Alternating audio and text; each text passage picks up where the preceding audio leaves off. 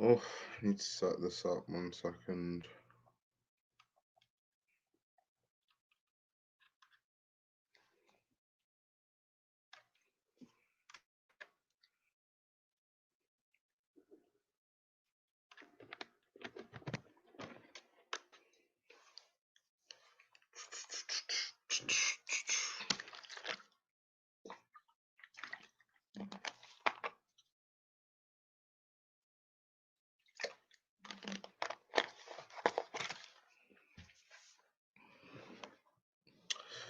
Okay.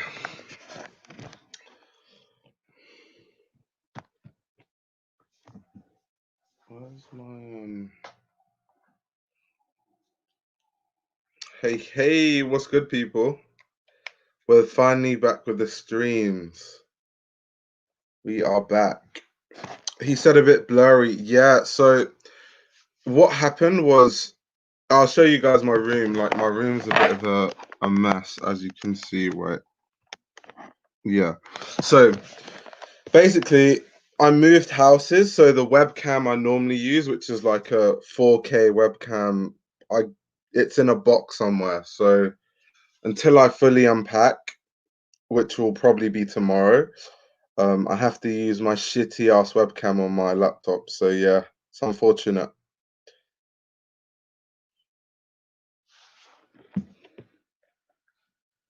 Oh yeah, I'm good. I'm good. I just moved houses. So yeah, so much stress unpacking stuff. But yeah. But how you guys doing? The reason for this live stream actually is to say a big thank you to everyone. Because I hit 50,000 subscribers. Absolutely crazy feat that I never thought I was gonna reach, and is insane that I did reach it. So yeah, big thanks, massive thanks. Today, all we're doing is a Q&A. If I invite people into a live stream to just share their thoughts about certain things, then you know we can talk about like fashion news or runway shows that have happened. But yeah, it's just going with the flow basically. So if you have any questions, let me know.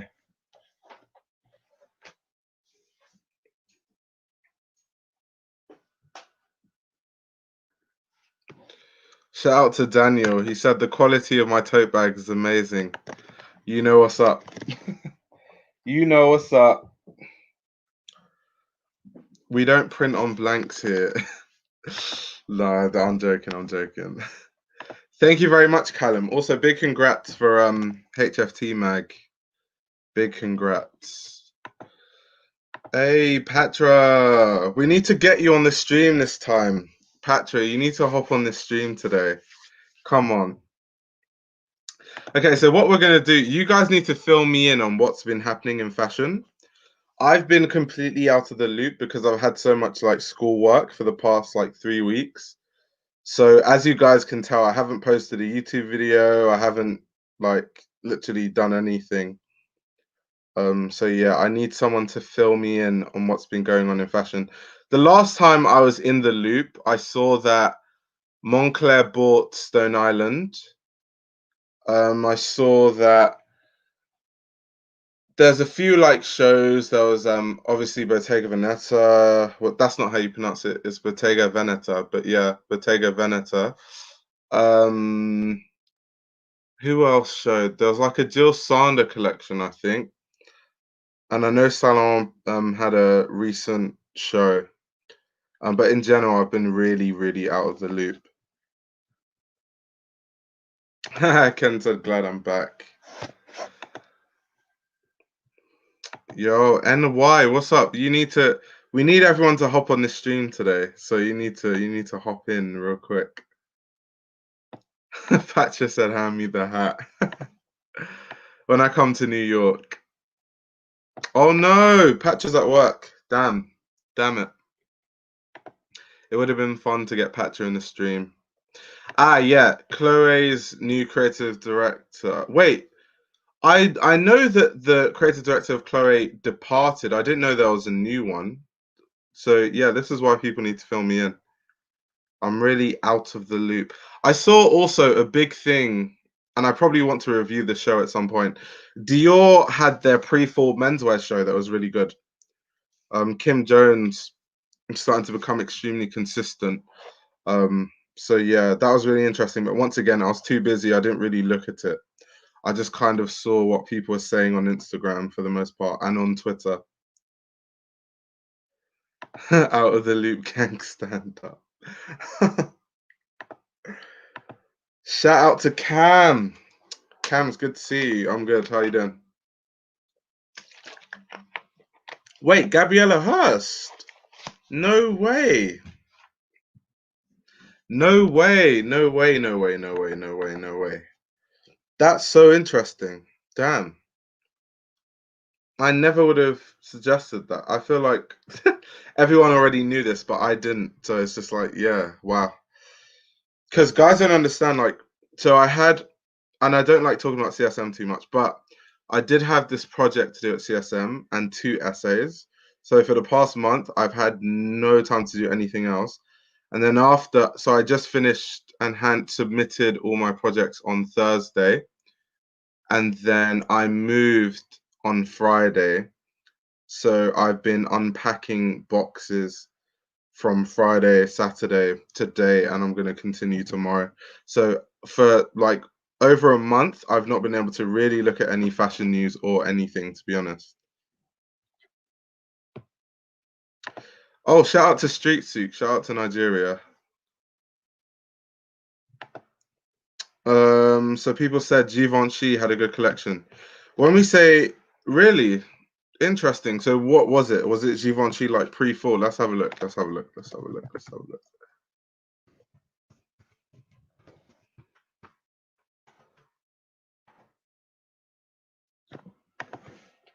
I'm actually curious to see these shows that everyone's talking about. That's interesting though, because obviously I reviewed Matthew Williams' first show at Givenchy, and I was really looking forward to see how he kind of like progresses from his first show. See, this is why I need Hanan. Where's Hanan? Hanan needs to hop in this live stream because Hanan knows everything that's going on in fashion. He can give some very quick insight in the shows he liked and which ones he didn't, because that's like his thing. Let's see, Givenchy. Destinataire UC de Givenchy. Okay, pre-fall 2021. Let me share it on the screen so people can see what I'm looking at.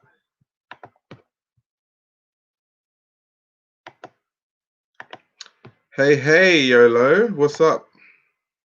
Good to see you. Big congrats. Anytime someone from High Fashion Talk hops in, I'm just going to be like, big congrats on the mag, because that is huge. Okay, cool. So now we're looking at it. So,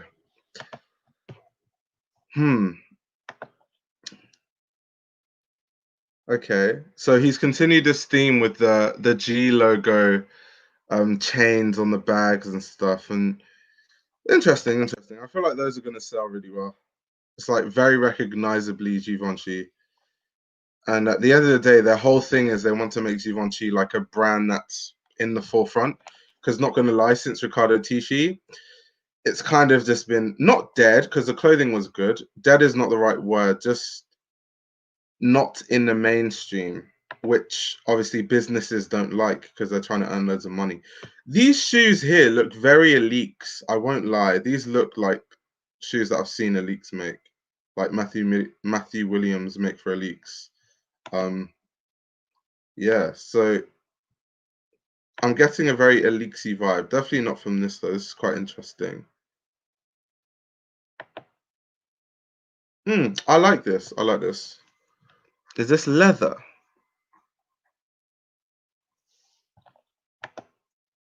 Should be quite interesting. Hey, Hello. how you doing? Okay. Why are you laughing? Because I feel like I haven't been on these in so long. Or you Yeah, haven't do you had know them. what it is? I haven't had a live stream in so long. That's why Yeah. it feels like forever. It's. Do you know what it was? Because at a point we used to do these like every week. Yeah, but that was like prior to you going to school. So Yeah, yeah. that was before, because once we went to school and then Jason went to school, yeah, everything just. School is the devil. I mean, like, it's like I literally cannot. I'm so happy that I have like. The thing is, the annoying thing is, I don't actually have a break in the, actual sense of the word. I'm Yeah, actually doing stuff yeah, still. we have a holiday project, so we can't even really have a break like that. Right, right, exactly. But yeah, I just feel it's just funny that this was like kind of a continuous thing. Like it was Yeah, episodic, and now that's the thing. it's Like people who are new to the channel, I feel like won't know that we used to have these live streams like all the time. yeah, In fact, exactly. And this might they're be iconic. entertaining for some people. They're iconic. That I hate this Givenchy collection. You But hate it. Everyone's saying they love it. I know. I'm just like, mm. Yeah, I haven't seen it, so I'm just like first thoughts going through the looks, and I'll kind of. First of all, what are these like some sort of clogs with the spikes? Because this whole I think spike those are slash sneakers with are they spikes. the spike slash horn vibes is kind of being overdone a bit, because I know Yes. he really focused on that in the first collection. Oh wow, he's using the Givenchy logo. Wow, on a dress. Wow, on a net. Wow, God, God, he's so groundbreaking. I Wow, think the G stuff at the end of the day, we all know that's supremely commercial. So what I'm really true. looking at is the tailoring, the Yeah. accessories, the footwear. I do like these boots. Like I said, I think a lot of well, not a lot, but some of the footwear does look very elite-y. Mm-hmm. But I I guess agree. that's kind of what they brought him there for at the end of the day. Yeah, Looking at the tailoring here is more refined it is. It is. I would give than him what I normally see that. at I Elix. would give that white man that. I would give him that. Yeah. It, like Um, it's very no, I do sick, like some of the pieces. It's a very commercial collection. That's what I will say. of course. But Um, this is pre-fall, right? The thing is, yeah, that's the point of pre-4, isn't it? It's yeah, supposed to be commercial. exactly, exactly. I still hate the bags. I can't get behind that man's bags. Do you know what it Uh, is? I feel like we'll get used to it, because the no, whole logo thing. no, You we don't think shouldn't you'll get get used to. used to it? Oh, he will get used to making No, bags, or people we. will get used to it. No, we shouldn't get used to that. No, no, no. I don't know. I don't know if I don't know if you know, like all those markets in Lagos. This is how the bags look. I'm just like, no, no, no, no. Some of them actually. Let me, if I'm being honest, some of the tailoring is actually really good.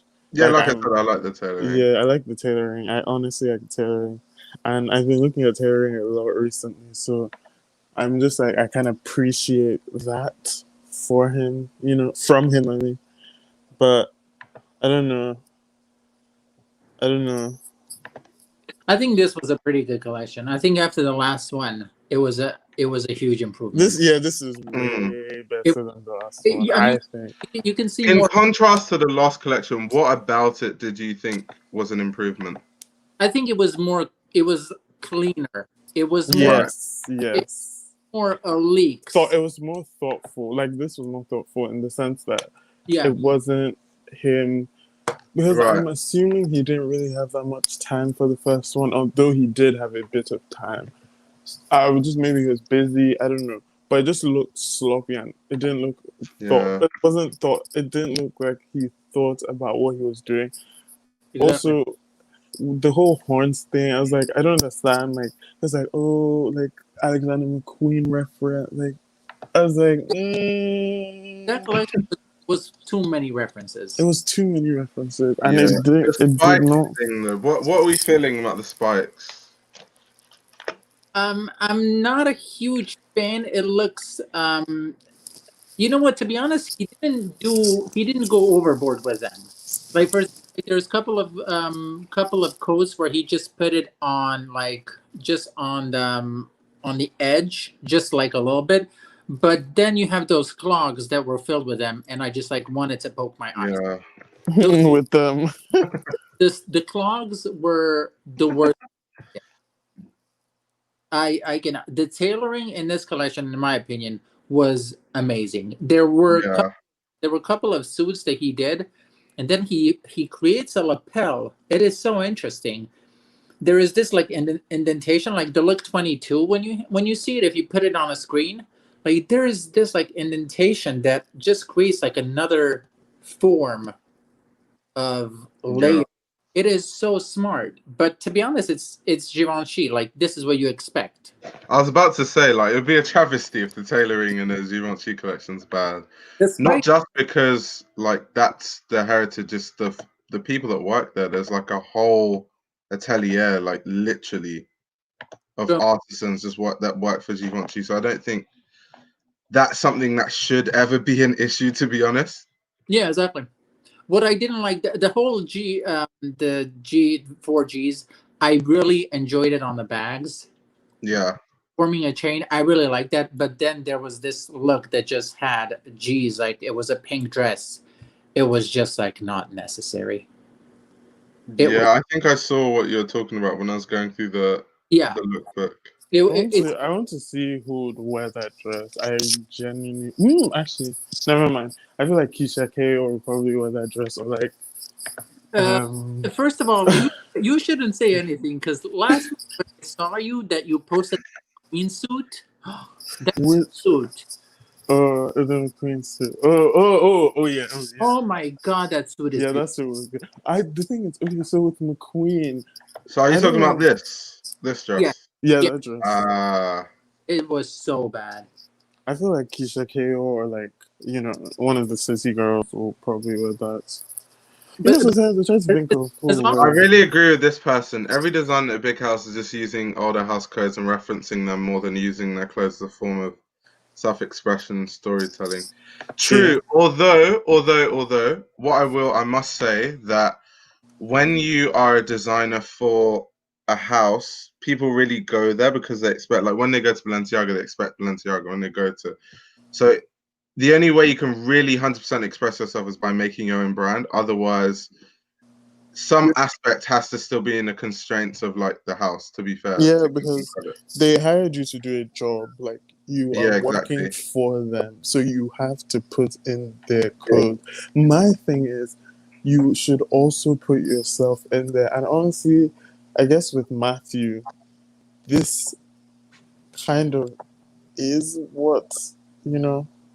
this is what But Elite's why is kind of we looks have like to anyway. consider why is he there? It's to sell, isn't it? Yeah, I'll ask you guys a question in the chat. Like, if you had the Wait, money, Dami, can you speak up? The volume's a bit. I don't know what it is. oh man, I might have to put my mic in. But It's a bit better now. Yeah. would you guys like buy a piece if you had the money? yes. Mm, No, Givenchy. nah. no. Because they're aiming younger, so I'm just wondering, like, is Oh, there? Yeah, but honestly, I don't think this has that pull for young people. I don't think You know what it is this though? is. I'm not saying the collection's like terrible. What I'm saying Yeah. is, if I had the money to buy a Givenchy, there's so many other things I'll buy before getting Right, here exactly. that I just never end up getting here. That's what I mean. Like compared to like other things I would buy, and that's where. So unless I'm like a millionaire that I could just buy everything, then yeah. I feel like brought in just to do what like Ricardo did. You know, focus on ready to wear, make it kind of a little bit, and like ignore couture, which I'm kind of. Wait, are you So saying? what do you expect Wait. from his couture collections? I'm sorry. What do you expect from his couture collections? Do you expect it to be like really don't. groundbreaking? I don't. You know what? I think he's his disadvantage is Claire because Yeah, Claire did the best couture I've seen lately. yeah, So she kind of like messed up because they're this expecting now. But yeah. but on the other hand, she did couture before, so he might be a pleasant surprise. Yeah, honestly, he might be good. It might be amazing. We never know. if he does couture, like, like his first collection, I'm gonna shit on it day and night. I don't care. I don't. Yeah, but that's the thing. Okay, I'm very. If you know me, you know I'm very anti this white man. I'm not a fan of his, but he could possibly like give us something sensible. You know, Right. who knows? Yeah. The good thing Yeah. about when you work for a house like Givenchy is, for Matthew Williams at least, it's not like he's the one Yes. like making the pattern. So at the end of the day, there's skilled people everywhere. It's just more the idea that matters. That's There's a true. lot of his ideas are good, then the end product is always going to be good, which is why I don't know why a lot of designers have a hard time at big houses. My only,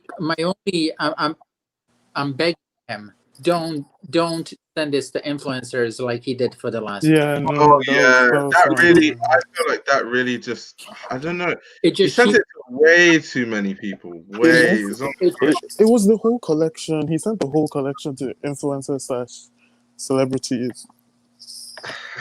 He sent the like whole I collection. understand influencer marketing, but like that's just like I too mean, much.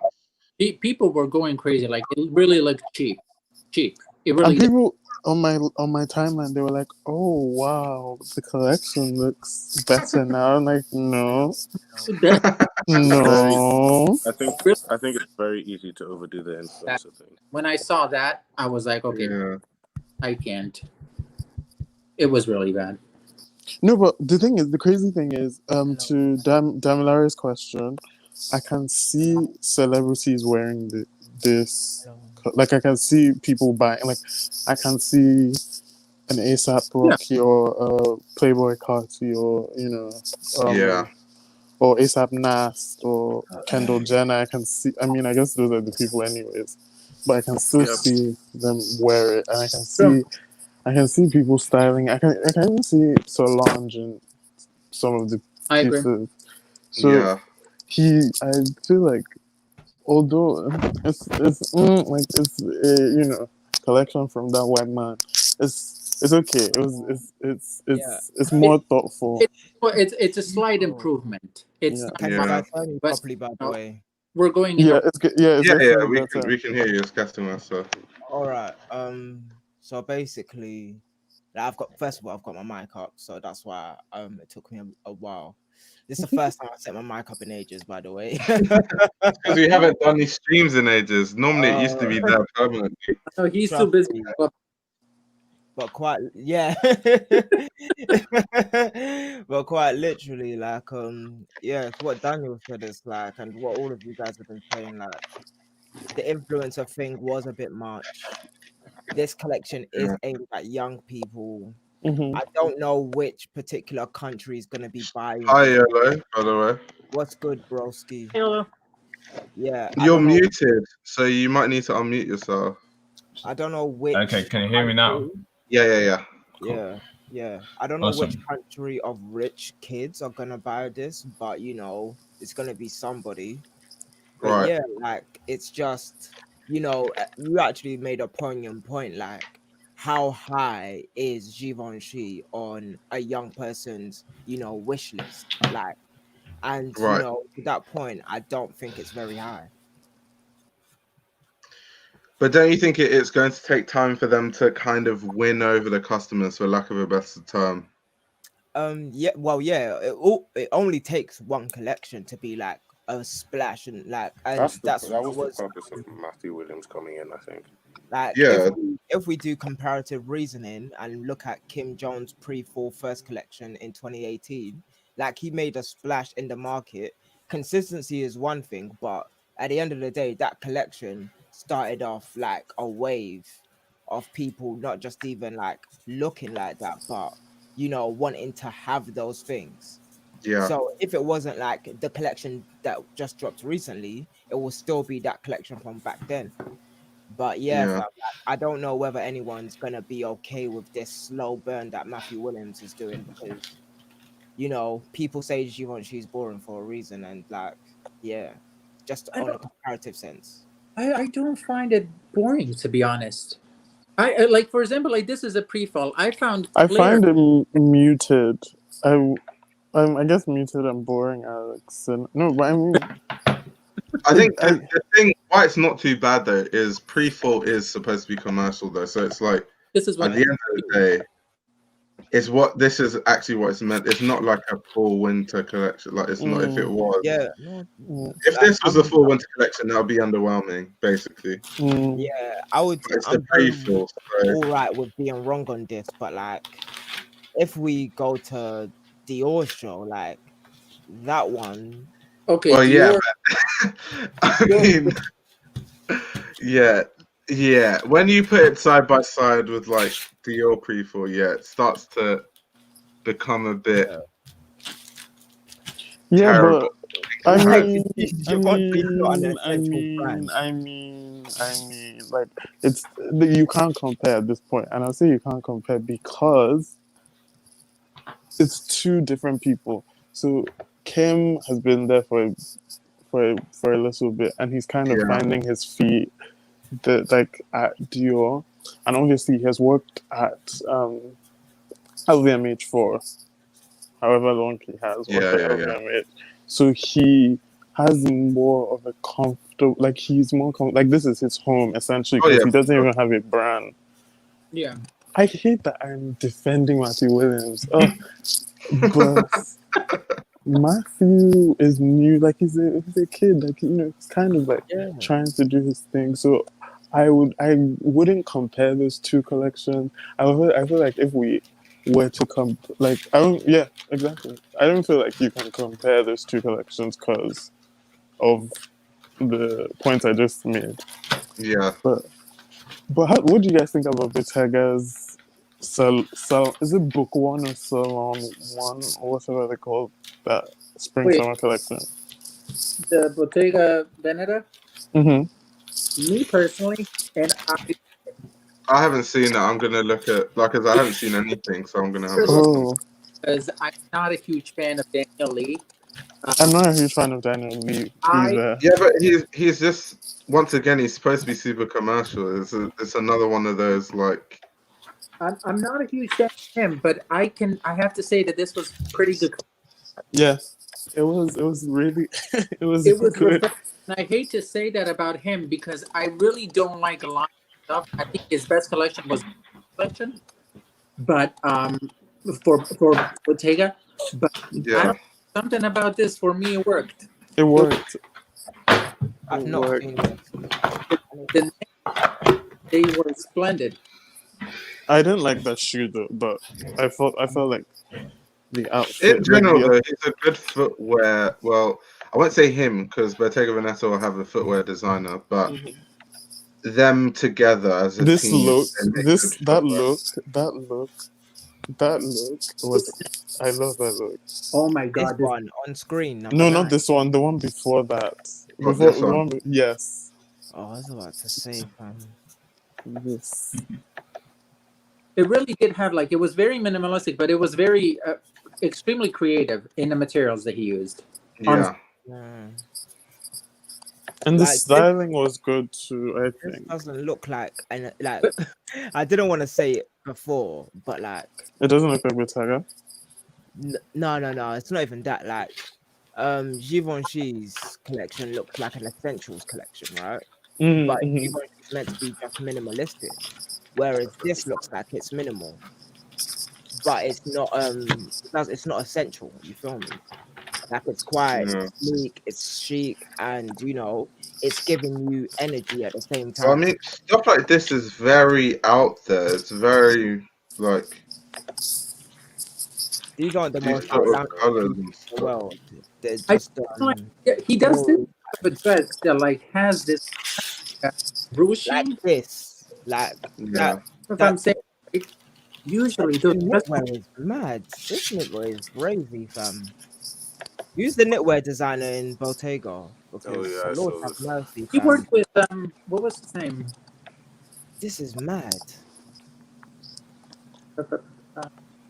Yolo, what do you think of Givenchy show and Bottega? Because I know, like, for example, you're super in the loop.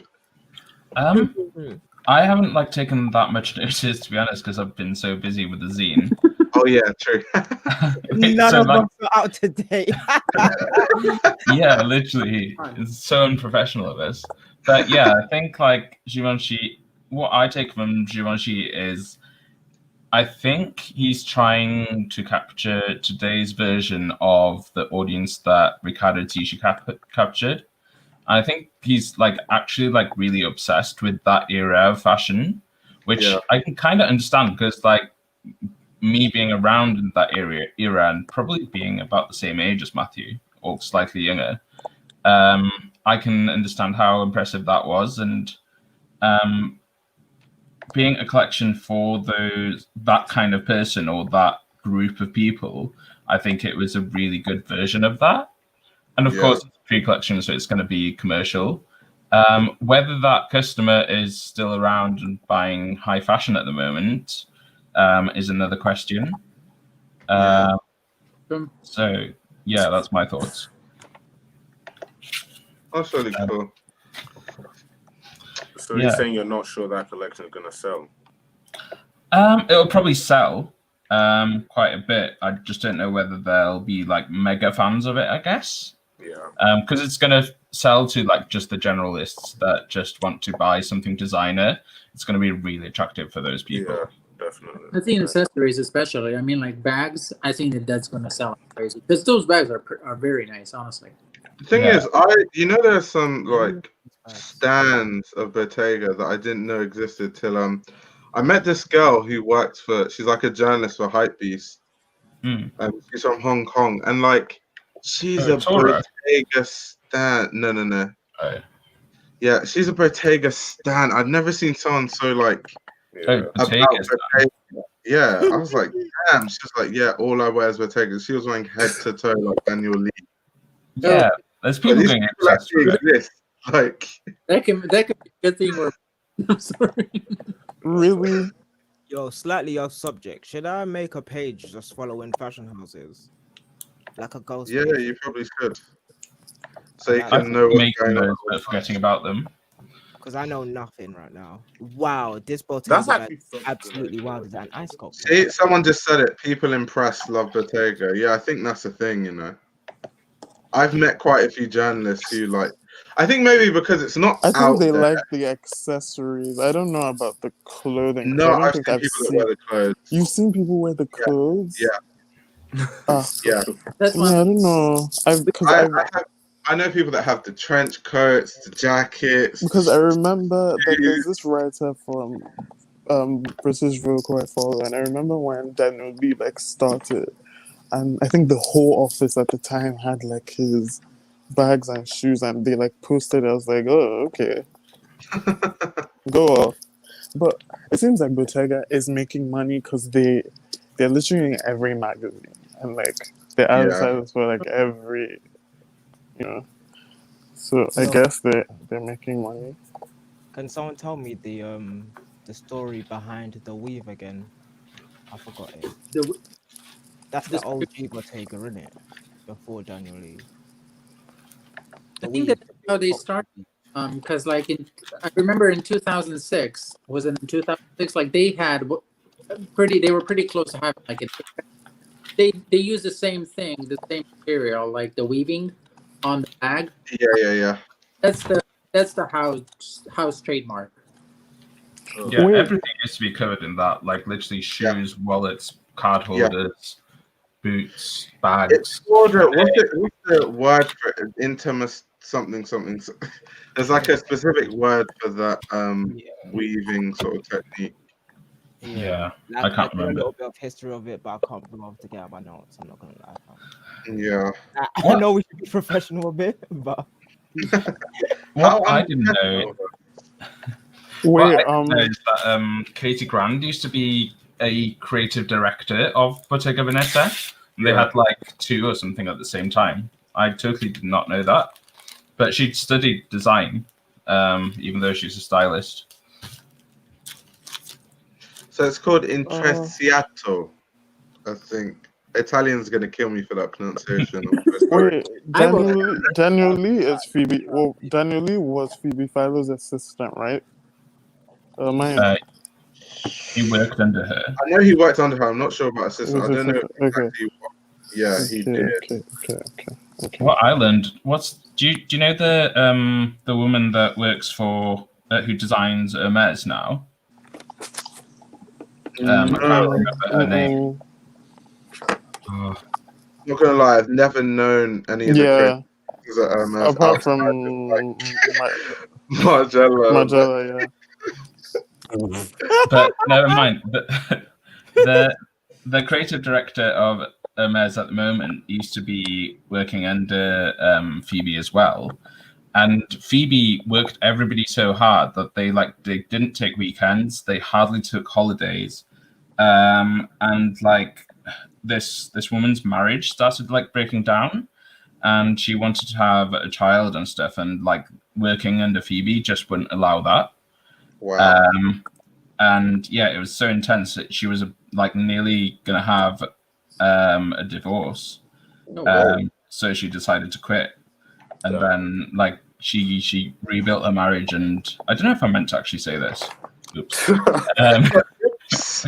And yeah, she rebuilt her marriage. I think had a child as well, and now she's at Hermes. But it's quite funny that what I was thinking, you know, all the articles when Phoebe was leaving, how she was like a feminist icon, and like she took time off to have a child, and it was her rules and stuff.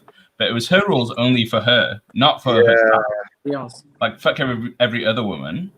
But that's what they do in fashion. They paint a but narrative once they like someone. It's just That's what people say about Iris as well.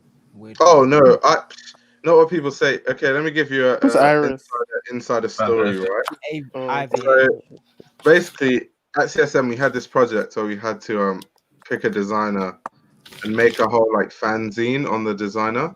So someone picked Iris Van Herpen, and then all my lecturers collectively started talking about how much they hate Iris because of because do you know how it works? What happens is, what you need to understand is loads of CSM students intern for every designer we possibly know. So then they get information back about how the designers are.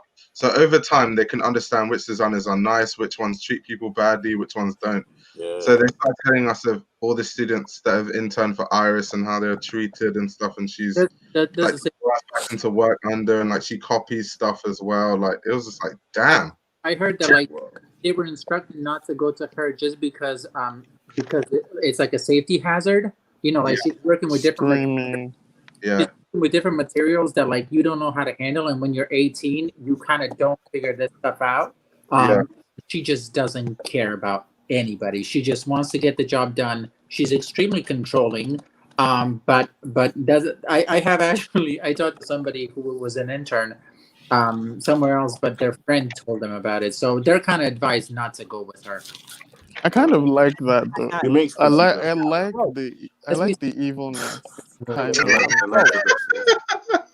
Like it interesting, intrigues me. Is always on point. Oh my word! What is this, fam?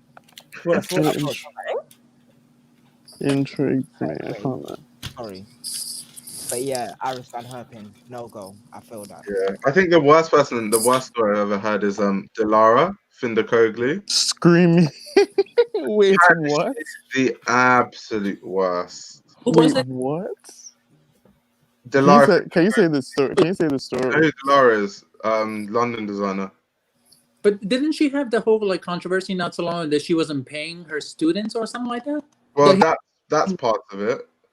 But like she takes advantage of people. So like one story is so a student at CSM went to intern for her, and she needed some books for research. So she got the student to loan some books from the library, took the books, and then never returned them. Oh wow! But you know what happened to the student? Like if you don't return a book, you have to buy another one, and they're like super expensive books. So the intern's bill came up to like £1,000. So like this kid didn't get paid and had to pay the library £1,000. And to make matters worse, Dilara is rich anyway. Like she's from like royalty, so she's from like a really rich family. No way. I'm just like, why did she like from Turkey or something? Yeah. Yeah. I feel much better now. One time when I was at, do you know Ryan Lowe? He's Yeah, I know Ryan. Yeah. not that Ryan, the designer. Oh, I thought it was your No, Ryan. no, not my Ryan. The Ryan Lowe, LO, who's a designer. He used to show at London. I don't know if he does anymore. But I basically went to his show like probably a couple of years ago now, or at least a few seasons ago. And it was about to start, so I just sat front row. Then they rushed in Dilara, and like just before the show started, and I was obviously sitting in her seat. So then she had to stand like at the side next to me, and she was just staring daggers at me the whole show that she had to stand that I'd taken a seat. No. That is It was funny. jokes. Oh my days, fam. But yeah, they didn't want to like upset me, so they didn't say anything. That was like a massive power trip. Oh, what's Yeah. the comment saying for them? Fashion is so hierarchical. Is that the right word? Hierarchical? Is that Yeah. what? Yeah. Yeah, I was watching a documentary about this like literally yesterday as I was like unpacking about like Spin. press and like runway shows and the hierarchy within it and stuff, and it's like how like the bigger you get in the industry, the closer you get to the front. But ironically, sometimes some front seats are terrible because you're close to like the photographer's pit and there's just like flashes and stuff and you can't really see it. Yeah, they don't do flash anymore though, so I guess that's Yeah. kind of outdated. But yeah, I get you. But then It was like an 80s documentary, so yeah. You know, the like fashion shows really changed like from the 80s. Like they used to always have like a raised platform for the catwalk, and the photographers used to be down the sides with like flash like pointing up at the models. Yeah. They'd like run up and down with them. It was I'd watched it, or like I read something about that, or maybe I talked to somebody about it. It was just really funny. And then they started doing the pit, but with the flashes. And yeah, It's weird, isn't it? The last time that I remember that there was an elevated runway was Jeremy Scott's first show for Moschino, because I remember he did it, and I'm like, what the fuck is he doing? Because like you're seeing that right now, you know, but when you see, you're like, oh, okay, that's interesting. Yeah. Is Jeremy Scott alive? Yes, Wow. he's alive. He's alive. I just need to make sure. I feel like I haven't heard from him in such a long time. did you not see the awful collection he did like last week? Last week? No, I did not see that. Or the controversy that he got into because people said he copied, what was it, Kid Super? Oh god, yeah. I must, you know. Yeah. But there was one like last week that was like, it was like every look was kind of a rip-off of something else, and they were always rip-offs of bad things as well. Like you know, the Burberry trench coats with the writing on. Yeah. He basically did that, but with like question marks. Didn't you like post about this Hanan? Yeah, I did. I saw that, yeah. I swear, yeah, you went on a full rant about it. You talked about it. Yeah, but you know what? Like, I hate to. First of all, I don't mind when he copies like Burberry and stuff. I mind when he copies a student, because like, isn't that the thing? You know, is just like making fun of everything else. Yeah, that's the whole thing about it. Yeah, you're supposed to hire the student and steal their work, not the other way around. I mean, like when he takes Burberry stuff, I don't mind. But when he takes somebody who is like not famous, didn't he get about that whole collection that was like scrap? I've seen this. Oh, This is where yes. was the model of like every look, wasn't she? Yeah. That was disgusting. That was. I used to be like when I was younger, I was obsessed with Winnie Harlow. I was like, really? She's evil. Then I found out about her as a person. I was like, is that away from me? I remember I watched her. I'm not gonna lie, I love the model. I don't. Okay, I hate this, but the first few looks I didn't mind. This is the worst collection at it. And you don't like this? I don't like this at all. because it looked the whole collection was like inspired by materials, and I get that. It just looks awful. Why is it the mismatch sort of like thing going on that you Yeah. just really like? Yeah. That and look at that. My Jesus Christ. I like this, but how can you not like this? I It mean, looks weird. Personally, I like. there I is. love the construction items of the coat. Personally, I'm not a fan of white mediocrity anymore, so I'm not going to speak. I don't speak. Y'all can Daniel's going hard. y'all can I really want to talk know about when this. he was a fan and what he sounded like. No, it's not even. I was never like a fan of white mediocrity, but I would I would speak about it. But now I don't really care to speak about it. Like you'll be easy. You can talk about it. I'm not here. I'm not here to. I mean, at the end of the day, like, there's a lot of designers that just commercial, which is cool. You're selling clothes, cool. You're an okay designer, but that doesn't really bring anything to the table. Like, certain designers, not even a hot take, but like, if Daniel Lee continues making collections the way he does, people aren't going to be making documentaries and writing books about amazing work. It's not even a hot take. It's because it's too commercial. There's nothing really. Like, also, I think about his work. with Daniel Lee, I feel like he's friends with these press people. That is why they love his like. That's a very interesting take. I'm just speaking. I don't know if this is true because I googled and wait. Sorry to cut you off, Daniel. You had Bottega pieces, didn't you, for your shoot, Daniel? Me? Oh yeah. Yeah. Was it quite relatively okay, easy to get them? To get Bottega, yeah, was. Bottega was the only brand that was really. I had to send a couple emails. Yeah. No, but like hoops, like you know what I mean by hoops, like go to my PR, go to this person, go to that person. Oh yeah. You can't do this and that. Iolo, what about yourself? Is it okay, easy for you to get Bottega pieces and that? I don't really style, so all that You know what I was often gonna anyways. say? So Yolo, do you remember the Wonderland shoot we went on? I just remembered. Yeah. They had a lot of Bottega for that. Yeah. Okay. Yeah. They seem to throw Bottega at people. Yeah, that's what I'm saying. Bottega, Okay, they advertise with everyone. validity. They advertise with Vogue. They advertise with The Face. They advertise with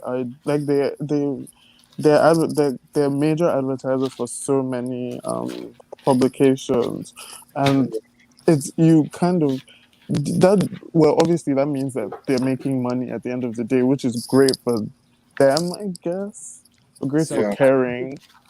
That But making big money and is doing big boy moves behind the scene. Like they're really business savvy people. But the thing is, accessories make money. That was a good. I like to go down that rabbit hole. I want to. Someone told me this McQueen collection was really good, but I haven't seen it. It was decent. Let's put it out. It was not competitive. I know a lot of McQueen stands do not like Sarah Burton one bit, so it's quite interesting to see even them say they like this, which doesn't happen like often. this. It's a cute collection. It wasn't her worst collection. The tailoring, it's McQueen, of course, it's beautiful, but she's too repetitive for me. No, I want to hear. Her work is supremely repetitive for someone designing at McQueen. I think this is fair for the Resort collection. The Resort was awful. That's the problem with. This is the Resort. This is the Resort. The problem with fashion designers now, I feel like there's such a focus on being commercial that, like, at the end of the day, you can be commercial and also, like, in my opinion, like, create your own design language and have something really serious to say. Look at Jonathan Anderson. That's a perfect example. His piece is selling. He's very good at like expressing himself. She's getting too repetitive. We've seen all of this, and then she has what was the last collection that she did, which was The pre-fall was. No, I think Spring Summer 21 was the last collection. I think Jonathan, as much as I love him, he's one of those. These are the runway pieces, and then these are the pieces I'm gonna sell designers. Like he still sells the runway pieces, but it's not like that's all he's making. You know what I mean?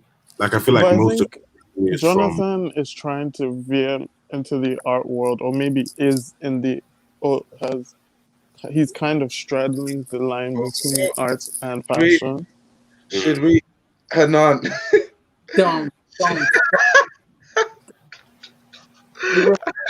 Today. I really want to hear you talk about this. Yeah. Every time I see your story, the way I love it, I'm gonna you don't say even know how good that laugh is. a couple of things about it. The sleeves on a couple of those. I'm not gonna mention tailoring because it's McQueen. If you take that away from me, there is nothing there. There's nothing. The sleeves on a couple of those were nice, but everything else, there's this denim dress that literally killed me. I hated God.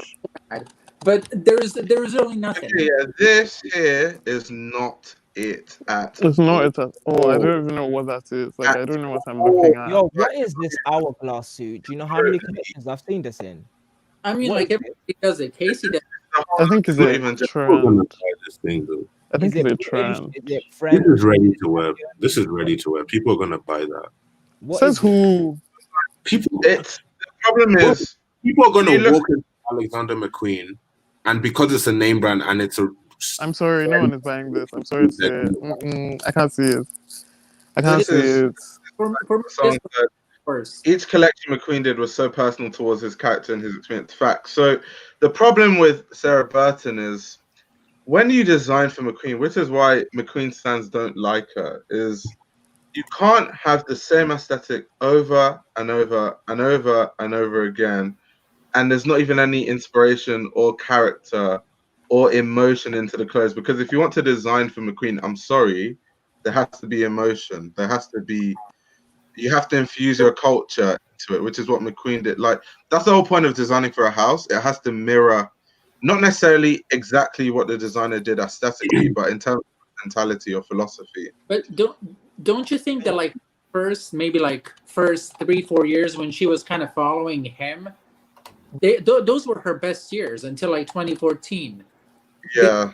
Yeah, it wasn't. Yeah. Him, but after that, it was just like a white dress with a black belt. We get it, woman. You can do a white dress with. We get it. We get it. But Yeah. at this point, is getting too repetitive. Like it's not saying anything. Like Jesus. gosh. And that's the issue. It's like I just don't understand how someone who worked under McQueen all those years can consistently make collections like this, because it is not McQueen doesn't make stuff like this. Exactly. Exactly. I'd say for nearly any other brand, I'd look at this and say, "Wow, this is a good collection." But for McQueen, it has to be. I don't. Is it I nepotism? like these. Do you think it's cronyism? For me, it's not good enough for McQueen, but I like them. Wait, Wait, Dami, go back Larry, down, you're gonna say something. Wait, go back down. Go back 3 pieces again. Dami, Larry, you're gonna say something. Someone's made something like this before. I'll give her that one. That one's nice. Someone but someone's made someone else. It's Isn't Oh it- no, I've seen this a I've million seen it times. somewhere. Isn't it Kirby? Isn't it that man? No, I've seen this. I don't No, even want to do I it feel like like that. But I've seen something this a lot of somewhere. people have done recently. It's a Anyway, silhouette. what was I gonna say again? Oh yeah. Well, the first thing I was gonna say is, does everybody think that emotion is part of the Alexander McQueen house codes? What? I mean, it Should be. What else is can't there? be No, emotion as a house code. social political ties type shit. You feel me?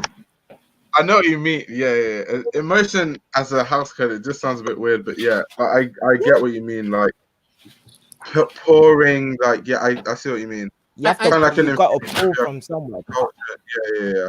I think when you're talking about McQueen, The second thing, like shock factor. That's what it has beauty and bizarre, but you don't get that. Queen, it just means so many different things. Queen means first of all, tailoring. Yeah. Like tailoring, number 1. 2 is history and research. McQueen is one of those designers that Yep. so well read. I think what Mhm. was his mum again? Because I know his mum had a big influence in that. The historian. Yeah. His mum was like something that along those lines anyway. His dad So was- he, Green. so yeah, Wasn't his he dad a used, taxi driver or something?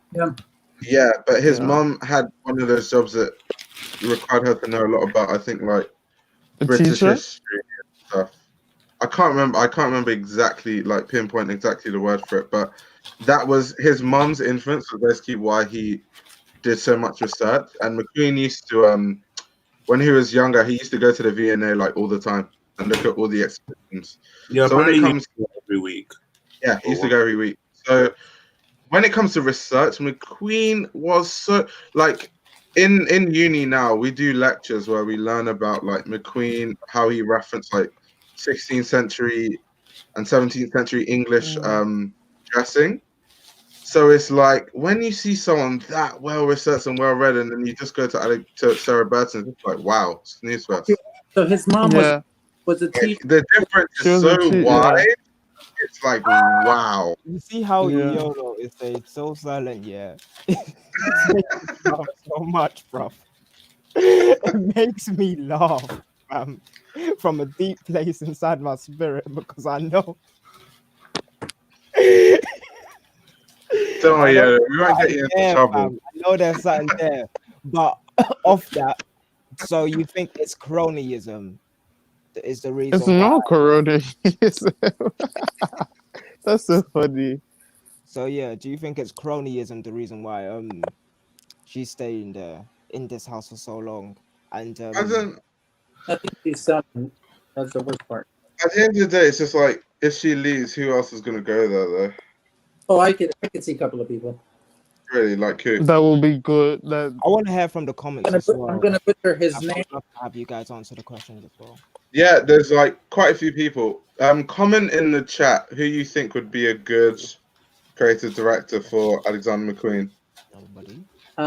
What's the last name of the Belgian Olivier Wait, who?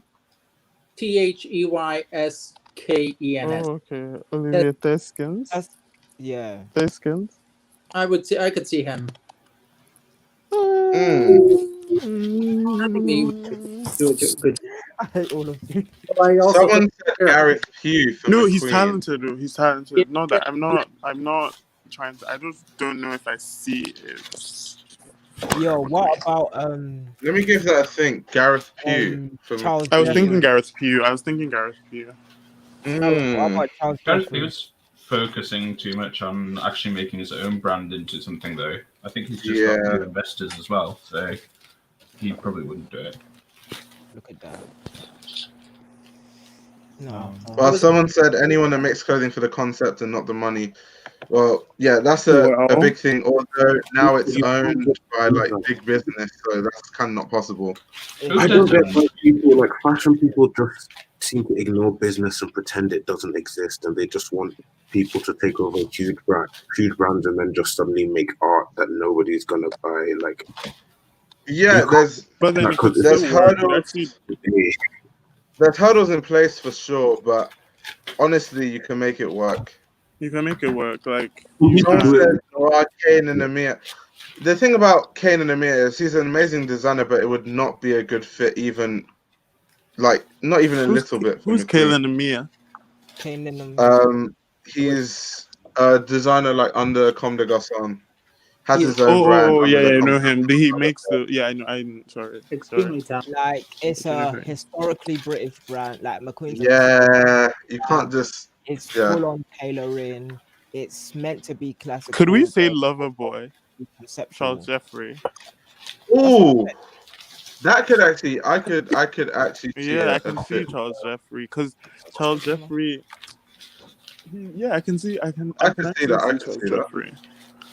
Thank you. I was going to say Matty Boven, but I was like, more Charles. No. Maybe even Eden from art school. Yeah. He's got like that dark, kind of really emotional kind of thing. I think Christopher, for me, he's too PG.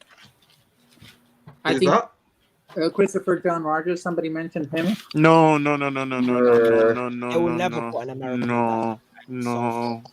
Why do people? Why would you want? So let me ask everybody here. Somebody mentioned Robert Roon.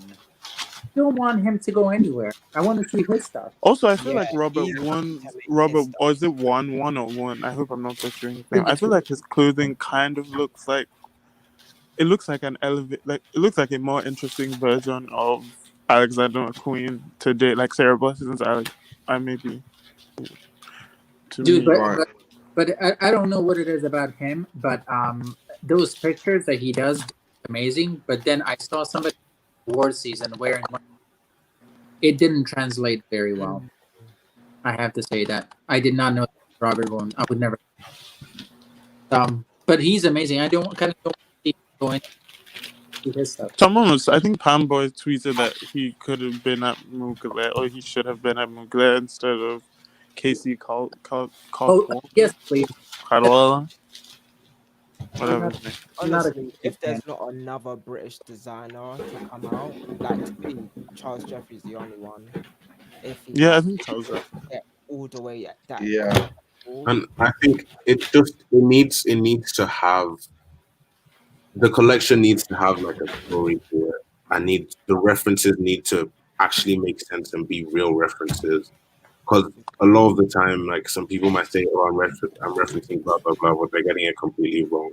Whereas Yeah. McQueen was well researched. You know something mad funny about designers? Something mad funny actually is that a lot of designers design a collection and then they add the reference after. So like Yeah. they design a collection and then they're like, okay, how can I make this? Because now it's like in trend to be like an intellectual designer. So they're like, okay, how can I make this more intellectual? And then they add the reference after. Then when you look at the clothes, you look at the reference, you're like, this doesn't make sense. Like this actually does not make sense. that's sad. But it does happen, and those designers, if you ask them anything about that reference, they wouldn't be able to tell you. When I'm writing, I do that as well. I add the references afterwards.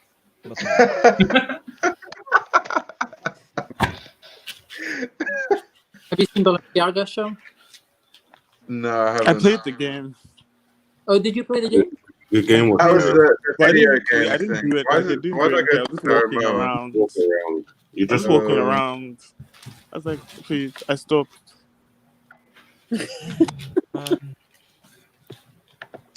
I haven't actually seen that collection. I saw just loads of stuff on Instagram about it. What was the game about? Like, what was the game? Just you looking at the looks, or what exactly was it? It's. I think you're just like walking around the city, and then people that you see on the city, they're in the city. They're the wearing. model. They're wearing the.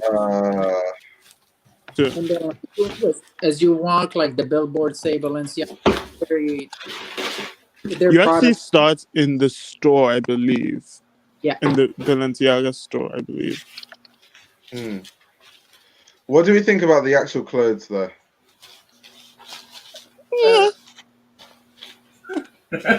Noise. To be honest, it was for me. It was a improvement from his last, because his last collection was the worst one for me. Yeah, his last collection, I was like, what? That was the last one was the overly commercial one, wasn't it? Yeah, but Yeah. this one, these boots that he did, which would cost like £5,000. That's what I read from some.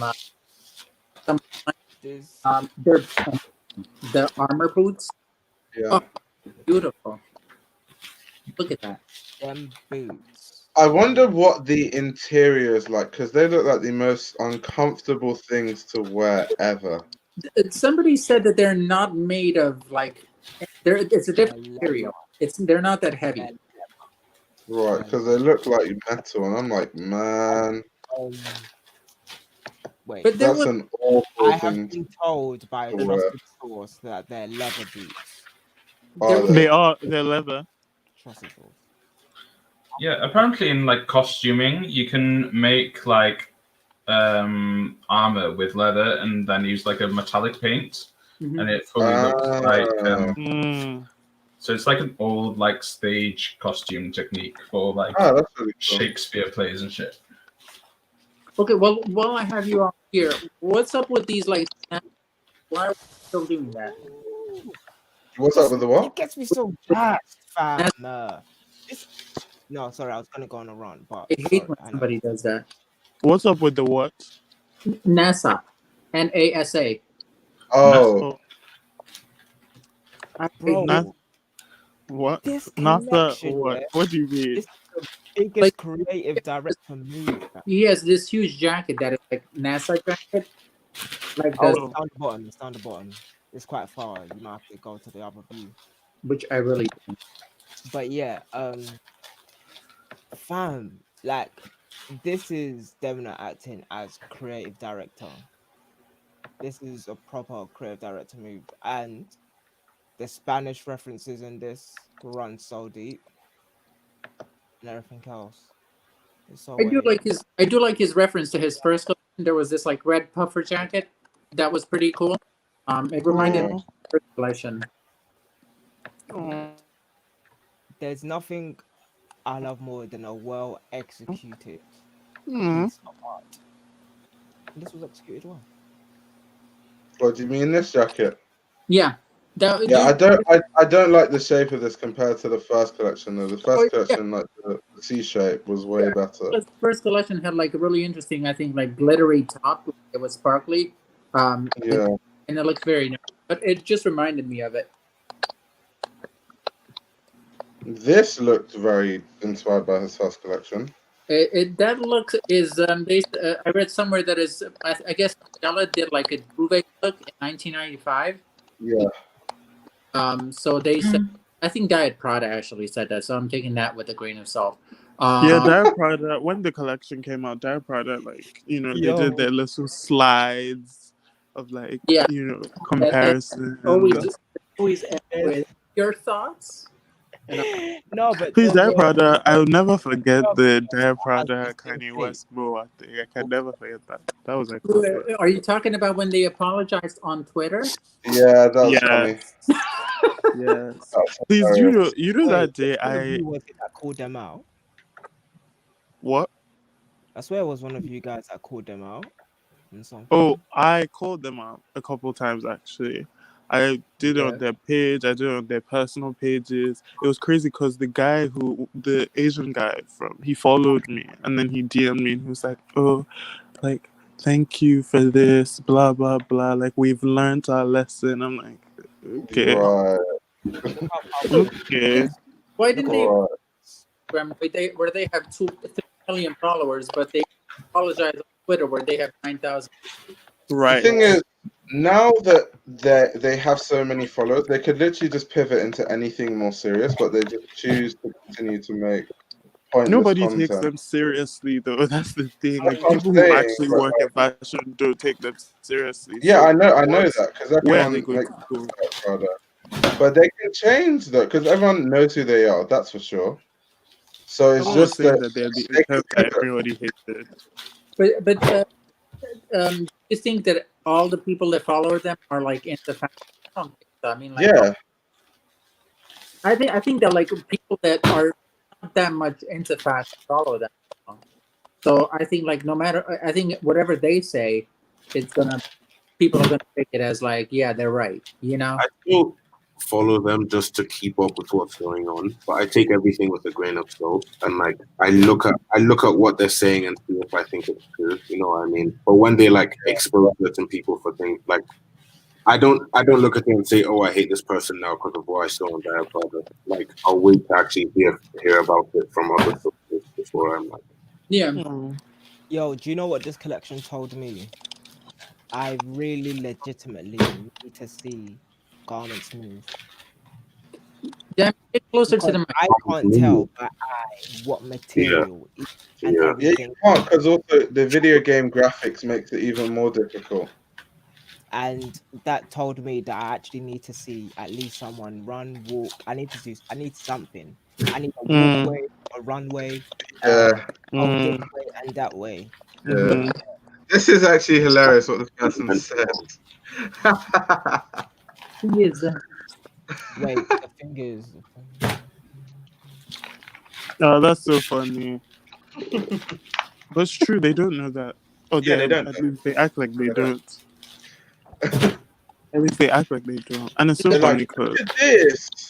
This them not they're 2005 so they're collection looks literal they're sweaty, man. literal trend tools. Like they're Okay, but things please, like they're for anyways. That's it. sorry, Besides the it. fact them that not is fashion so will happy repeat with itself, and the fact references. that Yeah, I can't like. I would just wish I knew more about Spanish history.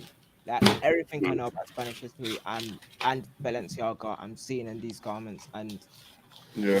it floors me every time, fam. Like There's a book this, I wanna. this is two pieces. Sorry, There's a dress underneath this coat, and I just need to see that happen. yeah. I need it to happen, fam. One thing I want to say about people that say like, oh, fashion always repeats itself, and Yeah. it's just a reference. Like the fact that fashion repeats itself doesn't mean that everything has already happened and that it can be nothing new. Yeah.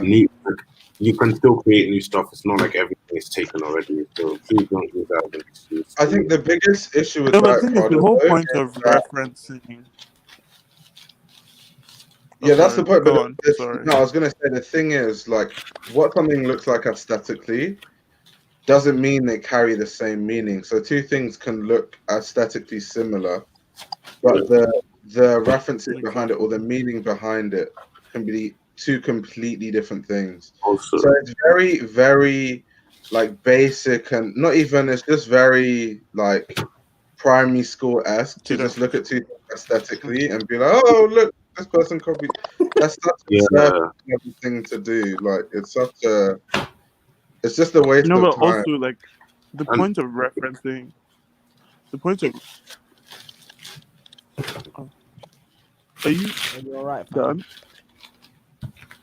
No, but they have like it seems like they hold a grudge against Balenciaga. Didn't they do like that post like Oh, they definitely do. They on definitely that do.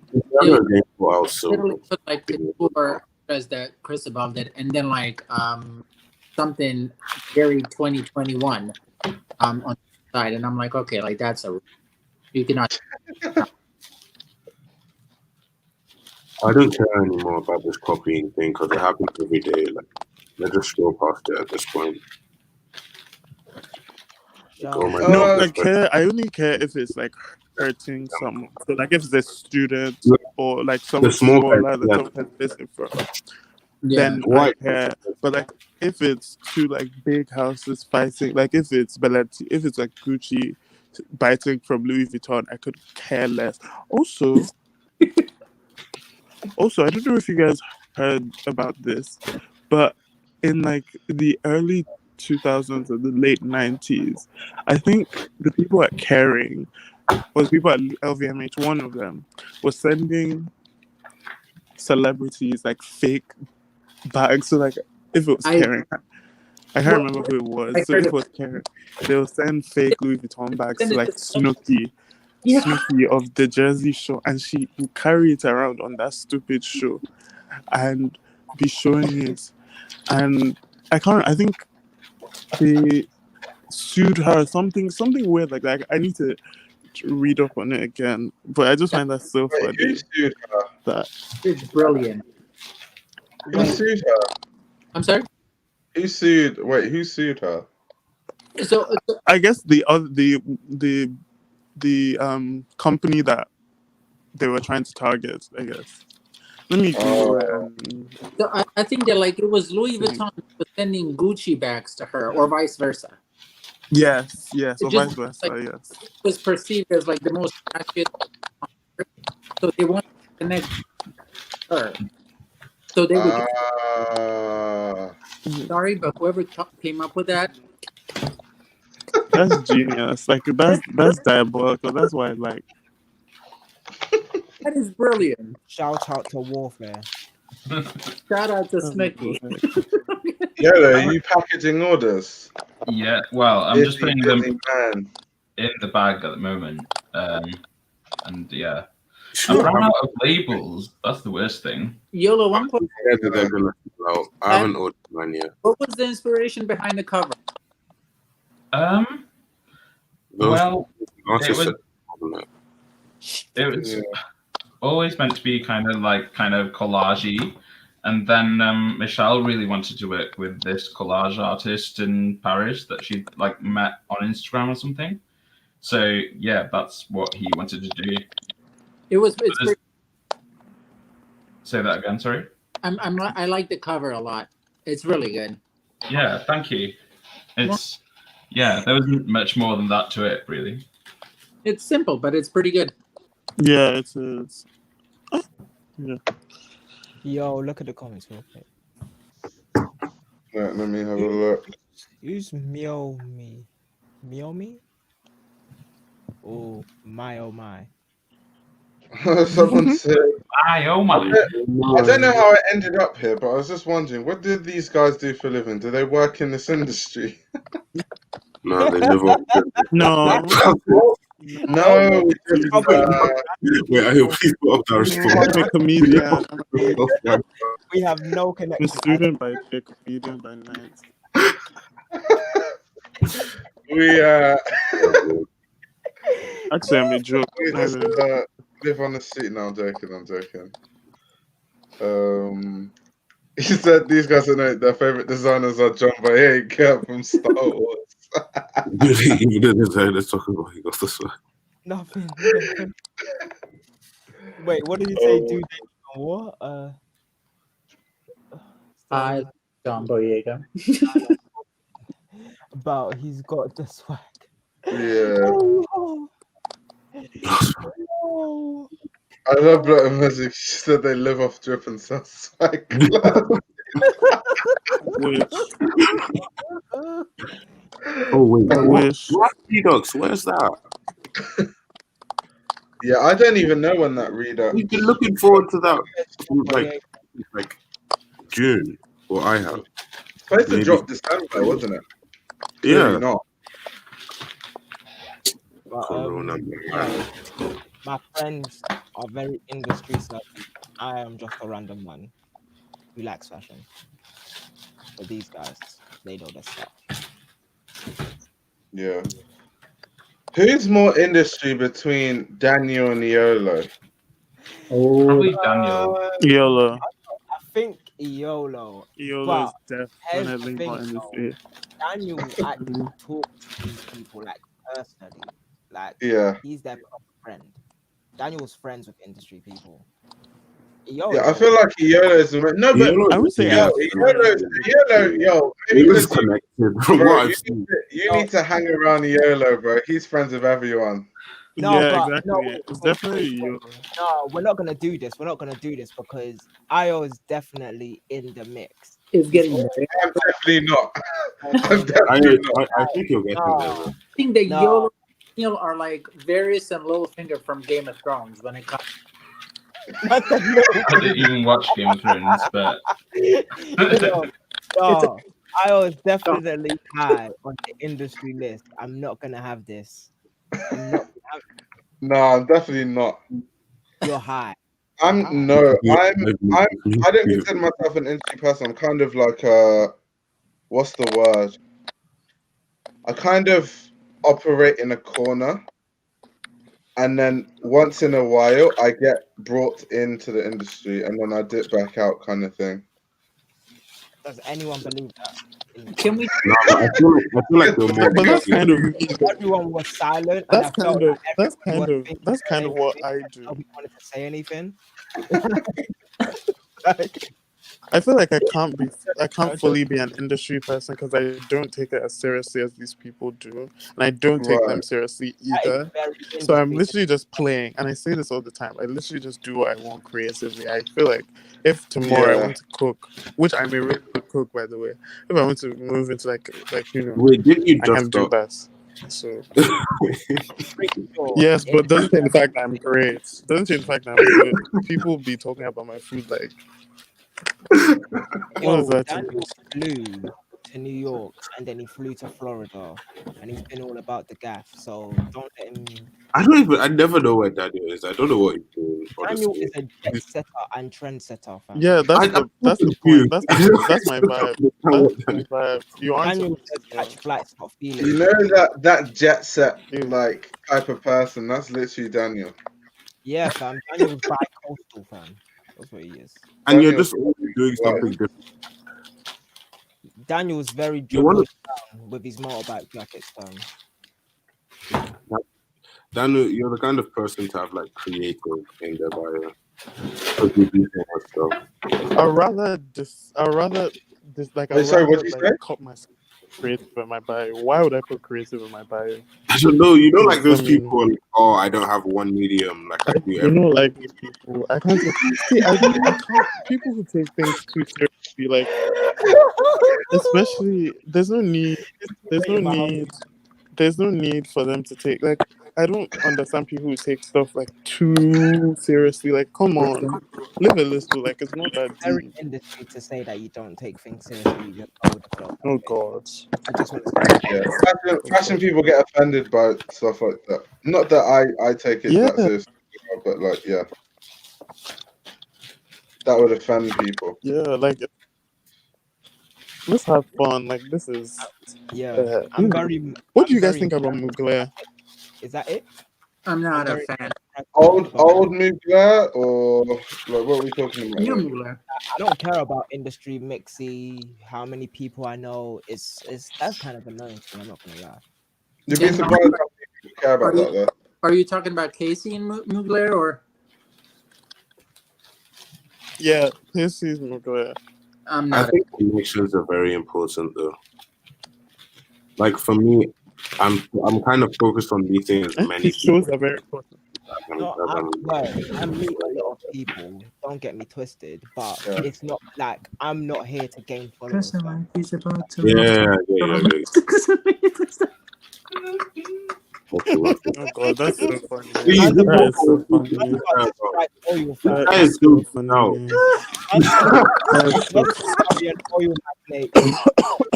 that's so funny. Oh Yo, Hadan's gonna get a sugar daddy. Watch. He's gonna go to one of those Texan my God. That's brutal. No, Daxton, you are on point. Oh wait, That is hilarious. I love the guys, man. Oh man, Oh That my, is so funny. Jackson's a killer.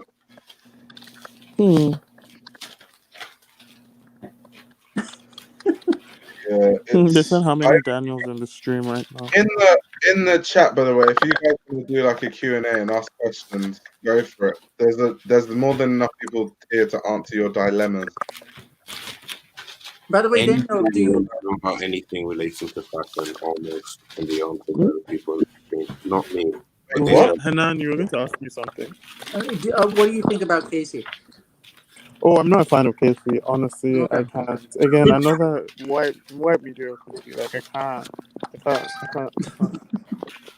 who do you like?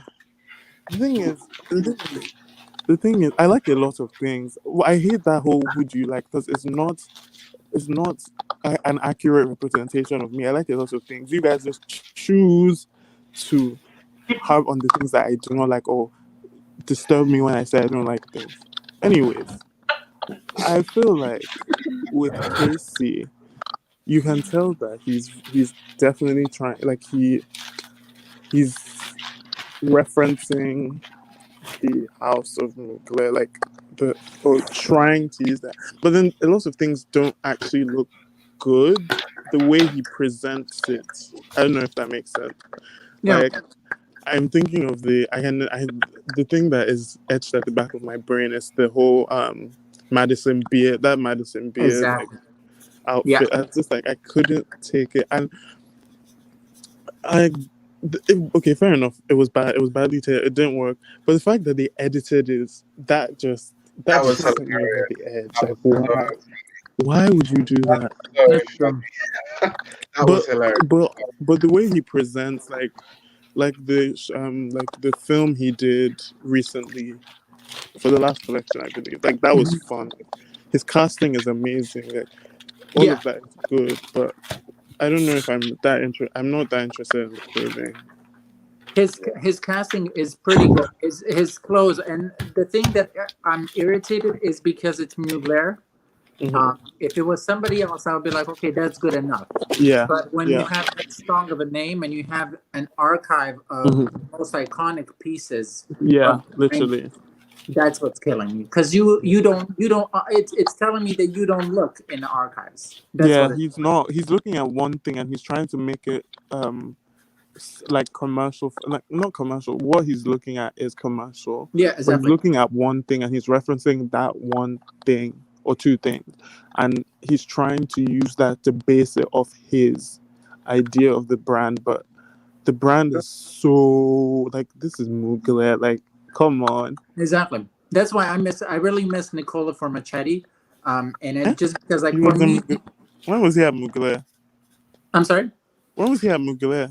in 2011. Oh, I didn't. 2011 until I think till 2013. It was a it was a short while, but for me, he gave me that vamp feeling that I need when it comes to Mugler.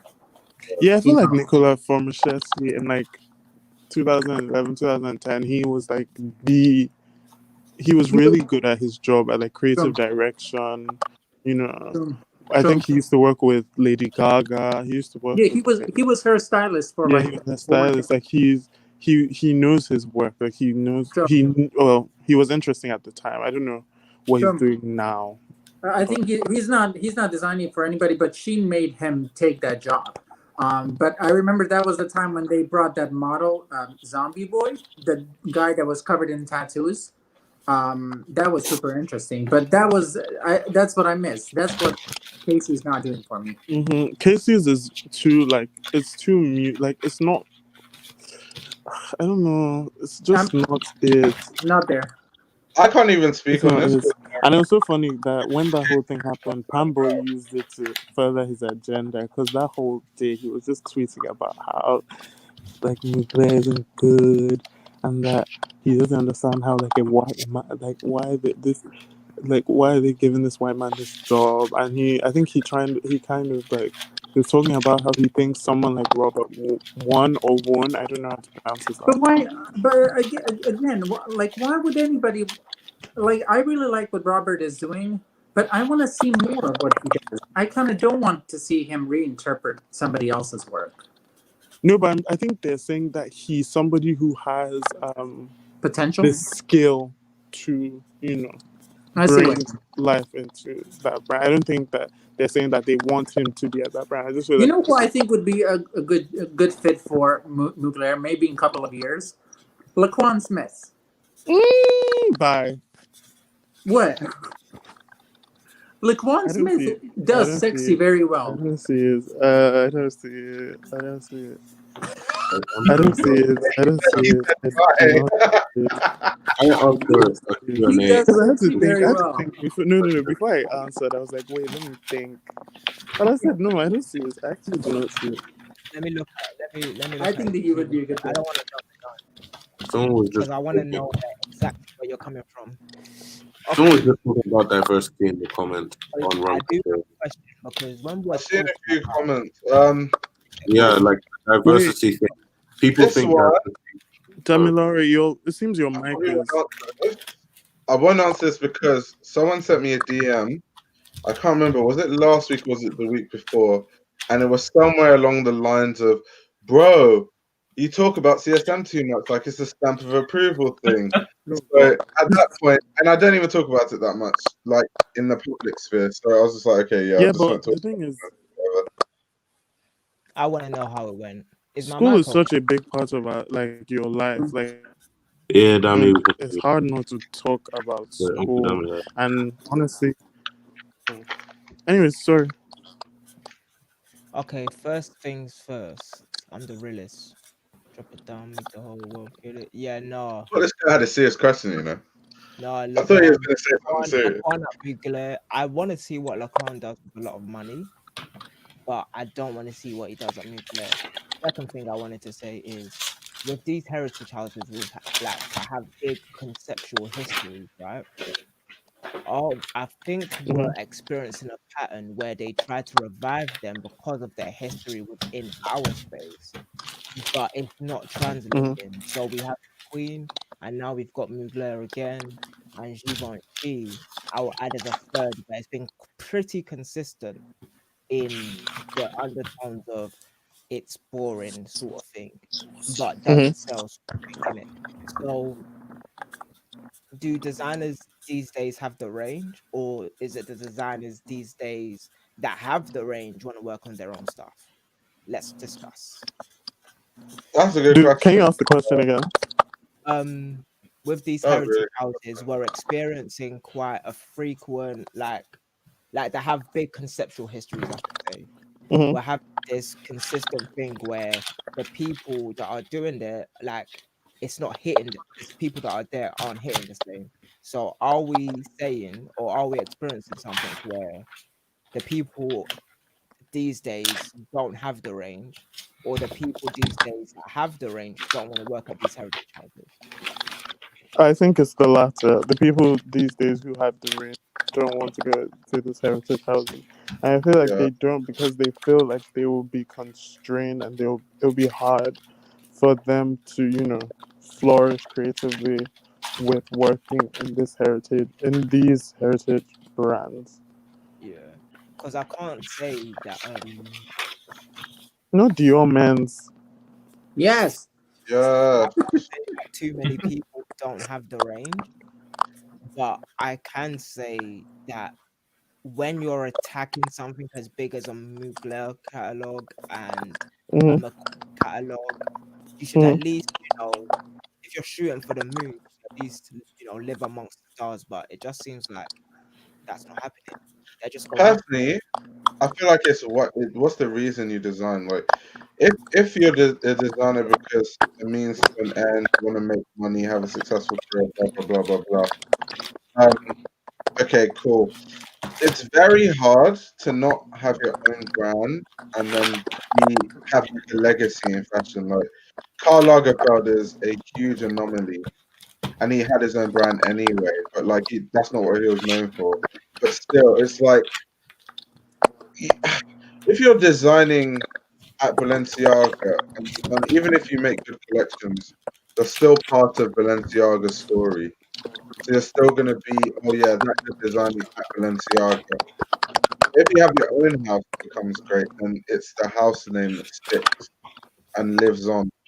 So I think designers that really want to design for legacy, I don't think that they're really looking for the rest of their career designing for all these big houses, to be honest, because the reason why Balenciaga is because of Cristobal Balenciaga. The reason why Dior is what it is because of Christian Dior.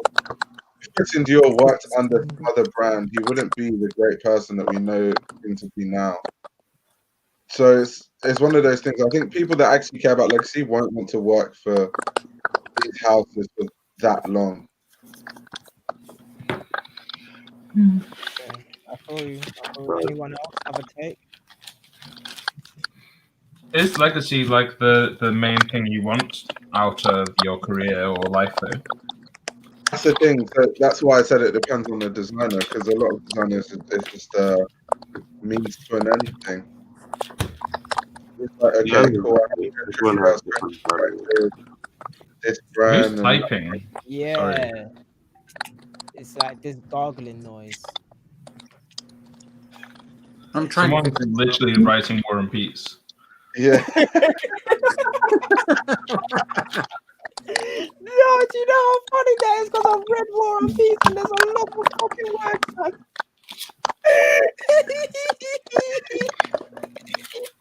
Everybody read War and Peace if you have like a month for free, fam. One War and Peace is like watching One Piece from the start, fam. It's that long. Telfar has zero. Telfar has durags and people in Telfar. But yeah, so as Iolo and I was saying, like the people that God, I love King Jones. See, it's really hard to. Where's that noise coming from? I don't know. Yo, I think it's Daniel because I muted my everyone- system. It was still going Okay, on. wait, let me mute everyone one by one. Wait, no one say anything. Wait. Okay. Yeah, it was Daniel. Yeah, it was Daniel. Or maybe. Oh, is it coming back? Hello. Somebody say something. Hello. Okay, that's fine. I think now. There we go. Is it me? Daniel, was it you? It was him. Wait, is it? I think it was. Is it Yolo? Yolo, are you right? Researching, like really researching. Oh my word. Oh, it's there. Wait. Everyone mute again.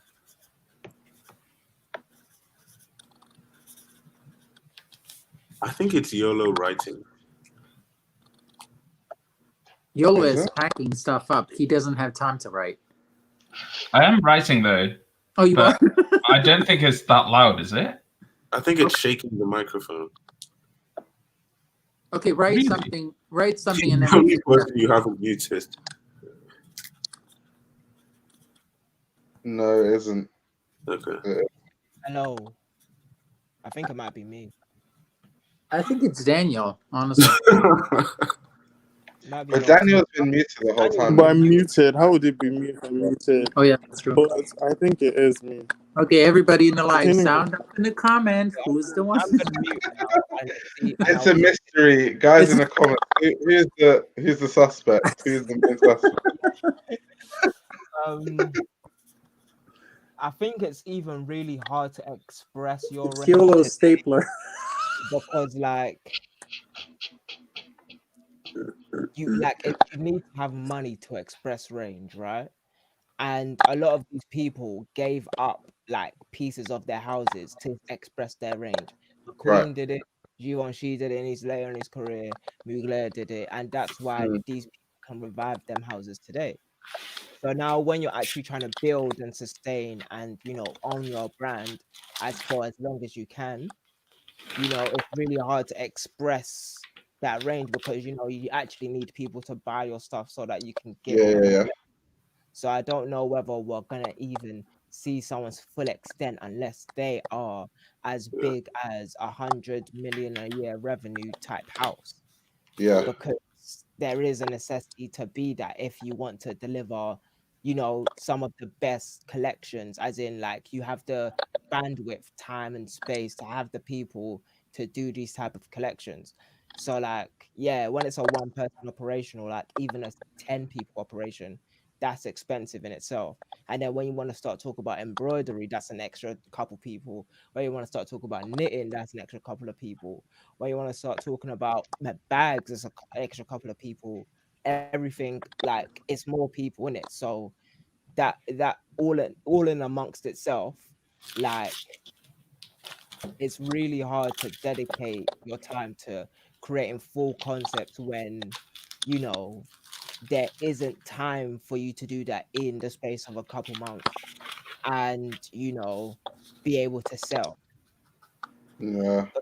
Because Mugler was cared about the concepts, not owning his brand. McQueen done the same thing. Margella, he done the same thing. Like these guys gave up pieces of themselves to make better stuff and continue to do that. So yeah, like it is a definite like. Do you think also, because another thing I wanted to actually bring into the conversation was, do you reckon that because of how fast-paced fashion is now, that's a contributing factor? Because back in like Chris Balenciaga day, it wasn't the norm to just be pushing out collections like 6 times a year and stuff like that. But Trends don't back just in the change with day, the seasons you need anymore. They to sell change one within the dress. seasons as well. You Yeah. need to sell one or two dresses to sustain yourself for the year. Like, and this was when they were doing couture. Like, if we're talking about Balenciaga, Dior, all of that stuff. Like, the new look was couture. Like, that's like people spent thousands of pounds buying those clothes. Yeah. And about 5, 10, 15,000 pounds back then could buy you a house, could buy you land, it can buy you a whole bunch of stuff. So Yeah. yeah, it's definitely one of those ones where you can actually get really interested into the subject. Let me do a documentary on that. I need to write this down. Mm. This is a really good topic. I like this topic. You should Listen. make a video on that, bro. Or in your long-awaited return to YouTube. For me, see, I think ready to wear is for practicality. Couture is for the exact opposite. If you're buying couture, you don't want it to look normal, do you? That's a phenomenal point. But I mean, look at Schiaparelli, for example. Like what Daniel.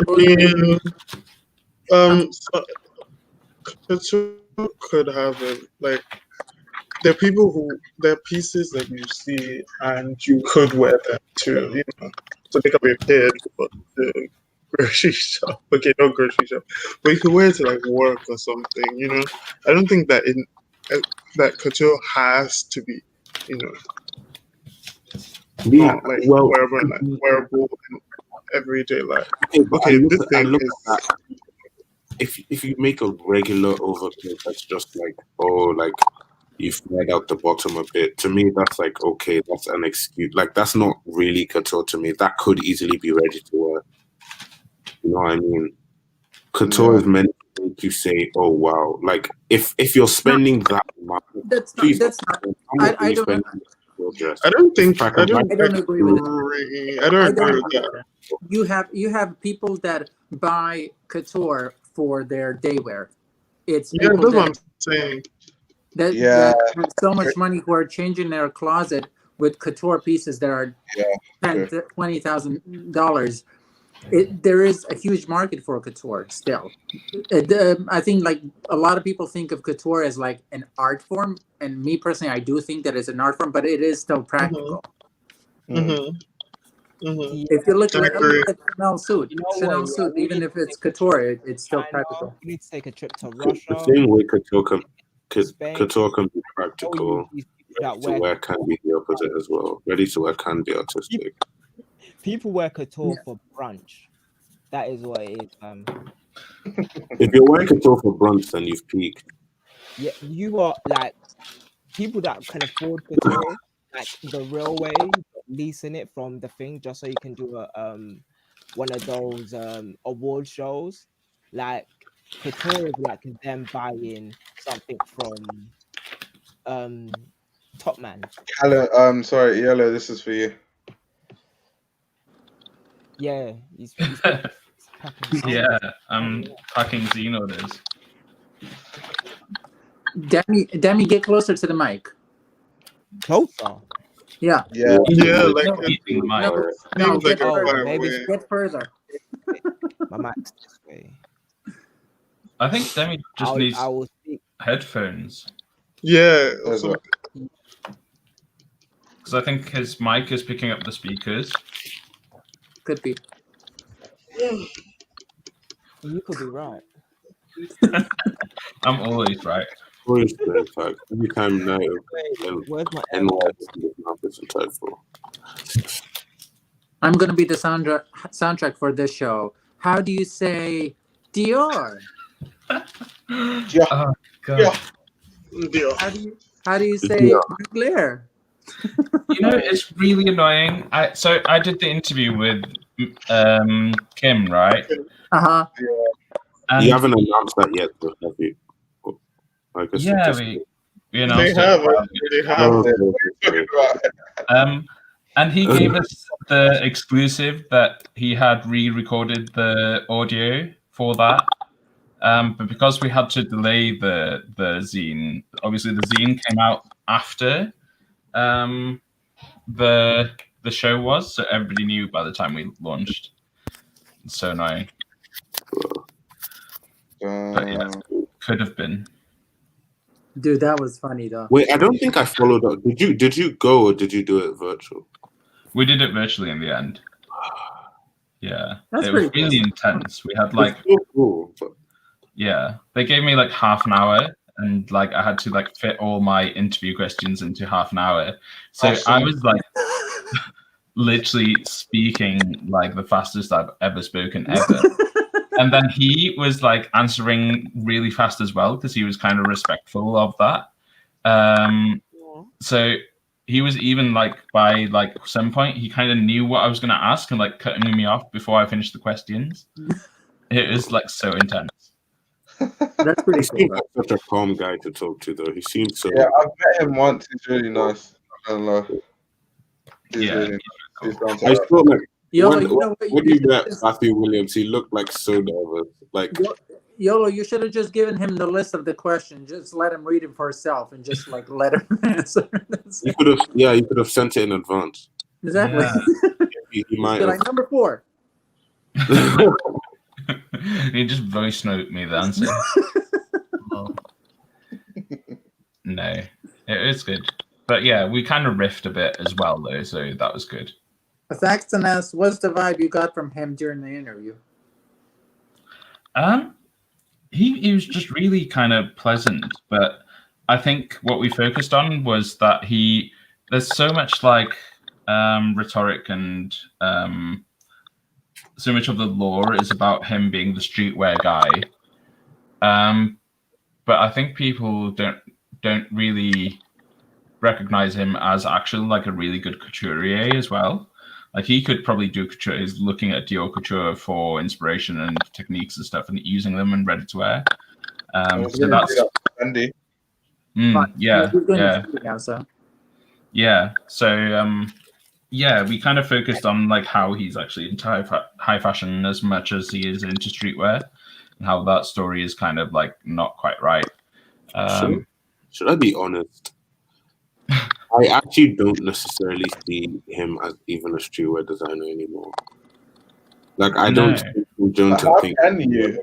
I don't think I ever saw him as like exactly like he's not. He doesn't. He isn't that to me. To me, he's like Virgil. Sorry, but like I will always sort of see Virgil as streetwear. But like Kim, I don't have that same vibe. To me, though, what has he ever made that's streetwear? I actually need to get that. I don't know. I don't know why they call him streetwear. It's the same maybe they're referring to the Supreme collab, maybe. Yeah, but I don't see him.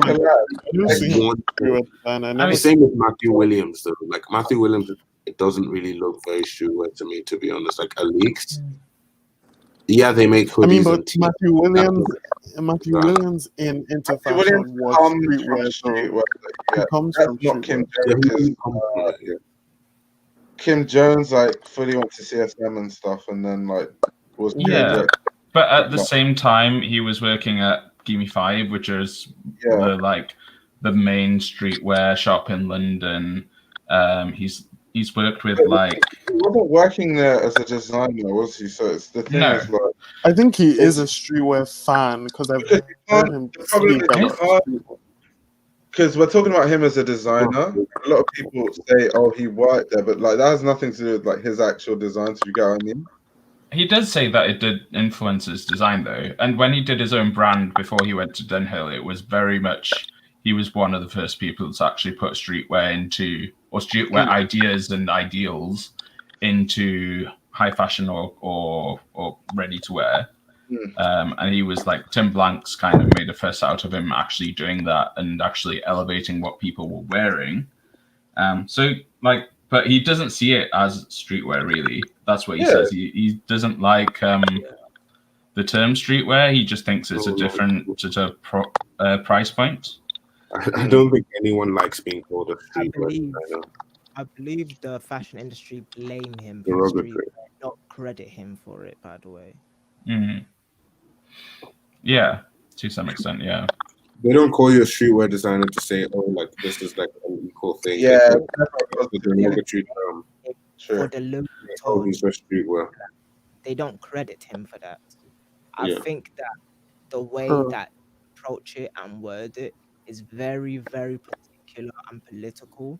But we collectively respect him. But industry-wise, I don't see the respect he deserves, especially with his couture techniques in menswear as well. So yeah, like I believe they do blame him and credit him. Interestingly enough, Kim Jones, one of those designers, I don't think I've ever had anything really negative to say about any of his work, to be honest.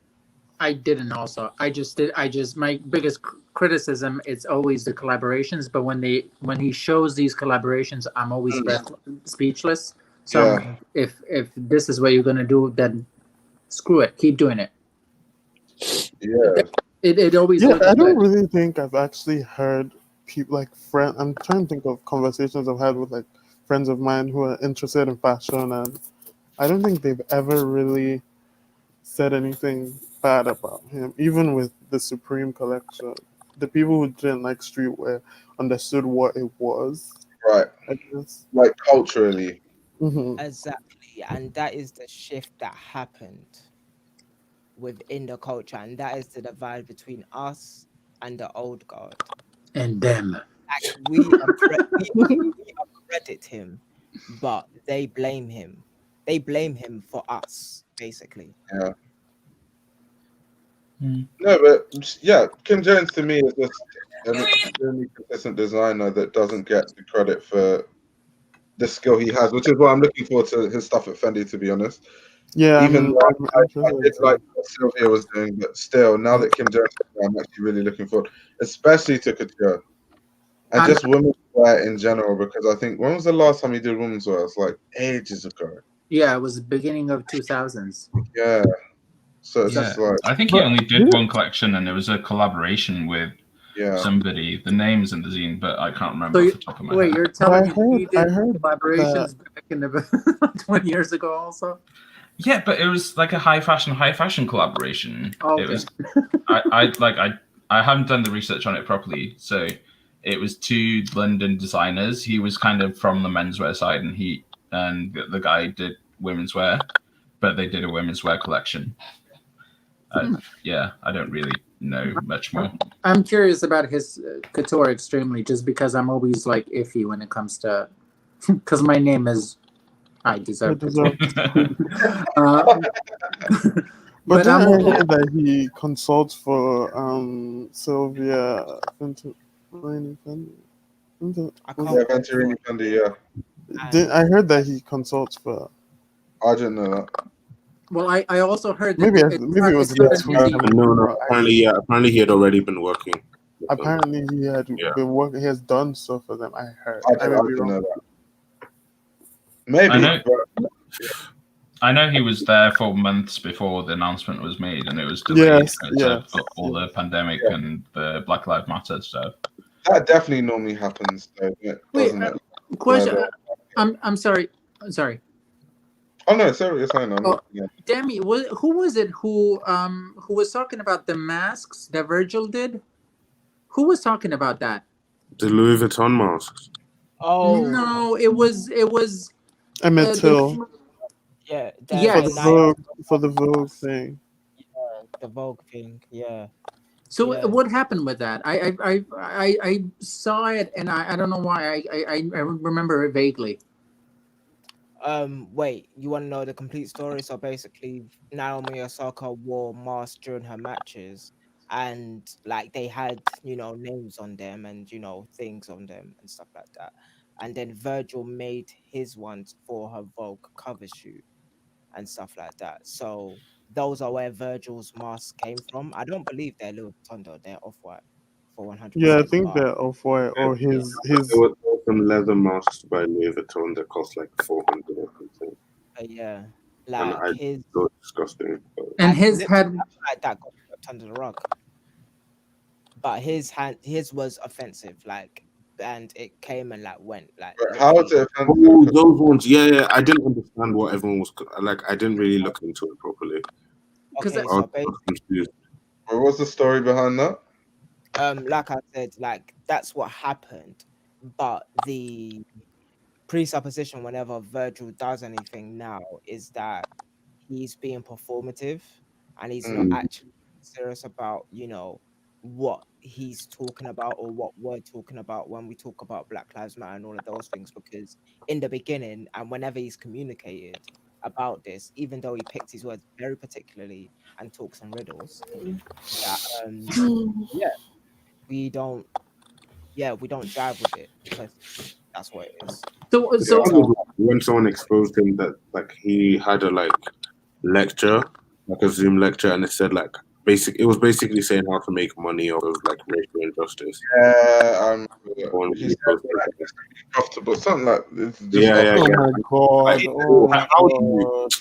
He I needs was to literally work meant to go to that lecture as well. I'm so I'm gutted not I even on didn't. my phone. hard. Damn. This guy's still on about the noise. Where was it? Oh, I put headphones in. It's been like Wait, 20 minutes. It wasn't where me. was it? I took my charger, and it wasn't me. Where was it? It was on Zoom, but it was an RCA lecture. And I'm working with one of the designers off the course, and he was like, "Oh, Virgil's on this thing. Do you want to like join the call for lols?" But then he forgot to send me the thing. Oh damn.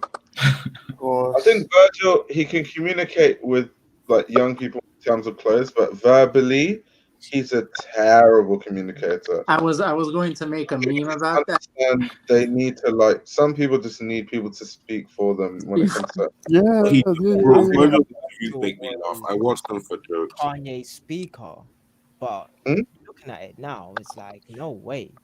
No, but That- Kanye, I feel like Kanye sometimes he's just a bit advanced with what he says, and then people look at what he says in hindsight like, oh, he was right.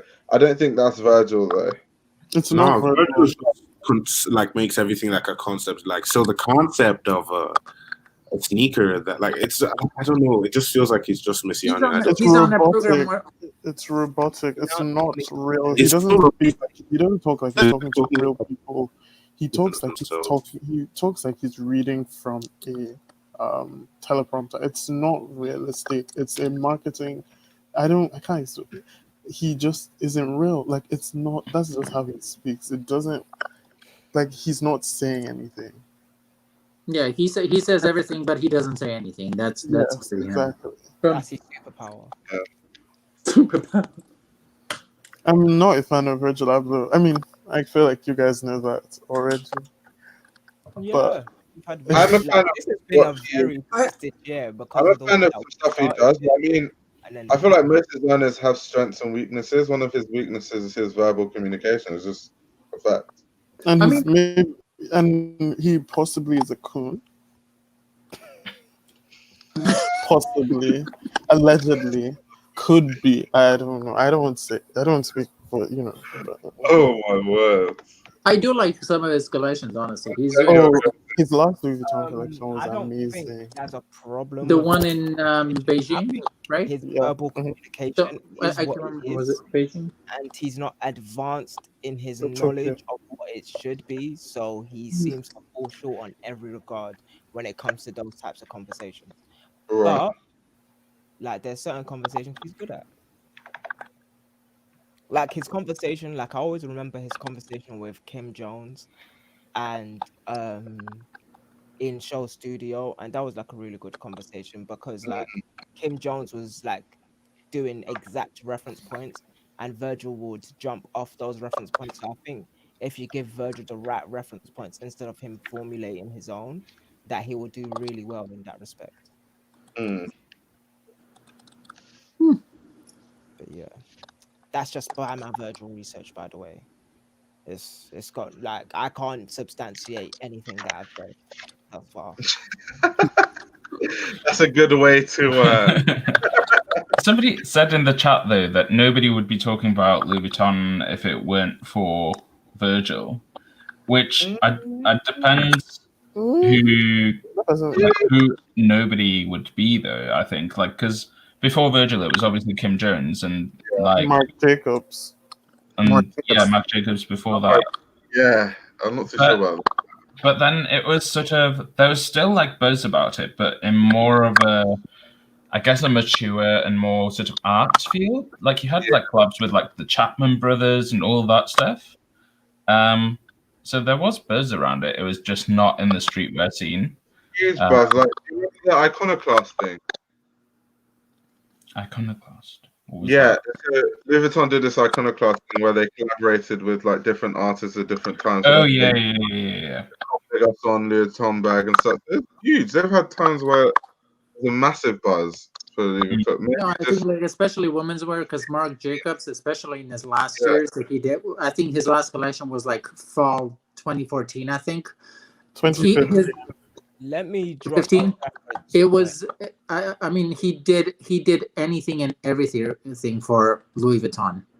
His set design was always insane. My I God. believe what that person was trying to say is stuff like Pop Smoke in that Louis Vuitton coat.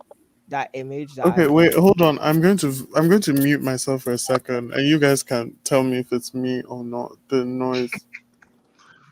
Daniel, Yeah, like that image wouldn't live without Virgil. Rap wouldn't be talking about Louis Vuitton without Virgil in that way.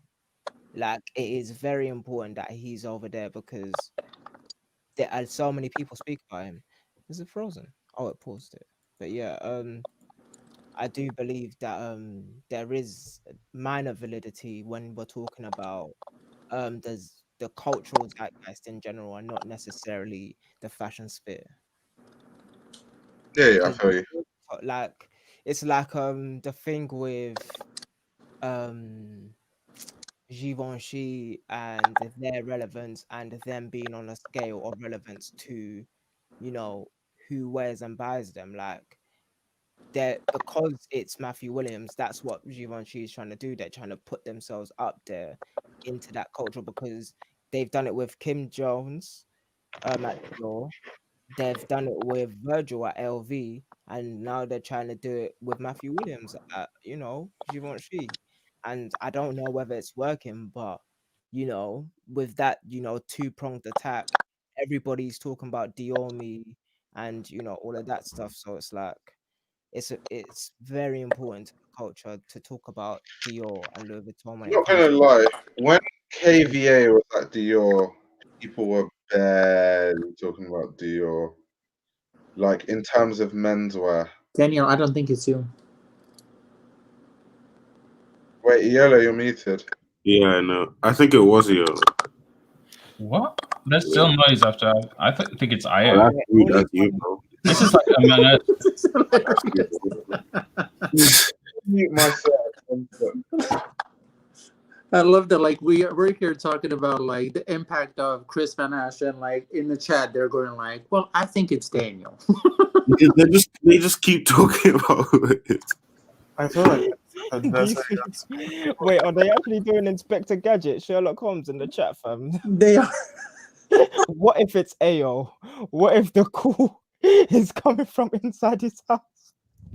The call... How can we be talking about the cultural impact of fashion? And these guys are talking about notes the chat. No. That is There's so much delay, it takes ages for them to actually respond. That duality is so funny, fam. Oh my days, I love these guys.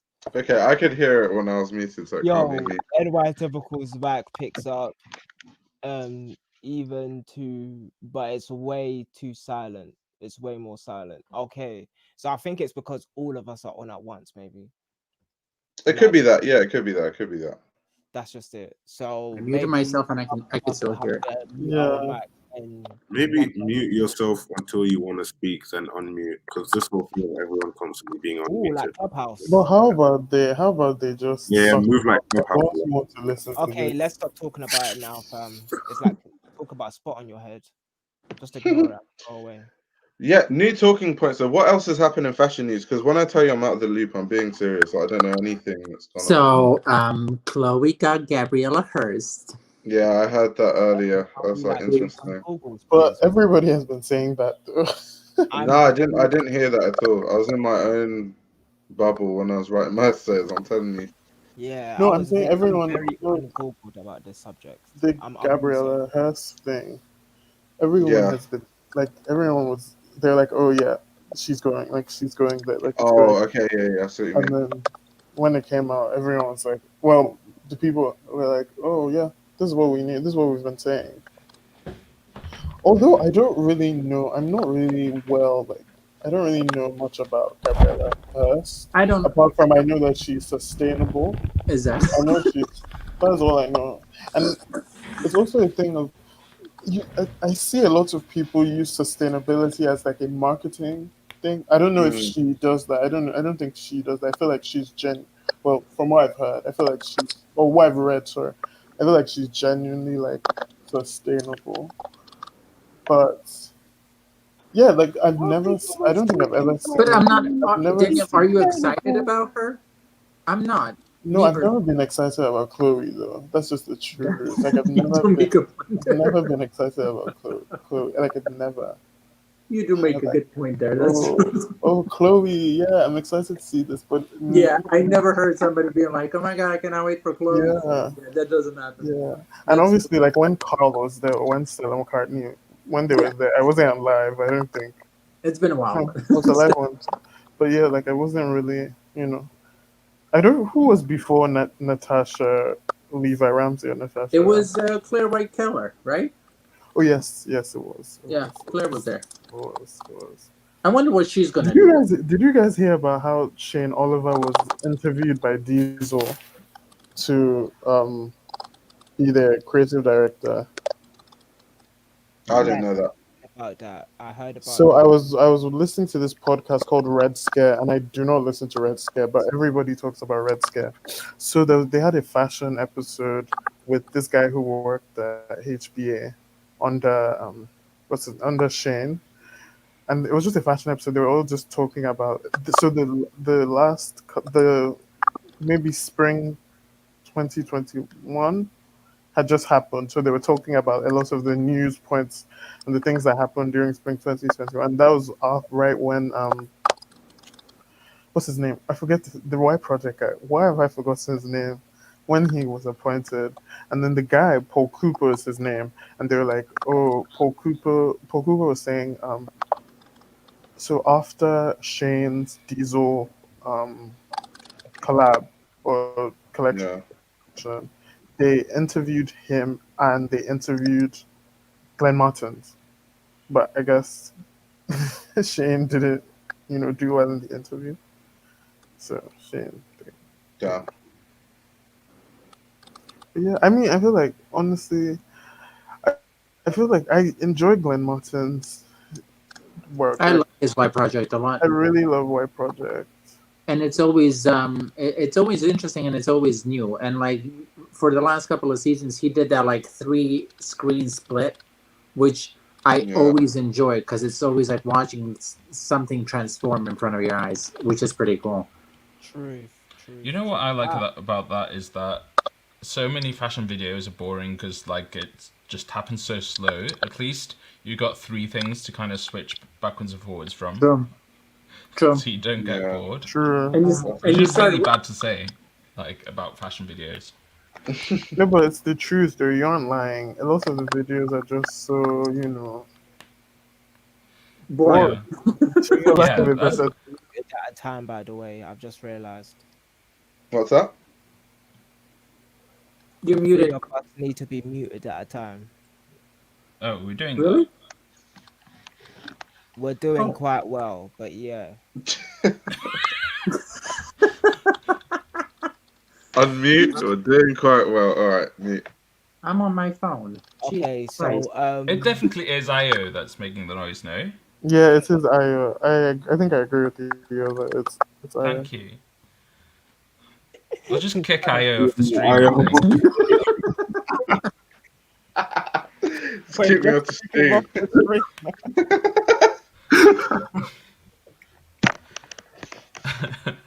Now I'm focusing on muting and unmuting my mic all the time. Am I gonna have to do this as well? Oh my god, I'm Oh gonna my forget. god, that's hilarious. But yeah, we would. Mine said I clap talked about how later. boring videos were in the Vogue article as well. That was fun. Oh yeah, yeah, yeah. Oh, I was about to say Just that plugging was my that. point. Basically, these guys aren't really necessarily good at film. I'm sorry to say, and it's gonna be an extra person if actually it's gonna be a very expensive person to be fair. Because that's a short film every time you're trying to show 50 pieces. So unfortunately, we're just gonna have to deal with the designer thinking in visual when they're, a clothes person.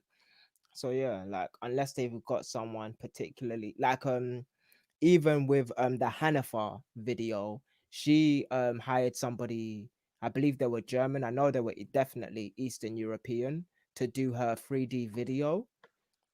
And she hired that company out, and Like, and that's what happened. But yeah, in general, like you definitely have to go to a visual person.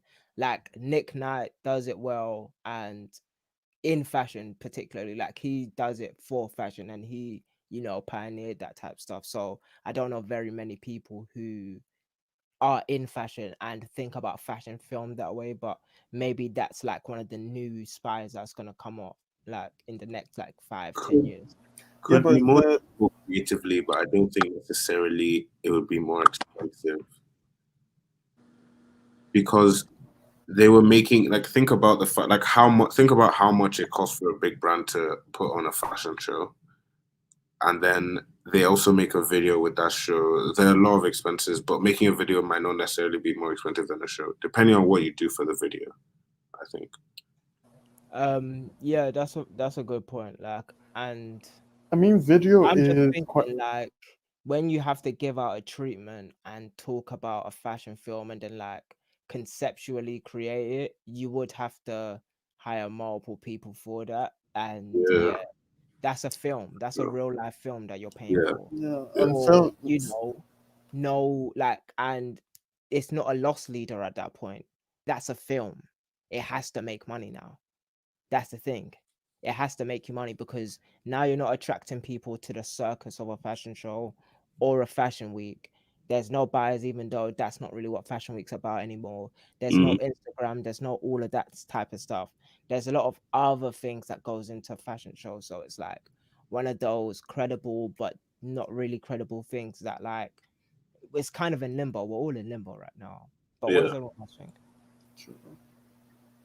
Also, sorry, one thing that the Paul Kupo guy said from that episode of Red Scare to go back to, he was talking about the Helmut Lang collection, and he said that he was saying how Charlotte knows, although I believe I may be wrong, but Charlotte knows is two people, right? Am I off? I'm not Anything? sure. I'm not sure though. Let me see. I always thought it was one person. Wait, one sec. Let me I cross think check is it that. not a One sec. couple? Am I wrong? Anyways, he said Charlotte knows designed for that collection for the helmet by as seen by Shane Oliver collection. I think it was spring summer 2018. Wait, they collaborated or they They didn't designed collaborate. She designed under.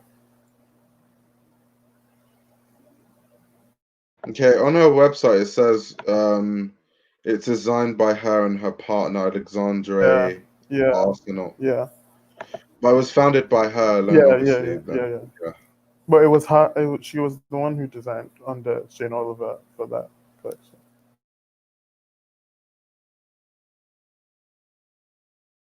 What's the other one? Everyone's muted. What's this? Everyone was muted at the same time, so it was just silent. I was just about to say. How did you even know that? But yeah, Is Carsten coming on? Where He is never comes on. He stays in chat, and he always Did says you like, guys "Oh, hear about that Loser. clubhouse room? He's at the. Did He's you at the guys hear same about time. that club? What happened on Clubhouse? The Telfar. The people You want versus to talk about? You Telfar. want to talk about The Clubhouse? people- Talk to your boy. Oh, The here. people versus Telfar Clemens. what happened? Because I don't even use Clubhouse, so No, I that'll be wasn't. I interesting. wasn't in the Let me- room. I don't like Okay, Wow. tell Clubhouse us fashion the room. story. to Let me your tell you best. about Clubhouse. You can go in there at midnight or noon. Dammy is there. He is like, Yes. Yeah, he's always there. he's always like a bodyguard that works 24/7. Doesn't have days off, no Christmas, no New Year's, and doesn't get paid. I swear No, Tammy but- has like shares in Clubhouse or something. You guys are Dammy, do you have really stocks invested, or like there has to be some? There has to be some. You man are You really know, cooking me. He's literally always.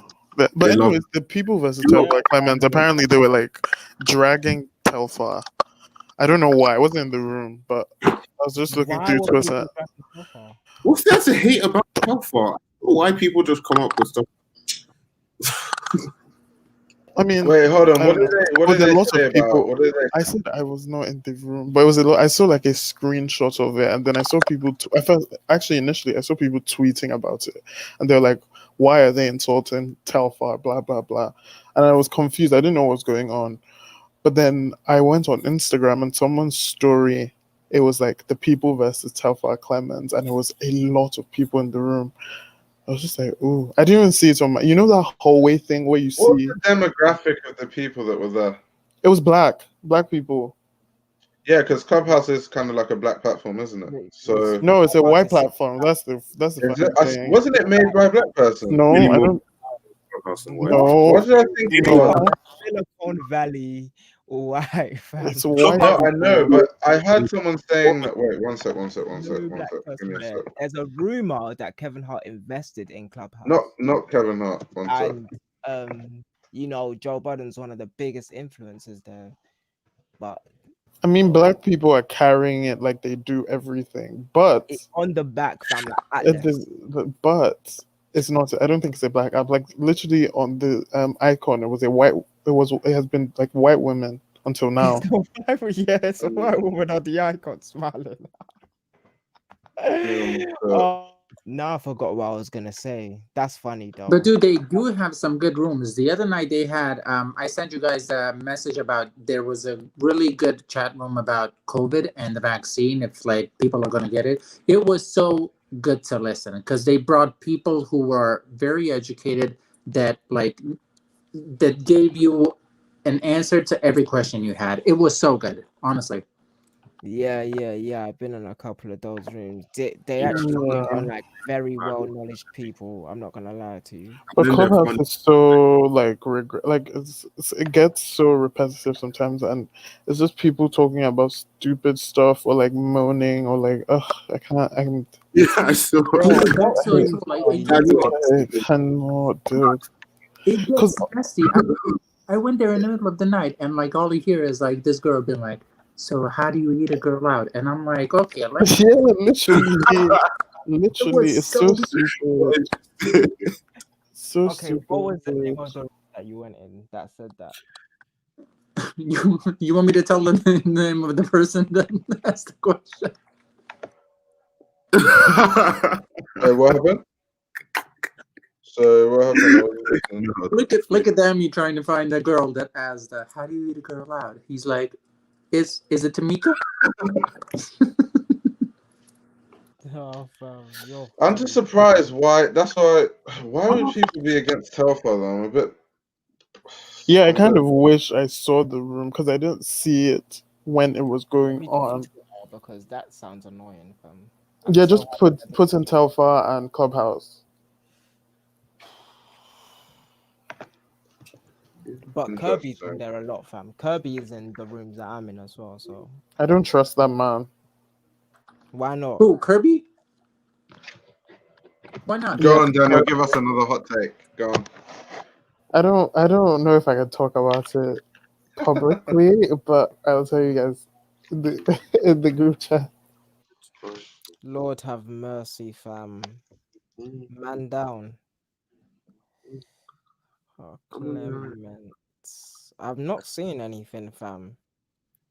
Yeah. Did someone say Clubhouse is elitist? Really? I have not experienced that at all. I've not used it, but What I'm saying about I think- Clubhouse is one of those apps where it's easy to meet new people, but like once you buy into one circle, you kind of stay in that circle. Like it's not easy to like explore it properly because you're just gonna meet more people that are like the people you've already met because they're all in the same groups. There's no like explore page or something. Like you stay in one place. That's the only issue I have with Clubhouse. Because now that I'm following a bunch of people like basically I think I just followed people who Dami was following and like I joined groups. I did the same thing, dude. I did the same thing. Technology, and that's pretty much it on my Clubhouse. It's okay to follow the people that I follow, but you have to follow very particular people. Like I have a community side and I have a business side. Yeah. So Like but the thing is, I follow clubs in Clubhouse. I don't Yeah. follow people in Clubhouse. So like, I still don't get how it works though. is the important the- part of Clubhouse the- is to actually follow clubs because it's called Clubhouse for a reason. So I do follow networking horizontally. I follow no That's interesting. reservations, first food club of Clubhouse. Um, I follow stylers. I follow Let's Talk About Fashion Business. I follow The New Nigerian, Afropolitan, and Bias Cut. That's a broad spectrum Mm. of things to clubs to follow. I'm very particular about that. I don't follow everybody in that group. I don't want to be like, oh yeah, I also follow the writers room. I follow a couple screenwriters and writing platforms in there as well. You So guys are Clubhouse consultant. Jesus Christ. exactly. So I make But sure then that my there's another like foyer is like totally horizontal. It's like I don't want to go deep into one type of club because then I'm gonna get the same rooms. And I have my friends on Clubhouse as well. So I have like the people that are also part of Black Twitter, so I can see the mix and matching. Like I Yeah. do follow more people that do biology and microbiology and stuff like that, but that's a different subject. But yeah, there's nothing but industry people on there, so I can understand how you can find it elitist. However, like if you don't know anything about the subject, why would you be on stage? Is my question. T. I think the reason why people think So it's elitist is the whole like invite thing, like that you can't get on it I without could see that. an invite. true. That's my Isn't it- interpretation. They're Anyway. testing the app. I guess that's It's why. still a And beta. yes, They're trying to so make it go. that's why it's invite only. But then the Yes. thing is, there's so many people on Clubhouse now. Like every Tom, Dick, and Harry's on Clubhouse right now, except I don't Io. believe them. Wait, are you still not? No, I'm not. But I do see on? Daniel in the African rooms, fam. He's always in the African Yeah, chat because I'm with my friends. Like I don't. The where thing they're with not Clubhouse, people chatting are about always anything. These guys yes, don't chat about anything. literally. Sometimes I need stupidity because I'm literally a student. So critical, I can't. Critical thinking is like That is so bad to part say. of my day. So I can't. Sometimes I just need something stupid. That's And people me. on Clubhouse are so like serious sometimes that it's just like I can't do this. I can't. My brain cannot. Like literally, my brain cannot deal with this right now. I have a headache. So let me just laugh or like be me or like be like be myself, like play around. But then sometimes I do join like some like yesterday, like the day before I was in this contemporary like this room about contemporary black art, and then I've been in some, so I try to find a balance. Sometimes I can deal with the like really smart into like rooms, and I can listen, I can be a part of that. But then there's some times where I just don't want to deal with anything, so I just go to the rooms where like my friends are in, and then they're just talking about stupid stuff, and I'm like, okay, let me talk about stupid stuff with them because I can be stupid too. Black people are multifaceted. Like, Exactly. we can do anything. Exactly. Fine, let me join. Does anyone have an invite? Yeah, I Right. do. Okay, All go. right, send me an Wait, what's invite my real quick. phone? I wanted to invite God. I mean, you can. My advice is Maybe. just go I'm there. joking. Don't go there in the middle of the night. That's my I'm only pretty advice. Right. I'm The saying only normally. time he's gonna have free is between 2 and 7 a.m., fam. Yeah, So don't maybe in the American yeah, rooms. you don't need Clubhouse then. Trust me. I listen to interviews all the time anyway because like when I'm doing stuff around the house, like unpacking and stuff, all I listen to is like podcasts and stuff. Yeah, Yeah. so Clubhouse is like a podcast essentially. Yeah, it's like a podcast. Wait, Ayo, can you send me your phone number so I can send it to you All right, cool. through I'll that? send it to you now. I've only just found Daniel's podcast. Yes. I really haven't been doing enough on this app. I'm not really on it now. The thing is, I like with other social medias, enjoy being Daniel. I don't want to be Nigerian Coffee because that's first of all that's not even my name. So, I mean, obviously on Clubhouse, my name is. I only did that because I thought it was like a net, like I thought it was a serious networking app, and they were like, "Oh, do you have an invite?" I was like, "No," and then they invited me, so I thought, okay, this is like an app, like these people are serious. But then I spent like 2 days, and I said, these people are not serious at all. These people are not insane. So I was just like, you know what? Let me make it like my Twitter and just talk shit. Nah, I love your Twitter, Daniel. Okay. Big My thanks to Twitter, Michael Tandy, by the way. Dial, but at least you're dead. my Twitter is my mind. That's what the things I don't really things I can't say in real life. I have to. You have I'll a just spot. use Twitter I to would, roast do subliminals. anything, I would do anything to be on that Twitter. I requested it, but I don't know if I got it. Wait, what? Or was it On fake? Twitter. Was it fake? There was like wait, let me try to Did you find say it. you requested to be on Black Twitter? No. I thought I heard that too. I was like, what? Requested to be on Black. No. He had like a private Twitter that I saw on the forum. Who, me? I really wanted, yeah. No. This was my private Twitter. I just opened it so I could be problematic. So wait, so was it like a fake? Like you retweeted? Wait, Oh no, that was my friend was trolling me. It wasn't serious. This guy OT, is that it, bruv? Is there nothing else in actually fashion hasn't even been moving. Let's be Thank you, real. Theo. Can we My- talk about Burberry? I don't know if you guys have spoken about that. The Like new I No, we haven't.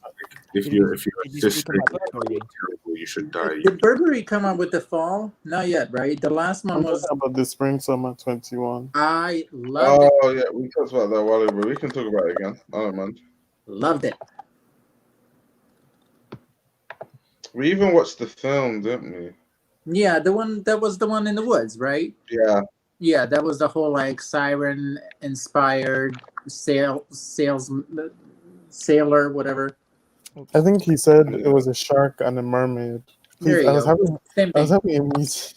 I was having a meeting. We were talking about that collection, and they were like, I was explaining it to them. I was like, I'm not sure, but I think he said it had to do with a shark and a mermaid, and like they fell in love or something. And Yeah. someone in the meeting was like, "He's so stupid, I cannot." I was like, man, I mean, I don't know how I feel about him at Burberry, and I say this because I feel like the collections he has put out haven't really, you know, Been to the same level they have been in Givenchy. I don't want to compare that. That's the thing. I don't want to have to. It's hard because Burberry is so hard to play with. All you have is like a check and like a trench coat, and then you just have to like but literally. And then his you have rap this new collection don't pretzel. have No, you have the history of innovation with fabric. What fabrics? Yeah, but no one care. Like people don't actually care about like your everyday consumers. Like, oh yeah. What's that gabardine or whatever they call that fabric? Gabardine, yeah. Then they're not going to be like, yeah, gabardine. Wow, innovative. Like these guys don't. I'm actually mad with fabric. Like, I don't even wear nylon because I don't like the sound it makes. It bothers me. It bothers me so much. I can't. Like I want to. I don't like the sound it makes. Do you know how funny that is? I don't know. You know, like, it's weird. Yo, where's Whatever floats your boat. If you don't like it, then you don't like it. That's normal. No, I like how it looks, but like I'm just scared to buy anything. Nylon. Yeah. Makes sense. There are like 6 IOs on my phone, and I'm trying to make sure the IO I'm about to invite is. Yeah, I had about 3 IOs on my phone. This is scary. Yo, send it to Fashion Road, man. That I was texting. Wait, hold on. Yeah, let me. Don't put my your name. name. Let me It's make easier your if name. you just put Fashion Road, man. Some is missing all mostly. The biggest But I fashion hate, I hate I do have one. I have a hoodie, like I have an Elite hoodie, and it has like panels on the sleeves that are like Give me nylon. the Elite hoodie. Even that annoys me when they just like touch a bit. I'm just like, Give me I the don't know. hoodie then. give me I'm all of that.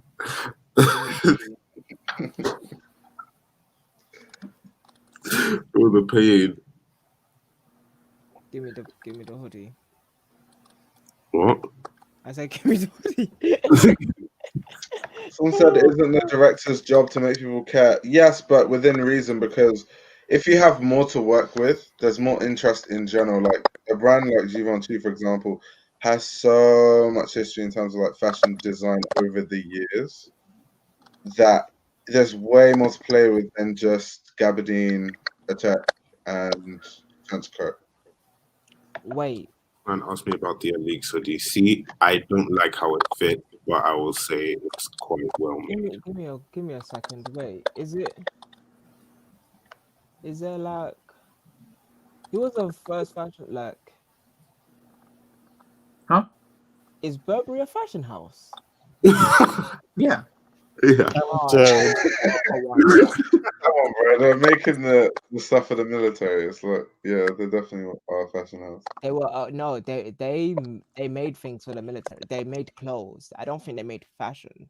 Yeah, true. Mm, Luxury. There might be a luxury They brand. didn't start with couture. They didn't to be start with. fair, if you read that book, Burberry Days, Brian, the way he talks about like him working for Burberry, like in early days, it just seems like they were sort of like just like a clothing manufacturer almost.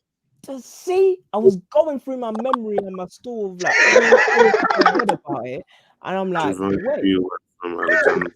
like Elite. who is like the creative visionary that like No, that was never a thing. It was all about fabrics, yeah, but it was all out of necessity too. yeah, exactly. Like That they was why didn't they do came like up with these like new extravagant fabrics. collections. They never, they wasn't like part of this high society elitist type stuff. It wasn't about that. Like their pivot to luxury made them look like that, but I don't think that's the point of Burberry. No, it's not. It's not. It wasn't a Givenchy. It's not like it wasn't built by a designer that they wanted to be. In fact, the funny thing about Burberry, person that founded Burberry, what was it, Thomas Burberry, I think. They pushed out the Burberry family slowly. They like kind of pushed them out. If you read that book, he talks about it. It's hilarious. Like to the point where it just got to the point where the Burberry family are just on the board, but they couldn't do anything because they had no power. Like they just kind of just pushed them out. So yeah, it's just one of those things. Yeah. Burberry's not a fashion. Every time people say Burberry's a luxury house, I'm like, I always side eye it because I've never thought of them as luxury. Well, now I guess because they But started, they weren't making luxury goods. they're luxury. That's They're good goods branding. of luxury, I though. Not fashion. That's not necessarily a fashion house, but they're luxury goods. But what are luxury goods though? Aren't those like bags and trunks and Luxury goods are are the best made thing using the the flagship thing that the people started with. So with Fendi it was fur. They used the best furs to make Fendi. With Louis Vuitton it was trunks. They used the best trunk making, and also he branded it in a particular way with the monogram, even though I have a deep dark criminal link, deep dark story about the monogram, but I'm leaving that for another day. Gucci, it was the best levers. Oh my god, that dog's adorable. he's got the cute dog out. He's That dog's flexing now. absolutely adorable. Wait, Sean. Oh my, Oh, Oh my god. And Burberry, it was apparently the best waterproof material, but now it was. they're not the top. Of course not, because there's Gore-Tex and there's way other better things than like. And Burberry should have actually bought Gore-Tex. They Yeah, should they have should have. bought Arc'teryx. They should have done all of those things, but they didn't do it. Because Burberry pivoted. Burberry went from what it really was made for to trying to pivot into the luxury market and get some of that. Fucking videos, ideas, and So art. Burberry went from Fucking Burberry went a from lot of ideas. being a utilitarian brand to being like, how can we use this story of the fact that we supply the royal family trench coats and stuff to kind of pivot into selling our clothes for like higher prices, higher price points.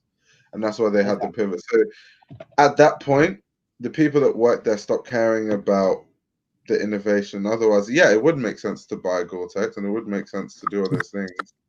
And it might have helped them in the long run because they would have been able to position themselves in a way where they wouldn't have to like fight with all the other luxury brands like Balenciaga and Givenchy and try to. Okay, I have sent you an invite.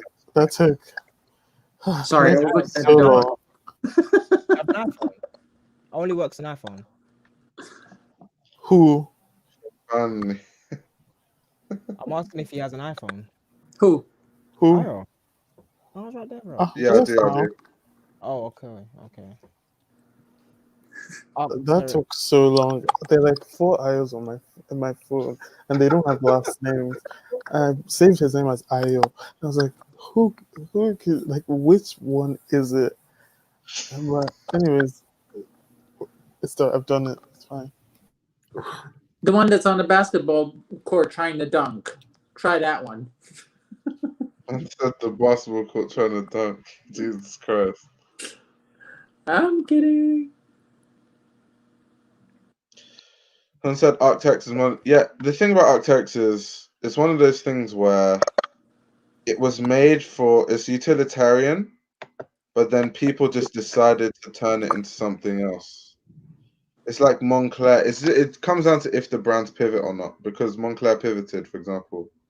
Moncler is supposed to be performance ski wear, but then they were like, oh, let's get a taste of this luxury market to the point where they almost forgot what they were made for in the first place, and now you can buy some very shitty quality Moncler jackets. Speaking of, has anyone seen the Elite Moncler? What, Genius? Yeah, I think so. That came out ages ago, didn't it? Like ages ago. On the Instagram, I hadn't looked into it. Oh. Maison Zara. Maison. Right. I'm trying to join Clubhouse. Let's see. I had an invite for you, but then I gave it to OT.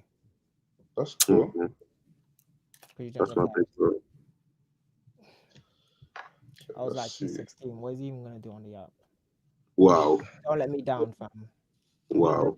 Why you let me down? He told me. I asked if I could have an invite. Said when. Wait, so they import your profile from Twitter? Yeah, I said when you're 18, fam. Yo, make sure the name that you put there is the name that you want, by the way. Because the first time you do it is the only time you can do it. Is it? Yeah. I literally got my first name, But which you isn't. can put an artist or creative name. So you could put your name and then put Fashion Roadman. But if you want Aya Ojo or Odunaya Ojo, like it's gonna stay like that. You can't change that. But you can put your artist name after that or your creative name after that. Yeah. You'll see. How did you get your name on everything? Were you just there before everyone else? Me? Oh. No, me. I was literally like, there's an app you can find out like what number user you are. So the first number user is like number 1 and stuff. I was like user number 13,000 on Instagram. Wow. So I was really early on and generally on most platforms. I think the only platform where I'm not like Yolsi is TikTok, because somebody took Yolsi before me, which is kind of weird. But yeah. Bro, it's so cool when people just have their first names, bro. True. Like I wish I was Daniel on every social. That would be. Also, there's so many Daniels. It's annoying. Like everyone. Getting Daniel, like I would love to be Damilare, but it's so annoying. Like I wish Ayo on Instagram, just like Ayo, the app.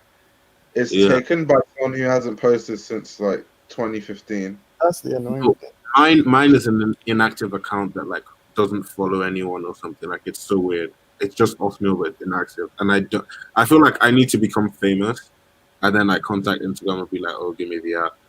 Yeah. I feel like You're funny, Travis fam. Scott recently got cacti. There's no way that was like not taken. You know what I mean? Like certain people have mad names. Like this is so sus. Apparently, Magnus did that. He like got famous, and then like he didn't even ask. I think they just like told him that you can have it. So he was Really? like, sure. Who told him? Instagram, somebody from Really? Instagram. Yeah. Damn. I need. I Whoa. need Honestly, famous. they should do that for me when I Imagine Whoa. if being Instagram verified was like and just being on there. Wait, how does Clubhouse work? Can you search for someone? Yeah. Yeah. How do you search? Where's the search bar? What's your art? no. Um, Something So on the left, I in think. the hallway, the thing on the left that has like a square with a plus sign. I don't right. know if Okay. The top it's, left. Okay. Okay. Okay. yeah. Yeah, it's actually really hard to find people unless you're in a bubble. So like Yeah. loads of people that I got were just like Dammy's friends, and I Yeah. had like no idea who they were. That's so funny, by the way. I Yeah, just don't be in a bubble, fam. Follow some clubs. That's probably the easiest way to get out of the bubble that they put you in, because the algorithm isn't strong, How but do you it find is clubs though? very community focused. So even if you don't follow that many people, it will give you like people to follow for the people that you follows following. So like Instagram swings is like the Instagram's explore page used to be like photos your friends liked, photo this person liked, photos like the other photos that you've liked, all of that type of stuff. So it'll give you people. This is not a Clubhouse ad, by the way. No. when you changed your name on Instagram, I was so like, I just didn't want to say anything. I was like, bro, the fact of Yeah, I your don't know what people didn't like. I think people are just used to certain names, so just people don't like change. Yeah, fam. roadman That's is why when you were like, I can easily just change my name, I was like, so that's why I had to pick. Like, I focused for a good couple of months on this name. I was like, Yeah. what name do I want? Because I was so many other names before this. I was a lot of names, and Meanwhile, I'm I tried out various. Nigerian Gothic is such a hard name. I've had I Thank know. like so many iconic social Yeah. media names because I have private, like I always have private like social media, like private Instagrams, private Twitters. So I've had I've had names. I've had fake Vepmont, which is obviously my Twitter now, which was an old name I made in like 2016 or 2015 when Yeah. Finsters were popular, and I've had like Gucci.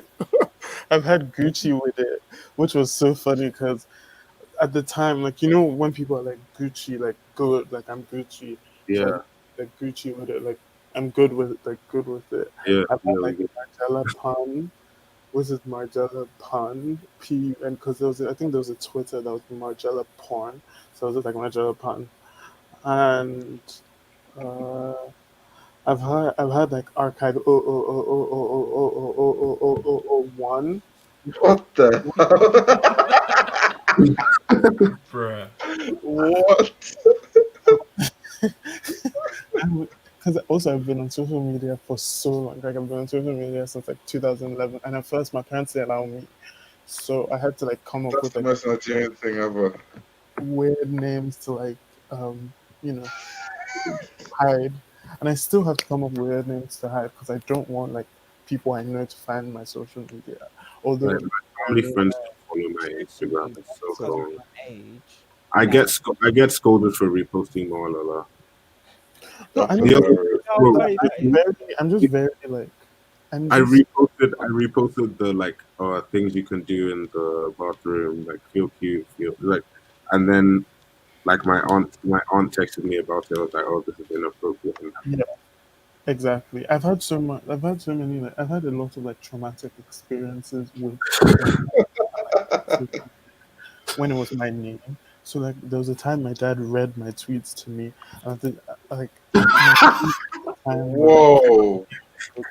my tweets at the time were kind That's Whoa. actually of accurate, offensive. and Back to them. they called me. They called me to their room, and even then, like my tweets would be very. They will be too. So they're very informative, and then they were very like not rude. They were just song lyrics. So I guess to them it seemed like it was rude because they thought it came from me. But when they read it and I'd be like, oh no, that's like a Kanye lyric, they'd be like, oh okay. And they at the time they knew I was a huge fan. So they were just like fair enough. But then some things I'm anyway. So since then I've just been like never my name on social media, never my name on social media. And Damn. also because I just want to be able to say whatever I want without not having to censor myself. I don't like censoring myself, and the idea of being censored to me is literally the worst thing because I am quite a quiet person in like real life, but when you make me quiet, like you when someone is imposing that on me, like when someone's trying to like make me not speak, that is when I want to speak. But I just like having freedom. I don't like being, Yeah, boxed in. I've had Yeah, I feel that. social since like 2008 in it. So, well, actually before 2008, but Facebook was like the first social in it. Someone say you can make so that someone doesn't see your story. I didn't even know that, to be fair. I didn't know that either. There's a Yeah. few people I don't want to see my story on Oh yeah, Oh Instagram. yeah, Like, yeah, hide yeah. It's in the story. settings. They can hide. You can hide them, even if you go on their account. really? You Yeah, find What? out. Yeah, Yeah, you can you mute can mute your them. story from people. yeah. If So you go on their account, I you know did that not drop know down that. I need their to use follow. that. But wait, but then if they go to your profile and they can see your No, story, they then I can't. think. They can't. They can't see your story at all. Oh They can't really? see your Oh story at shit! I have a busy night ahead of me then. Yeah, That's damn. Like, there's people I really don't want to see my story. I'm not gonna lie to you. No, but but yeah, see, the thing is, my I've fear had is that it'll get like back to them anyway. That's the thing. Because I've tried that before and it still got back to them. And I th- my mom, like, I removed my sister from my story, and my mom like made me add her back. your sister. That's long. Why?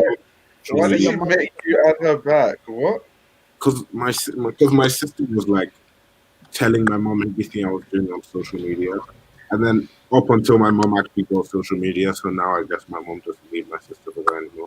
Why did siblings do that, man? It's just like, why are you snitching? Like, what? I don't His know. his sister is 13. Come on. Yeah, No, but no, my but I sister don't does want that now. And she's people 19. Oh, snitching that's on different. But people's your social sister still media. does that. That's just Yeah, that's childish. really. It's, but the thing is, it's never like there. I have friends who their You aunties can't. snitch on their social media, like their Yeah, auntie I have people like that too, with the will aunties. tell them like my friend, he went to CSM, but he didn't go for his graduation. Until now, till today, people because he didn't post a graduation, like post or make anything about graduation, people think he never graduated from school because someone went to go and tell their mom that he didn't graduate because he didn't post anything. Like What's people wrong with do these people, man? that. Like, honestly, why are they trying to do up like CIA on It's social media? Like, so that's what. chill. Yeah, it's too much. It's just too much. It's just too Um, much. but here's the thing though about socials. It's like they're quite hard to navigate away from you once you make them. Like your Mm, socials stick with you forever. Like they're yours forever, no matter what you post. Like you can't hide it from the public. Like if My you become social is not mine somebody, forever in Jesus. all of your socials will be part to you, all of them. Which is why, like to me, socials isn't the place where you can even be yourself properly because there's just so many people watching. Like it's so weird. Fam. mm. Like even by the good grace, I'm a quite a nice person on socials when I'm talking on this, anyways. But um, there's people who I've networked with that watch these live streams or used to watch them, I should say, because this is the first one in ages. But yeah, like people watch your live streams regardless.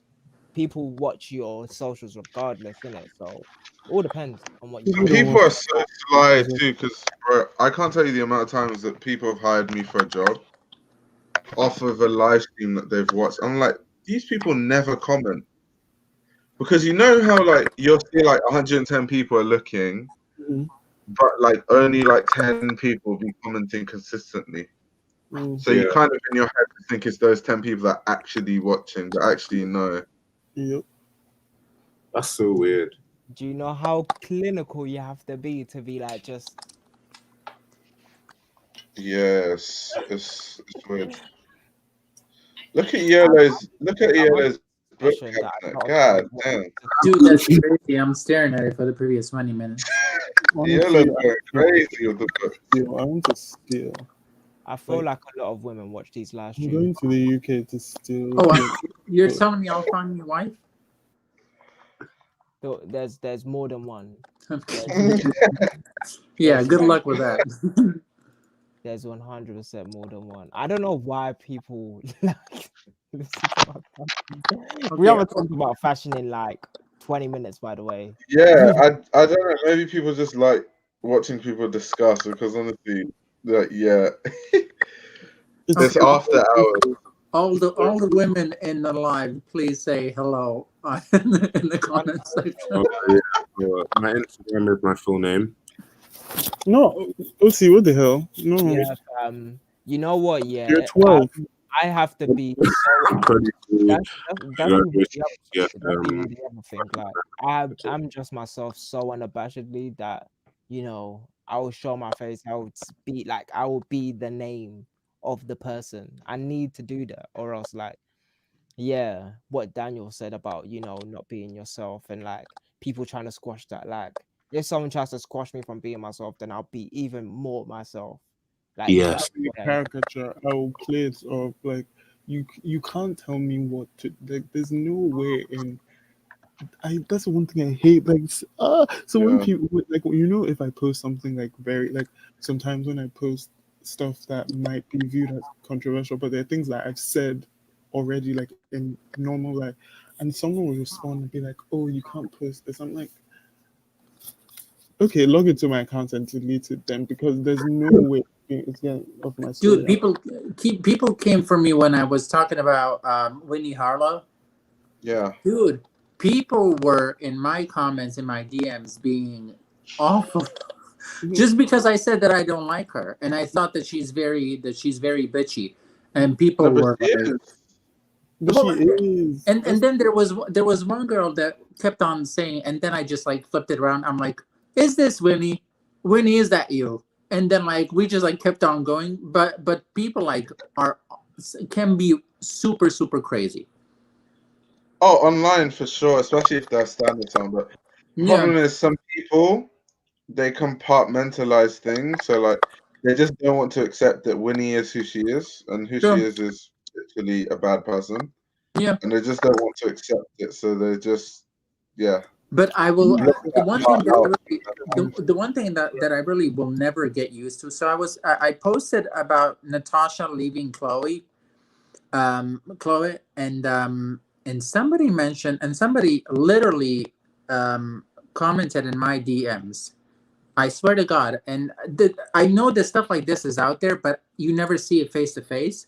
And the guy said, "Finally, that horse fucking looking bitch is leaving," and I'm like, "Dude, we're not doing that here." Yeah, like Like, what? like calling people on based on off of their looks. There's like Talk that's about their clothes, but we're dude. Like not we're here to talking about start like shaming people's if you physical like the appearance. shade of pink that she put on the collection, like don't come after like her looks. Like who cares? But ugh, I can't. I can't. I hate that. Yeah, some people online be wilding. Very, very. You live streamed about Battle of Versailles by Robin Gavan. I did Oh, I did a live stream today about it. OMG. I'm actually tired already. You see, I can't do this like I used to. I used to stay up to like 8. Well, you're older now. Right. You're He's 17. growing. He's growing now. Like, yeah, he can't feel handle like- these anymore. This nigga is not something. He's a grown man. He's a grown man. He's like, let me take out my dentures. I have to go to sleep. You're 17. I'm 16. Yeah, he's not even. A levels. He's actually so young. Damn, 16. My God, that seems like If a there's lifetime. one thing that I'm envious, Othniel, that's your age. No, This because guy's- sometimes I found feel out like the other day that it's I feel like Actually, I'm 18, I'm old, but other times I feel like I'm so young. Your age and your height, because you're like 6'4". Yeah. Jesus Christ. that's the only thing. Yeah, About he's 6'4" and he's like 16. Bro, you're about to be 7 feet tall, bro. Yeah, he put on the Feels story. so He This goes, guy's out here wasting height, bro. You should be in the NBA. I could not. I could not. dude, the other day he posted a picture of some like him and his shoes, and he says, "I'm 6'6" in this," and I'm like, Yeah, in thanks. those days now, I was actually 6'6". This guy's actually going to be a giant. How can you be 6'4" at 16? What the hell? wait, what?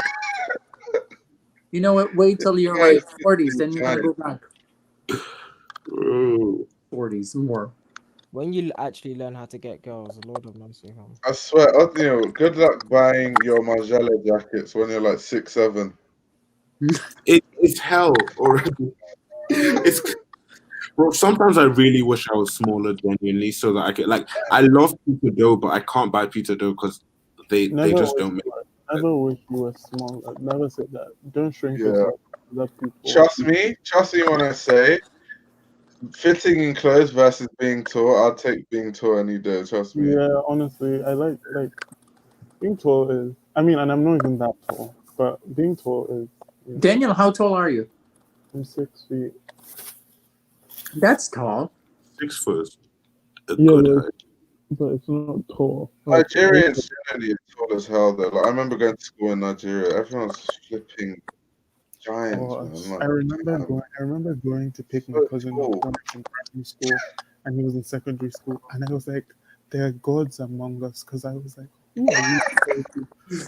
I Wait, kept- wasn't you like 5'11" the other day, Daniel? I was never 5'11". I never said. Or 5'10"? Still Well, growing. 5'11". I was not 5'11". I was not 5'10". I'm 6 feet. Maybe I said that to make you feel good, maybe, but I'm not. No, because you wasn't even talking to me. I was like, there are gods among us, because at the time I think I was like maybe 7 or 8. And I was just like, wow. If you ever thought about buying Margiela and you lost life, who is this person, please? It's Paxton.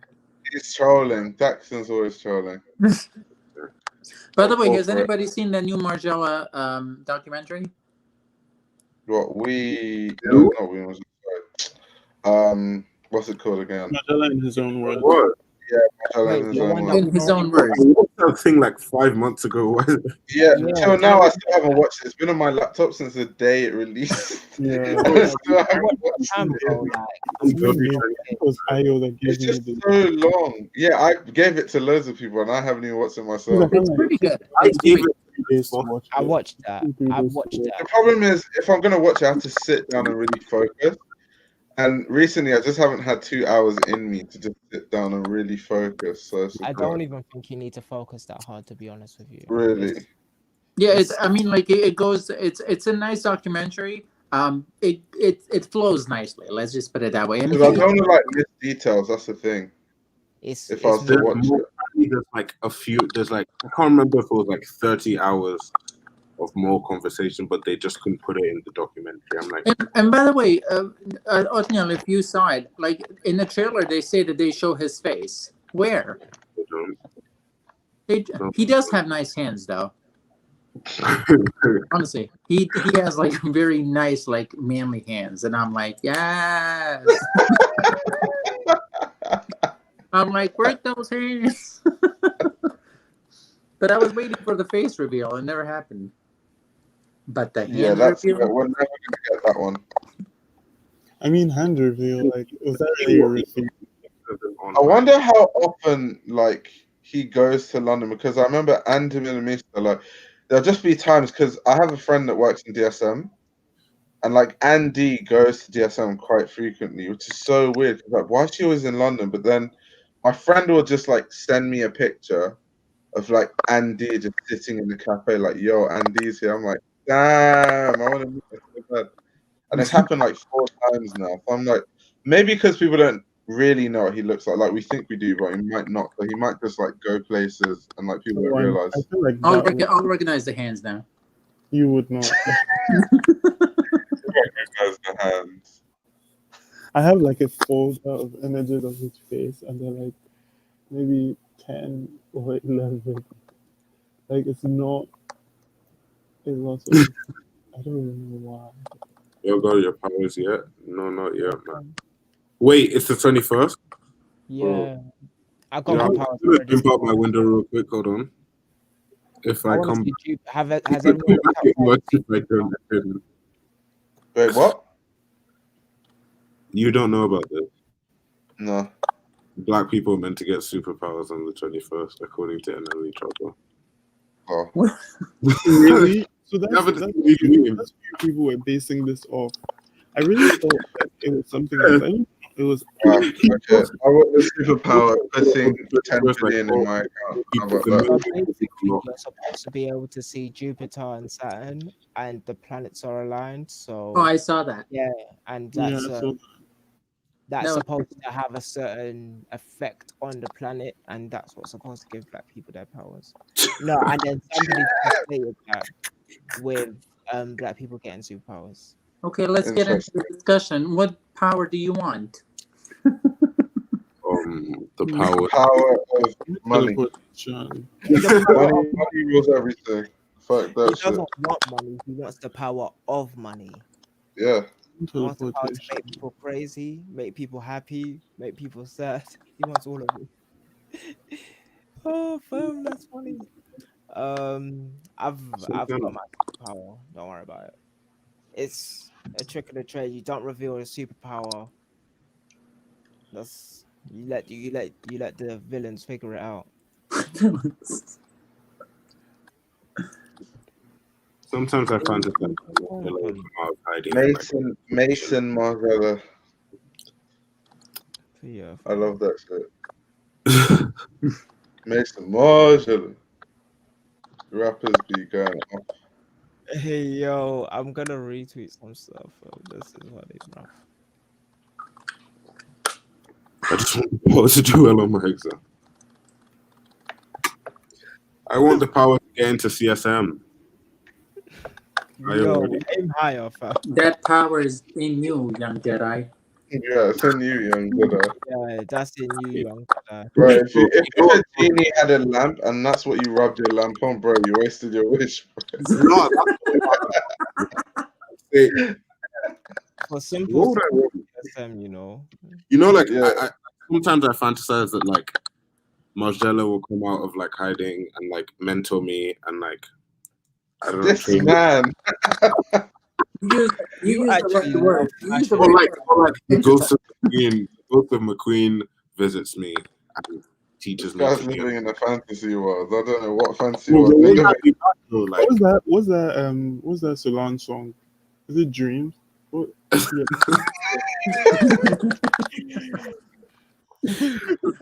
I choose you. Hey yo, these memes are funny, bro. Hey yo, I'm just looking at some. I want the power of shapeshifting so I can have any trip. Insane. But I bought some undercover pants and they're size 5, but they still don't fit me. I was so sad. Yeah. Like they fit, but like not. My address. Pardon?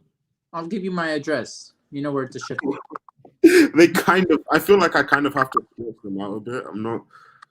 I don't know. I posted them on Instagram. They're like the green ones that look like cargos, but with no cargo. That's kind of cute. Wait, I thought Carson was coming on. Is he? Carlson's commenting, but he's not joining. You know who we need now? We need Wacko. Yes. Yeah. Wacko can Dude. liven up any. Those guys are crazy. Their lives are everything. Their lives on Instagram are hilarious. They spend the first like 10 minutes insulting each other. They go to a thrift store, and then for like 20 minutes they're on live being like, okay, rate my look. And whenever I say it, I'm like 10 out of 10. Fuck it. Bro, Flaxon is pissing me off. I know he's joking, but First one I get rid of is Margiela. Race brands. I don't know why. Get rid of his Jim Margiela. actually hates thick people for some reason, because those trousers are built for people with flat asses. Like, that's all I'll say. Let me see if there's a clubhouse room to jump into. He's ditching us. No, I was gonna ditch you, but I wasn't. I want to go watch Suits, to be honest, bro. I'm start watching Suits. Jesus I Christ! just started it. What did you start watching? Oh, you just started Suits. Oh, Yeah. that's a long one, boy. No, I'm on season 3 already. This guy, do you do anything reasonable during your day? It's like I've been on break for like the last week, so that's pretty much what I'm doing. First. I was like, what the hell? I'm teaching myself to sew as well. Do you guys take vacations? People that have jobs and pay taxes. Hell no. I'm Hey, what? Hey, what does that mean? Yeah. What's leave? What's paid leave? I'd have transition periods. So now I transition from uni back to work, and then I'll transition back to uni. You know what? Yeah, that's a good plan, because I've been thinking about that. How am I gonna write and at the same time do like work at uni? But Yo, funny story. So I basically alluded to my lecturers that I was like trying to take up more like journalism work. And they told me point blank, they're like, yeah, if you take more journalism work, we will fail you because you won't have enough time to do this course and be working like any kind of job.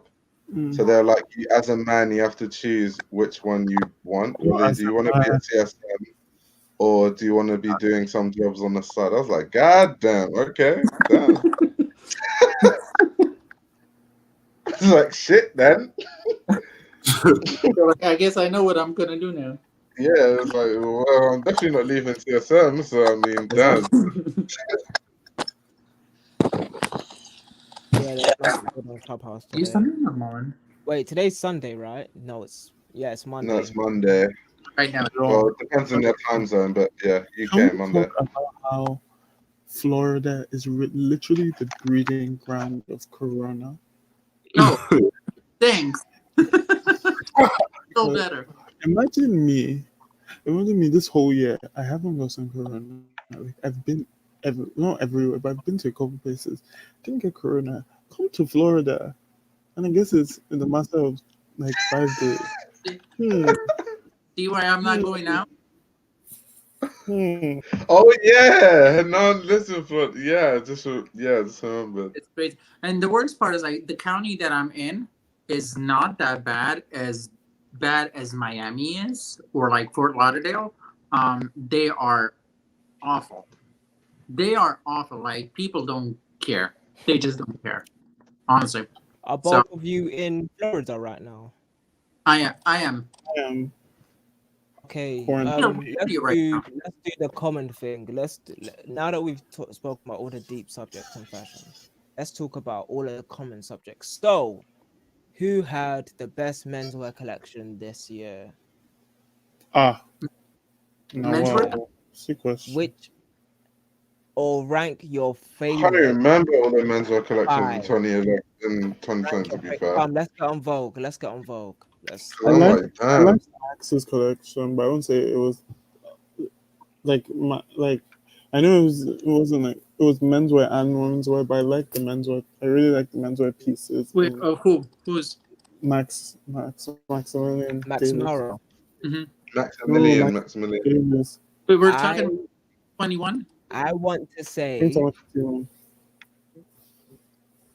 I want to say Fun.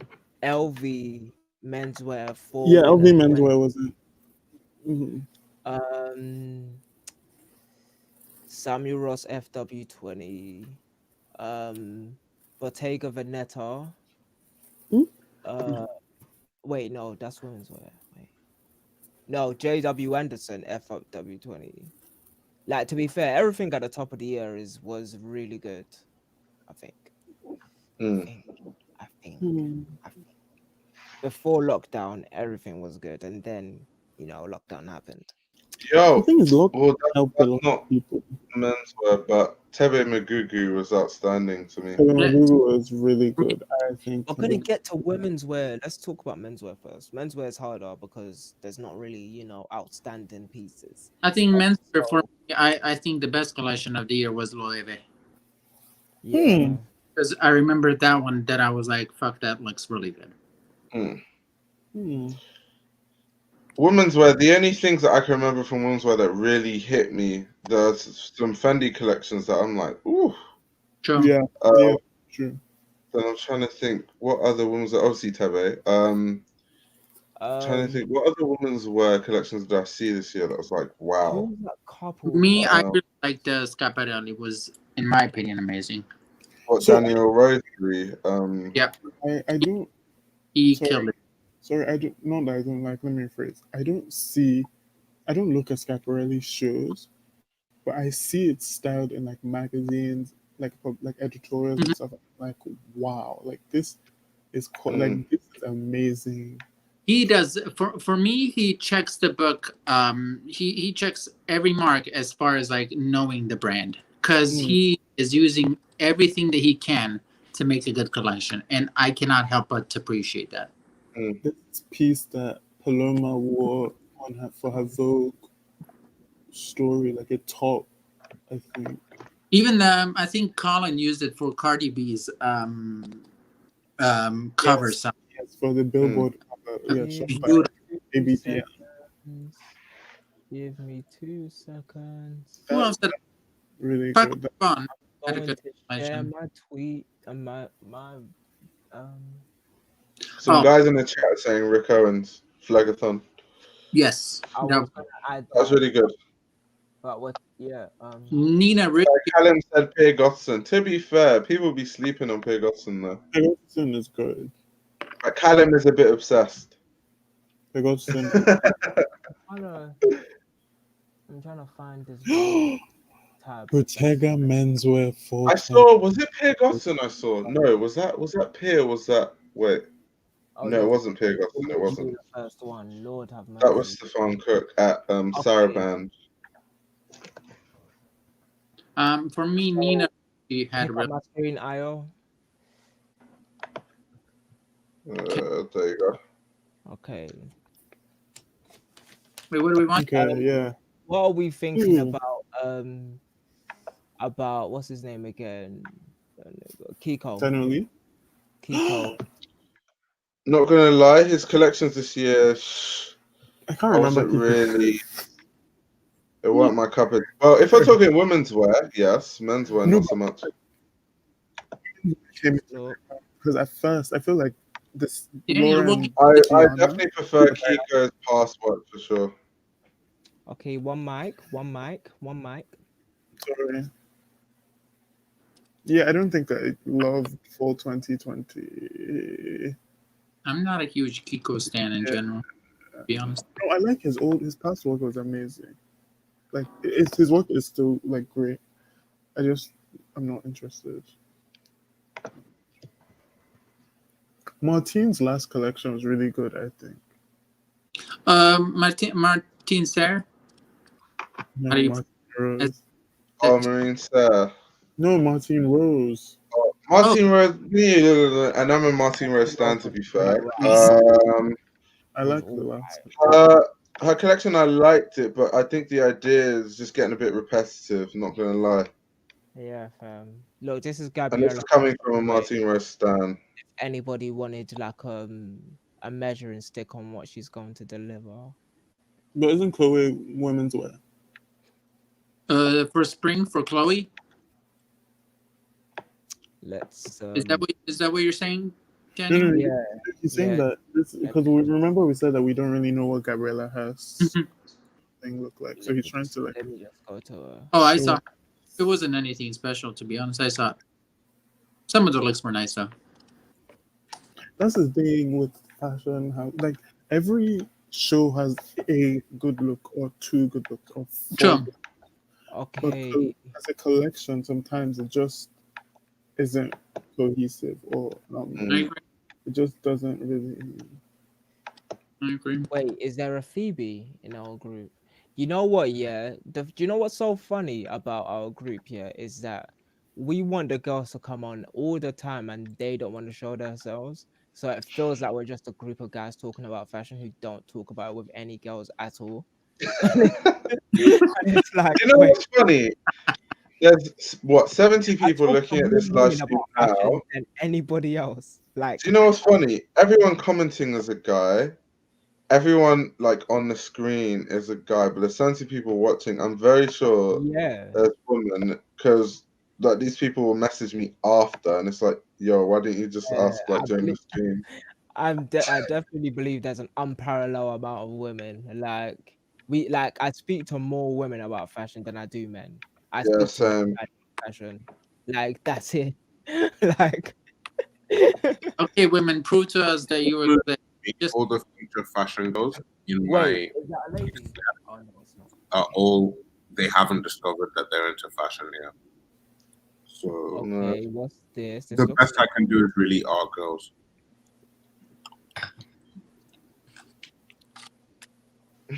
So I can pretend to be a girl. that's my job around here, Mikhail. Sorry. This collection, I Kitty. don't know. Sausage Party. No. That's a good movie, by the way. Sausage Party. If anybody's seen it, it's hilarious. yeah, it's hilarious. A bit of a sausage Hello, party. Never spoke Like- about Pluto. It's an animated movie. It's hilarious. So no Undercover was good, menswear wise. I won't lie. Paloma Spain had a good collection. Which I can't remember Undercover? if this year or last year. Who? Paloma Spain. Or Paloma Spain. Paloma, yeah, we spoke about that in the Discord live stream, didn't we? It was fall Paloma 2020. Spain. Yeah, we did. They Yeah, had- let's had- talk about Undercover for a little bit, truthfully. I feel like we're jumping about somewhat. Okay. When So, was that collection? Was that this year? no, this is last year. No, this I is was this like, year. was it? This is the samurai collection, no? Wait, was that actually this year? Has this Oh, year actually? That was the top of year. the year, fam. I promise you, this was this year. I remember The samurai one where the thing came from, like at the end, the thing came from like the sky, like the top. Yeah, that was this year, bruv. We done the Really? podcast literally right after this. So yeah, Wow. This year, a lot has happened this year. You know. exactly. So what does everyone think about this collection? There's men's and women's. Let's talk about our likes about this collection, dislikes, all of that type of stuff. Let's go around the circle. I'll mute. Callum is killing me in the comments. He said one of my first dates with my girl was to see Sausage Party. Jesus Christ. It's dude, the Sausage Party is hilarious.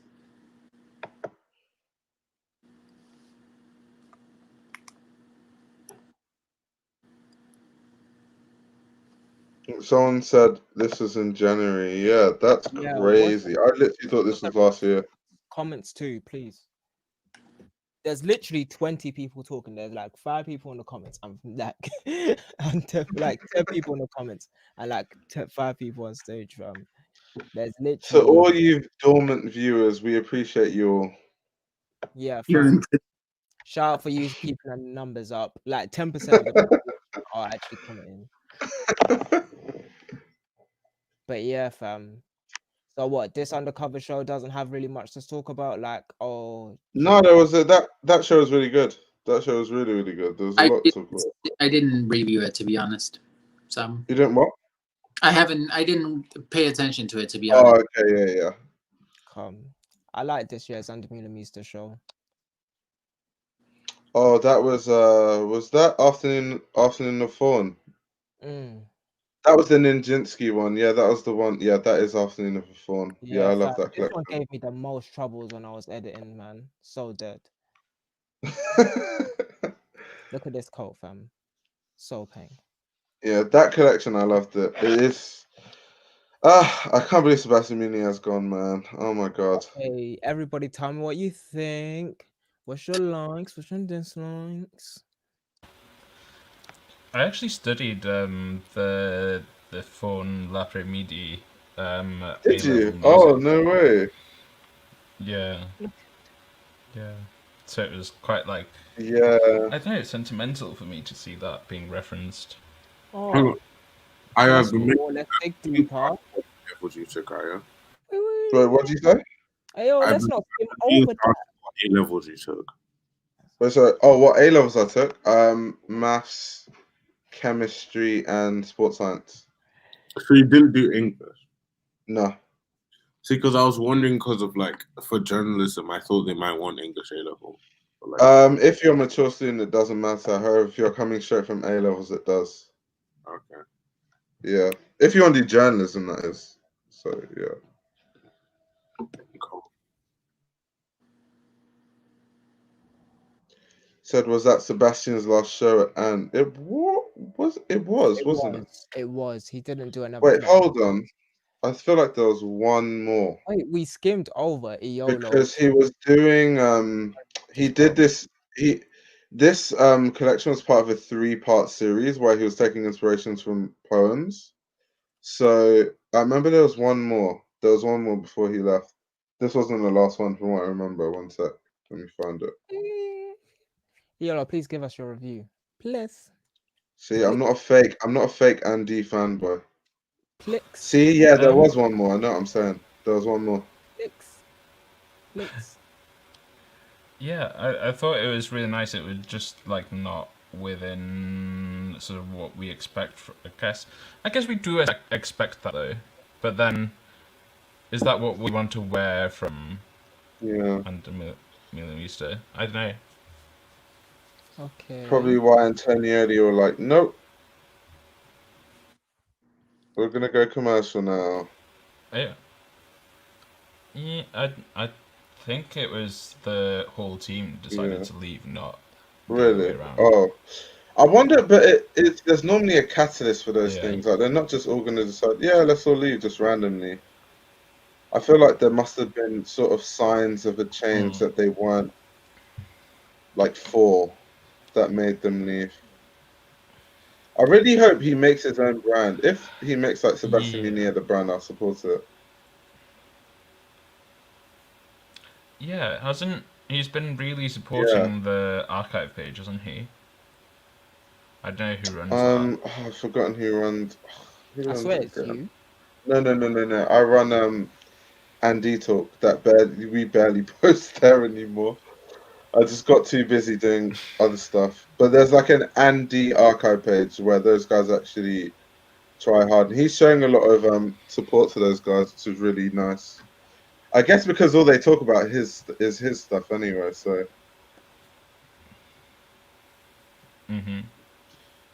Yeah. No, it literally is Sebastian. Yeah. Those archive guys are amazing though. One of the guys on that archive page, they like scanned loads of like old magazines and then sent it to me. So I have like loads of like old Andy like news spreads and stuff, which is really, really, really nice. Someone said, if you're an Andy fan, do you listen to Patti Smith? That's a very, what's the word for it? There's more to Andy than just listening to Patti Smith. Hype beastie. Tory. You gotta listen to a lot more than that, mate. But yeah, if you must know, yes, I do listen to Patti Smith. If you wanna, let me go on my phone right now just to prove a point. One sec. Can we not skim Can you over? guys see this? Yeah, keep it there. Point it closer. Yeah, that's it. Yo, Daniel, you're talking about Paloma Spain. We here now. What you got to say? You ain't got nothing to say. No one's trying to talk about fashion no more. You know what? Yeah, these live streams aren't about fashion. But I see you. These live streams are about fashion for like the first I feel like 20%. Then after that we just go on a tangent. Art school was phenomenal this year. Let's talk. Oh About yeah, art school was It was pretty amazing. good. Wait, this is not the right art school. No, not that one. I'm thinking of the Yes, the that one skin. with Mima. Mima as the thumbnail. Yes, I love this collection.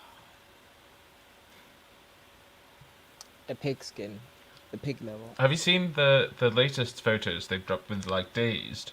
They're like No, I basically haven't like the seen it. campaign images from this collection. They're so good. There's like Damn, I need to see this. there's Drop one of the link in Cosette the and she's got like chat. her leg out. It looks so good. Someone drop Ooh. the link in the private chat and I'll switch to it while we're looking at this. I'm gonna check art school and those right now. Because I really love this collection. It's so cute. Ah, I see. Yeah, drop I'll it. drop it in the private chat and then you can put Oh it on the wow, screen. she's Like, I'm really on it. Joey. I can't You sleep. like 4'11".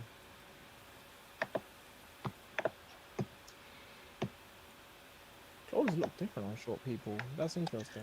Do you know what's funny about art school? I love art school, but I never actually see it in stores anywhere.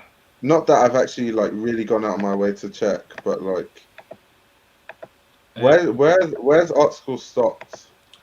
It was in DSM. I don't know if it's there anymore, but yeah, from is it? I can't Seems remember like if it's the it's. type of brand that be stocked in Machine A. Yeah, I don't know, but they've picked up loads of new stockists apparently. In the I don't know, I haven't announced this yet, but I'll do it on here. We've got an interview with Eden from Art School, in the zine as Hey. well. So yeah, they talk about how they've picked up loads of stockists over the quarantine. Yeah. So yeah, you'll be seeing them in many more places, I guess. Ew. Look, let me show you something. I just disagreed to giving them my cookies and nothing happened. So there, you can do that. Oh, have you found it? I was just looking for the link. Yeah, I'm scared some other photos might get this flagged or something. Where is it? But you can go into the gallery, you know? That'd be Where's easier. the gallery? Like, you've put that. Is this it? Mhm. Okie dokie. Is there a different type of view for this? Yeah, that I feel like the HFT zine, I'll probably read it in like one sitting because a lot of the interviews are so fascinating. I'm like, oh, that's so interesting. There's like literally so much reading work on it, and like we've had to like shorten every interview. So like, yeah, Damn. if we'd have Why? like just because it's 200 pages already, like Yeah. if we hadn't like edited it down, it'd be like 400 pages. Did you have imagery to go with everything? What do you images? Yeah. Most of them have like images that the designers sent in. What are the legalities of that? I mean, it's their responsibility then, I guess. Is it if they give permission? Yeah. Have you checked that? Most of them are commissioned by them, so it's fine. Yeah. Like, or like it's through their PR and stuff. So I don't know. Okay. But yeah, it's only print as well. Like it's not like yeah, it's not like if it was online, they could prove some like crazy numbers that have seen it and charge for that. But yeah. It's only 1,000 copies, so Okay, that's cool. Yo, Yeah. that's a limited Yo, edition. by the way, if you do have like extra footage, we wouldn't mind having that. If you Yo, don't. you should drop a limited edition unabridged version of the zine. Or just like Could do. We'd love to see that. like send us the interviews. I really wanted to like release the audio version of the Kim Jones one, but they wouldn't allow me. Because it's Damn. like someone can actually understand. Bro, You're actually quite nice that you asked for their permission. Yeah, I kind of just posted. Honestly, I'll just post there. I wouldn't even ask. I post it. Yeah, but, Ah, you know, you're I better don't than really want to piss off Dior though. yeah, Like yeah, that would yeah. be I kind get of it. career suicide. Yeah. yeah. Screaming. It's always so interesting. They're like, the stipulate like the things you have, the regulations. It's like because like even like with styling, some brands you can't like pair it with anything else. You have to. Yeah. That's like It can only comms like that. it can only be like that brand head to toe. You Yep, can't accessorize with anything. You can't like you know. Geez, I'm having jollof rice for the first time in so long, and I'm so happy.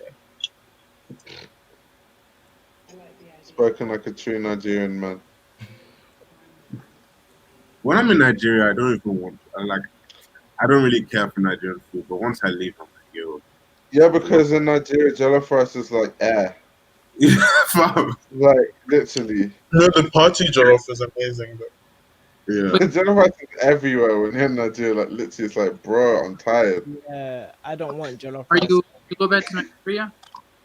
What me? No, I normally go every Christmas, but I couldn't go because COVID this year. Oh, okay. Yeah. I wish I could take off my street food. What Wait, did are you you say? Oh, by the way, I've found some interesting Nigerian brands. I'll share them with you guys. Like brands that I've never like. They don't have clout. They're not like Kenneth or I Yeah. never Orange really Culture. shop, you know. I have a friend This. there, this brand I like. What street soup? Yeah, totally. When did Interesting. Last I went to street soup last year. Not gonna lie, it was a bunch of bullshit. I won't lie to you. It Bro, more was a went bunch of live.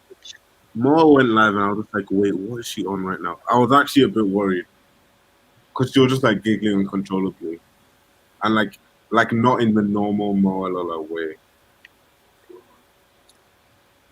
I was a little scared, but I still wish I went, man, because like Skepta was there Mm.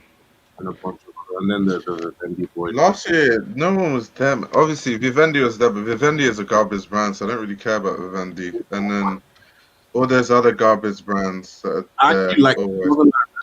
actually because I didn't even know how to. This kid, you know one of my Vivendi's watching this his right older now? brother, his older Let brother. them watch it. Your brand is garbage. I don't agree. Let By the them way, watch. If they don't know by now, they need to know. Oh wait, you guys showed this earlier. I just deeped it.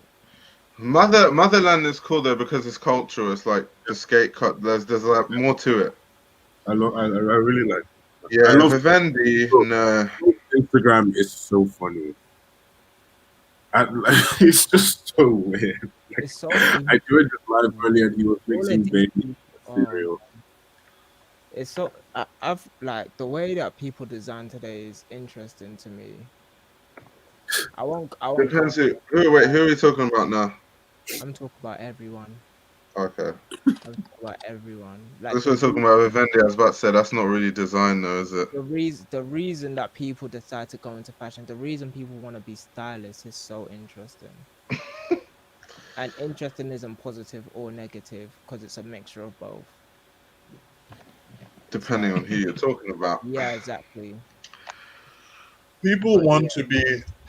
They believe I think they think creativity is now the measure of popularity. Mm. You know, And I guess it kind of always has, if you think about like film and music and all of that. But now they feel like art and fashion My laptop almost fell out of my hand. Oh God, that was crazy. They look like art and fashion. Out there, that was crazy, you guys. That was so crazy. No. Yeah, but they feel like arts and fashion are the areas because everyone is trying to either if they aren't trying to be the next big thing when it comes to arts or fashion, they're trying to find the next big thing in art. Right. Well, look no further. I feel like Virgil. One thing Virgil did do, he made like fashion kind of sexy to the point where like a lot of people just want to be Virgil, but it's like, yo, Virgil actually had a long trajectory to get to where he was, like a long, even with Kanye. But for some people, people just think they're just gonna print on some t-shirts with no like cultural relevance or any backing from anyone notable and just like make it. How does Vivendi have like 15 films? I don't. Hey, yo, what do you guys think about? Because they're pushed by Grace and all those people endlessly. I don't understand why Grace pushes that Vivendi brand. It's got like, don't waste your resources on a brand like that. I just don't get Let why me she just does tell you. that. Let me just tell you something really quickly. These people, but when I say these people, I mean like Grace and all. They care more about clout than they do.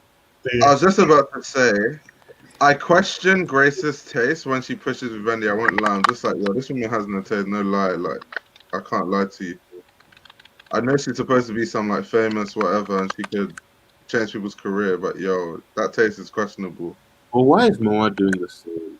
Is it that she like they're friends and they're just always together, or what is it? Because No, they're friends. They're friends. Moa and the Vivendi boys are always together. Yeah, they're friends. They've Daniel, literally am I known lying? themselves forever. Yeah, Pardon? they've known each other since forever. Yeah, Oh, okay. like isn't it all them Jimmy Ayeni and all those Yeah. girls? Good. Look at this goss. Look all of you gossing. What school did Moa go to? Did she go to Green Springs? Went to Grange.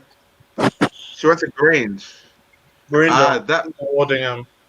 that makes a lot more sense now. She went to Grange. Ah, that makes a lot of sense. The Grange is in GRA, right? Right? Yeah, the mainland. Yeah. Yeah. Yeah. That makes a lot of sense.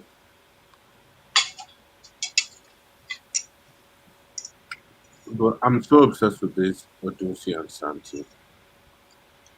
This sound, bro. Or don't see. Or don't see Yeah. doesn't even make African music. Do you know how funny that is? Well, what is African music? Does it all have to sound Don't the do same? that. Don't do that. Actually, What? You can't just say What? I'm not even gonna he's speak to you about African and he's making music. Wait, what So did Damilare say? I'm he not said even. Odunsi doesn't make African I'm music. not even. I'm not even gonna What did do that. Damilare say? That He was said I. Odunsi doesn't make African music. I mean, If he's African and he's making music, then it's African. This guy, fam. Anyways, let's look at some clothes. I don't think he ever classified himself as an. Yeah, I don't think he did like an I don't think he Afrobeats ever artist. classified himself as that. He Anyways, makes like That's sort not of what he's like trying an to do. Afro pop kind of like electron. Like I don't even know what to call it, Yeah. but yeah, he never said he was an Afrobeats type He of just guy. went out and was crazy. did I I don't say know. Afrobeats? I didn't call them Afrobeats. I think one thing though is that anytime an artist comes out of Nigeria, they are expected to have that sound. It's like Tay Iwa, for example. People say he doesn't do Afrobeats like it's a bad thing, but it's just his sound. It's just different. I love Che.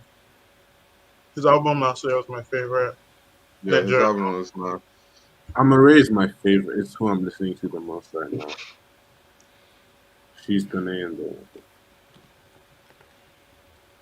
There's a lot of people that are Nigeria coming out of Nigeria now that don't have that Afrobeat sound. Like even Thames or who else? Bro, Thames is crazy. There's a few of them that don't really.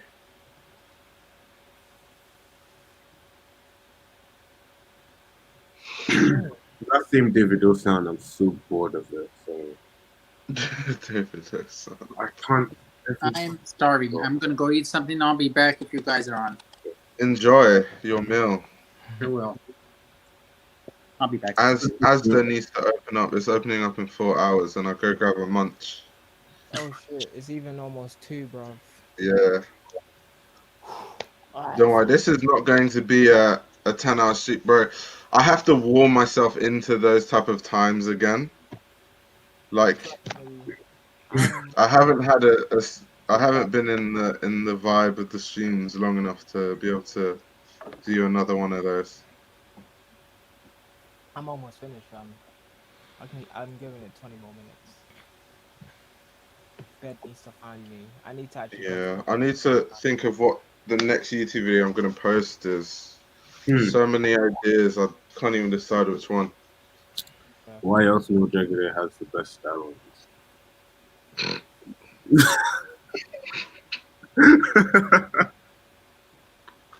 I'm dead. I do want to get more into fashion again, though. I'm not up to date at all, bro. Same. Yeah, I feel like after I'm packed today, sleep, Oh, when I Carson. wake up, I'll finally like catch up with all the stuff that's happening. Yeah. Okay, Carson said he's gonna jump on. Carson, you can get the link from the group chat.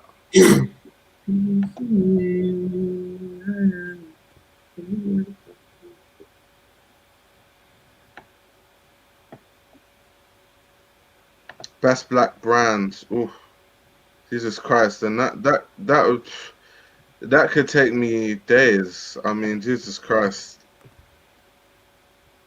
There's And a lot then secondly, yeah, first of all, there's a lot of quote unquote black designers. Secondly, I don't like to other black designers because that's kind of what they fight against. So I just want to be known as designers, not black designers.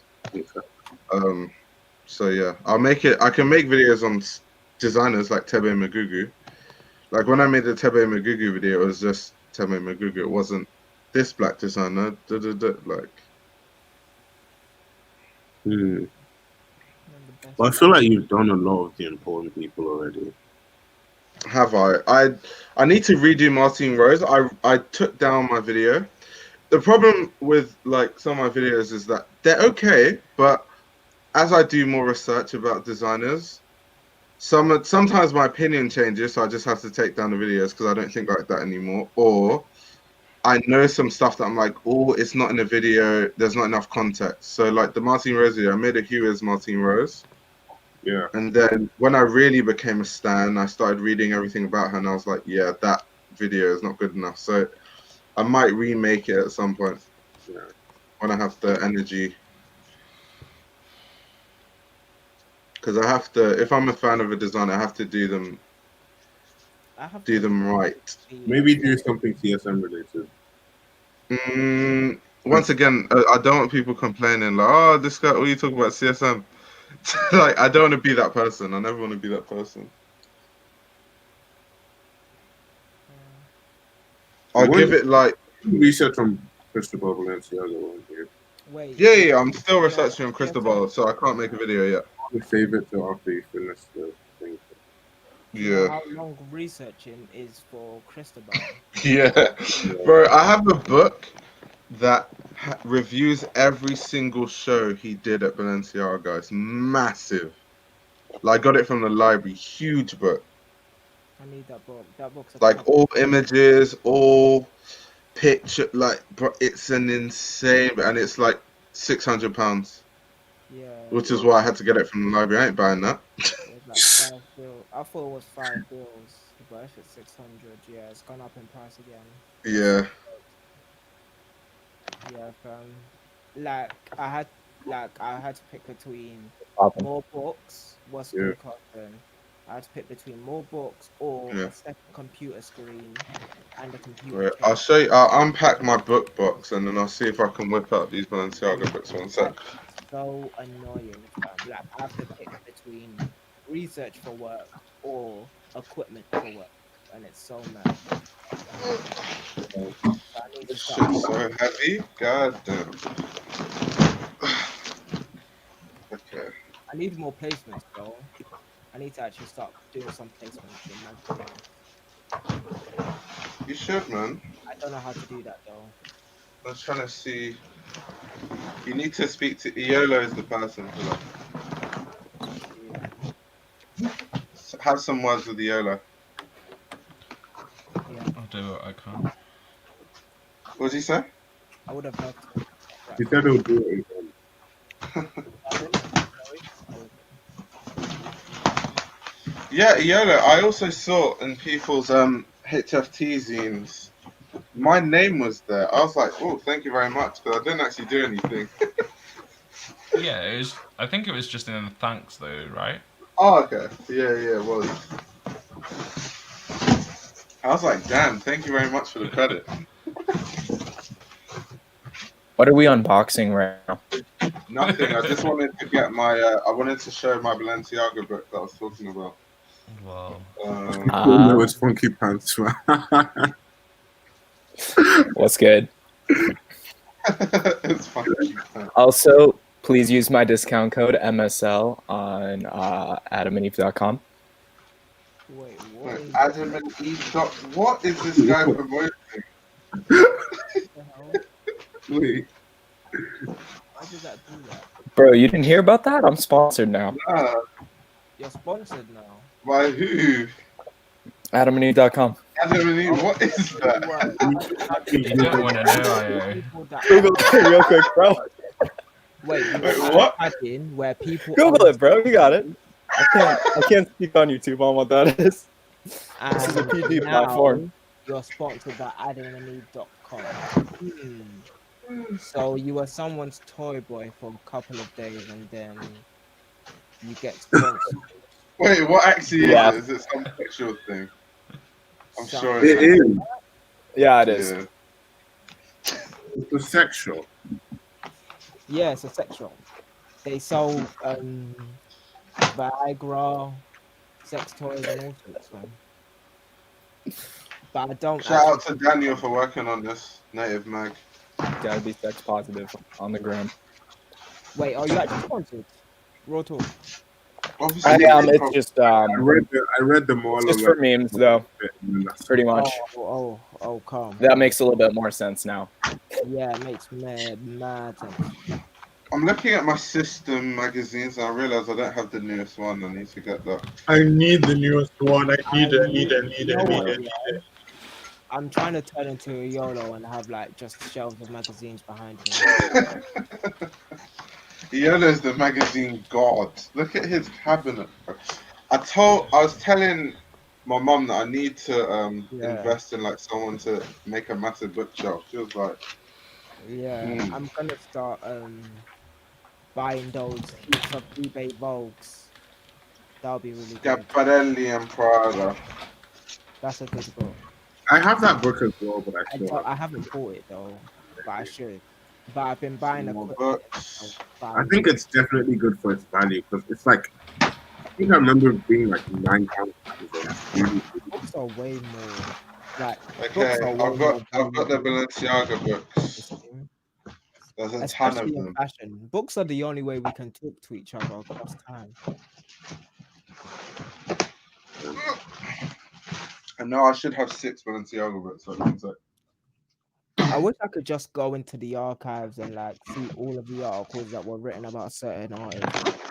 Okay, let me show you this gem of a Balenciaga book. One sec.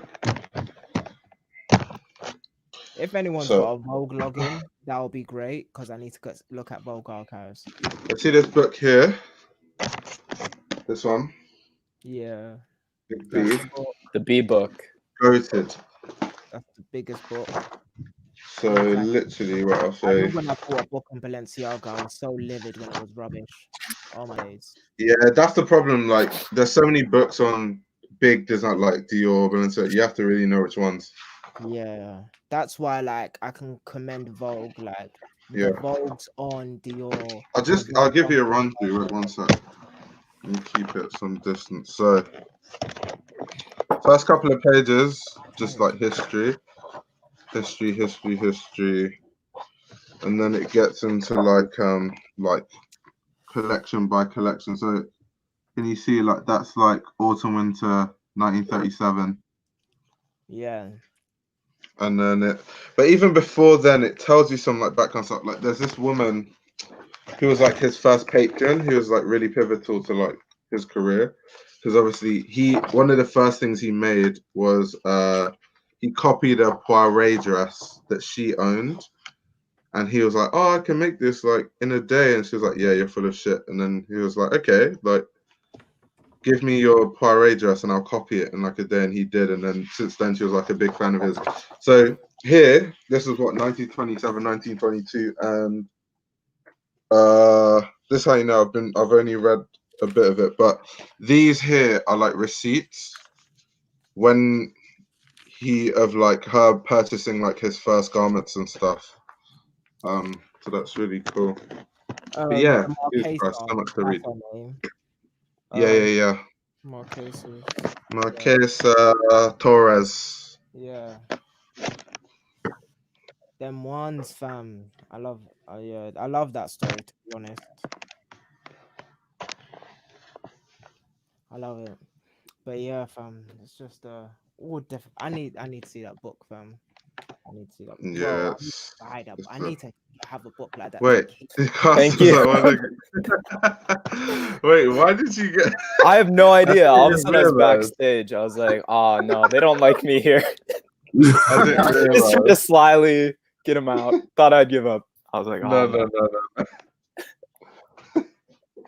No. Hilarious. I have a book here by Hamish. Well, Hamish worked on it. He didn't write it. Well, he kind of wrote it. The Balenciaga in Spain one, which is really cool. Oh man, yeah, I need that one. That's about the black, like because it's super important. Because I think that book has information about the dyes and all of that type of stuff. So, that's a really pivotal book when you're researching Balenciaga. It's just which one you want. Like, so this one, Balenciaga and His Legacy, doesn't go in depth as like some of the other ones, but it has the best images, so you can really see the garment details. Like if you look at, so depending on like, so all of them really have their place. Depending on what you want. The Vogue one, you read this one first because it's like the best, like quick background.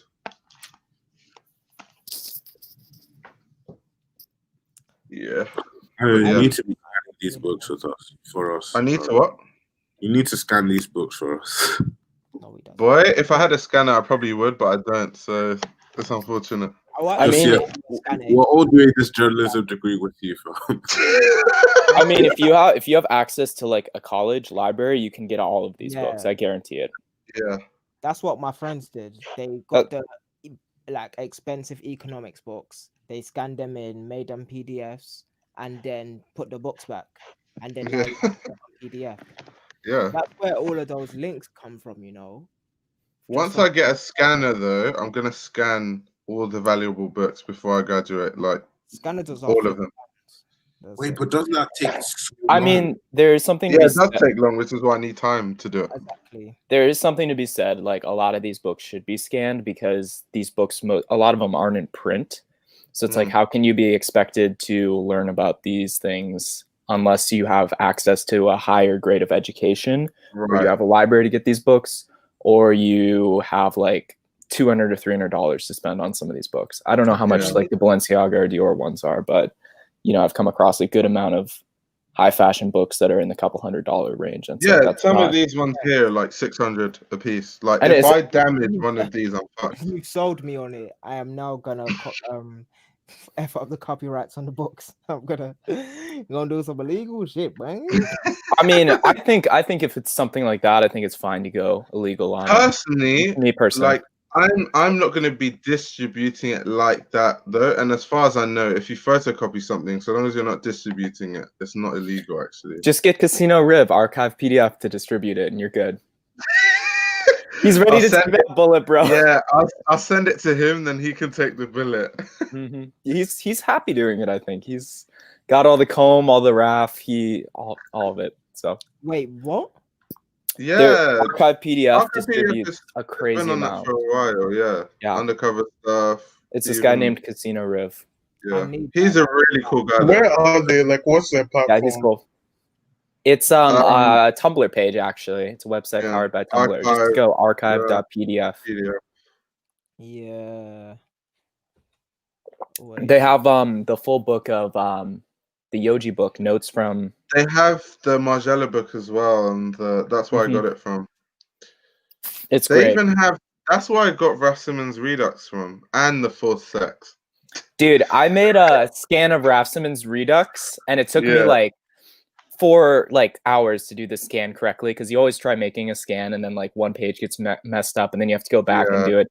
And then a week later, Casino Riv made his archive PDF scan. I was so PO'd. I got Redux. I was so excited. I was like, I'm going to scan this for everybody. And then a week later, Riv does that to me. I was like, bro, I'm not going to. Someone did the most OP scan the other day and sent it to me. I was like, you are a G. Like the book I've been looking for, Antwerp 6+. Someone finally scanned it and sent it to me, but he was like, keep it low key, because like I'm not sure how I'm gonna distribute it yet. So I was like, okay, cool. I'm gonna enjoy this one. I never knew these existed. I have so many. How do I download this? Crazy. Archive PDF? Yeah. Yeah, just you can download it from the website, like straight off the website. You can either download it or just view it on Google. I would just recommend viewing on because Google. I'm on it right now, archivepdf.net, but I don't see where the download button is. Here, let me get. I got you. One sec. Hey, Malik, I just saw his question. He has a good. From a conversation I had with my mum, is female nudity in fashion/art a little sexist? Depends on the time period, but probably. Yeah, it is. It is heavily sexist. It was heavily sexist. Because the whole thing it was about selling sex, wasn't it, and objectifying women to try and It depends. That was when people first discovered marketing as well, and that's where the term sex sales was coined. So, it depends.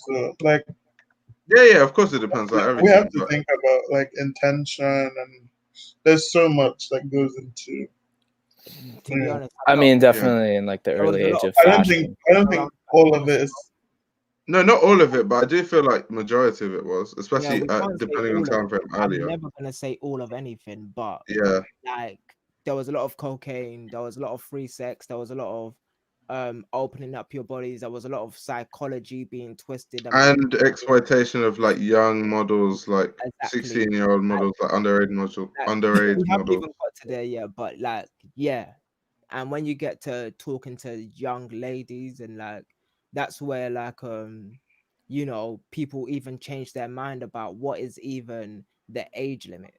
Like if you're talking about social and politically, and like what is the anthropology of humans back then, like the age limit went from 15 16 to 18 to 21.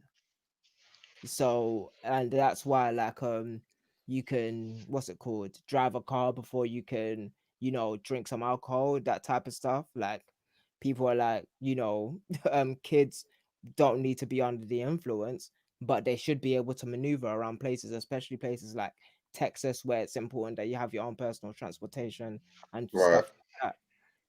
So yeah, like it's super duper important for that. But you can't drink alcohol because you're not smart enough to even drink liquor yet. But yeah, there's all of that stuff that was going on, but that's just it.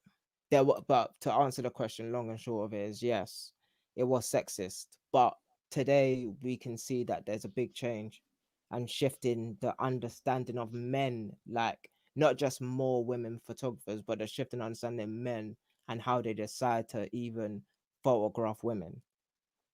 Yeah. But that means a lot of problems with that one. Jump off. I believe if it serves the. Oh no, never mind. Okay. Ooh, damn. All right, calm. I got the Tumblr scans. After I finish my portfolio, this is gonna be a good time, fam. Oh my days. Yeah, there's some really good ones. It's been good. If you remind me, I'll email you the Antwerp one, 6+. I would read My Dear Bomb. That's beautiful. Yeah. Thank you, peoples. Thank you, everyone in the chat. It's been a pleasure having you guys banter and go with us. I swear, I thought things Wait, what Yo, the- you just turned on echo mode. That's fire. What's that mean? Oh wait, yeah. Oh, he said my mic. But yeah, peace out, guys. This guy really just turned on the echo mode. Jesus Christ. Suddenly I was like, what was dang. going on? That's sick. Like, bro, what just happened there? Jesus Christ.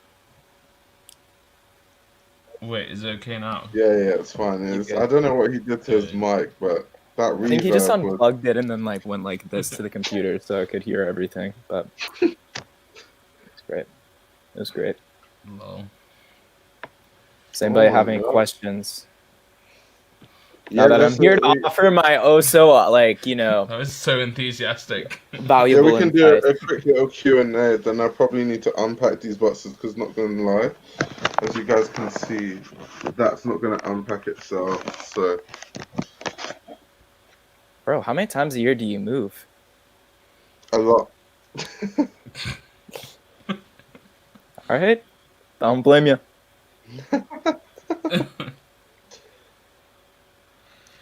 What are you doing in Antarctica?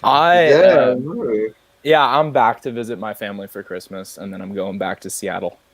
So, Is it cold like Minnesota? It is cold like Minnesota right now. Is it cold like Minnesota? It's cold like Minnesota.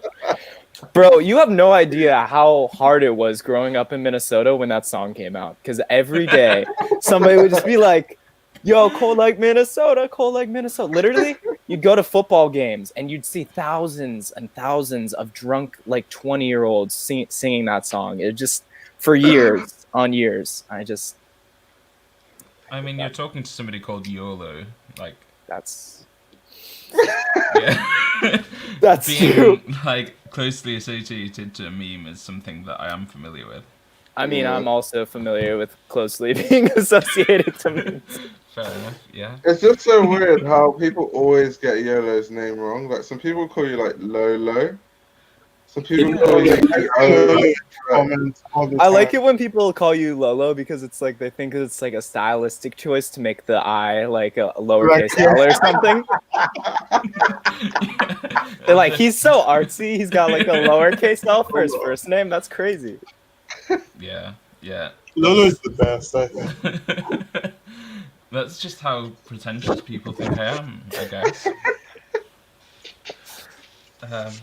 But yeah, that's fine. Oh my god. By now, like, I'm just so, like, used to, like, it. But yeah.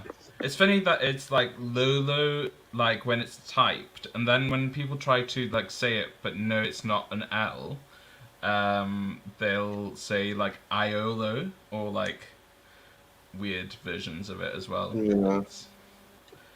It's fun. Yeah, what does the name mean, though? What does your name mean? So it's... So you know Jehovah is the name of God? Yes.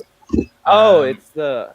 Okay, that makes sense. So there's a Welsh version of that, which is Iorwerth, and then YOLO is short for that. But it also... It has a meaning that predates the Bible as well, which is to do with sort of precious, and also some form of like blue gems or diamonds. So yeah, it has sort of many meanings, but it's kind of like precious, like God. But also like the literal translation of the Jehovah in Welsh is God worth, or like worth the same as God. So yeah. So basically I am worth the same as God.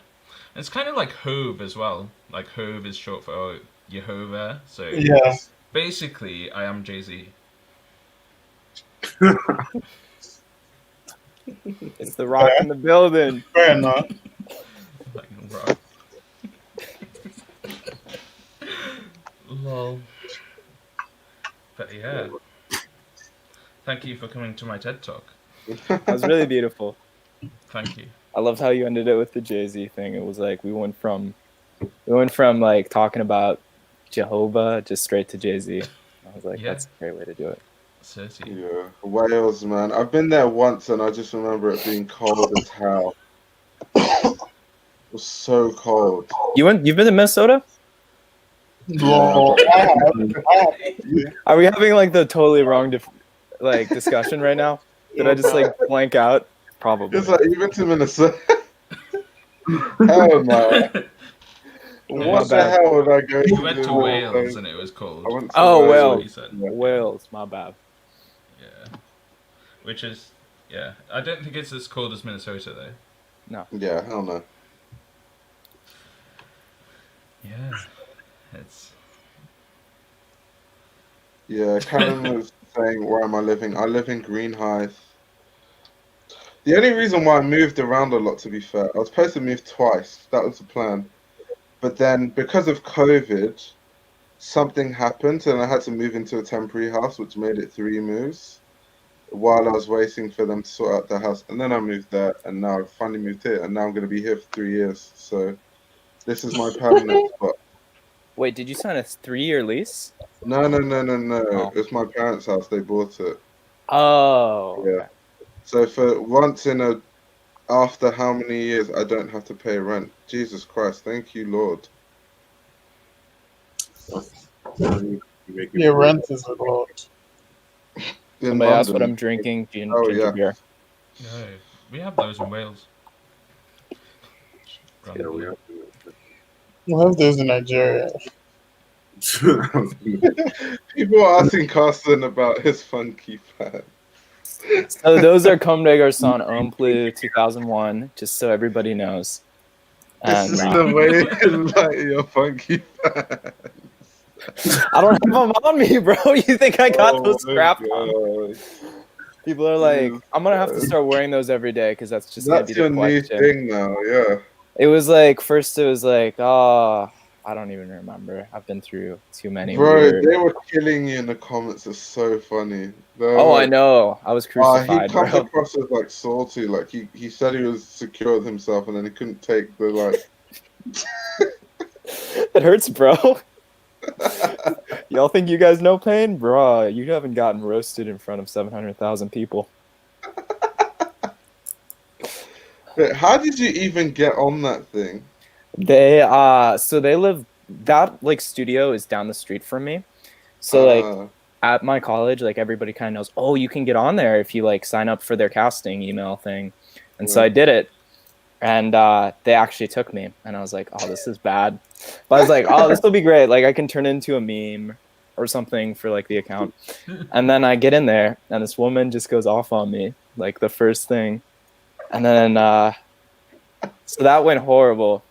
And then that got turned into a whole video, and they put me in the thumbnail and everything. I'm not even trying to be mean to the lady, but like she was judging people based on their like physical appearance, and like objectively speaking, she didn't have the best physical appearance. No. So I was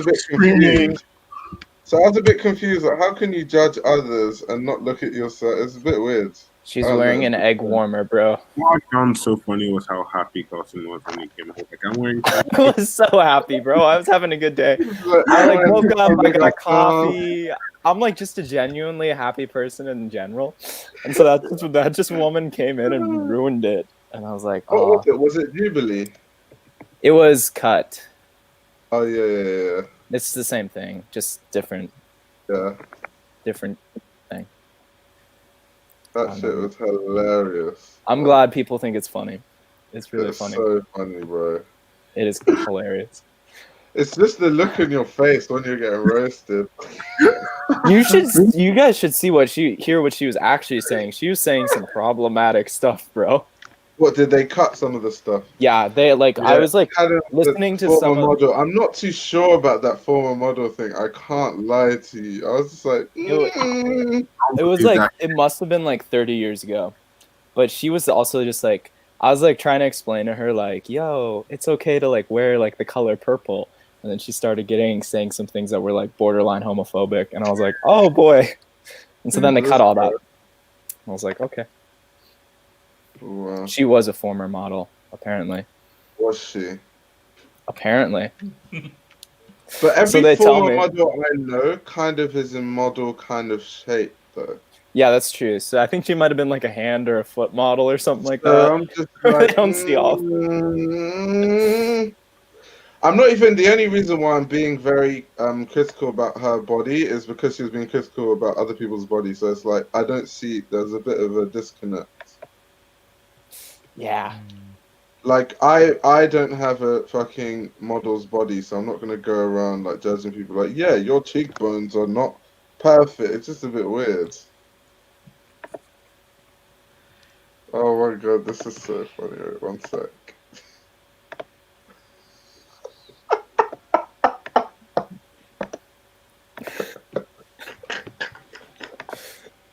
Oh god. You're gonna get copy striked. Yeah, I'm not gonna play. Well, I'll play it, but like I'll mute it. You can just watch the visuals. Look at the way Cast is looking at. I like this. Put the subtitles on, and then Carsten can read it out in his voice. Hello.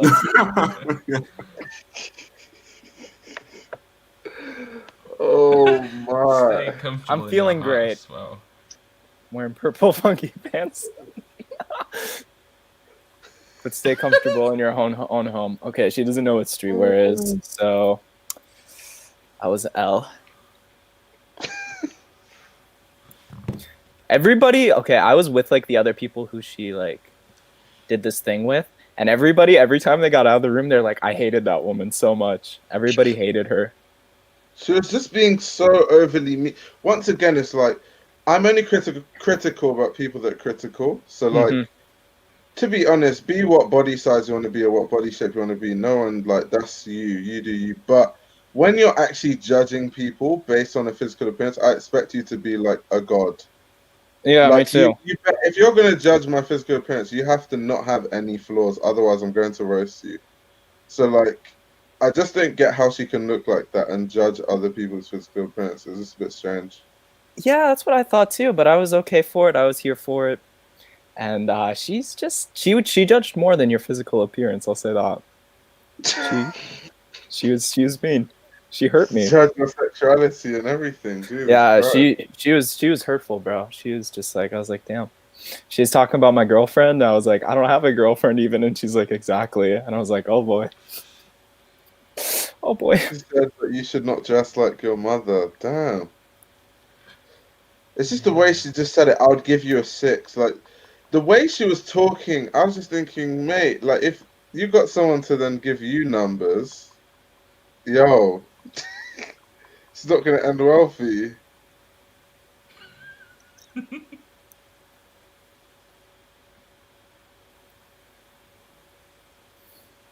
I did make some friends on this show. There's my boy Nathan right there. He's a homie. I set him up with one of my friends who's a female. True story. Yeah. I was like, is he actually being serious? I am not being 100% serious.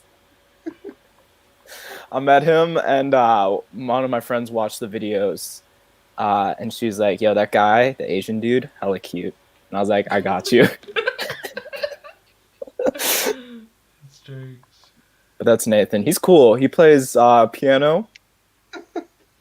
He's in a math rock jazz band in college, apparently.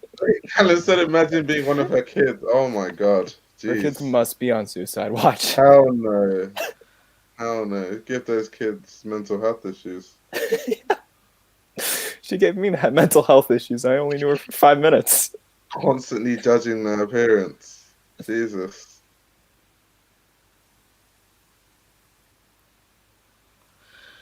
Yeah.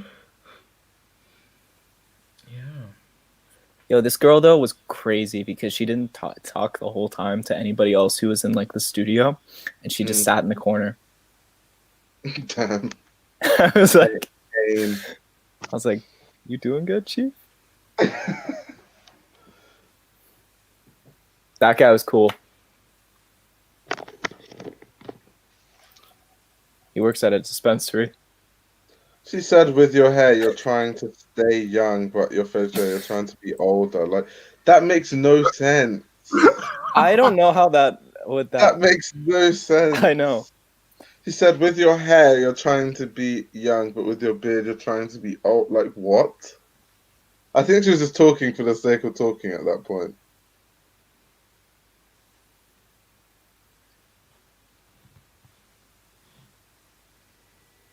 She said, "Stay with performing" or something.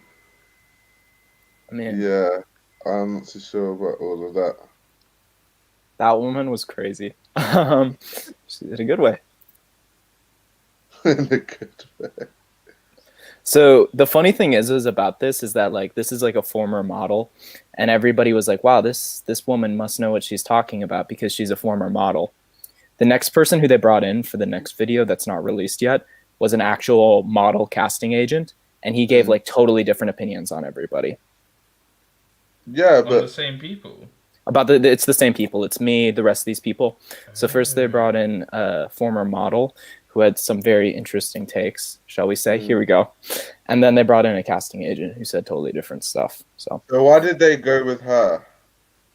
For the first video, I have no idea. Literally, I was talking to the director after she left, and he was like, I'm like, what does she do? And he's like, I have no idea. I don't even know how we got her.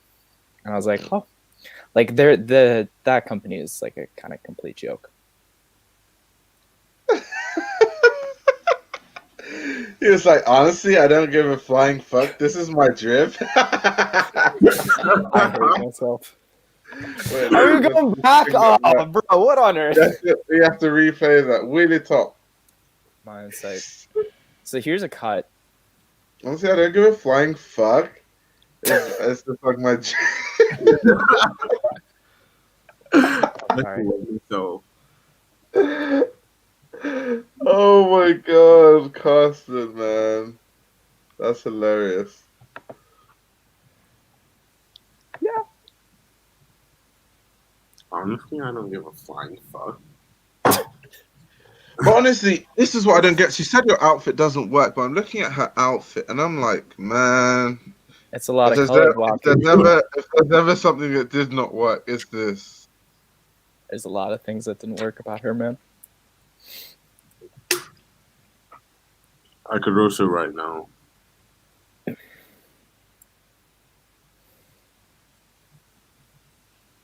So that she looks a bit sus. Bro, this whole thing was. Carsten was dripping. I don't know what she's talking about. I was doing good that day, and then my ego got hurt. My ego got hurt. Badly. I think it's just the comments that killed me. They're like, "Yo, this guy looks salty. The guy in the funky pants looks salty." Yeah, I woke up on Thanksgiving morning and just read through all of those. It was great. Did some of them find you on Instagram? Oh yeah, about 1,000 people. What did they say? Literally, so many people commenting, DMing me. Damn. Whoever. I was like, I don't know who these people are, but they have some really strong opinions about the 10 seconds of me. Wait, what Instagram? Huh? Your main Instagram or your spam? Both. Yes, MSL is my spam. With 97K followers.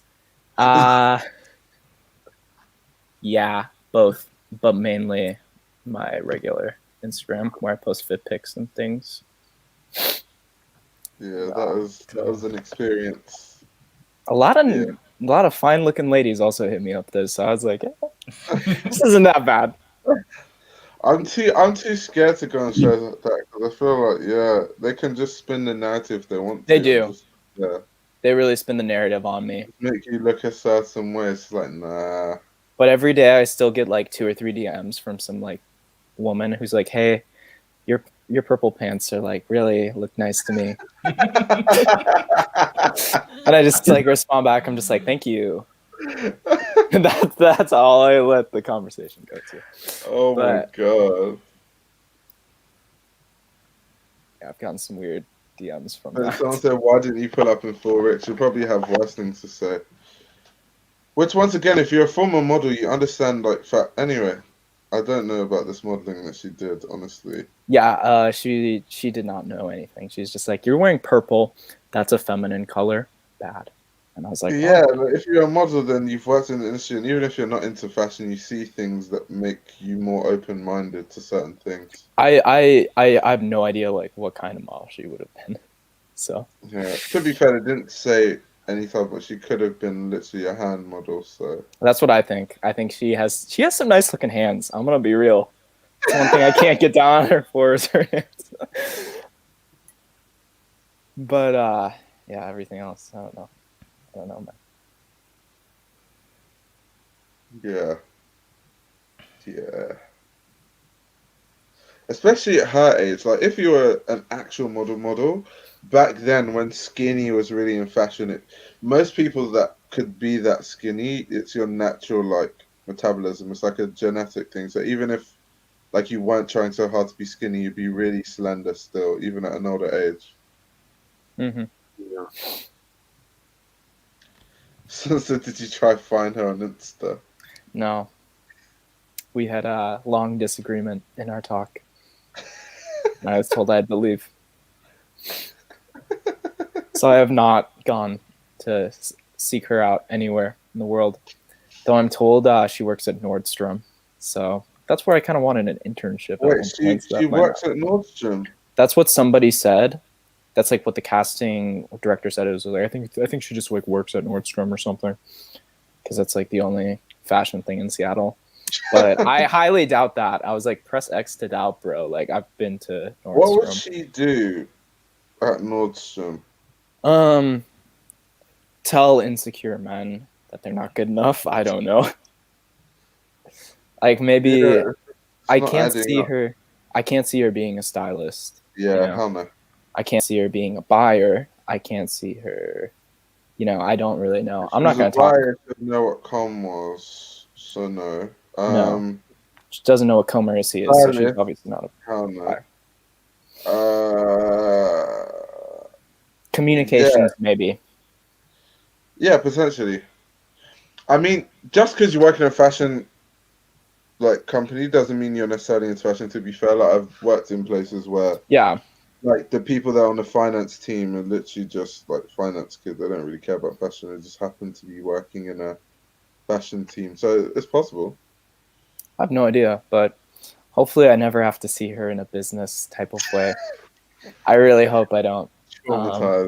There's a chance that I will, though, because, life is so full of surprises. Yeah.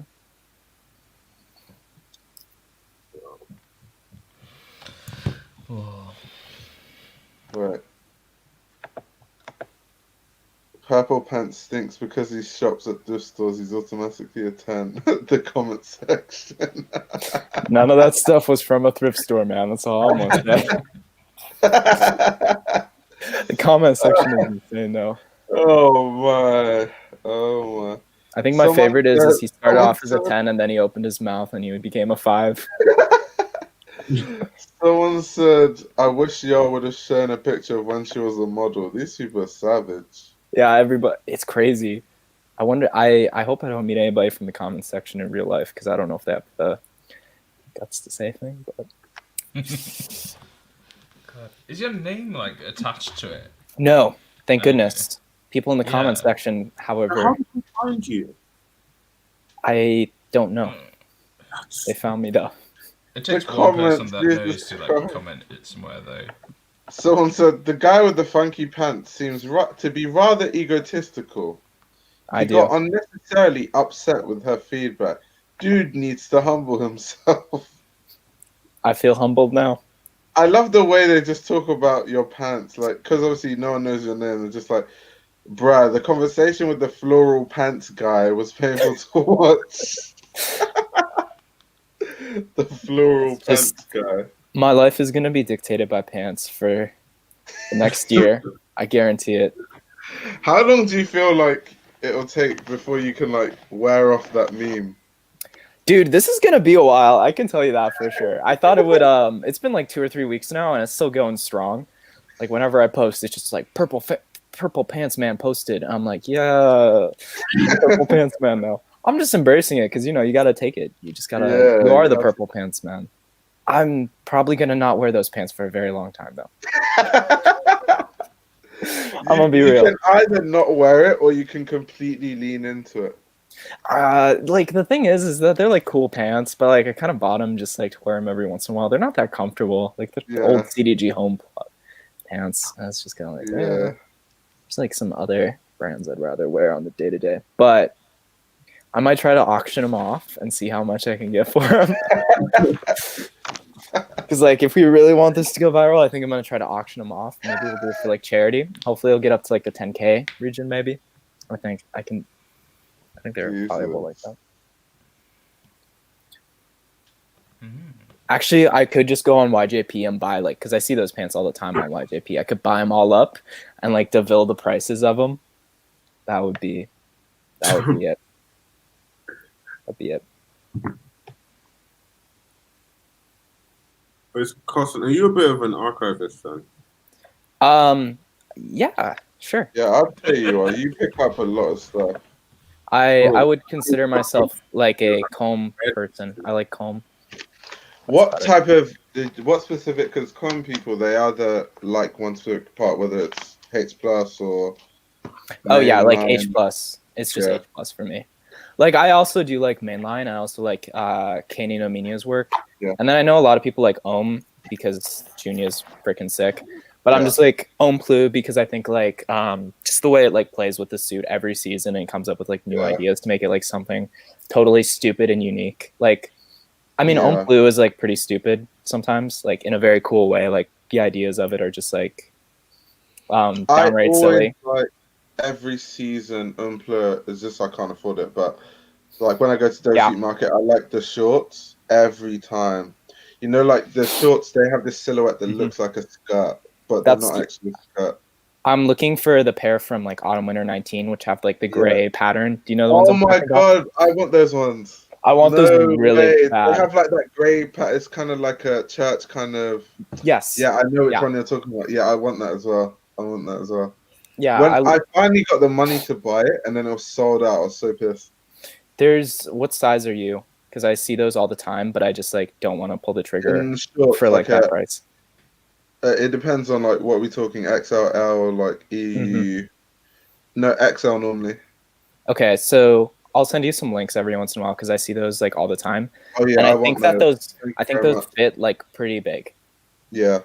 So, because I remember I tried on a couple of pair of pants from that season, and they fit like super big, and I had to get like a small, which is not normal. But yeah, I can send you the links on those whenever I see them. But I want those so bad. It's just like, oh, so good.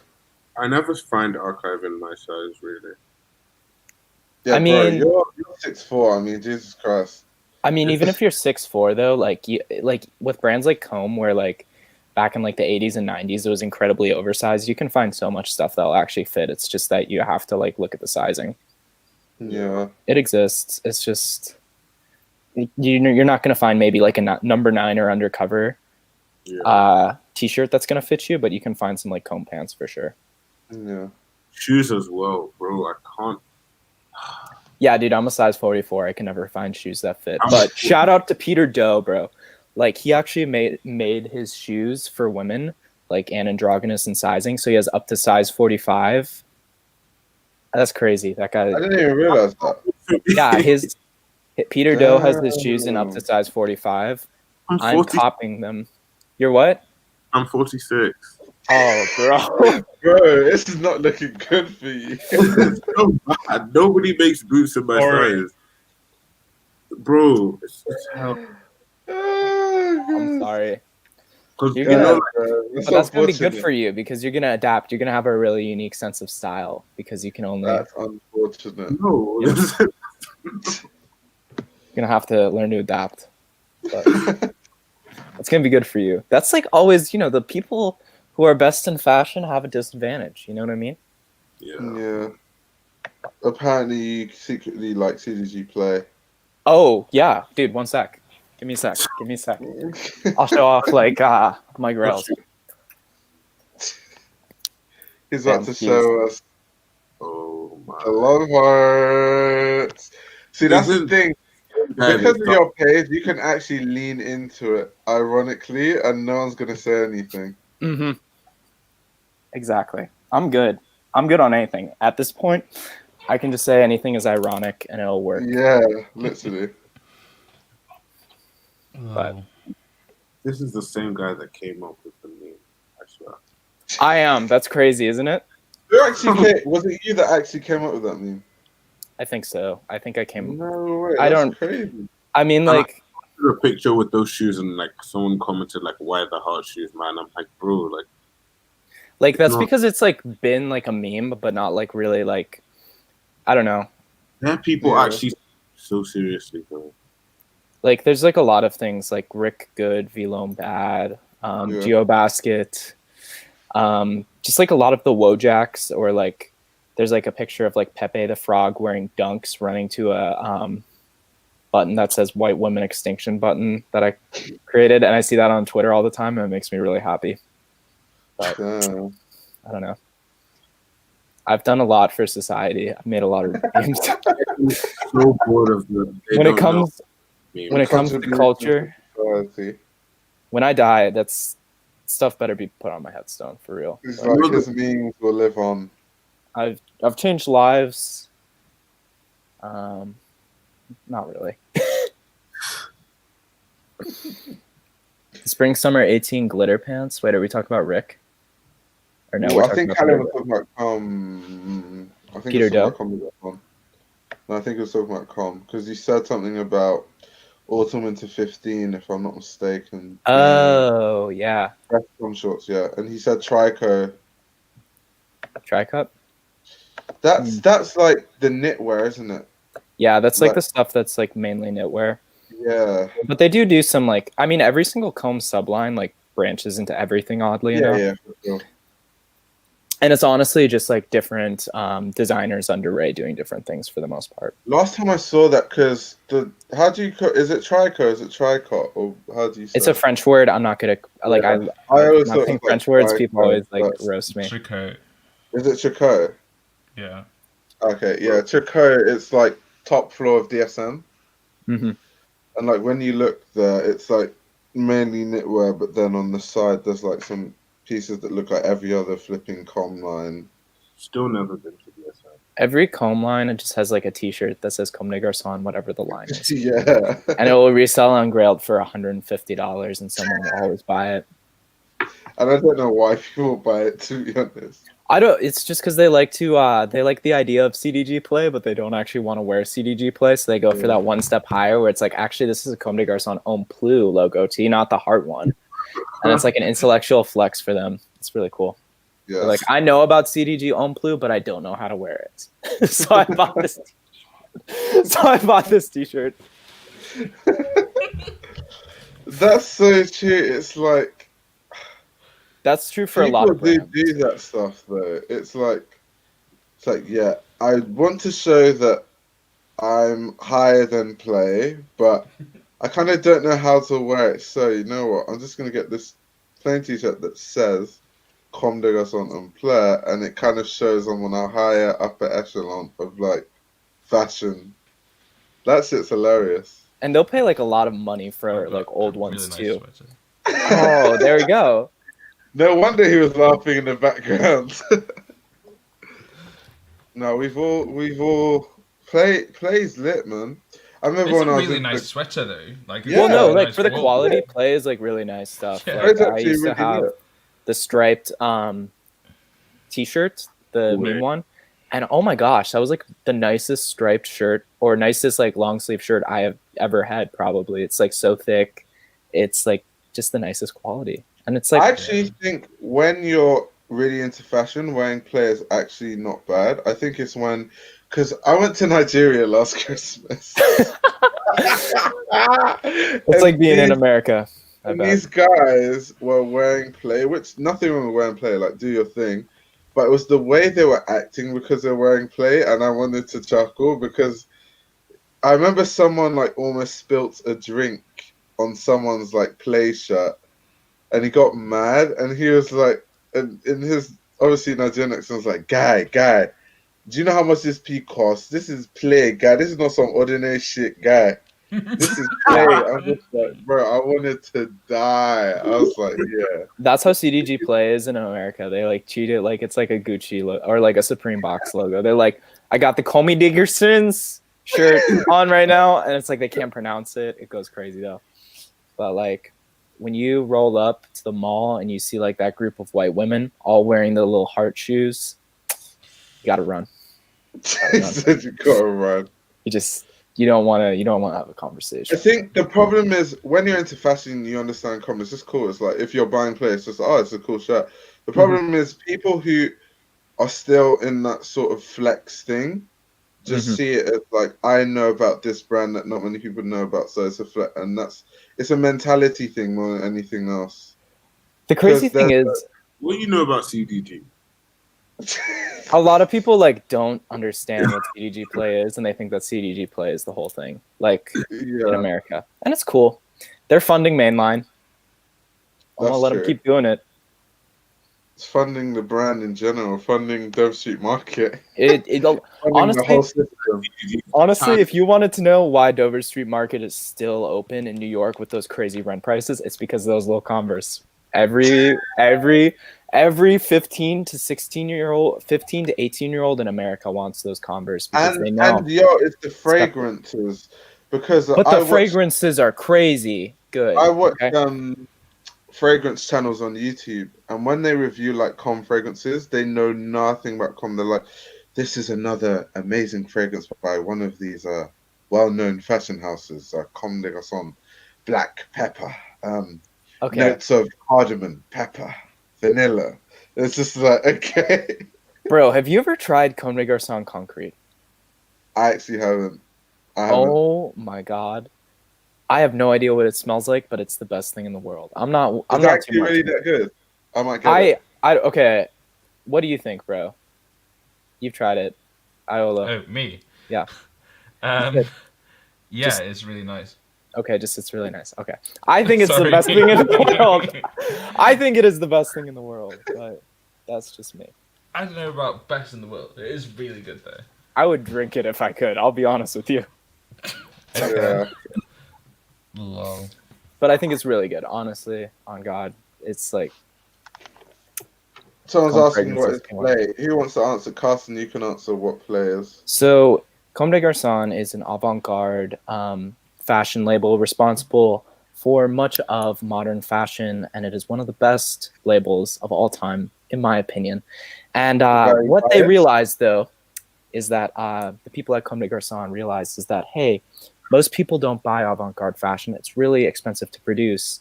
What if we could give people something just, to take home to say they support the brand, but they don't know how to wear our clothes because it's too crazy. For the people who want to be in the know, good quality items, nonetheless, though, very good quality. And so CDG Play was invented in the early 2000s, and it is for people who want to participate in the culture of Comme des Garçons, but are just maybe want a basic or don't know how to wear the crazy pieces, or it's just an affordable kind of thing for others. So pretty much it's just t-shirts, sweaters, cardigans, long sleeve t-shirts, shoes, Converse, whatever you want. They just slap a heart on it, make sure it's good quality, made in Vietnam, nice stuff. And it funds most of Dover Street Market. So it funds most of everything, yeah. Everything's to do with Com. Honestly, true that. How many labels does Com have? Because even I know, let's try it. So let's try. Okay. There's Girls one. There's of course. There's Play, so that's already shirt. 3. There's shirt. 4. There's black. Play is 5. Black is 6. That's Tricot is 7. Their Beatles collaboration, I think, is ongoing and always happening. Yeah. So there's the Beatles, Junya Watanabe, his sub-label through Com. Watanabe, I don't really know how to say his name. Yeah, Watanabe. I don't know. So are we counting all the sub-labels? That means we're counting like people like K as well. K, yep, K would be one of the sub-labels. Because it's anything, Gosha is part of the Com family as well. Yeah. got 11 basically. That's crazy already, but we're not even all Yeah, of them. not even close. So wait, did we do Ohm? Did we did Ohm Plu? Did we do Home Do? No, we didn't. So that's Ohm 12. Do. Okay. Did we do Tricot? Tricor? Yeah, we did. Okay, we did that. Evergreen. Yeah, okay, 13. You done CDG? Yeah. Have you done mainline? Oh no, we didn't do CDG. Like just CDG. No, Oh, no. So CDG, CDG. yeah, Okay, yeah, so yeah, that's yeah, 15. yeah. So that's But 14. that brings in a lot of money, just CDG. Yeah. Do you What know how about many the people homeware have and that stuff? CDG jacket with the CDG at the back? So many people have that. Bro, I mean, honestly, it goes like CDG play, CDG, and then it goes like everything else. Yeah. But so that's like 14. Yeah, And that's we're not, 14. and we for sure don't have them all. Yeah, Have we for done sure. the homeware even? There's like 2 homeware lines. Oh yeah. Are they separate lines? Oh damn. Yeah, there's one in the basement and one in the top floor. Yeah, I So we're know talking top about floor like their where the candles. cafe is. There's that one. Yeah, I one's didn't never know. tried I the just, kind candles. of like you know what? I vintagey didn't and know the that. others. I didn't know that was a com. Like, I just thought it was like just like kind of like those street market. You just kind of find them there. Pretty sure it is like part of the com line. Is Yeah. it? Damn. Yeah, they have that. And then they So we also can have add that. candles, We'll just say perfumes, 15. jewelry. Oh yeah, perfume. Yeah. Jewelry. 16, 17. Yeah, that's true. That's 16 lines, and they're all being pretty much funded Wait, by. does Tao Kurihara have her own sub label on the com? I didn't know that. I just thought Tao Kurihara designed Chico. That was what I thought her job was. This is like why you can't make a video on comb, like one Yeah, single video on comb. It's because like too much. we can't even name all the sublines, and some of the sublines are insane. Some of the sublines deserve like 10 videos on them. Yeah. And then like somebody's like, "Can you make a video explaining Copenhagen songs?" It's like, no, I can explain one collection, and explaining one collection is insane. Do you know how many ideas I have? Like, I made a video on Copenhagen Black like ages ago, Mm-hmm. and I was like, "Oh, let me start a series." And then I started getting into it. I was like, "Maybe not," because it's actually a bit too broad. Like, and I wanted to make a video that's like on all the people that have worked under Ray. So like Tao Kurihara, Junior Watanabe, Kane and Emiya, Chitose Abe, Junichi Abe, like just everyone basically. Didn't June work for Ray, or no? They were just friends. No. So it's just like, and when I started going through the list of everyone that had worked on it, I was like, "Ooh, this is like 15 videos." Ugh. Even what's the person that made a White Mountaineering? That person worked under Ray. I've forgotten what the person's name is. Oh damn, skip my head. There's so many people, dude. Like, yeah, it's just. She's crazy that she's actually tutored that many people, and like I've read in books that apparently Junior like is like the pattern making like god. Yes, he is. So like when people work for the Comme des Garçons house, like he's the one that puts them through learning how to make patterns. He is such a strenuous teacher. It's insane. I think I've read some of that where like people will. It's like Antwerp. Yeah.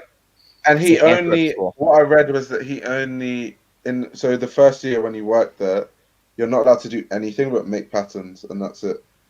So you just have to master pattern, and you get tutored by like Jinya Watanabe, and he's like a beast of a teacher. I can imagine it. I'm trying to think who was the was it Kay who was like really big onto like just fabric? Yeah. That's Kay. Mm-hmm. Even till now, he manipulates like patterns really crazy. Like there's one garment he made that didn't have a seam. That was insane. I know. I still think that's crazy. But like, I mean, like Ray plays with that kind of stuff all the time too. Oh yeah, sure. I mean, it's like it's funny to me, like all the people who are really hyped on Carol Christian Powell, you know, or CCP, or like any of those like artesian, you know, guys like that, artisanal, whatever. Because it's like Combe has done that for years before Carol ever did it. And it's just funny to me. But that's just me. Shout to be out to fair, Connor. you are a bit biased because you are a Com fanboy though. I am a Comb fanboy. I'm sorry. You I need am to extremely biased on this, but then again, like I'll do whatever, you know. Someone's asking you what's the best CDG collection. I have no idea. I have no idea, bro. That's like a hard question. Cuz there's like Okay, mainline.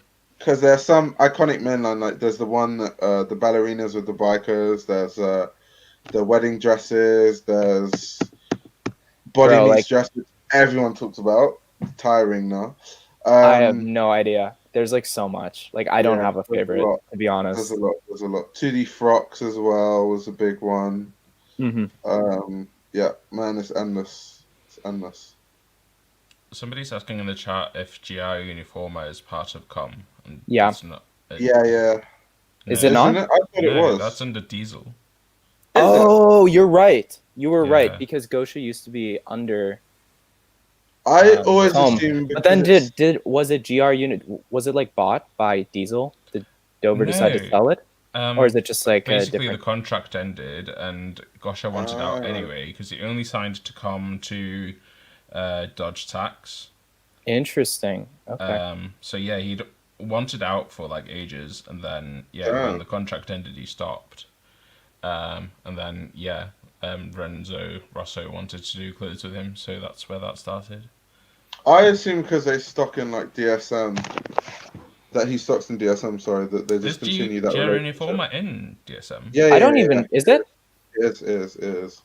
Because I actually almost bought GR Uniform in DSM, so I'm 100% sure about that. Mad. Is anybody still paying attention to Gosha? Nah. I feel like because like I don't know, like this is how I remember, because GR Uniform went on crazy sale. Yeah, I know. I almost bought some. This like black shirt with like a mesh back and stuff. It got reduced like crazy, but I was like, am I really gonna wear this? And I was like, nah.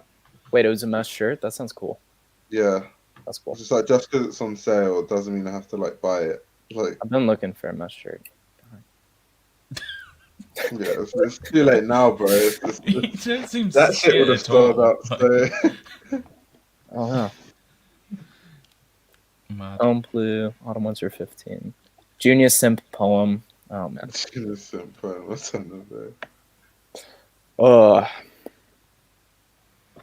No, Com's fascinating. I love Com. Like literally, when I go to Dover Street Market, the first section I go to is the Umpla. That corner. That used to be what I did when I went to Totokayo, and then Totokayo closed, and nearest Dover Street Market is all the way down in Los Angeles. God damn. Now, I don't have a comb retailer for hundreds of miles, so thank you, Seattle, for hating high fashion. All of these people, they can afford to buy Arc'teryx, but somebody says, oh, do you want to spend the same amount but have it be on some Rick Owens? And they're like, nah, I'm not that. That's not me. The Arc'teryx thing is so fascinating. Like, it's so weird how something can be intended for something and then people just run with it a whole different direction. Bro, it's weird because it's like in Seattle, like they're tech nerds, and they act like hype beasts for Arc'teryx. I was sitting on the bus once, and this like 27, 28-year-old dude was like talking to his friend. He's like, bro, I got the Arc'teryx on me. And I was like, you're like an adult. You work at Microsoft, bro. You just said I got the Arc'teryx on me like you're Drake. You're white, too. You work for Microsoft. You do coding, bro. You can't say that. Oh my god. Someone said it's not high fashion. It's not intended to be that, though. It's performance wear. I mean, it's great. It's genuinely great. Yeah, people just changed it into something else. But it is like genuinely like probably one of the most innovative companies. Yeah. So like when I was in the chat earlier and you guys were talking about, you know, like what is high fashion? Is it just innovation?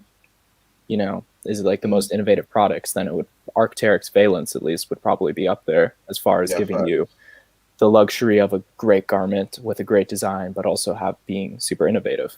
People would put that in the category of tech wear, though, wouldn't they? I mean, tech wear is the stupidest category of all time because it's like anything that is It's like anything that looks futuristic or modern is I tech don't see wear. tech wear as that. I think of tech wear as like utilitarian stuff. So like stuff A made lot of it for is like utilitarian. Nike ACG or like some stuff that Moncler does or things with Gore-Tex. That's what I see as tech Gore-Tex, wear. yeah. I don't see things with like straps. You know that like tech wear as an aesthetic. That's not what I think tech wear is personally. No, but even like Nike ACG or Acronym, for example, like those are truly innovative brands. They're probably the most innovative brands out right now as far as creating clothes that look like what the future of clothes are going to look like, even if they are utilitarian. I mean, that's because the people who are buying the most innovative clothes need to use those utilitarian needs because they're like going hiking, they're going to do whatever people who need utilitarian needs do. I don't really know. Climbing In Seattle, people who wear tech wear, they use all those pockets to put like weed in it. Like get the munchies, put Doritos in your Acronym jacket. Carson's against his fellow Seattle people. I'm bitter because they let Toto Kyle close, which was one of the best like boutiques. I loved it so much, and it's just gone now. I literally have to drive to Portland to buy Rick Owens. So, thank you. Damn. To Portland, god damn. That's 2.5 hours, bro. That's like a lot of gas. Okay. Yeah. I have to beg my friend. I don't have a car. You think I have a car? I'm not allowed to drive, bro. Long story there. Where is it with you not being allowed to do stuff? What did you I've do? lost a lot of my privileges in life. Nah, you see, like, okay, so one time I was driving my friend's car and like pretty much like a snowplow rear-ended me, and pretty much like my friends do not let me drive their cars now, and I don't have a car, so it's just I don't get that luxury. Wow. Oh, so it's not like a legal thing. Not this time. It's not. I was like, damn. I thought like you were in Like, police yeah, I trouble. thought you like No, killed somebody or something. no. Yeah, I hit a child with my car. I'm not allowed to do it anymore. But DUI. Yeah. At least you don't live in. But yeah, it's quite funny. I was for the zine again. I was talking to, I don't know if you know him, Adam Katzindings. He's a streetwear. It's not streetwear. Street style photographer. One of the like most famous ones. And yeah, he was like ripping Seattle to shreds as well. Oh yeah. I love that. Saying like everybody's just, like the only like fashion there is kind of like hipsters and that kind of thing. Yeah. Yeah. I mean, there's actually like a couple. There's a good amount of people who are into fashion, but their thing of being into fashion means that they buy Margiela tabbies and go thrifting, and then next thing you know, they think they're an influencer. So I'm not going to get into it. I don't need to rip on these people. That's what the meme account is for. You think that I came up with this because I was like just genuinely thought this was a good idea one day? Nah, I've seen fashion hell, bro. So, but that's just me. I love Seattle. I love living there, except for the rent and how they killed the one good boutique we had. So, yeah, I feel like Is the rent expensive? Yeah, it's like the second highest in the United States. Oh shit! Why? So that's why all the tech guys are there. Yeah, it's like Silicon Valley, pretty much, dude. Like, it's the same. Makes a lot of sense. Seattle is like crazy tech people. So like San Francisco type of. Yeah. So Amazon is based there. So everybody works for either Amazon, which is based there, Microsoft, which is based there, or Google, which has like one of their has like 4 or 5 corporate offices there. So it's like just a crazy tech culture of like people who know how to code and like Arc'teryx for some reason, like anime, Japanese food. It's just like every single. That's so weird. And then there's so many different types of people that wear different brands. Like if you go to a place full of like a lot of artists, like there's subcultures in London that of like artists that earn a lot of money and commission like high money work. They all wear Issey Miyake and Yohji. It's insane. So it's like a uniform. And I love that because that's just like how it was in the 80s for a long time. Was that like everybody who's into art just wore like Yoji and Issey, and I just want to go back to like, oh man, I love Yoji and Issey also. I'm also, but yeah, it's like certain people who have like a certain amount of money find their uniforms. Like there's definitely a Los Angeles uniform for like the rich girls who live in Los Angeles. Got the Chrome Hearts hat, or like the Chrome Hearts shirt, the Rick Owens Ramones, because you get what's trendy now, and like leggings, biker shorts, like crazy little glasses. There's just uniforms everywhere for elitists who think they're I feel elitists. like LA is the most. I'd hate to live in LA. Like like every YouTuber when they like make it big, they all move to LA. I've never understood that thing. It's because it's less expensive to go to than New York. And you can, well, it's also because certain parts of LA, yeah, it's easier to live in the LA area in general. For example, like I believe, actually no, I'm not going to dox Fernando where Fernando and Jacob live, but it's very close to the garment district in LA, and in the garment district, it's not that expensive to live in that area. And also, so you can go down the street and you can say to people, hey, I would like this made ASAP, and it will get done for you, as opposed to New York. Also, different prices of the garments produced in New York versus LA. And in LA, it's a little bit cheaper to get your garments produced there. But it's also just cheaper in general not to get your garments produced in the United States. So I just assumed the YouTube thing was more about like collaborating and getting clout and stuff, though. It is a big part of that. But then like for me, like a lot of people I know who have moved to LA has just been because of the garment district there.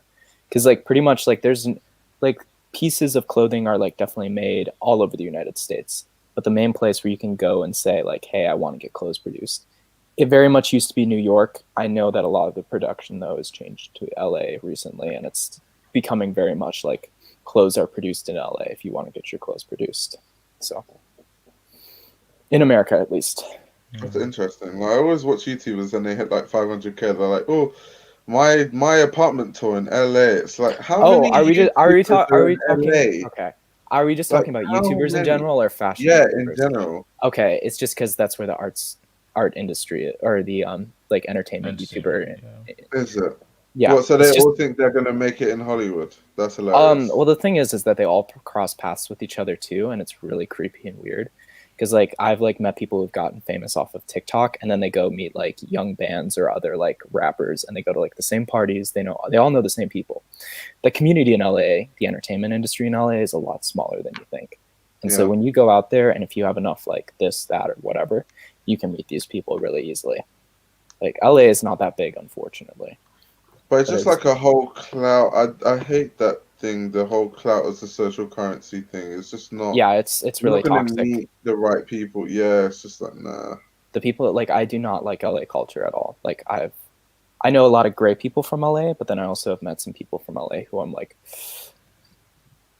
bye, because it's like, yeah, that type of culture of the clout chasing and like getting up in the world is very real. Yeah. I don't like it. Yeah, it's a bit strange, man. And then every time I watch YouTubers, like I went on a spree the other day of watching like YouTubers videos on like 5 financial mistakes I made in my 20s. I must have watched like 50 of those, right? And majority of them were YouTubers that moved to LA in like apartments, like 2-bed apartments. They just blew money on rent that they shouldn't have blown. Yeah. And then they're just like, yeah, this is really stupid. Like literally most of them had that. Yeah. There's like some places to live in LA are just stupid, crazy expensive. And then there's some places which are more affordable compared to like New York. I mean, it's like LA and New York are pretty much the same, but you can move into the LA suburbs. Like not, if you don't want to be like in Silver Lake or Echo Park where like everybody wants to live, where the rent is crazy expensive, you can go like move out to East LA or like North LA or South of LA or like San Diego, and you can find affordable rent. But like if you're trying to be in New York, it's like you want to live in like Manhattan, and there's nowhere else to go because it's literally an island. Or I've heard Manhattan's expensive as hell. Yes, it is. It's crazy expensive to live in Manhattan. It's one of the reasons I did not go to FIT. Like, way back like when. London, like it's so weird because to us, London is super expensive, and it really is. But then people say things like, in if you live in Manhattan, you're on like 70K a year, you're struggling. I'm like, Yeah. damn. I mean, like London is expensive, but you can, if you're on 70K a year, my word, you're not going to struggle. If I can ask, like, what is like the base price for like rent in London for like a 1 or 2 bedroom place? 1 or 2, but it ranges between like 1,200 to maybe 2,000 something average, Okay. like for a 1 or 2 bed monthly in London. That's pounds though, but still. Mm. Gotcha. Okay. Yeah, it's like expensive, but like there are definitely places which are more expensive. But yeah. Are you talking in pounds or USD? Yeah, pounds. Okay. That'll probably be like $1,400, $500 Yeah. to $2,500 ish. Yeah. A month. Yeah. Okay. Interesting. Yeah, London's expensive. Yeah, the pounds is that weak now. I know it's terrible. It used to be 1 to 2. Once upon a time. I was it just really? trying to calculate £1 used to be two USD? Yeah. Yeah. Whoa. It's crazy. Yeah. I was just trying to calculate how much I was paying in rent before I moved back to Wales. Oh yeah. And it was like, yeah, we both paid like $750 or something, so Yeah, so it's 1,500 for a 1,500. 2-bed. Yeah. And it was tiny as well, like not Yeah. like a huge place. Like no living room, just 2 bedrooms, bathroom and a kitchen. Yeah. It's true. Not even central either. Like, I don't know. Like Bethnal Green, I'd probably count it as like the Brooklyn of London. Would you say that? Brooklyn's pretty fire. I don't know. I've never been to London, Yeah. so. Yeah, I'll say that. Yeah, it's kind of mad. And it's crazy because, like, when I say 1,500, like, these are still, like, if you're finding areas that are affordable. If you go out of any sort of remotely affordable area, it starts at £2,500. Yeah. If you're trying to go Angel or, like, anywhere remotely central, like, good luck. Like, I don't even look at places like that because I can't afford it. Like, it's just not affordable. But even still, if you're on 70K pounds a year, you would live in those places no hassle. So like, I feel like maybe New York is actually more expensive than London. But also, like with New York, there's a lifestyle thing that like a lot of people can't afford it too. Because there's like a lot of people who I know who are into fashion who live a certain type of lifestyle who live in New York, where it's like they don't know how to cook their own meals and every night they're going out to eat. You know what I mean? Yeah, that adds up. And you know, they definitely have like mommy or daddy's credit card on them, but they're like still trying to figure out why it's running dry, and they're living their little fashion influencer life. But I'm not gonna name any names. Sorry. Anyway. Yeah. Shout out to all the archivists in New York. God damn. I don't know. I'm cool. Now I've finally moved into this house and I don't have to pay rent. I can just reinvest all my money into like stuff that makes sense. Yeah, that's a huge difference, to be honest. Yeah, enormous difference. It's nice not to pay rent. But then, thing is, so this house is on like the outskirts of London. It's in Greenhithe. It's in Kent. So what happened was, I went to the train station. I was like, okay, how much is like a seasonal train to King's Cross? They're like, high speed or non-high speed? I was like, okay. I was like, high speed. They're like, okay, the annual train ticket is like £4,100. I was like, oh my god. It's like, oh my. But you know what's funny? It's still like, when you compare paying rent to London or paying 4,000 for a ticket and then counting the rent, you're still saving money. That's what's funny. But yeah. Yeah. I think like it sounds like a lot when you add it up for the whole year, but then if you were paying like individual trips, you'd be spending more than that, which is insane.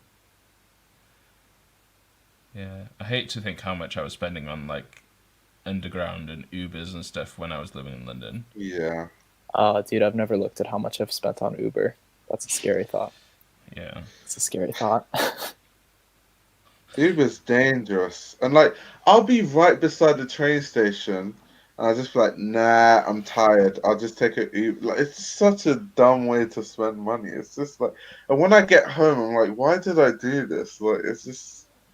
I mean, like, sometimes it's like, though, like, you're like pressed on time. I mean, like, for me personally, like, Yeah. living in Seattle, like, we have good bus transit system, but like, it's not always like super efficient. And there's always like crazy people on there. Yeah. So like, if I don't want to get cussed out some days on my way to school, I'll take an Uber. But you know. Yeah. It's only like there's some like black spots in London, and then people like tend to live in those black spots, which is really annoying. Like transport black spots. So like Yeah. there's no tube for ages or no like bus or whatever. Mm-hmm. So it's like I might as well just get an Uber. Yeah. Yeah. Hmm. And like, it's hard to even have a black spot in London because like the transport system's so like amazing. Yeah. But then places like Clapton, like once you go to that sort of northeast kind of corner, there's not much because all like the things go like either north or east, but not Yeah. like northeast. Yeah. So like all that sort of Clapton, where else like Stoke, Newington, Newington, yeah. that kind of area. And what's after that? Like that whole road, basically. There's buses up and down, but it's not very helpful when you need to go central. Yeah. I don't know. Yeah. Like that time when we did the shoot with Honey Dijon. Yeah. Like that was like man. so hard to get to. Oh, for you? Where did you come from that day? Can't even remember. But I know I needed to go to Euston, and that would have taken me about 4 different like modes of transport. So I just got What an Uber, and it cost me 20 quid. 4 modes of transport to get to Euston. That's that's It was expensive. like bus, and then Whoa. tube or something. I don't know. Maybe I'm exaggerating, Ouch. but still, I needed to do it in like half an hour or something, and it was going to take me like an hour and a half or something. Yeah, ouch. But yeah. Wait, you guys isn't there like a COVID mutation happening right now in your guys' country? Yeah, so we're in tier 4, so I'm not allowed to leave this house technically. But yeah, no, there's a mutation as well, which like a new strain of it, which is kind of scary. Spreading like faster. Apparently, it's easier to catch, but I think it's less deadly or less like harmful or whatever the term is. Yeah, I mean, like, also shouldn't the vaccine work on it in theory because the vaccine targets the protein and not the. Yeah. Okay. It should do. Okay. It's just that we're finding like I don't think many people have had vaccines still. Oh shoot! Neither have I. Yeah. Are you gonna get one? I would like to get one, but I'm not gonna lie and say I'm a frontline worker for one day and get one. By force, I'll just wait my turn and let grandma get it first because Lord knows she needs it more than me. You know, me, healthy young buck. Do I need my vaccine right now? I would like one, but I don't have the chance to get it this moment. Yeah, Callum, it was a good idea to get out yesterday because it's done. Like, yeah, I don't even know what's gonna, because they said that's gonna be till the 30th, and then they're going to like review it. So I'm literally stuck in this massive house alone. Kind of depressing. Bro, I was supposed to go to Oxford at this time last year. Isn't that crazy? Could have been with you guys. This house actually gives me anxiety, man. Yeah, I got into like an exchange program to go to Oxford Uni, and that's mad. And it never panned out because of COVID-19. So shout out to Cockpig-19. But destroyed. Yeah. And how far is that from London? Like 2 hours? Oxford? No, it's closer. Oh, It's closer. It's not. Yeah. I think if you can get like a fast train in like half an hour or something. Yeah. Mm-hmm. Like literally, some students from the uni like go for nights out in London and they get the train home. Okay. Yeah. Well, there goes my dream. Well, at least, yeah. Yeah. I've never actually been there though. Mm-hmm. COVID breaking hearts. Have I been to Oxford? No, I haven't. I've been to Cambridge, not Oxford. Yeah. Cambridge is such a cliche place to go as well. Just riding that stupid boat like on the river. Such a cliche thing to do. I don't know why I did that.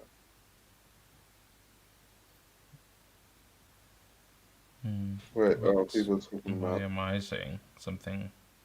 Oh yeah, just agreeing with me that less deadly is the term. So That's higher virality, less deadly. Yeah. I thought you were gonna say higher Viagra, and I was like, We like great. The thing is, this country though, they don't enforce any of the laws they put in place. Though, from what I've seen, In England? Well, from what I've seen, I don't see like people just doing whatever they want regardless, and no one's getting into trouble. That being said, I'm never gonna break the rules because I know my luck is like that. Like everyone's gonna break the rules, and when I do it, they're like, "Yep, you're in prison for 5 years." I know they've fined like loads of people that have driven to Wales because there's so much like mountains and outdoor stuff here. People were like, "Oh, we can't do stuff inside. Might as well go to Wales and like go up a mountain and shit. We won't see anybody. We won't spread the virus." But it's still like you're gonna like meet somebody, or you're gonna go to like a public toilet or gas station. the gas station. Yeah. So like they were getting fined like £120 or something, and I know loads of people got that. They just set up like barricades on the motorway or not the motorway, the dual carriageway. So right now you're in the stage where you're not even supposed to leave your home. Yeah.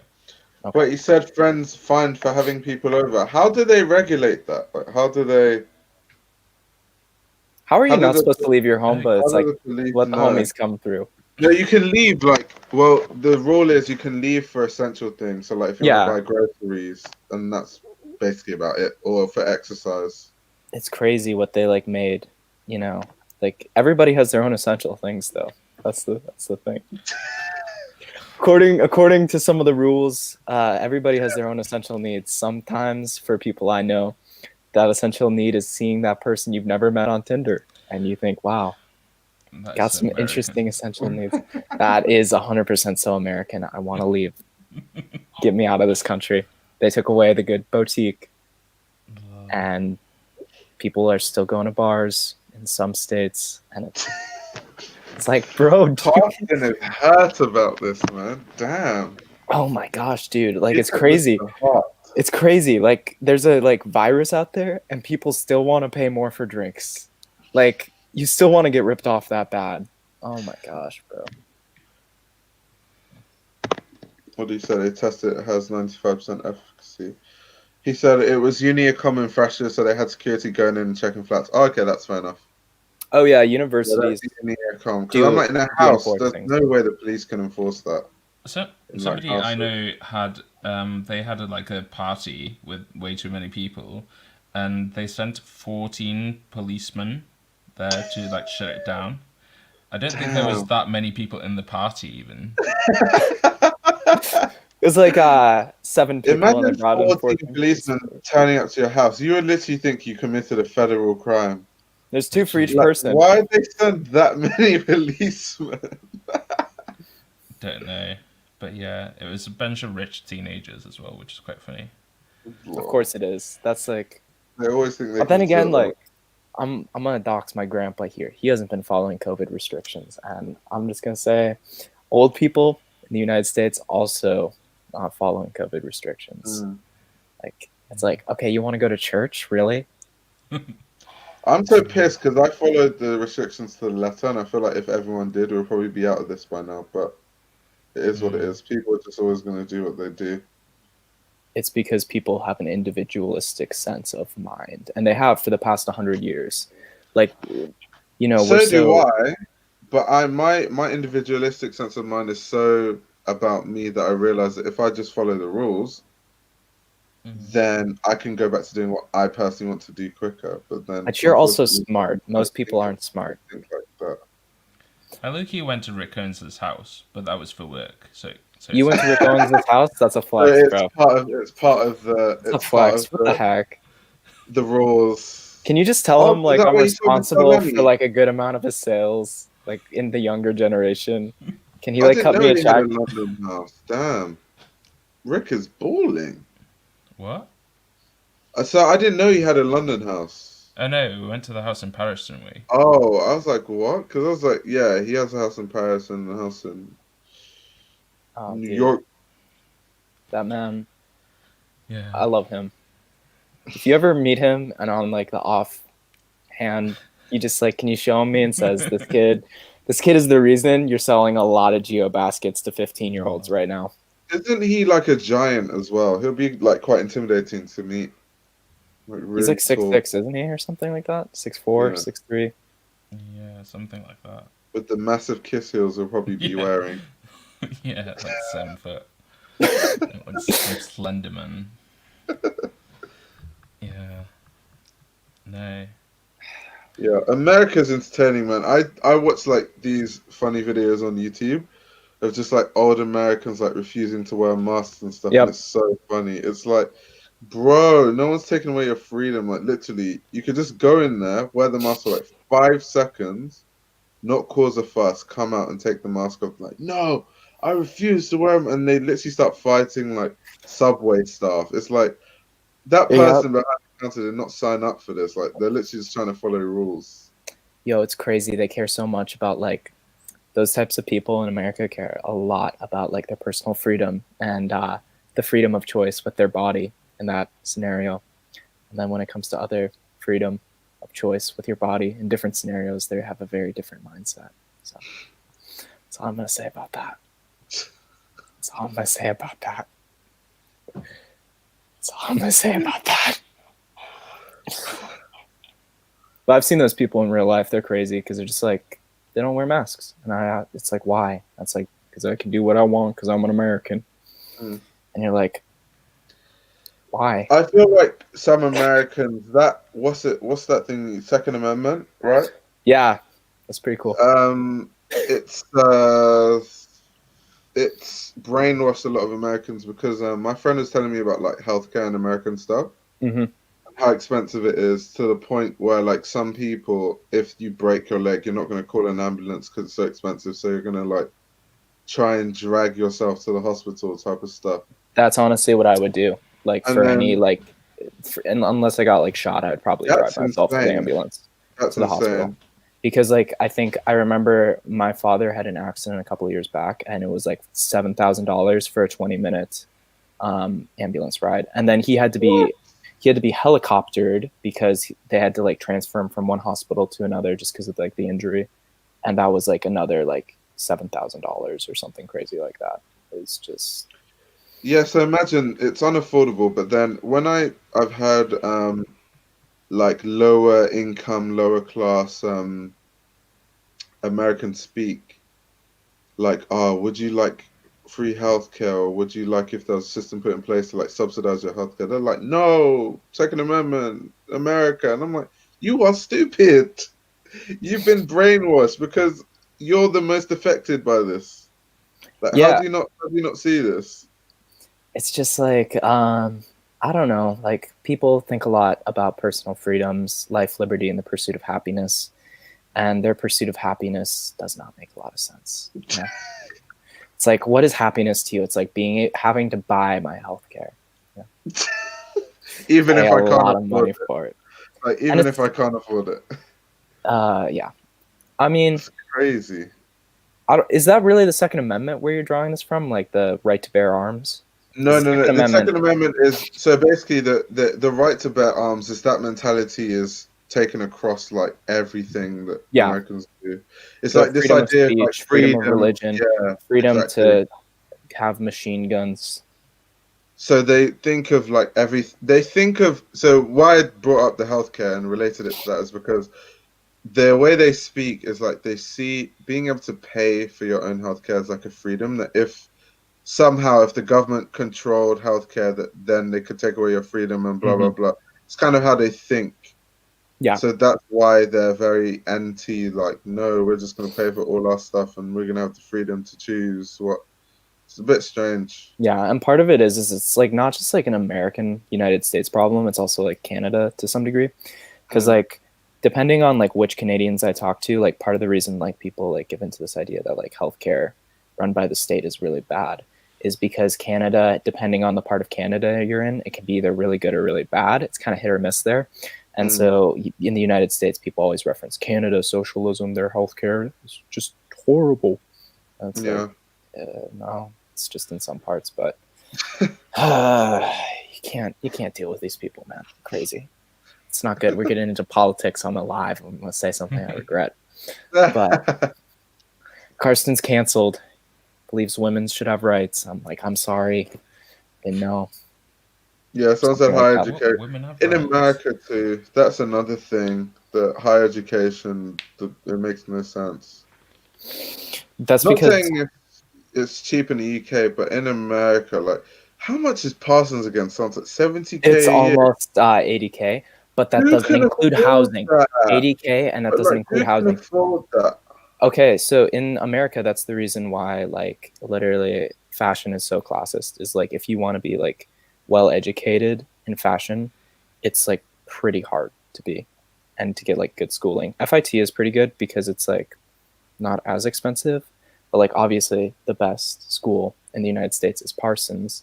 Trying to go anywhere international is crazy, so you have to be able to pay almost 100K a year, including New York rent, to go to Parsons. And that's why like everyone from the United States who makes clothes is broke.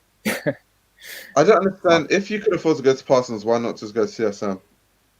Because most like kids don't know how to do that whole process. It's hard. People. If you could afford, if you have 100K, you can pay someone to help you through the whole process. Oh yeah. If you can go to Parsons, but if you can't go to Parsons, you try to get into CSM and all these other international schools. And for Americans, that's such like a foreign concept to do international and it's just like really. It's because you said like the designers are broke, but they could have saved like because the ones who went to Parsons fees, because international fees at CSM is like 21K, right? That's crazy. That's what I pay for my college. If you pay 21K international fees to go to CSM, and then like it's a no-brainer versus 80K, how much you're saving on a yearly basis. That's insane. But that's just called America, bro. Like it's not fair if you want to be a fashion design student. But people are just stupid who go to Parsons, honestly. It's just like Parsons is a great school though. It's just a big price tag. But also, isn't CSM a bit more selective of who they let in than Parsons? As far as portfolios go and such? Probably, but I mean, if that's your scare, then even going to Parsons is not going to help you become a good designer then, because if you can't, like, you know what I mean? If you can't go through a rigorous, like, system to enter a school, then really, like, oh gosh. What is everybody talking about in the comments here? Antwerp. I swear I thought CSM fees were, like, international fees were way higher. Usually it is that way, where international fees are a bit higher. I mean, it's still more than as far as I know. Local ones are. Yeah, as far as I remember. So home fees are 9,250, international is 21K. That's pretty nice. Like, it's now 23 starting. Is it? It's 23. Oh, they've increased it. But it's gone up from like 25.30 to 22.920. Yeah. But yeah, still. I thought it was like 60K. Oh, I'm sure Manchester maths was like 60 for international. Huh? What? But it was number 5 maths course in the world or something. Damn. Is Manchester a nice city? You guys like Manchester? It's interesting. No, it's was it like someplace you'd pay 60K to go to? Not 60K. No, not But then- 60K. I mean, think that's if just somebody like told me I had to pay 60K, I wouldn't go to uni, to be honest. yeah. True. I'm just kind of thinking because I haven't heard the best things about I mean, Manchester, I wouldn't be able to and I'm like, afford who's it, paying so- 60K to go? If someone told me I had to pay 60K, it's no longer a choice. It's just simply I can't afford it. Like, like that's it. Yeah. It's a lot of money. You could buy a nice car, like a really, really nice car, 60K. Yeah, someone said Antwerp. Yeah, I'm sure Antwerp would be way cheaper. Antwerp? Yeah, Yeah, Royal that'd be Academy cool. of Or maybe Art. a Well, then you bit could also cheaper. like learn under like Walter Van Beerdenkock or however you say his name. So that would be fire. Oh my! What did you just call him? I need to look up his name. I never knew how to pronounce it. So.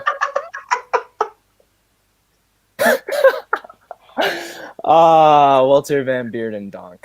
There we go. Is that it? She called him also Van Beerencock. Oh my god! Jesus Christ! I need to turn that into a meme.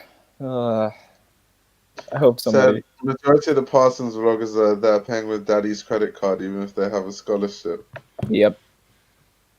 Your dad's credit card must be wild if you compare 80K a year. Like, I'm trying to think of the caliber of, like, do you know what 80K a year is? Like, for your parents to be But able to like afford salaries in something the like US are just crazy though. that. Are like- they? Sometimes, most of the time not though. I think the I'm average like, salary is about 80K like a year. $8K a year, to be honest, from what I know. 80K a year. That is Is the like, average In salary? some Okay, places that's of the high. United States, it's varying. But That's if you were, high. yeah, it's like 25 here. Yeah. That's average here. interesting. Yeah. Yeah. So like, yeah, it's more expensive. In like but Seattle, you pay that like off in 2 minutes. in Seattle, like the average like salary is like 100K a year. But then, Yellow, I think if we measure like the quality of life of someone, let's say not in London but living outside of London, 25K a year, versus someone living 80K a year in the US, especially in certain places, because the thing about the UK is London's super expensive. Then the other metropolitan cities are like nowhere near, like remotely as expensive as London. Mm-hmm. America has so many places that are dirty expensive. LA, New York, There's also a lot of Francisco. places that are dirt cheap. Yeah, that's true. But then no one's really. I don't think the average there is going to be 80K. Like if you go to some really dirt cheap place in America, I doubt the average salary would be 80K. No, yeah, good point. So I feel like the standard of living in the UK is still better on 25K because the government's probably going to cover you if you get into any sort of issues. The healthcare is free. Like, so the statistical average is 56K or 57 in the United States. In the US. Interesting. So it's still double the UK. Yeah. But yeah. Adjusting, I think we're better off there because that healthcare thing is disgusting. Oh yeah. Yeah. Well, it's why we have health insurance, but that doesn't always cover everything. Crazy. Yeah. It's like the thing you're paying like $5,000 like a year for. It doesn't pay the like $5,000 you need when you need the surgery. So it's like it's a scam. We live in a scam. I live in a scam. Let me move somewhere else, please. I literally live in a joke. And I'm not like one of those people who are like, we gotta overthrow capitalism, or like I'm not an extremist, but it's like some things it's like, whoa, I don't want to live in this place anymore. Get me out. Arizona is sick though. Arizona is a cool state. It's the dude in the comments talking about Arizona. But the one thing about Arizona is that if you want to live there in the summer, you have to stay inside or else you will die. That's the thing about the United States, though, is that like the places where it's dirt cheap to live, like one season of the year you will die if you go outside in it. Like Arizona gets up to like 120 degrees, and it's like people's like cars melt, like legitimately. Like I have a friend who's from Arizona, and they're like, yeah, 1 year, like I left like something in the car that's like plastic and it melted, and then like if you leave your dog in the car, they're gonna die for sure. So. It's like you let Fluffy outside, he dies in Arizona. Then it's like for Minnesota, it's like, dude, if I spend more than 15 minutes outside in January without proper clothes, my fingers will fall off. Okay. That's horrifying to me. That's crazy that I live in a place where if I spend more than 15 minutes outside, like I'll just lose these and I'll never be back again, bro. That's crazy. We can't relate to all of that. I mean, you guys have snow in the UK, right? Yeah, you have snow. I've seen a Christmas story, bro. I've seen a Christmas story. I mean, actually, there's it's been snow, a study but- recently, because of global warming, we're probably not gonna get snow like for years.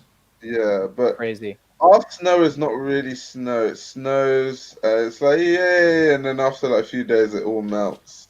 Okay. So like, yeah. Let me. Yeah. Okay.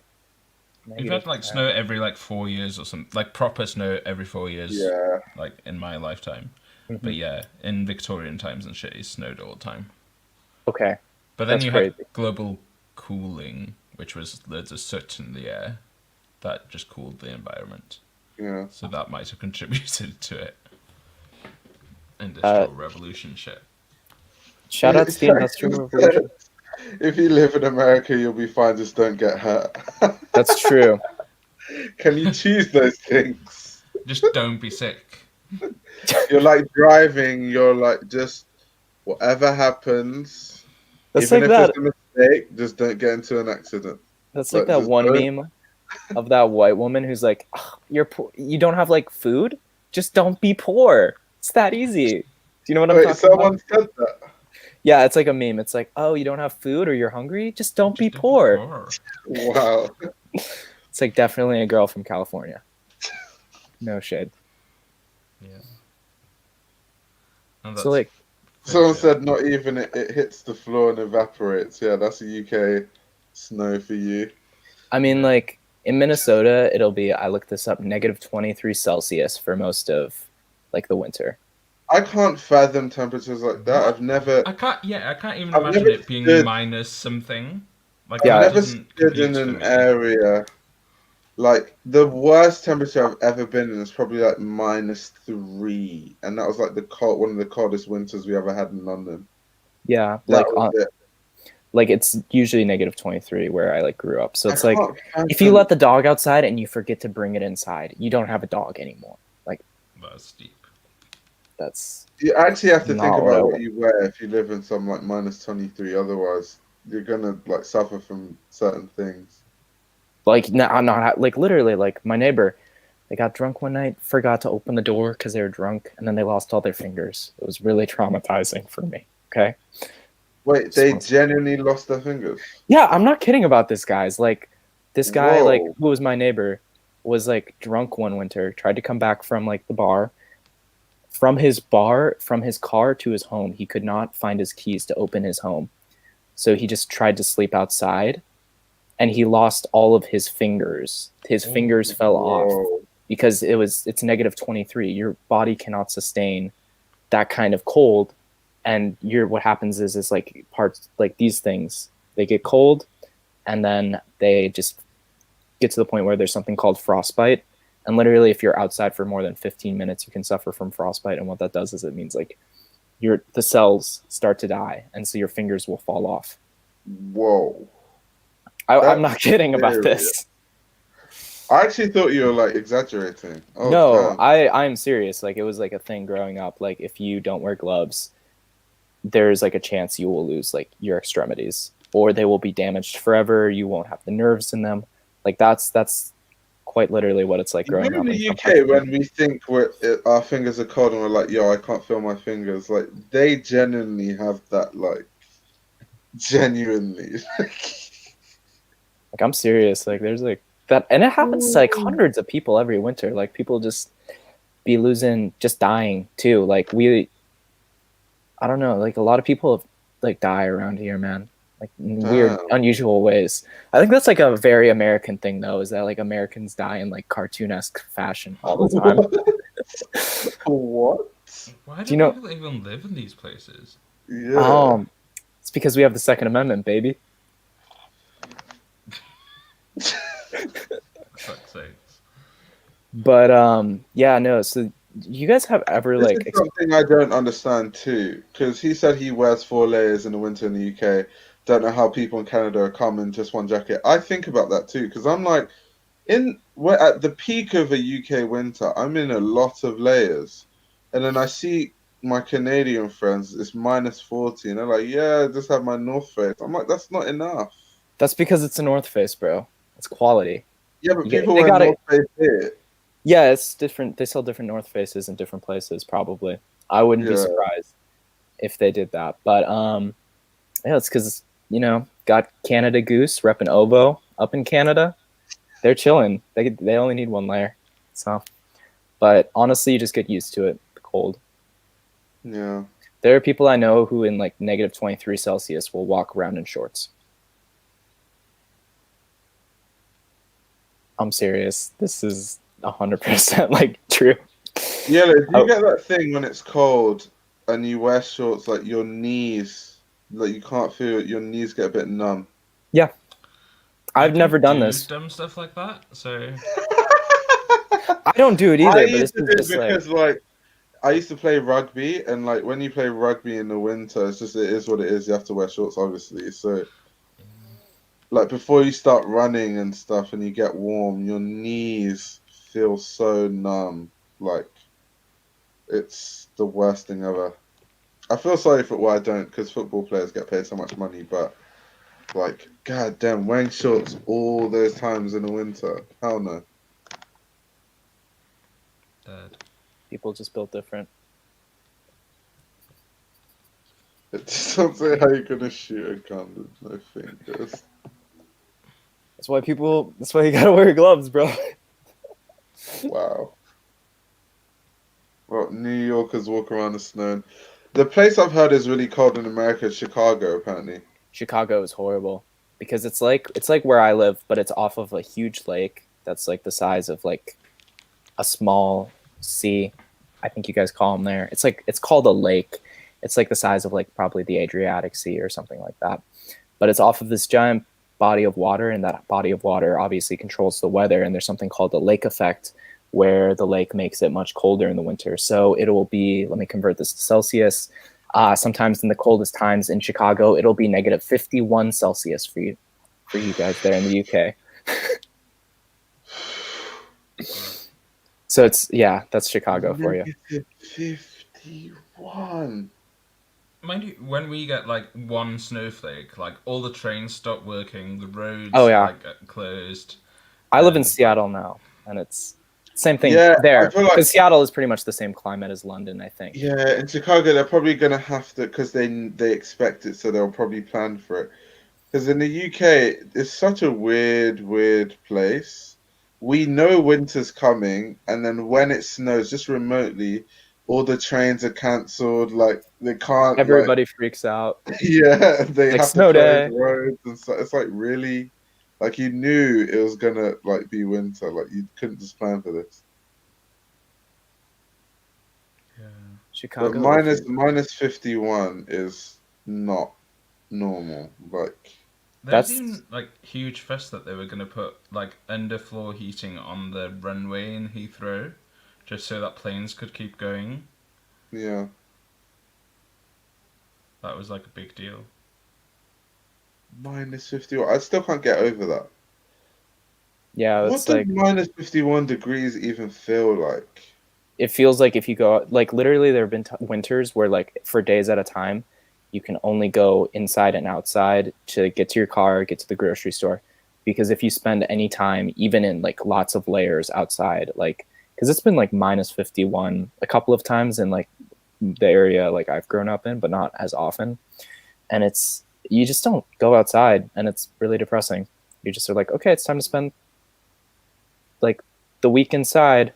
So how do you go to school then? You have to go to You school. go to school, you do things, but like it's like there is nothing else you do but be inside. Besides, you go from place to place, but you stay inside for the most part. And every time you do go outside, it's painful. Like it's literally painful. Yeah, because I'm if like, you're a skinny dude like me who has like no meat on their bones, and you go outside and you're just like start shaking like a vibrator. In England, it's Shout out to -3 AdamandEve.com. max. -3 max. When it's like 0 degrees, Ugh. my ears get numb, my nose gets numb, like my face goes like white, and for someone with black skin like mine, for my face to go white is insane. And that's at 0 degrees. So it's like, how do you go from that to -51? The crazy thing is that it'll get up to like 110 degrees, which is, let's see, let me get this to Celsius for you guys. It'll go from, oh wait, I'm still in. Oh yeah, Black Magic does. Black Magic is from Chicago, so he's used to that. He's used to that crazy weather. Yo, Glow Gang. Ah, man. Chief Keef. Wait, who just ripped off Chief Keef? Oh, wait. It was Palace and Jeremy Scott ripped off Glow Gang. Chief Keef's design. Chicago is so bad they made Chief Keef want to move. That's true. Oh my. Wait. -51. Did you guys legitimately see this? That Chief Keef got ripped off by Jeremy Scott and Palace? Like, this is like a real thing.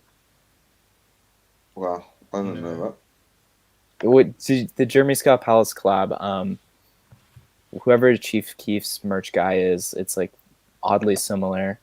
And the Chief Keef's merch guy was like making a big deal about it. So. Yeah. What the hell?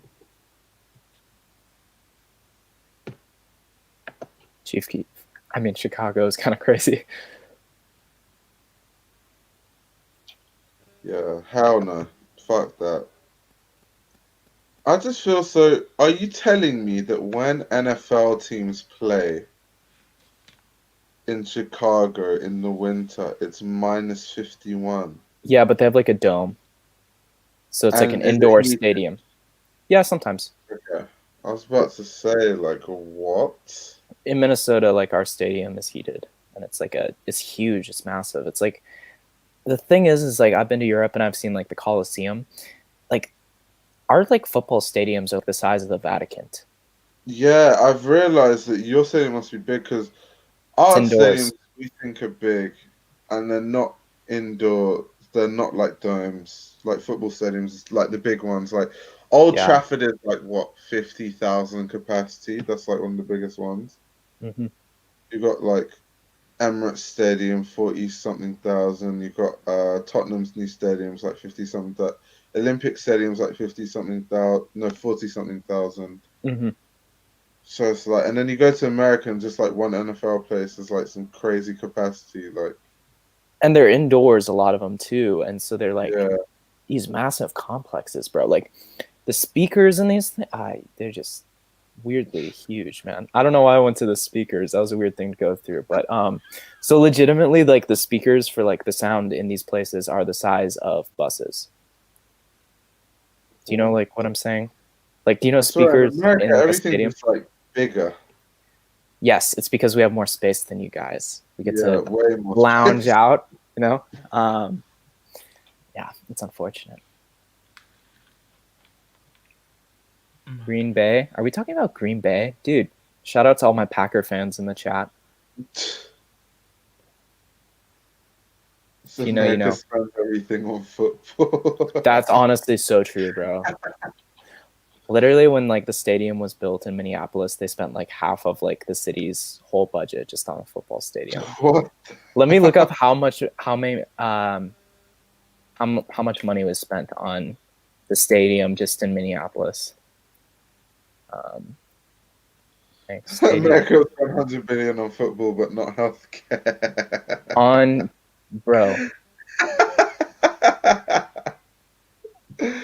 So just in Minneapolis alone, the stadium cost $1.6 billion. I always wonder how and American we don't football, have healthcare. How does American football earn that much money though? Because like sports that earn the most money in the world are global sports. So like football, what you guys call soccer, basketball is a global sport. Yep. Golf is a global sport. Track and field is a global sport. American football is just in America and that's it. So how do they possibly make that much money? Is America really that big of a market? It's because, dude, those commercials, you know, Doritos. I don't know, man. Honestly, I can't tell you, but I know that like the culture, I guess, in the United States is that like every Sunday, or like, you know, every Sunday, Tuesday, Thursday, many Americans will just dedicate that night to watching football and only football, and they will do that with their friends. And that's 3 days out of the 7 days of the week. And that's just an American practice, is that, you know, a lot, like maybe 75% of Americans will sit down every Thursday night, Saturday, and Sunday for Thursday night football, Saturday football, and Sunday night football to watch football, different teams. And that's like a lot of them. So I guess, yeah, probably because that's like what I grew up around, was just like a lot of people watching football. And it was that much. 3 out of the 4 nights they'd watch football, make purchase decisions based off of football. Like, oh, we have to order a pizza because we're watching football. Oh, that's such an American statement. I hate it. Or like, oh, we're going to order like beer and wings, or we're going to go to this place to watch football and eat and drink. And that's just America for you in a nutshell, is I'm going to get in my pickup truck to go to the pizza shop. In the UK, but the thing is, people here don't care. It's just like a fun thing to go to. Like, hey, global games. Like, it's not that big of a thing. Like, they don't sell out stadiums in the UK when they come here. Same thing with the NBA stuff too. They don't sell out the O2. In fact, the fact that they do NBA global games the O2 shows that there isn't that much of a market in the UK. But UK is not the best place to go to for basketball in general. Like, it's a global sport. Like, the NBA global games, it's because they don't know, I guess, where in Europe people are passionate about basketball. Where in Europe are people passionate about basketball? Spain, France, Lithuania, Latvia. In Eastern Europe, interesting. Greece. Definitely not England. Hell no. Croatia, definitely. Serbia. Italy. Those are the type of countries that like really love basketball. If you go to any of those countries, sold out. Or somewhere like Turkey. Oh my God, they love basketball in Turkey. Sold out. Like, all the big basketball teams are from there. Like, Maccabi Tel Aviv is a EuroLeague team. They like win the EuroLeague quite a lot. Like, in recent times as well. That's a Turkish team. Their Tel fans Aviv are is the crazy. Maccabi Tel Aviv. Okay. Yeah. But you're saying like American football is so like I don't know what the adjective is, but like it takes over your life. I think there's so lots of driven. like English and British culture. Like, there's a lot of people that are obsessed with our football as well. Yeah, like, that's their entire life, and they'll be like watching it every night. And yeah, how often is like match of the day on? Like, isn't that like daily or something? Yeah, every night. Literally. I mean, it's the same. It's like probably very similar to the UK in soccer, but yeah. Americans just take everything too far, I suppose. So they're gonna spend more on it. Yeah, because it's like, I just don't know how they monitor it. Because like with the Premier League, it's not just England. Like, the Premier League, English people watch it everywhere. Every country in Africa they watch it. Yeah, exactly. Every country in like South America they watch it. So it's like, that's not comparable to American football. People globally don't watch American football like that. So it's like, how do they generate that much money? The people that work in the business deals must be so smart. Like, damn. I mean, they make it like they like tie it into lifestyle. Like, if you walk around in America, it's the same thing with soccer jerseys, I suppose, in the UK. Yeah, it is. But, you know, it's like also people are betting on like, you know, season tickets to get to these games.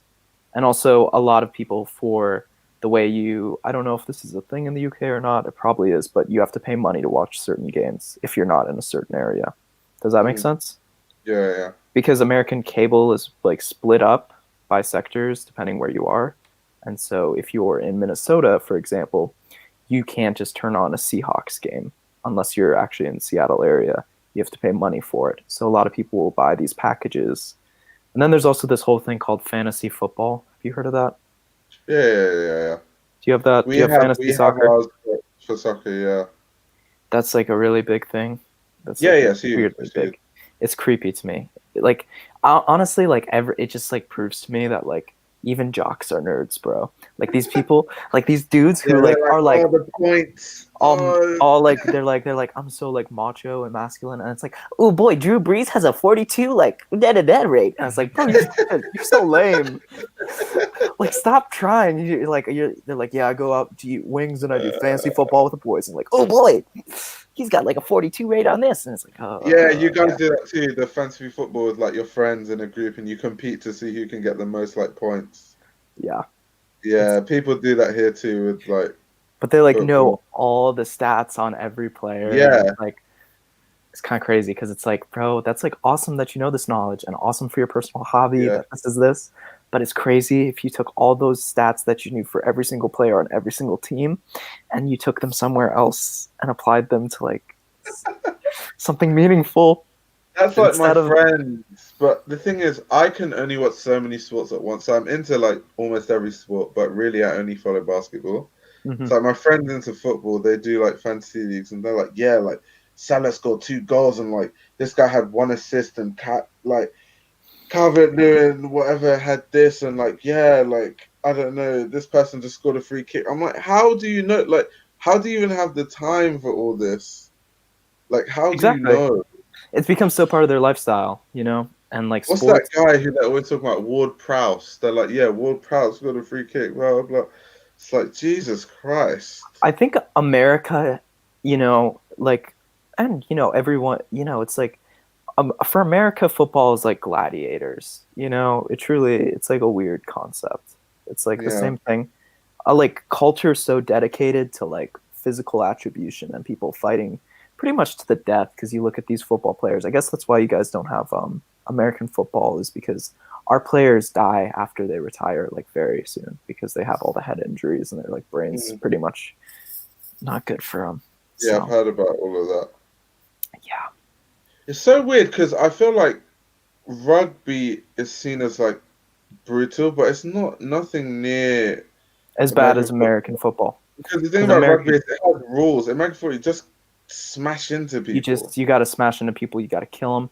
No punching, but you can take their head and rip it like boom to the ground. Like what? Dude, like just watching like American football is crazy because it's like you see all kinds of injuries and it's like, how are these people like alive for like more than 10 years? Because it's like imagine that like every Sunday, your job is to smash into other people, just full on, and it's like, bro, you're not supposed to do that. That's how you die. You have crazy brain damage from that stuff, man. Like rugby actually has rules. Like yes, we don't wear pads or anything, but you can't tackle someone above the neck. Yeah. But obviously it happens because like you go like in rugby when I'm playing, I go to tackle someone, they move slightly, and then I actually did go for that test, but now they've dipped their head, and now I end up like tackling their neck. So it does happen. There are bad injuries, but not intentional. Like no one clatters into people. Like a huge object of the game isn't just running into each other at full speed. That's literally how a match starts. Is 2 dudes, like the whole teams line up next to each other, and then they just smash into each other and try to guard one dude who's got a ball and he's got to throw it. It's like, what is, dude? Who comes up with these concepts? Whoever comes into sports, who comes up with like sports, mad stupid. I'm not gonna lie. Like, it's like, yeah, let's get like 20 people on each side to just smash into each other with like we have one dude who has a ball, and it's like, bro, what? Like, who came up with this? On God. Oh my. But it used to be worse. Angry at us for not talking about fashion. Oh, okay. Yeah. So are we talking about fashion or not? I'm sorry that we're multifaceted people with multiple different interests. Yeah, the streams are always about we are balanced individuals, so we talk on a wider range of topics. One thing I will assure you though is that the YouTube videos will always be about fashion, if that makes you any happier. Kofi says you're mad beautiful, Yola. Oh, mad. Where's this? It's in the chat. It's for you, bro. He's feeling you. Oh, he's on the screen. Mad. Which Kofi is that? That's the thing, I don't know. So it could be your Kofi, it could just be another one. Yeah. Who's your Kofi? Like, High fashion talk. No, high fashion talk Kofi. Bro, Icy Cough. I know him. We're in a group chat together. Yeah, people just need to, I don't know, play sports that don't damage your brain like basketball, guys. Yeah. What are people talking about Matthew Williams knocking off King's design hardware style? What, so there's another knockoff sort of controversy going on? Can someone DM me on Instagram a link of like what Matthew Williams supposedly ripped off so I can see it? I mean, if you're gonna say he ripped off Alexander McQueen, that's not correct. There's something we like to call references in fashion. So just be careful with what you DM.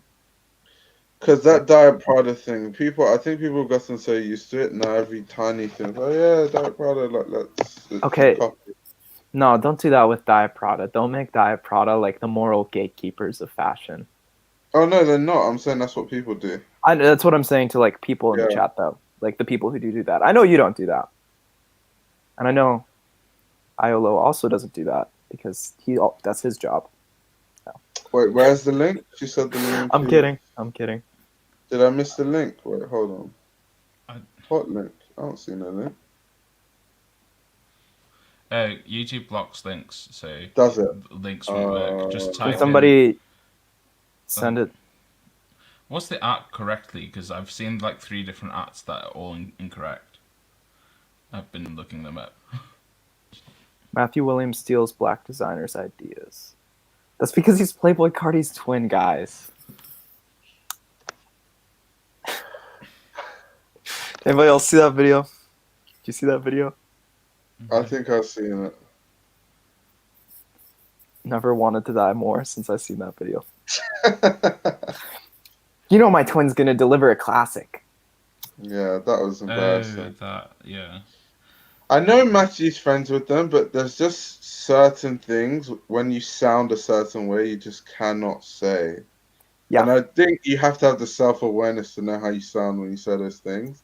Yes. Like when he said that, my twin's gonna deliver a classic. He sounded like the most nerdy, like wannabe, like friends with Playboy Carti I've ever seen in my life. Bro, me and Matthew Williams, on God, we have like similar sounding voices. And so I know my limits. He doesn't. Because it reminded me of? It reminded me of when who was it? Was it Bella Hadid? He was like, if Homeboy comes through these, Homeboy's gonna deliver a classic, or no? Homeboy's gonna Homeboy's gonna like. Homeboy's gonna get it. Yep. Same thing, literally. Okay, at King of Style NY. Okay, cool. Let me check this out. Is that who Matthew Williams stole from? Yeah. Allegedly. I need to see it. King. Is it putting a zip on a hat? NY. That's. Let's have a look. So. But the moral judges of fashion. The judge of this.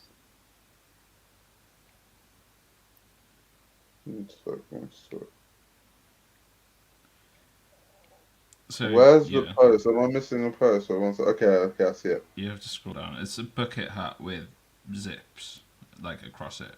Okay, but that's been done a lot before, I feel like. Yeah. I think my dad has a hat like that. I'm gonna be real. But maybe I'm wrong. They're gonna do a whole Clubhouse expose at 9 p.m. apparently. This should be interesting. I feel like this is like. So Givenchy accused of stealing leather hat design from New York designer. Okay, can I see this design? Is it the zip hat thing? Is that it? Yeah, that's it. That's not innovative. I've seen that shit. So I know that's what I said too. It's the same thing. I've seen, like, my dad literally has a hat for fishing that he plunks on and it has a little zip and you take off the top. Like they've been knocking that in. So sorry, but like it genuinely might be signature of his brand, but like on a real and serious note, like I've seen this before, and I feel like a lot of people talk about this stuff because they know it gives them publicity. It's like free press. So it's like, so I always question like people's intentions when they do stuff like this, to be honest. Also, just looking at this brand, there's, I'm not going to say anything.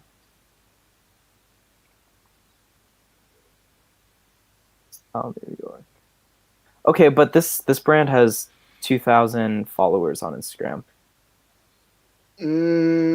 Actually, less. I don't think that this brand is. I think there's a lot. This is like the kind of stuff that's just kind of stupid because there are actual like designers who are insanely talented who get no praise, who do get ripped off. But I don't think that this is one of those cases. Do you know what I'm saying?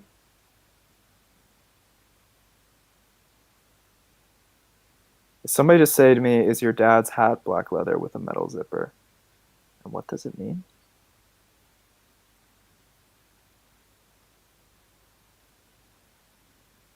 It's been done before a billion times. I've seen this shit a billion times. Like, I'm not even trying to be like dismissive or anything.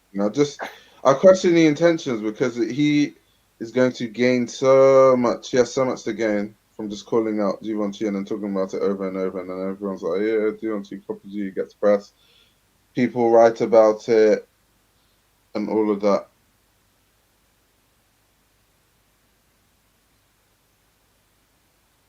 Like, I'm finding it quite hard to see, to be very honest with you.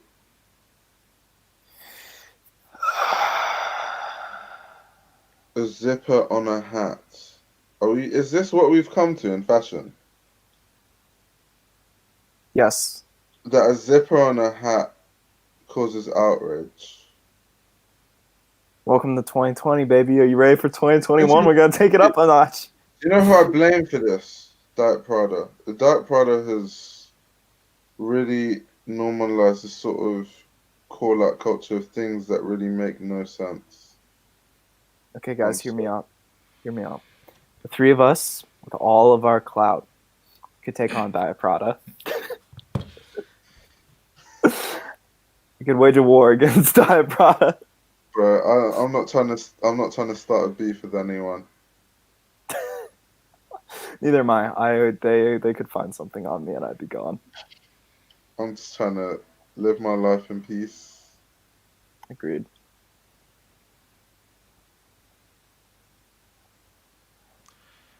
Yeah, this is exciting time. Yeah, I'm just looking at this hat, like, I'm just not seeing it.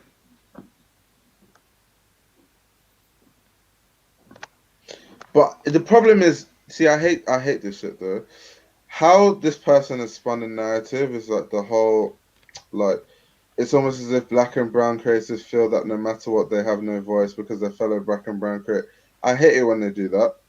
It's a zipper on a hat. Don't try and like over exaggerate how white people take advantage of black people, because this is not one of those situations. And then what happens is when one of those situations actually arises, white people are going to be like, "Oh, but you always call the race card." So I hate it when people just like fly the race card for pointless shit like this, to be honest. It devalues the situations in which it actually applies. Exactly. Or, well, it doesn't devalue it, but creates the perception of that. Someone said, "If I make a tote bag with my name on it, please promise you won't call me out." Oh my god. Jesus Christ. Lord have mercy.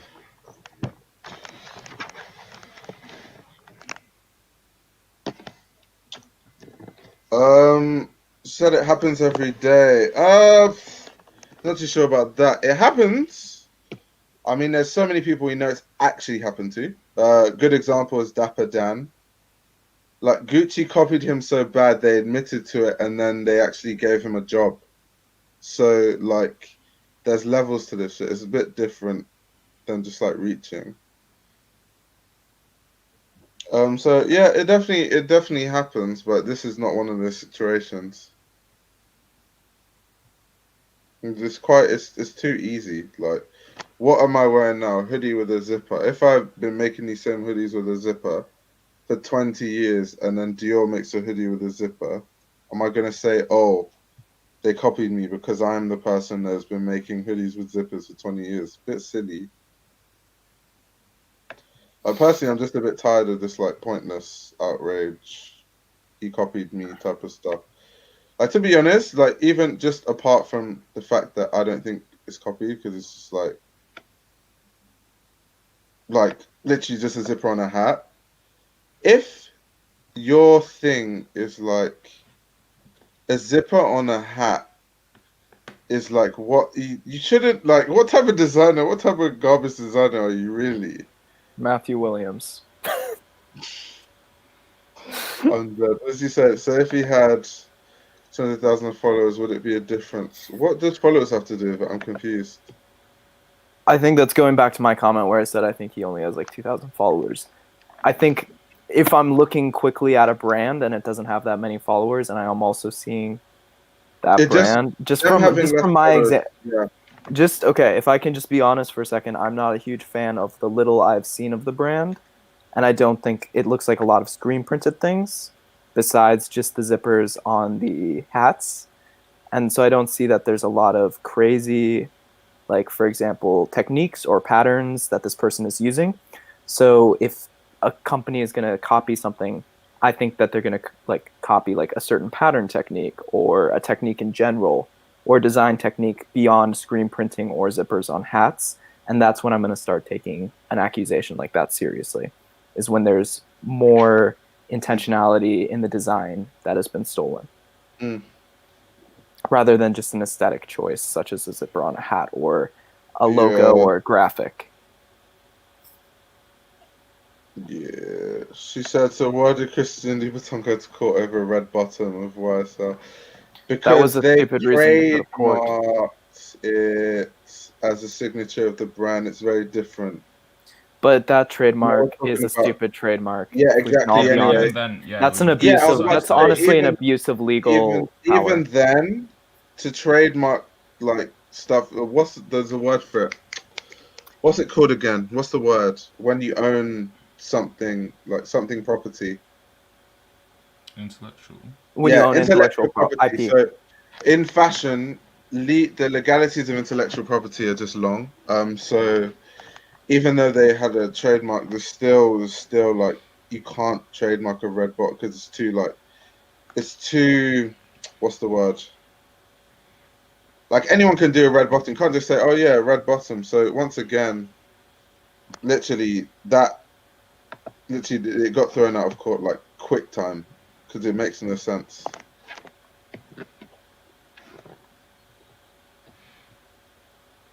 I think that court that case actually went through though. They managed to block YSL from selling an all red shoe or something stupid. Yeah. It went through, but then like they got thrown out eventually, didn't it? Oh. Like it went through immediate, like for the first little bit, like they were able to like. One sec, I'll check it. Yeah. Give me 1 second. How are the courts in the UK? Are they as like horrible in the United States? People don't really sue for shit. Like honestly, there's not really cases like you know how Nike always what's this thing like send people cease and desist and all this stuff and all that. Like it's not that from here. People don't get into legal trouble like that compared to like I feel like in America. Okay. Or just like in like other places like France where like people were really serious about that stuff. In the UK, meh. Yeah, because in the United States, people just be throwing out lawsuits, and like it takes like 5 years for like a lawsuit to usually go through court. So that's horrible. Hold on. So I'm reading the court document now. 1 sec.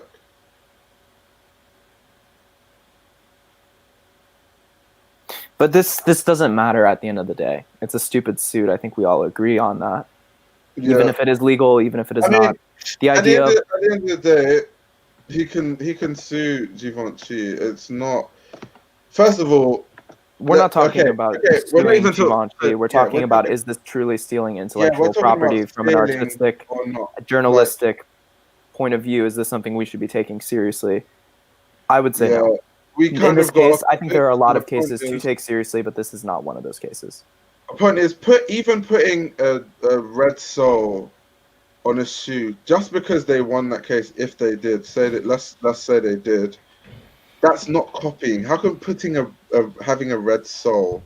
So even using that example as like an example to prove why something about copying actually makes no sense. It's actually very void, because having a red sole on a shoe is not original in any way.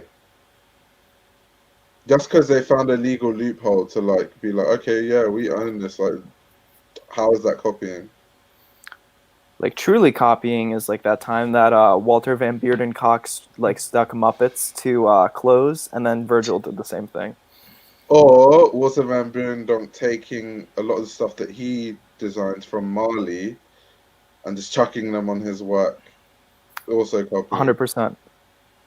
I just think the example of him taping the Muppets to clothes is pretty fun. So yeah. But yeah, 100%. People Not say you a zipper scout on a hat. ideas from small brand. Man, a zip on a hat, man. It's not like that's not scouting an idea from. So I'm sorry. I know you feel strongly about this, but I'm sorry. My thought process is he's putting zippers on everything. It would be natural for him to put it on a hat as well. So I can't imagine that he would have seen an account with 2,000 followers and find it there over the idea of him just thinking that. Yeah, I don't think this account is where Matthew Williams is doing his mood boarding.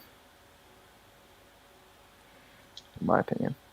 It's not like there's not even like a zip on a hat is not a strong case. The good case is like people like, you know, that Balenciaga thing with the video game, where that person came out with what was it?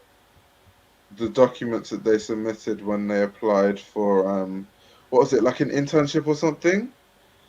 And like literally, if you read the whole document, like it's basically very bad. That person has a really strong case against Balenciaga because they stole their software or their game design. Not necessarily. So that person, as part of that internship, I can't remember what job they're supposed to do, but they pitched the game thing, like game as a runway show type of thing, to Balenciaga. And then they didn't get it, but then they took somebody and they had someone else do it. Yeah, exactly. That's always the worst, and that's what high fashion companies do. That does happen a lot. Yeah, yeah, like, and it's like that happened to me. So yeah, that happens. But a hat on a zip on a hat. Sorry, nah. Yeah, it's crazy because at Parsons, for example, some of the professors are consultants for big companies, as you can imagine.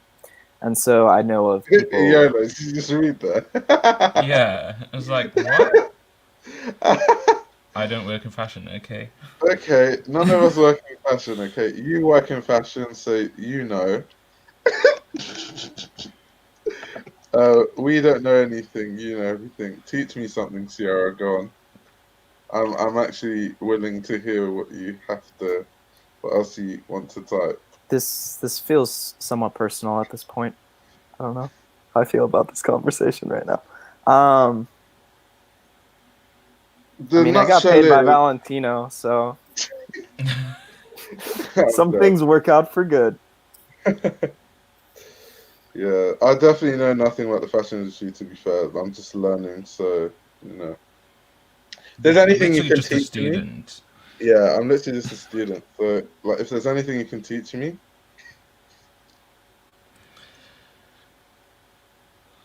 Someone said type in leather zipper bucket hat on Grails. Okay, yeah, but that is what large corporations do, but it's not, they're not, I don't know how to say this nicely. She said, I've worked for large corporations, that's what they do. Okay, interesting. What large corporations did you work for? But those corporations, they do that, in her defense. But I don't think they're pulling from this specific guy. No. What I'm trying to say. Do you know what it is? Whatever she's saying is void, because at the end of the day, so wait, let me go back. One sec. So she said, Why would they pull ideas from Instagram accounts with large following? They go to small following accounts, but you don't work in fashion, so you wouldn't know that, right? Now, the thing is, when people copy, like, well, people claim they copy. Wasn't it people saying that Jeremy Scott copied Kid Super? Isn't that a big account? So that whole thing, once again, is void because I could start bringing you tens of, like, loads of examples of like big accounts where there have been like controversies of like, oh, this person copied me. So that's already void.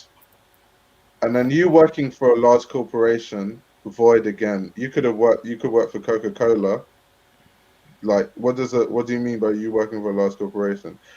When people start arguing like that, it's when they have no point. It's for me. It's like being a small account isn't like because it's small. It's like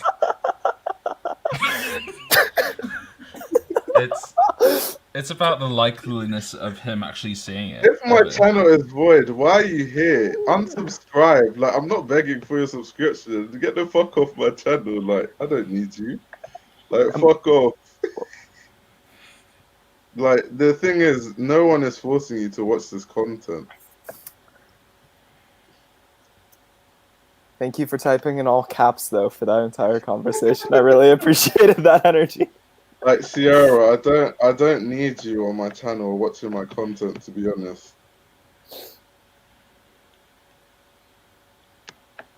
So on this live stream, we've gotten to the point where AO begins to lose subscribers. No, I don't want subscribers like that anyway. Like, hell no. Bye. See you. Bye. Bye, Sierra. That song said she lit though. Is she? Is she real? For real? She can. Profile picture looks nice. So I hope you are.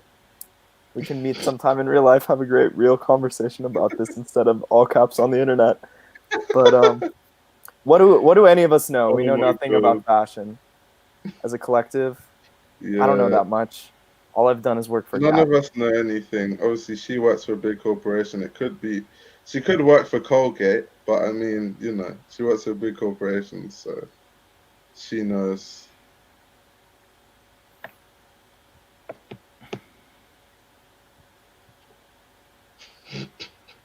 What did she think I was gonna say? Oh my god, like, oh my god, no, stay. Oh my god, no, I needed stay a subscription. Oh my god, no, forgive me. Like, get the hell out of here, man. What do you think this is? That's hilarious.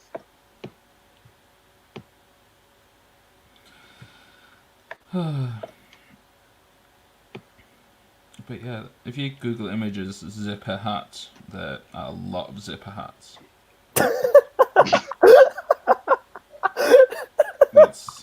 That's my conclusion. It's a zipper on a hat. I don't know why she got so sensitive. Like, it's a zipper on a hat.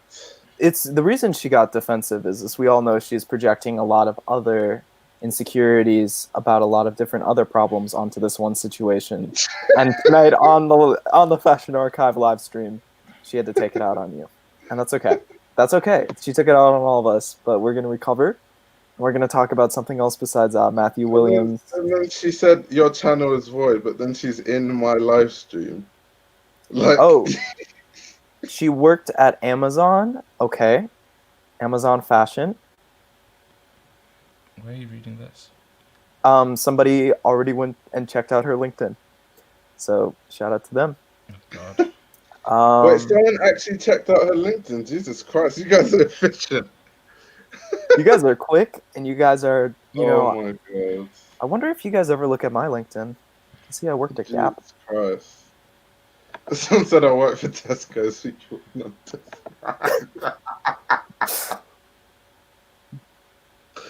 Oh my god. Headline of the headline of the day is Ao, Iolo, and Karsten about to be canceled. I'm ready. Are you guys? No, that's hilarious. The internet is an interesting place. She's probably boiling in her room. How do you think the pandemic, on top of tanking economies and economic injustice, should affect people's access to fashion, high fashion industry in general? Well, that was a depressing question. How do you think pandemic, on top of tanking economy, is it's just messing up the fashion system in general, which is why some stores have gone completely bankrupt. And then when we come out of COVID, the sphere of fashion in general will be a lot like smaller. Like I can't even like answer that question properly because like we don't even know when COVID's going to really end and there's more damage to be done. Is there? So yeah. What do you say? Is there really? Isn't it going to end in like the next year? Right. I mean, we can hope, but I mean, I really don't know because I'm not educated on these things. But just please tell me it's going to end in the next no, year, guys. that's the plan. That's the plan with That's like the the plan. vaccinations. Yeah, that's the plan. Okay. But I don't trust these governments anymore because they've said a lot of plans that haven't panned out. So now I'm just chilling, and whenever it happens, it happens. Don't worry, we got Joe Biden is now in charge of the free world. It's going to help a lot. He doesn't remember things, but at least he's not Donald Trump. So.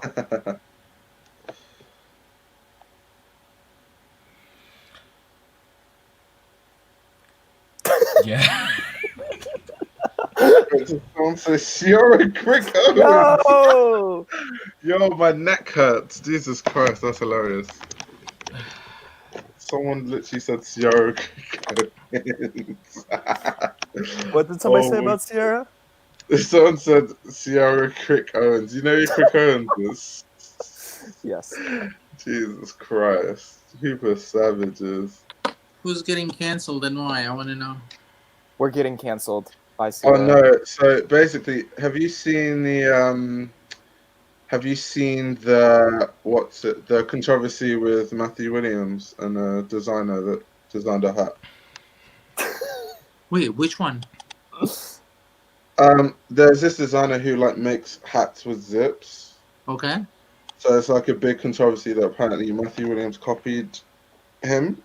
And obviously, I was saying in a live stream that I personally don't think it's copied. Like, it's just a zip on a hat. Exactly. And then this girl was like, she got really like, she got offended by that. And she was like, you guys don't know anything because you guys don't work in fashion. I do. I work for big corporations. And I was like, okay, tell me something I don't know. And then she was like, then she was saying some stuff, and I was like, that argument is void. And she was like, your channel's void. And then I was like, okay. No. Then I was like, okay, you don't need to be here. You're saying the channel's void, but you're literally here commenting in my live stream. No. And I was like, why don't you kindly unsubscribe? I don't even need you here. Exactly. Jesus Christ. Wait, I want to see this.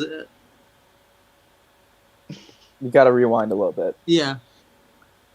Yeah, you have to rewind. It's hilarious. Savage moments in fashion. Corey said don't do it too. I don't know what I always, because there was one other person that did that loads of streams ago. Hanan, were you there? I can't remember. Where someone threatened to unsubscribe. They're like, I'm unsubscribed. I'm like, unsubscribe? Like, wait, what do you want me to say? Like, I don't get it. Like, if you tell me you're going to unsubscribe, what do you think? Oh my God, like, I'm begging you. Please don't. I need your subscription. Please, if you unsubscribe, I'll die. Like, if you unsubscribe, I will faint. Do it myself. Like, I will lose my life. My life is over. I'm gonna get kicked out of CSM. I'm gonna lose my career if you unsubscribe. So please don't. Like, I don't know what they expect me to say. It's just weird. I love when people say that they're gonna unsubscribe. Is it like a threat? Like, unsubscribe. Like, you're wasting my time. You're wasting your time. By the time that you finish the sentence, you already could have been unsubscribed. Exactly. Come on. Jesus Christ. Is her name Sierra? Yes. Yeah. What was it, Sierra? You know what? We don't need to dox her. I've worked for large corporations. That's what they do. So is she admitting faults? Did she do it? Is she having like a redemption moment here in the chat and we didn't realize it? She's like, this is who I used to be. I'm not like that anymore. Yo, what's the Do I down? need to work in a She went Tell in. me properly. So what did you say? What happened? We had Twitter Nothing, beef. Nothing. We Twitter beef. Twitter beef. Oh my god, I'm dead. How though? Why am I not on Twitter looking at this? Dude, Oh, Ayo, you fucked up. Bro, Sierra's dad is the dean of CSM.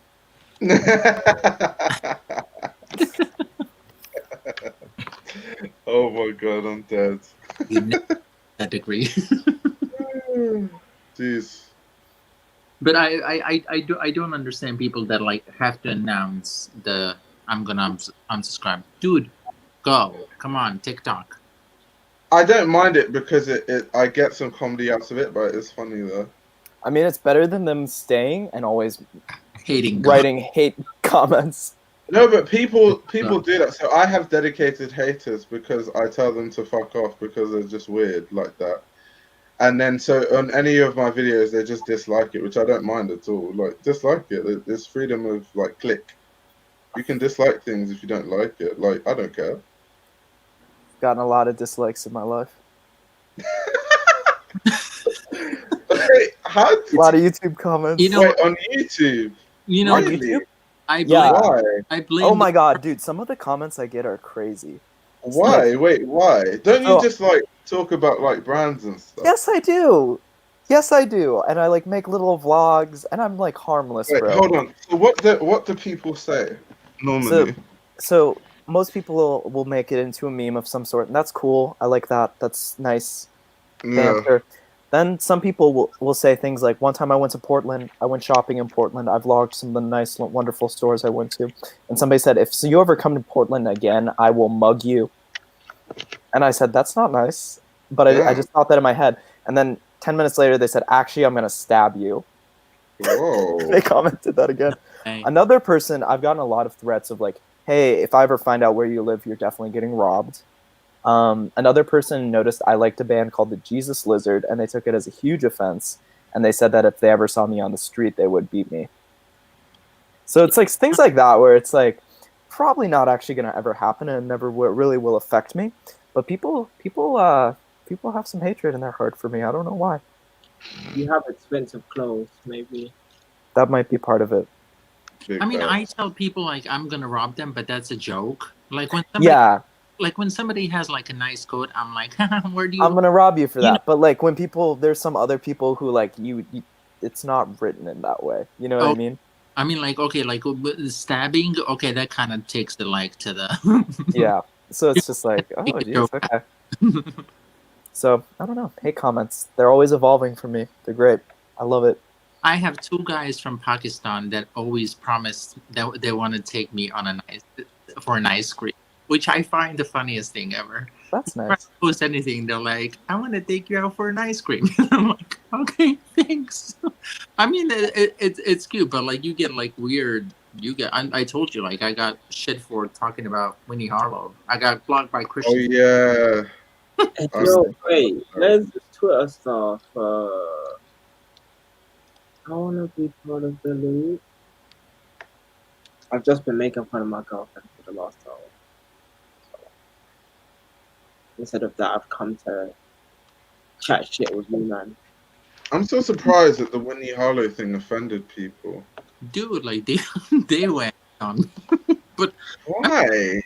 I did not. I didn't even know people cared about Winnie Harlow like that.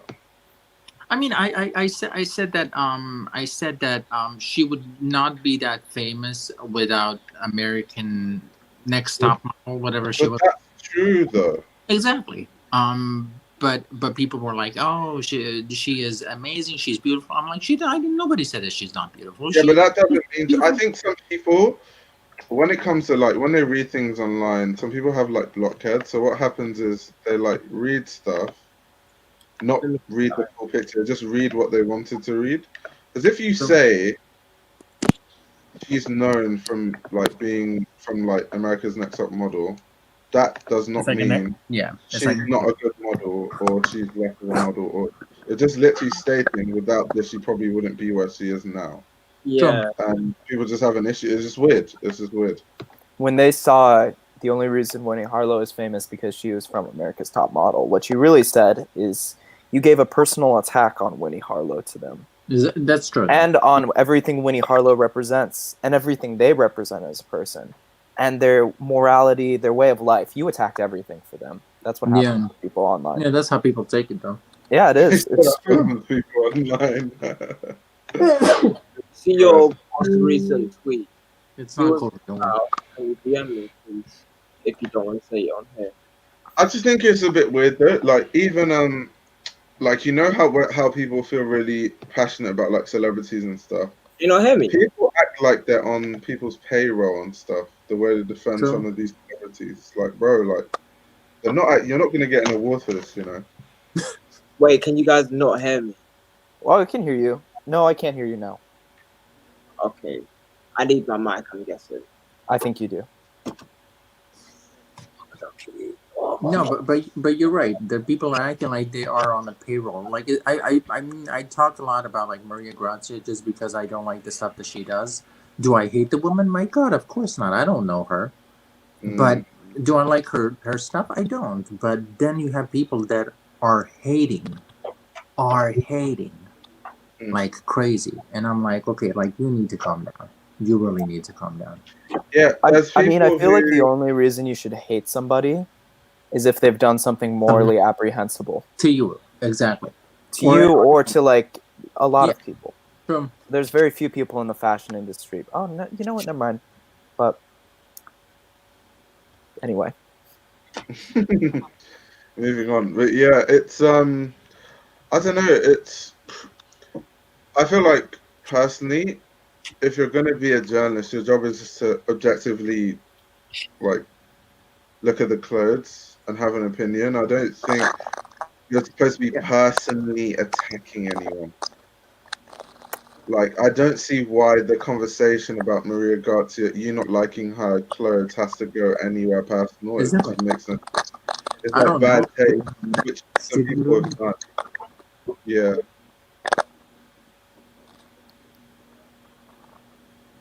Okay, that was Dammy's microphone.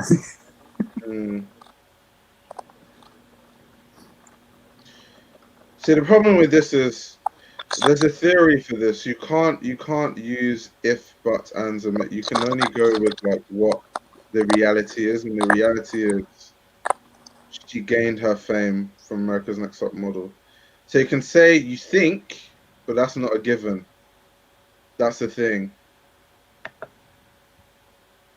I mean, that's just like classical, like, how do you write a paper? How do you make a statement or a claim? You don't say, I think. You say, I believe, or I just don't do like that kind of thing. You know what I mean? We're getting into literature right now. Never mind. Let me get out of that.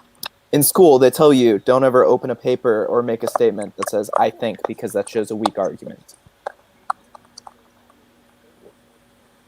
If you think, you have to say, like, just state facts. Don't state things as I think or I believe. State facts. But then writing is boring. Can you guys hear me properly now? Yeah. Yeah. Oh, wow. Finally, I've been saying things and I've been feeling like you guys have been ignoring me. And we heard you. No, I'm kidding. What did you say? No, I said your most recent tweet. Who was it about? Oh, yeah. Expose them now. Oh, don't. No, don't now. Some of their own mentality, that one. No, don't. Either one would be fine. I'm not up to date, so I want to know. Can you at least put it in the group chat? I've been hoping. Wait. Who's playing some trip? What is going on? Somebody is trying to get in the mood.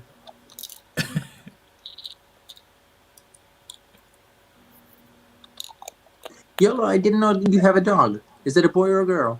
A boy. What's his name? He's called Pip. Yeah, wait. What? I'm sorry?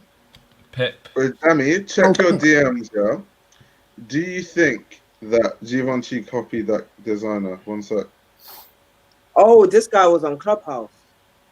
Yeah, he was.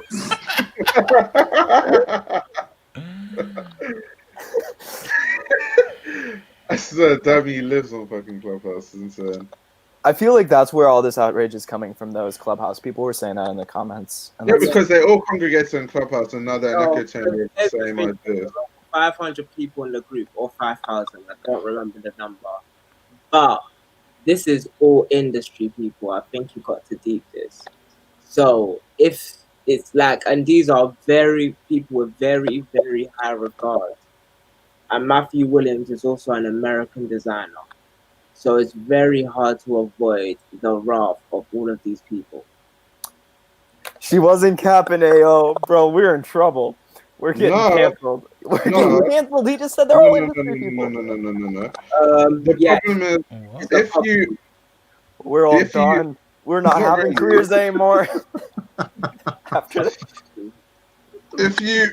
Wait, hold on. So you're telling me we shouldn't troll people on Clubhouse?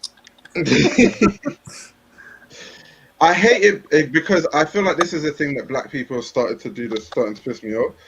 Like, you can't spin the narrative every single time on, oh, the white man is always copying the da-da-da-da-da-da-da-da, especially on something when it's like a hat with a 360 zipper. Like, it's not, bro. Like, man didn't, like, you didn't create a silhouette that was then taken. That's a copy. Nah, it's not a copy. That's a hardware function. It's a legitimate copy. That is no, it's not. That is a function. Wait, let me see the picture. What do you mean by it's a function? It's a hardware function. He put something somewhere that isn't conventionally there, so it's a functional piece of the garment. It's not like he created a flap. It's not like he created a panel. It's not like he made a window. He legitimately put a zip and unzip the thing. That is a hardware function. So you're telling me if you put the end of the zipper around the hat, you cannot do that? And the audience, you can't say this is a thing that black people are doing. No, but they do though.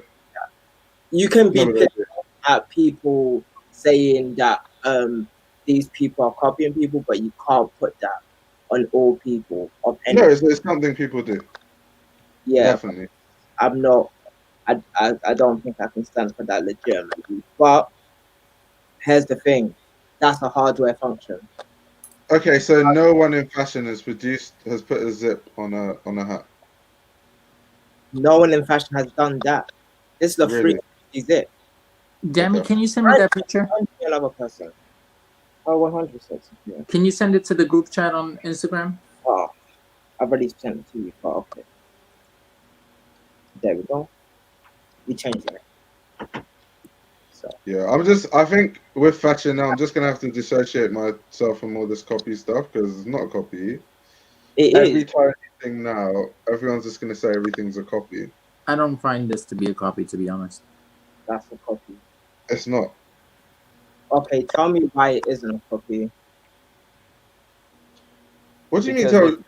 It's a zipper. This idea has been done with a lot of. I've seen it like a lot, just in different forms. It's not. No, where on a hat? So yes, I've seen zippers on hats where you remove the top part of the hat. The idea of taking a hat and only doing the brim, I've seen that a lot. Not necessarily in high fashion, but in like normcore.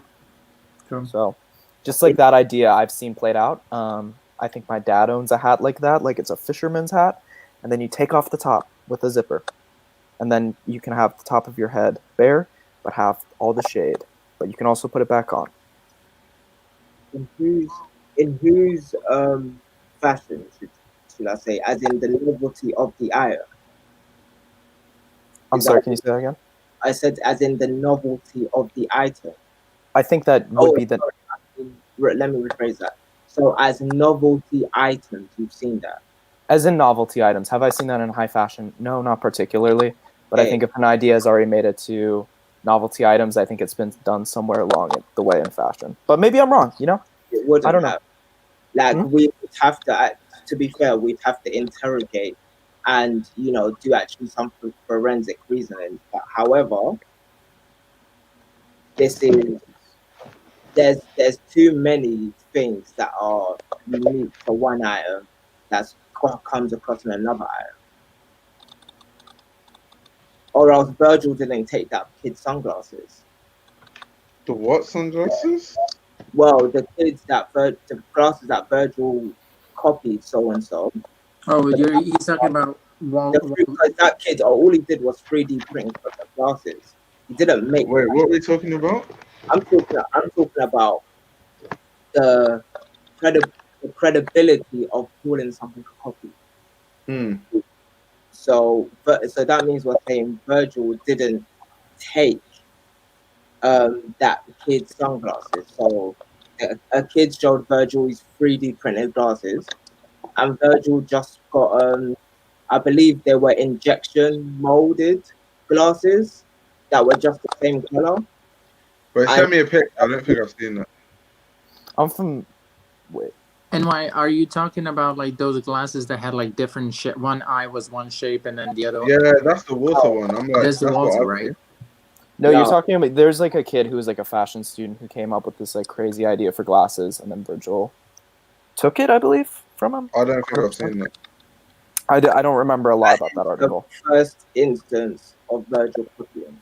When was that? That was like in 2016 or something like that. Oh, damn. Okay. Way back. That was months ago.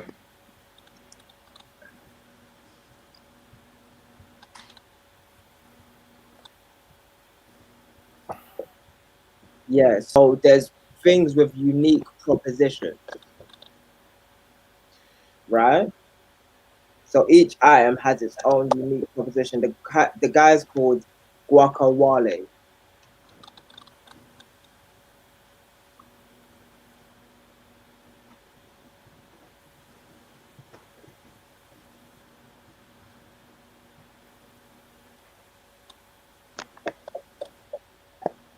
Let me see if he's even still got the post up on his IG.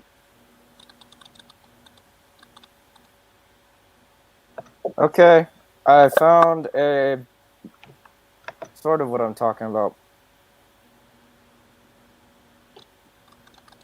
Someone said I don't care if Virgil copies anything.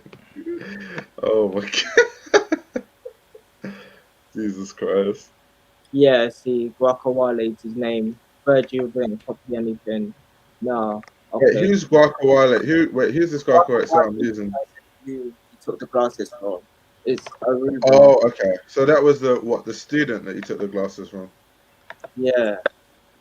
So what makes it a copy, per se? That's what I'm asking then. Because if you're saying this isn't a copy, then the other one's not going to be a copy. Well, no, I think I need to. That's why I said I need to see the. Wait, let me check it. No, what you said goes to this. There's what no, I said? You can't chop and change it now. That one and this one are exactly the same. And two, I haven't even seen what you're telling me Are you exactly the same. That's why I'm like, let me see it. Is it something I said or is it something he said? No, he's talking about me. Because we can't, like, if we're taking one definition, because there's always one, there can be multiple definitions to something. But if you're talking about stuff like this, we can only take one, like, or we have to put one example with across all the examples. There's not a case by case basis. There's a word, like how you're proposing the word copy, it has to be able to be relative to all things. So is this in legal terms you're talking about? How is this guy planning to take on Givenchy? No, I'm just talking about how we're approaching it. Because if we're saying a copy, then what isn't a copy, or what is a copy? There's different ways we can approach this, though, as like people. Like, there's going to be a journalist who's going to see a copy in one way, and then there's going to be a lawyer who's going to see a copy in a different way. Especially when it comes to artistic things, there's always going to be a different way of seeing these things. Everybody can argue stuff, yeah, but what Balenciaga did to Trami and Trami Wen a copy.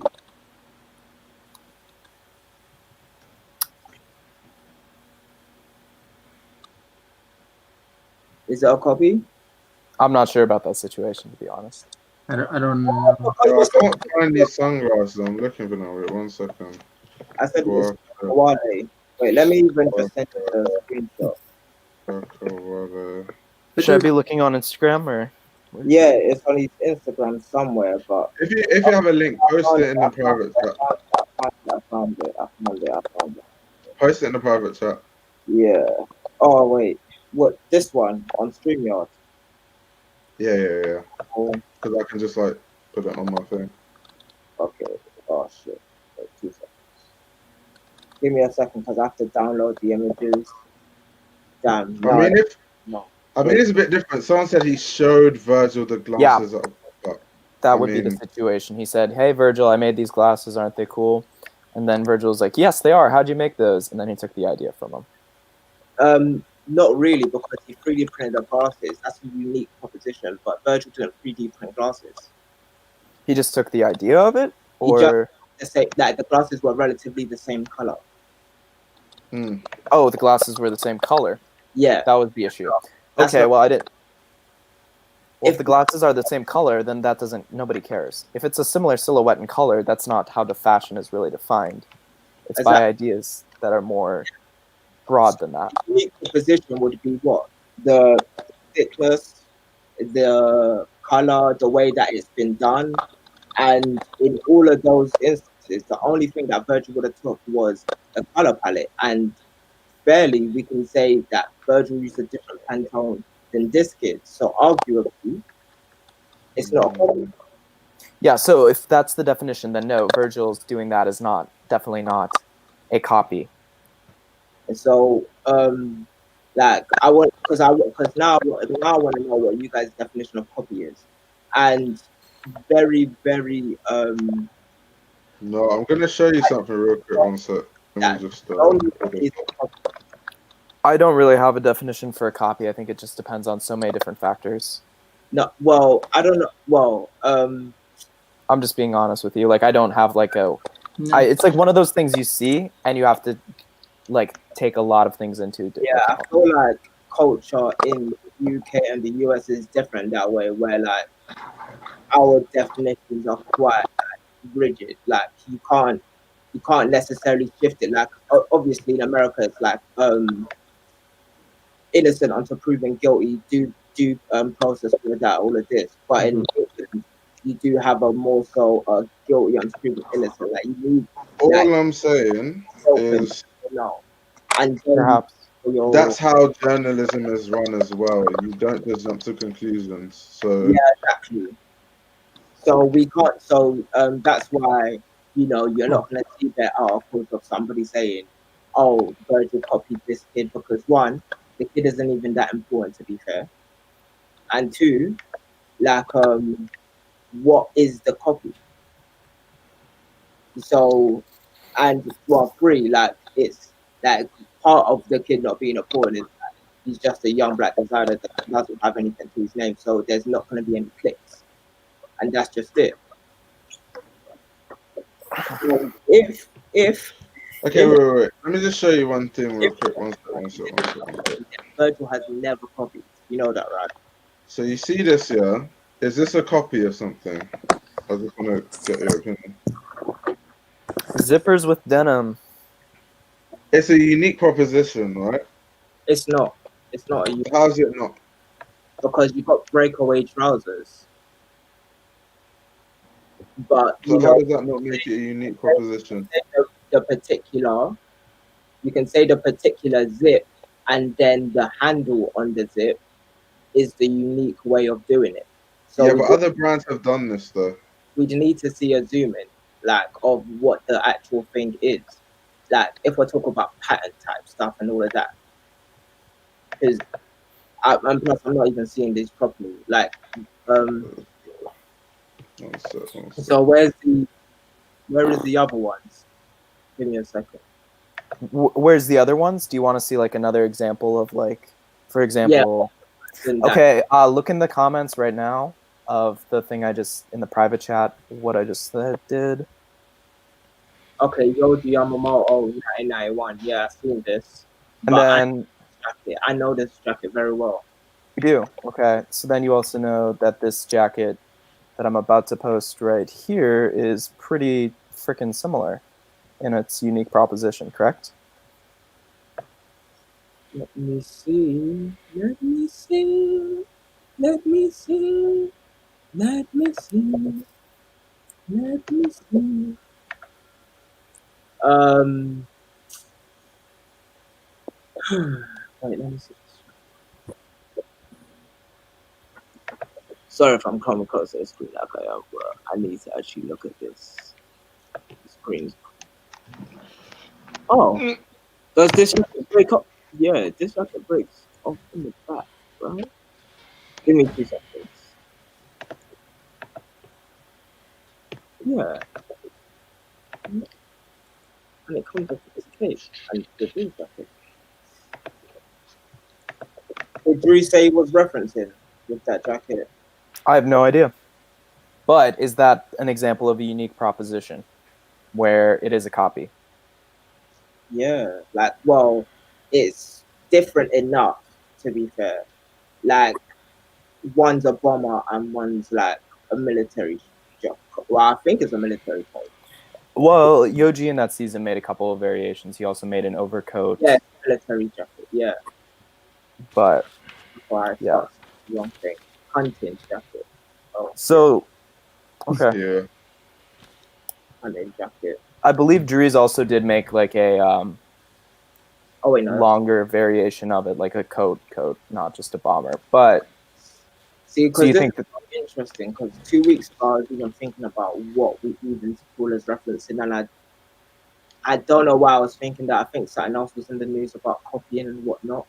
But yeah, like like let's just go to Balenciaga Chummy went right, where she mailed it, but Balenciaga had a bike and they put cloth on it, and she had a bike and she put cloth on it. Is that a copy? Wait, what are we talking about now? Chummy went or Wait, ingredient. is that? Hold on, hold on. I'm trying to get my back. Is that the person who they had that bike where they put all those clothes Yeah, on top like a stall? that's what I'm talking Oh, about. so is that a copy? That's what I'm asking. I want Didn't to know she? the fresh No, copy. my thing is, it's all about track record. So didn't she send them an email, something like that? I'm like a portfolio. She Somebody, sent a portfolio. Yeah, so I mean, there's evidence that there could be copy in there. That's actual evidence. Like, she sent someone an email. There's no record of anybody opening it, anybody being like, well, unless there's been like, there's a reply?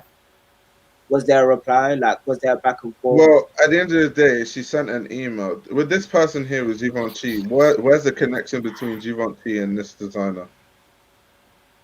Givenchy and just, well, both of them are American. He's a relatively well known hat designer, and this is very different. As in, it's a leather hat with a certain particular type of what's it, harness or fasten, and revolutionary zip, as in But it. Carson just posted in the private chat some examples of hats But that that's a have that's a attachable. Yeah, but the point is, there are many hats that exist whereby there's a 360 zip around that you can detach it to the hat. So wait, not even a why 360. is it so hard to believe that Givenchy could come up with the idea of just pushing a 360 zip, and making a hat detachable Wait, when but there are so many hats that exist of movable that style? rim style. Oh yeah, there we go. Like Why is it my so hard to believe that it was just a copy? No, no, no. Why is it hard to believe that they could have just had the idea to Yeah, have a exactly. 360 Same zip and a idea. detachable hat? It's not about exact. There are hats that exist with that same design. That's what I'm telling you. I'm saying that one of these hats over here looks like just this hat on the side. But there's other Put it hats that look put it similar. this way. You see this hat here, yeah? See this hat here? If I decide, you know what, instead of the back mess being plastic, I'm gonna make it leather, then someone has done that. and then they say I copied them, but I don't even know you. I don't care about you. I just decided I looked at this hat I have and thought, okay, cool. The mesh, if I made it leather, that'll be different. So Carson just sent you a hat where it has that exact same function where you can detach the hat. It says 360 zip around. You can zip it back on. You can detach it. So why is it so far-fetched for them to look at a hat like that and then just say, let's make it a bucket hat and make it leather?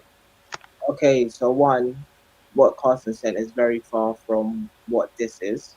Both of the, like, they're literally in different leagues. And with the one in the comparison pictures, these aren't far apart at all. Neither of them are far apart. So one can be an original and the other one can be a replica for all I care. However they want to chop and change it, I'm not really fussed about it. However, yeah, one looks like it's been taken from the other. Just like I don't really have a hill to die on or like anything to gain from this, but yeah, like I looked at it, I didn't even know what anybody's point of view was on this, but one looks exactly like the other. just because two things look aesthetically similar doesn't mean one person copied the other. Okay, and this is where like it's very important to know what your stance is on this. No, but that's facts though. Just If because two things look aesthetically similar doesn't mean one copied the other. someone can take something from somebody else. What'd you say? I said if two things look similar and extremely similar, one is always proposed to have been taken from the other. Just because one is proposed to have been taken from the other doesn't mean that's true. Just like if two things are aesthetically similar, that's because somewhere along the way they have one similar reference, but it doesn't mean that they've taken from the other. There could be another reference. If I design a jacket now, yeah, and we scan through human history, you'll find a jacket that looks basically the same. And I knew nothing about that design. There's about I want to be kind of precise, but what's from 1909, from about 1909 to now, there's a storied and well documented history of jackets that are modern in the way that you would make one of those jackets. If we're talking about a hoodie now, there's a less well documented history. You could make something quite unique. Okay, is your tote bag a copy? Is there something very similar to the tote bag that you have out? That's it. See, that's the thing. So there's probably a tote bag that looks as that because it's a simple design. There's probably tote bags that look similar to mine. But when I made my tote bag, I was just thinking, I've even made a video about my tote bag as to why I made it. So that's what I'm saying. Just because two things look aesthetically similar doesn't mean they're one out like yours, is what I'm asking. Just because they don't say the Fashion Archive, that's not the point though.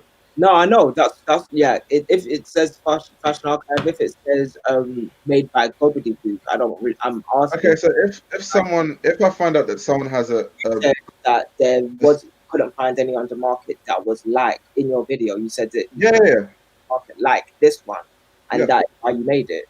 Yeah. So you felt there was reason to make it. Mm-hmm. So if you go back in history now and see something like it. Yeah, so when people say, oh, you copy this person because they've seen a black tote bag with embroidered text on it that happens to have a zip in the same fabric. I feel like the way that we approach what we call copying and how we use our definitions is important, especially as people that are trying to disseminate information. So how we go about this is like probably one of the more tactical things that we have to do, because it will carry with us for longer than we would like to. Our definitions? So, pardon? Like our definitions. Definitions always carry. Definitions carry. No, we haven't told you definition. I've told you factors. So you've told me how you view it, which is why I said, I've told you two things. Definitions change over time. Language is so malleable. Yeah, it's not even that. What I've told you is two things, right? So I've said, first thing I said was that two things looking aesthetically similar doesn't mean they're a copy of each other, right? That was the first thing I said. Yeah?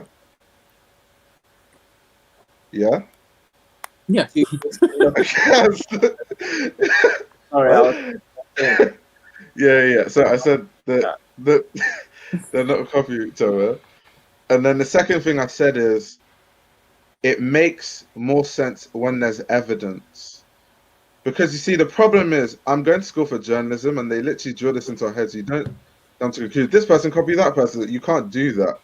Like, where's the evidence? In the Balenciaga cases, emails have been sent. There's a case to be made. There's always times when people come out with these things. It's portfolios, it's messages, it's DMs. We've got absolutely none of that here. In the previous times, people show messages, DMs, emails, portfolios, evidence of that person interview going to the dates, other person, where they went. We have absolutely none of that there. So now we have no evidence, right? And I'm telling you that just because two things look aesthetically similar doesn't mean it's a copy of the other. Because there's a reasonable doubt doesn't mean that you need to take that doubt. Like, just because a criminal got away with something doesn't mean that they didn't do the shit. You feel me? Yeah. But it also doesn't mean, yeah, but no, the thing is, it is what it is. It's not really how you look at it. If you want to be tactful and, like, you know, play the renegade, then yeah, like we can say all types of shit. Like, I could make exactly the same article in exactly the same way as somebody else and say I ain't see that shit. But there's like categorical, like, as part of my DNA, to not even look at other people's writing like that, because I don't want to copy people's writing. I don't even want to sound like anybody else. My writing is dissimilar, purposefully. okay, so why is the legal system set up the way it's set up? Because there's people that need to get away with shit that help the world move. That's why it's set up the way that's set up. There's certain people that need to win, and there's certain other people that need to lose. That's not why it's set up the way it's set up. For fairness, I don't know whether you're about to fight for the legal system or anything like that, but you better know. Like, no. What is the point of innocent until proven guilty? What's the point of that? What's the point of innocent until proven guilty? Let me think about America. Well, that's American history. I don't know whether you're talking about UK history. No, I'm just talking about, like, anywhere where the law is innocent until proven guilty. Why is that? Due process. That is what. Well, to be fair, due process came afterwards, and innocent until proven guilty wasn't really like a fact. It wasn't solid, didn't it? The law was more malleable. So when we talk about innocent until proven guilty, like, I want to be real straight with this.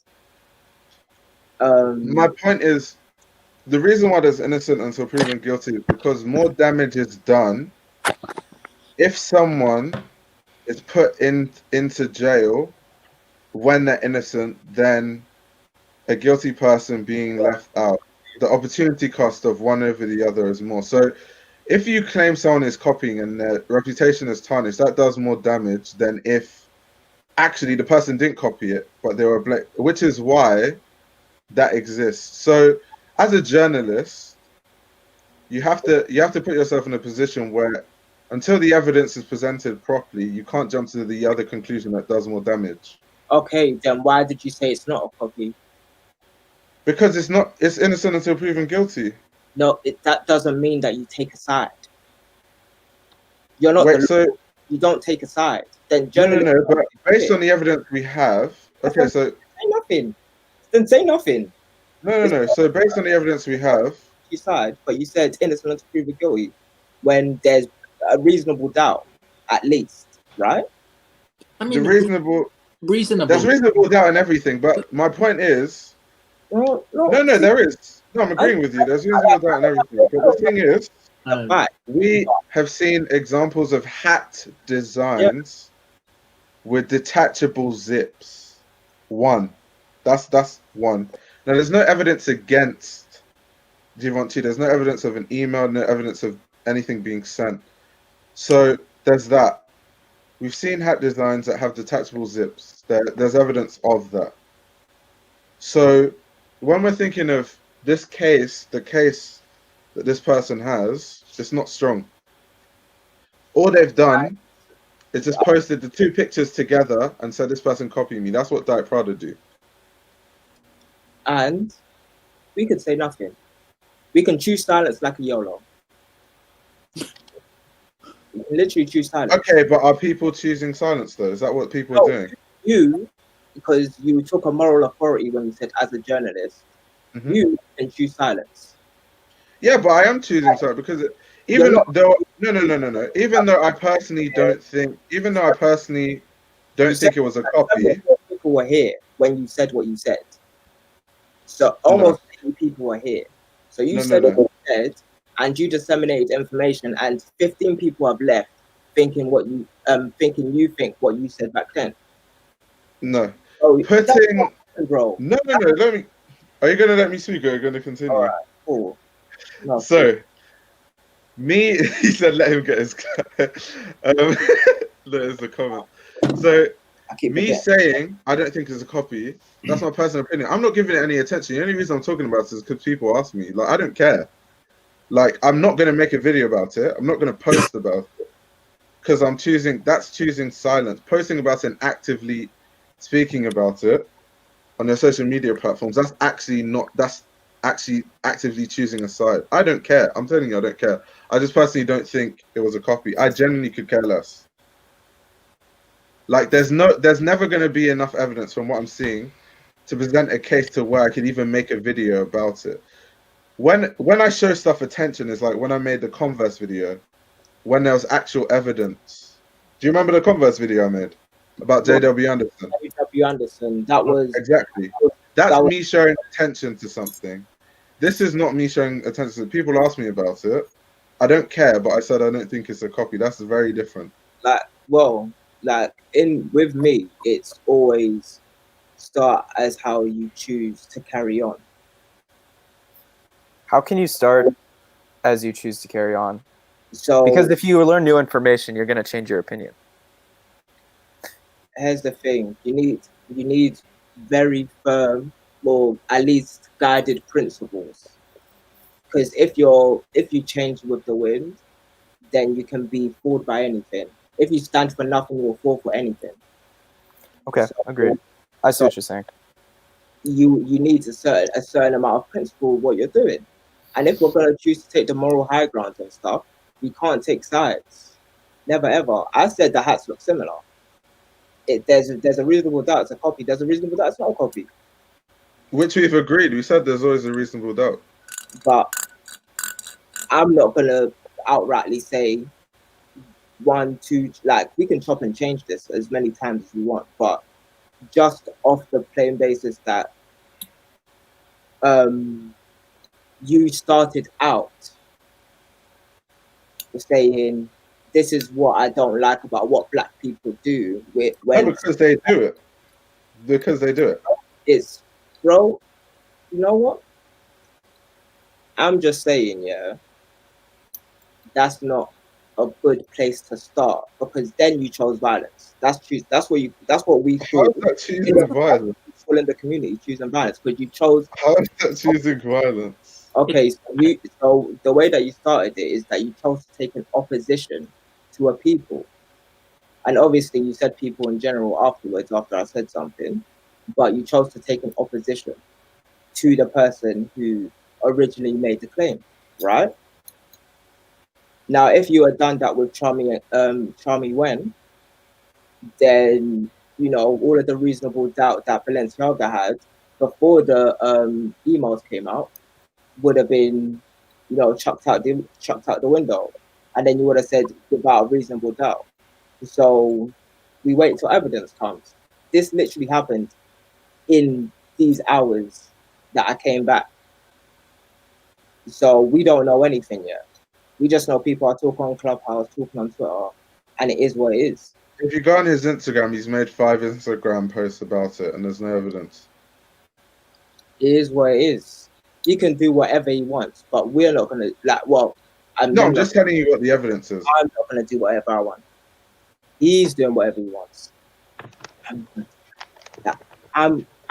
also gonna do what I want. And what I want is to really not talk about this, because I don't give. To be fair, I don't even give like to things like this. You've not seen me talk about copying. You've not seen me talk about all of this. Even when Daniel brought up Virgil's copying, I don't even bother with it. Do you know why? Because there's too much evidence and too little reasoning. You feel me? There's too much evidence, there's too little reasoning. So you can kind of build a case, but it's fallible. So I can't say anything about it. That's between them two. So yeah, like that. Well, that's between the accuser and the claimer or victim. But yeah, I'm too tired for this. It's in court, not YouTube live. Lord have mercy. So actually, I'm not even gonna recap. Like we don't need to recap. We're good. I think. No, I don't rehash type shit, bro. But yeah, bro. My whole thing is, so in your opinion, do you think every time there's a reasonable doubt, you can run a designer's name under the ground that they copy designs? I mean, that's what people are going to do on the internet no matter what. That's what I'm saying, which is why I don't follow that model. Here's my, this is fashion at the end of the day. And we relatively kind of know people. So I don't protect relationships. I protect my integrity as best as I can. So it will be what it will be. But in general, I'm not going to tell what everybody else should do. And I'm trying to stay away from that, even though I do feel like there's certain points where people create too much room for like terrible actions. But drawing back from that, I try to keep my own course and do the best writing I can on the things that I know to be true. Like, you've not seen an article from me in time because I wasn't in the best shape to write. I wasn't in the best shape to make a YouTube video. Like, there's certain things I'm not doing to maintain the integrity of my channel, regardless of who's gonna be watching, because I didn't do it for all of that. I did it for the integrity of the types of things that I want to produce. And that's just like, you know what I mean? That's like trying to remain steadfast in beliefs. So to at least like not be swayed by the people, they want to hear about this and that and all of this and all of that. Like, nothing is moving. This is fashion. And to me, this is fun. Banana Republic has a very similar hat. I'm just looking at it. Hold on. I just started the profile. I saw it. What's your send the Banana Republic hat. What's your link? Let me see what's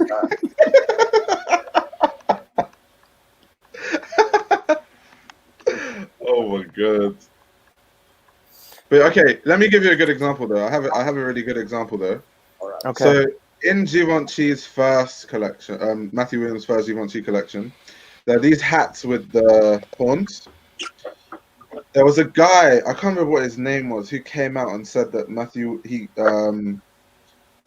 Williams copied him because he had hats that did look identical. They were just leather hats with horns. Now Matthew Williams said the horns was an inspiration to McQueen, which makes a lot of sense because one, we've seen the McQueen collection. Two, it wasn't just the hats we saw the horns. We saw the horns in many different things, right? So once again, it's just like those two things actually looked identical. But when you think of his reasoning for putting horns on, it makes actual sense. Oh yeah, it's from McQueen because they look exactly like the McQueen horns on a leather hat that we've seen him design at Leaks. So once again, it's like, when is it okay? When is it not? When is it copying? When is it not? Well, you know what? Yeah, if this happens a third time, there's more than a reasonable doubt to not believe Matthew Williams' thoughts and feelings. But don't you think whatever hat he designs, there's bound to be a hat out there that looks similar to whatever he could possibly design, and then they'll just come out? Of behavior. He's a creative. He should know what he can create. And inside the bounds of Matthew Williams's box that he's created, he can find something original if he wants to, anyways. And like, I do believe in Matthew Williams as a designer in general. Like, I like what he's done with the Elise chest rig and all of the other, you know, hardware that he's made. So, but even if you find something original, that doesn't mean that it isn't already out there. Yeah. Just there's other chest rigs out there. Put this bottle on top of his hat here, and he's like, "Oh my god, I haven't seen that on anybody else." But then there's a guy in Africa with red bottle, but it's the same thing. Nobody can say that that's. First of all, I'm not gonna take away from anybody. See, because this is the thing. I don't give people, what's this thing called? The benefit of the doubt too often. There's somebody with one story and somebody with another story. Sounds like in America, you call that a hearsay, innit? But there's two people with stories. Somewhere in the middle, you can find the truth. But didn't you say you thought it was copying, though, what Matthew Williams did? Yeah, it looks like a replica. You asked me what I thought about it. That's my personal opinion. It looks the same. There's one so exactly like that one. So you saying it looks the same, isn't that you basically doing what you criticize me for doing, which is 53 people watching? Okay, are you saying it doesn't look the same? But you've also said that there's other hats out there. No, I said it looks the same. Okay, so we all think said it's not a copy. That's what I said. Is it a copy? That is the question. Like the de facto answers. You asked me for a de facto, is it a copy? You didn't like asking me if it looks the same, because that was your first question. And then we went into the diatribe about copies and replicas, and well, not even replicas, like copies was the word, innit? So we went into all of that discourse about copies. But you asked me first, you just sent me a DM. I didn't even know what we were talking about, to be fair. But like they look the same, fam. That's the first thing I'm gonna say. I didn't know what you're gonna say to me. You're just asking my opinion on something. I didn't even think that like when I even looked at the image, I didn't even see him say what he said and you know the Givenchy copy. I didn't even know it was Givenchy. I just thought they look the same. They do look the same. So somebody dropped Sierra's Instagram in the chat, and I'm checking it out. Wait, does everyone think that they look totally different and they're dissimilar? And like, can I get a temperature of the room, please? No, they're like pretty similar, but yeah, I think the concept itself isn't that crazy. Like, I don't think it's something that needs. Do you know how many things in fashion I can tell you look similar, where the idea comes from a different place? Look, I believe truly. I can do that all day. Inside the code, the whole Instagram page. Can I say something I believe in my heart? I think the hats look ugly. That's true. I agree with you. That in my heart of hearts, that's the only thing I believe. That's the only thing I think is true. That the hats are ugly. Hard agree. Hard agree with you there. Man, costing up. See this one, man. They're that ugly, honestly. See, like, honestly, at the end of the day, we're talking about ugly hats when we could be talking about good design right now. I knew if we searched deep within ourselves, we could find something to agree on. The hats suck. Well, personally, how ugly. Why would you do that? Personally, this is why I don't have time to engage in any this person copied, that person copied. It's just, it's like there's a thing that people I know call it. It's like it's pointless conversation because you'll never come to unless there's like you'll never come to beyond reasonable doubt evidence. You never come to a conclusion. So it's actually a waste of time. Yeah, like there's better things to focus on, like learning about the history of Balenciaga and talking about capoeis. Wait, talking about what? Capoeis. Oh my god, bro! I'm just thinking about it. You know, Matthew Williams starting off with like the devil horn hats. Next thing you know, capoeis are going to be trendy in fashion. Mark my words. You're gonna be walking down. Give it Once time. this COVID stuff is over, furry fashion is gonna enter into high fashion really slowly, but it's gonna happen. You guys So long laugh as at it's me not now. You real don't see fur. the future. If it's I real swear it fur, already people are is, gonna go though. mad. What's that? I swear, like Catboys and stuff is already like. It's starting to get pop big. off with the youth, yeah. But Is it's gonna inch its way in. Next thing you know, you're gonna see. I haven't actually seen that. Where is it Did you say popping off? Luca On and TikTok and stuff. stuff. Have you not seen? Yeah, I've seen Luca. That's exactly why I'm saying it. These kids are crazy. Yeah. These kids are crazy. I myself, I went to the mall the other day. I thought it would be really funny if I ironically bought cat ears, and then I said to myself, I'm a consumer who just thought to myself, ironically, I want to buy a product. When you're ironically buying a product, you are unironically also buying that product. Yeah. So all I'm saying is that like you think furry fashion isn't gonna come, it's gonna be a thing. One of these years, some big design company is gonna send furries down the runway, and it's gonna become a thing. I believe that, to be honest with you. Yeah, exactly. Why wouldn't they do it? These guys are running out of ideas. I believe that. I believe in the fact that someone can go to the mall, see cat is, and be like, that's on the runway. They did that with a hoodie. They can certainly do that with cat. Wait, I'm pretty sure it's been done. Wait. I think I know a connection like that. Wait, what? See, Hanan, this is where we need Judith, because Judith knows everything that's been done ever. Can you? Well, you gotta go ask Judith then for me about furry fashion. Go give her. Do you have her email? You have her email. She's your professor. You can email her. Hell no, I ain't emailing her on the Christmas holiday. What's her face? The eco girl, McCartney. Stella McCartney sent down like animal costumes. Exactly. Not quite furry, but it's just the next generation, guys. Karsten giving ideas out here. Yeah, because that's for free.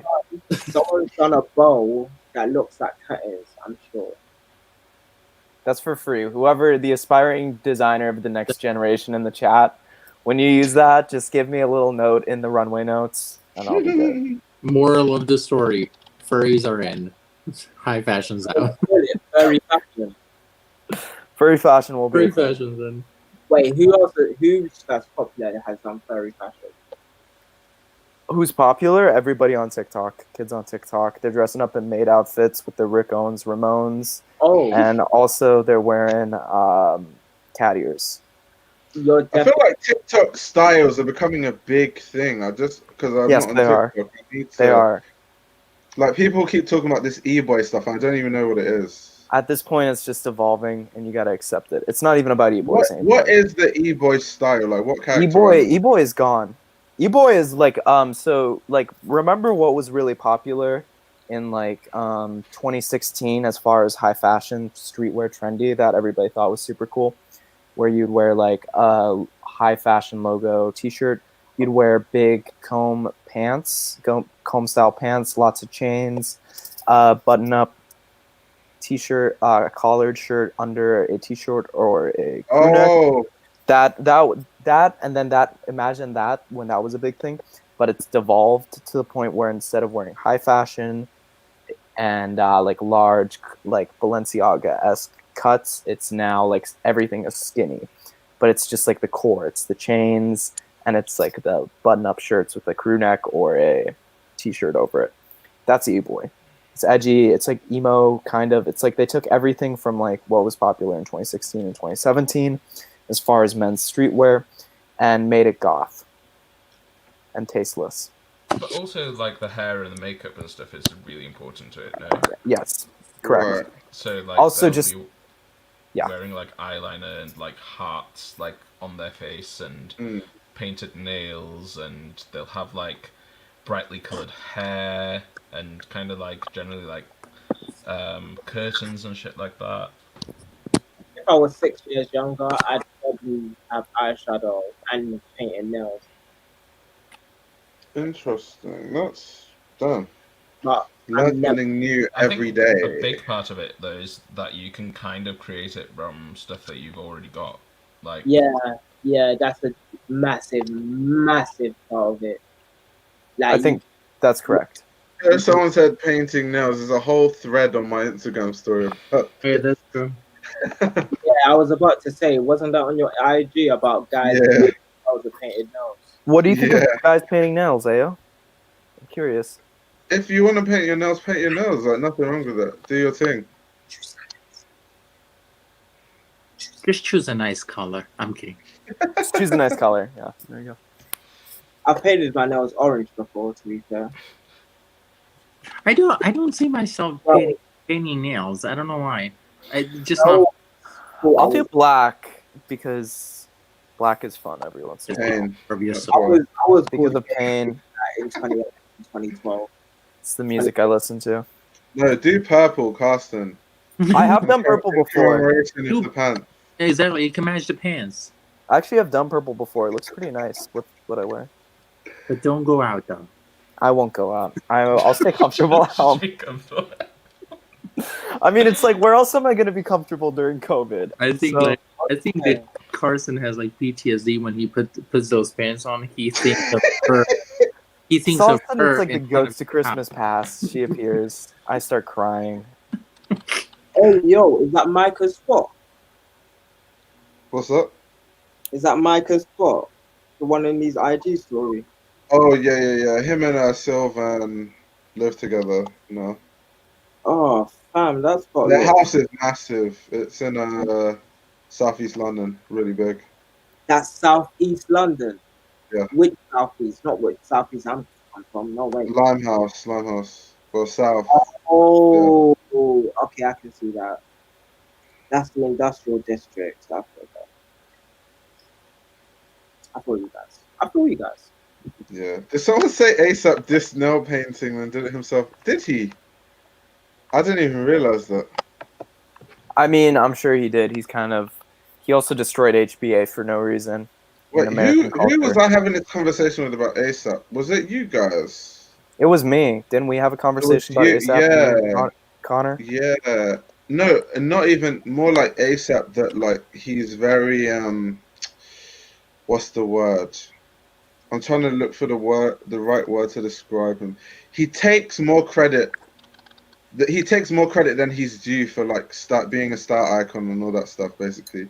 Yeah, agreed.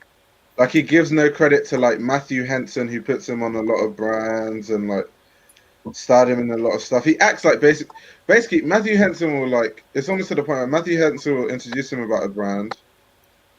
He'll like learn about it a bit more and then act like he's been on it for time and be like, yeah, I was on this shit, bro, before y'all know about this, man, I was on all this before all y'all, bro. It's like, bro, like, that's a really good ASAP Rocky impression, bro. It's almost like he's begging. He's not exactly like him. He's begging to be seen a certain way. Where someone like Steve Lacy just wears what he wears, doesn't like try to claim that he started everything. So it's getting to the point where I'm starting to feel like he tries to give himself this title of like style god, but it's like, bro, that's Kanye. Like, you're never gonna have that title. There's a lot of people who try to claim that they've been on something before other people. Especially who was it? Was it ASAP that tried to say he started Air Force Ones? That was ASAP, wasn't it too? Yeah. That's yeah. He just, I don't know what's wrong with him. He said he made people wear Air Force Ones. It's like, yeah, he does that. He does that a lot. No, fun fact. You know, that's my boy. The person who was being a moderator, who was speaking to. That's my boy. Nah, I know that guy. Wait, who's that? Cameron, the guy that was the speaker on stage with ASAP during the conversation of the Air Force. Oh, no way. No way. Oh! Yeah, fam, he's low-key kind of famous in Blackpool. Yeah. Yeah, when he said, he said when Rocky said that, he was like, I have no idea what this thing is talking about. Yeah, wait, when questioning ASAP said, Kanye being a style guy, ASAP genuinely opened his mouth and said, I made people wear Air Force Ones. That was when I knew, yeah, bro, you're just talking out your ass at this point. Kanye did the tail at Furry fashion. The yeah, 2013 VMAs, I believe. Yeah. Kanye. Kanye, everything that ASAP tries to take credit for, Kanye did. So, like, good example was the reason why like a lot of rappers go to like Fashion Week and stuff was Kanye. because Kanye opened that door for a lot of them to start going to Fashion Week. No, we didn't. That's He not did. true. That's He did. P He did. Diddy. No. Let's go back to history of hip hop. So, the first time Oh. high fashion and hip hop merged. No, we can go back to the start. The first time history and hip hop merged was Versace, right? Because at the time, no, I'm getting there. At the time, I'm talking about high-end fashion. Because at the time, before then, the only brand that had really collaborated with hip hop artists in the mainstream was Tommy Hilfiger, and that was because he was sending his son to hand out jackets to rappers so that they could basically go on. So what you want to say? Because you're acting like you disagree. No, I'm literally thinking about what you're saying. Like I'm Hey, just yeah. No, Tommy Hilfiger sent his son. That was the first instance. what year? Before it was underground, it was Dapper Dan. Dapper Dan was the one who was making the outfits. No, I'm not. I want to hear what you have to say in totality. I'm giving you the history. Like Dapper Dan was the one who started it. He was the one that made the outfits for rappers. Well, yeah, we know, but obviously, like you're literally talking about. You said something very specific. You said high fashion hip hop, right? Yeah. So Tommy Listening to that. Hilfiger was not high fashion then. So it was the Tommy Hilfiger was what bridged the gap. So what Tommy Hilfiger did was send his son because he noticed that these rappers have a lot of influence. So it's like, okay, just give all these rappers free clothes, let them wear it in the shows, people see it, and then it became a cultural thing where Tommy Hilfiger and hip hop became synonymous because of that.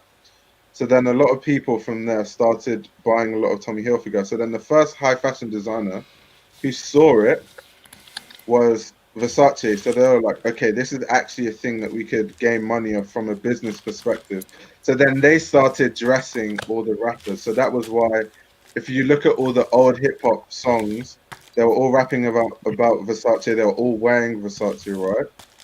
So then pivoting on, what then happened was, so it was people like P Diddy that were wearing Versace at the time. People like so then what happened was they took it to, I think it was Donatella. She took it to the next stage and then invited them to Milan Fashion Week. So then you saw the first fashion shows that rappers started going to was Versace shows because of that, right? Then it was an effect where a lot of rappers then started to be synonymous with high fashion because they're like, okay, this is actually a marketable thing. Before, it just thought of rappers as like, it's this underground stuff. It doesn't really, our clientele won't mix with that. Then actually what happened was in New York, there became a point where there was this mix between the hip hop scene, the fashion scene. That was in Manhattan. That's where like all the big parties were happening. And then pivoting from there, what then happened was now we're going into like Jay-Z, Kanye West, right? Now then it was still only Versace that really patroned these rappers, right? So it What wasn't. about like Bape? Are we? Is that No, but not that's like... not high fashion. That's Okay, not high fashion. we're not talking about. We're talking about high fashion. European fashion. Yeah, we're talking about European high fashion. So then what happened was it was really only Versace that's patroning them. So they could only really get into Versace shows or shows around Versace that had, so you would see people going to like Machino shows as well and things like that, right? That's why a lot of rappers also wore Machino at the time and were dressed by Machino. Now, when it got to the Jay-Z and Kanye era, Kanye was in that thing where he was like, no, fuck that. I can get into any show I want to. So then Kanye was the one that started, whatever show I want to get into, I'm going to get into. And I'm going to leverage like my, what's the word they use? Prestige? So then, no, but there's a word I'm looking, it's not prestige, but we can use that, right? Clout. And yeah, and that's where Kanye started being synonymous with fashion, really, and then he started getting to like YSL and all those things. And then, so before it was really just a thing where Versace saw it as like, okay, this was a thing. And then at that time that Kanye started going to Paris shows, there were also like other rappers going to couture shows. And then from that point, so we're talking like 2006, like early 2000s, basically. From that point, the whole bubble just exploded, and then it just became a thing where fashion, high fashion, and hip hop merged completely. That's when you had people like Kanye, Jay-Z, Pharrell, P. Diddy, all going to couture shows, all going to high fashion shows. So without those people, what all this ASAP and all this ASAP mob, all that going to fashion shows, it's not a thing. That's what I'm saying. So ASAP had absolutely nothing to do with what is happening in high fashion and rappers now. That was Pharrell, Kanye, P. Diddy, Jay-Z. It was them. So I've literally given you a history lesson there. Okay, That Judy. was hip hop and high fashion. Okay. You should turn that into a video for the next content. Nah, I don't think people will be that interested in that. Bro, Maybe. No. Bullshit. That would be your most viewed video, probably. I mean, that's because it's like, so? yes, because I think it's the one that like every single like kid who's just getting into fashion would click on. Really? Yes. We try to put. I think it's searchable. And P. Diddy was going to tour shows before Kanye and that. But yeah. What did you say? I said P. Diddy was going to tour shows before Kanye. P. Diddy was because champagne brands with and all of the other people. Like everybody that advertised. Did you hear what I said earlier? Everybody that advertised. No, but P. Diddy was, because you said Kanye went to couture shows, but P. Diddy went. No. I said Versace was the first way in for a lot of rappers. So the rappers that would go to couture shows and runway shows would only be able to go into the shows where there was a connection with Versace, which is why most of them used to go to Milan Fashion Week. That's different to saying. Then I said pivoting later. That is when Kanye decided that I'm not just going to be like restricted to the circle of shows that are deemed hip hop artists can go. Back then, hip hop artists could just go to any show they wanted to. There was a hierarchy. It's not like now where you can just go to where you want to go. I believe that Kanye did things his way, and I believe that P. Diddy followed. He followed suit because he had Anna Wintour, and he ran a record label. So he was a CEO. Kanye was just an artist. So there's definitely a dynamic there. So it's like, and plus for me, like that's what 2006 is like. What late registration. So like all of that makes sense to me. Like 2006 makes sense, but there was stuff happening in 2001 and 2000. No, there was. 98. So then those people, I've told you the people that were then. Yeah, just filling in that context because the whole point why I'm even talking about this history is because ASAP likes to claim that he has a big stake in like pioneering things when he doesn't. I mean, what he did pioneer was like the New York scene, though. Wait, what did he pioneer? The New York scene. Well, I mean, I'm not saying he pioneered, like he created anything, but he did like bring a lot of that into the public eye of like the whole world. He started New York Fashion Week. Is that what he did? No. I'm talking about like the underground New York scene, bro. I'm talking about New York Fashion Week. Bro, no. Don't even put that on me. You know I'm not even speaking on that, bro. But yeah, that ain't what I'm saying. My girl's doing a dissertation. Well, not my girl, but my girl mate is doing a dissertation on this, and I gave her all the information for the dissertation. Like this is to be fair, this is my entry point into fashion. Aside from McQueen doing that live stream in 2000. Yeah. But I didn't recognize it as high fashion, and that's the only difference between both and two. But that's why I call it European fashion, and because them brands sold for 600 million, 400 stuff. So yeah, because ASAP talks like ASAP. He talks with a certain like. He'll mention brands like Angelina Misa and stuff, and it's like, bro, you just found out about Angelina when Kanye had already, and P. Diddy and Pharrell had already like gone and done that. Like, and the worst one, honestly, the worst take I've ever heard from A$AP Rocky's mouth is I made everyone wear Air Force Ones. That's the worst take I've ever heard from anyone's mouth ever. Say about Rocky, I would agree. What did you say? I said I feel anything you say about Rocky, I will agree with. To be fair. I like Rocky's style, but he just has a nice style. He's still I acting agree like, with that as well. I agree yeah, with that. I like his style. But he has a nice style. That's it. That's where it stops. Like, he should stop acting like he's P Diddy because he's not, He's not. or acting like he's Kanye because he's not, or acting like he's Pharrell because he's not. He's not. A$AP Rocky ain't no Playboy Cardi. He might not even be Carti, to be fair.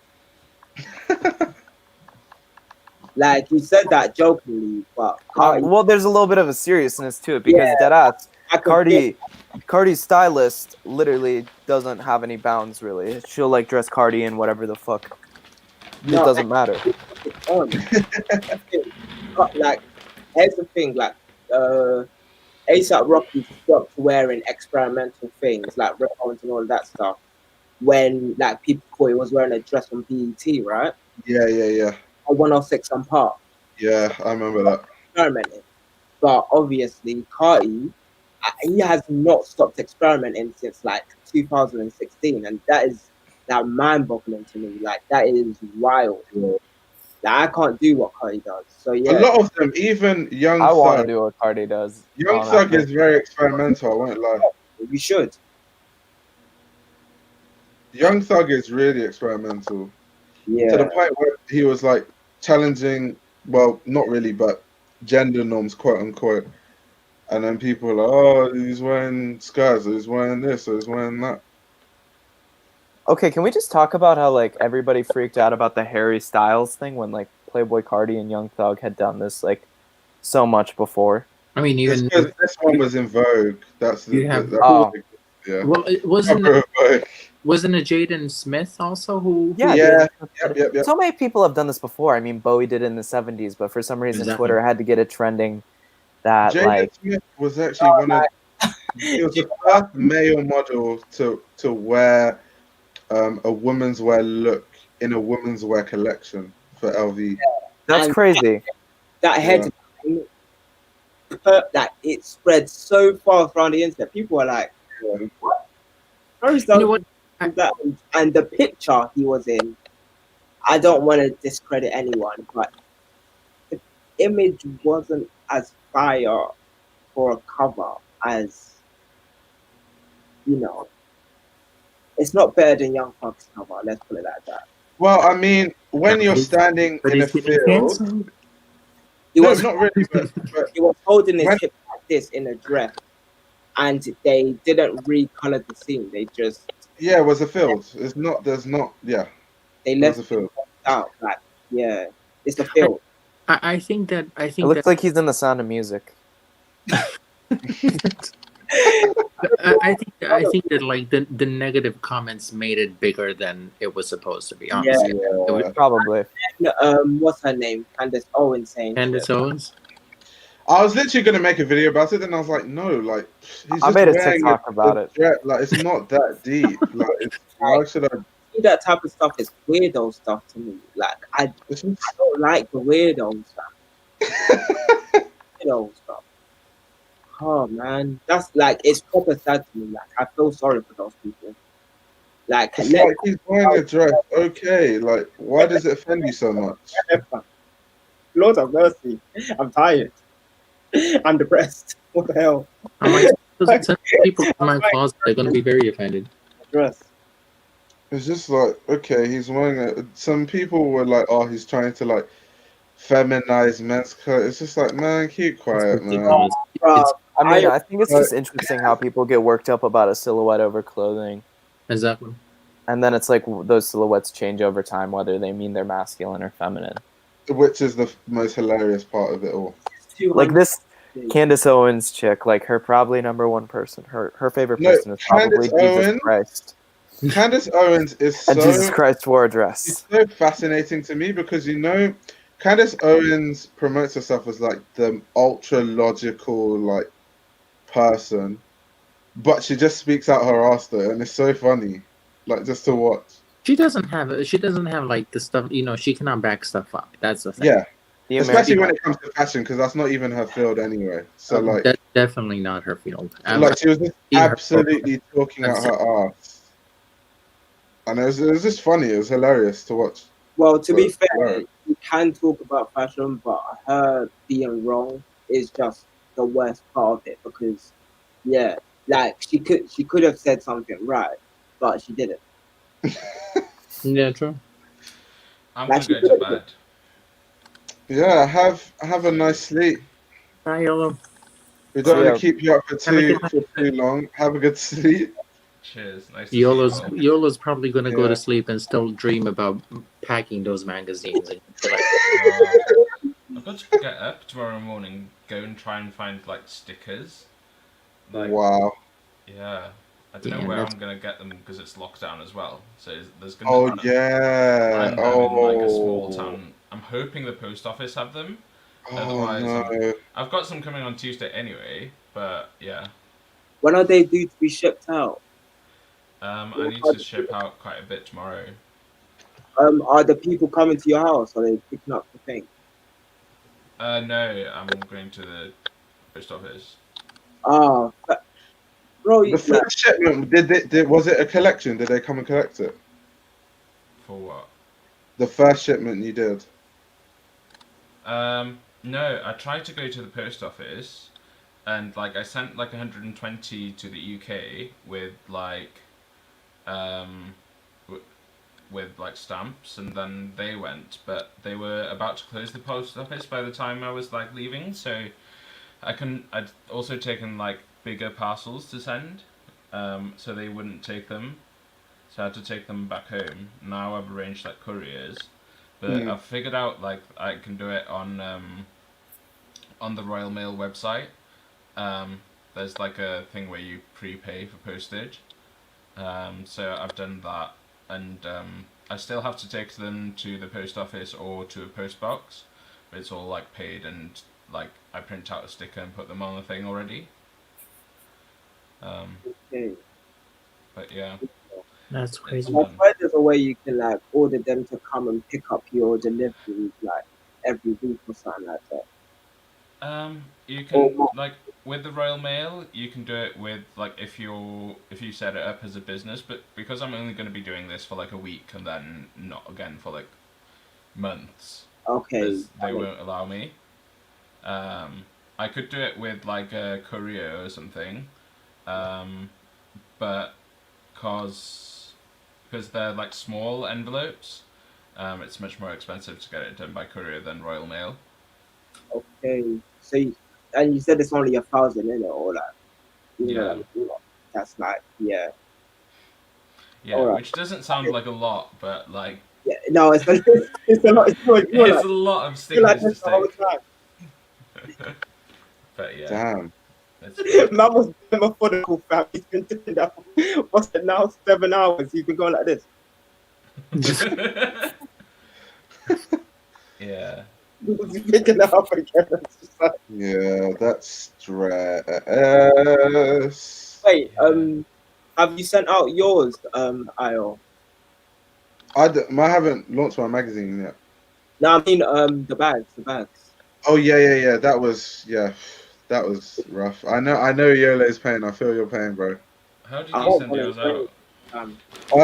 So I packaged all of them and I took them in bags to the post office. But because I have the business thing, because I like ship other stuff, like I sell some other stuff as well. So I just like put it in the bags that they needed to be and just left it, and then just left. Yeah. Yeah.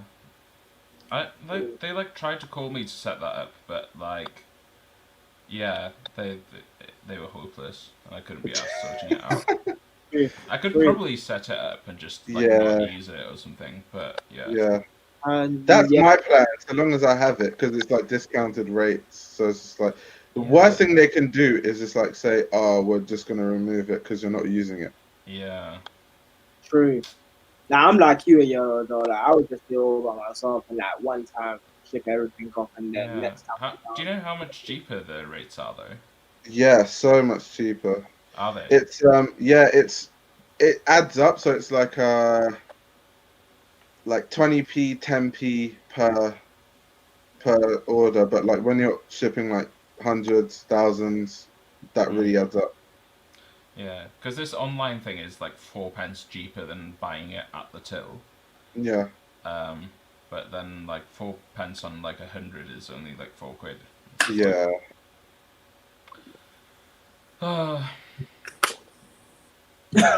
Yo, the pain and the pressure in that. It's just like, oh god. Nah. The worst thing is that like I was hoping I could like call up my whole family to help me, and they've gone on holiday to Damn. somewhere I can't remember. No, man, you man done well though. Like, I like the lead up. I liked the way that you marketed everything, the way that you like rolled everything out and that. Like, that shit was And good. the content itself, I'm sure, is amazing. Waiting for my copy, but I can't wait till I get it. Yeah, I don't know when it's gonna get to the US. Like, Yeah. You're safe, Very bro. fast. I bought my copy. I'll let you know. Man. God. I need it, man. I need the book, man. I need it. Yeah, the annoying thing is the UK ones should have arrived Saturday, but because the post has like been slow, like it's not gonna arrive till Monday now. Yo, Today. I ordered a package, you know, and it said 14 to 20 business days, right? And the business days. Ooh, business days. This is an Wow.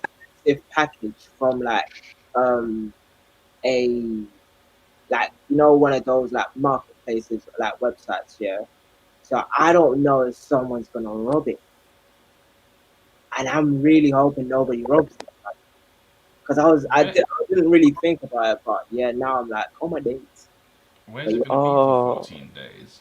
But yeah, I shipped package. Oh shoot. Okay, because you tell people are I just realized I have like 3 or 4 books at my doorstep from December 1st. And also soap from Fernando Rangel. At your doorstep? In Seattle.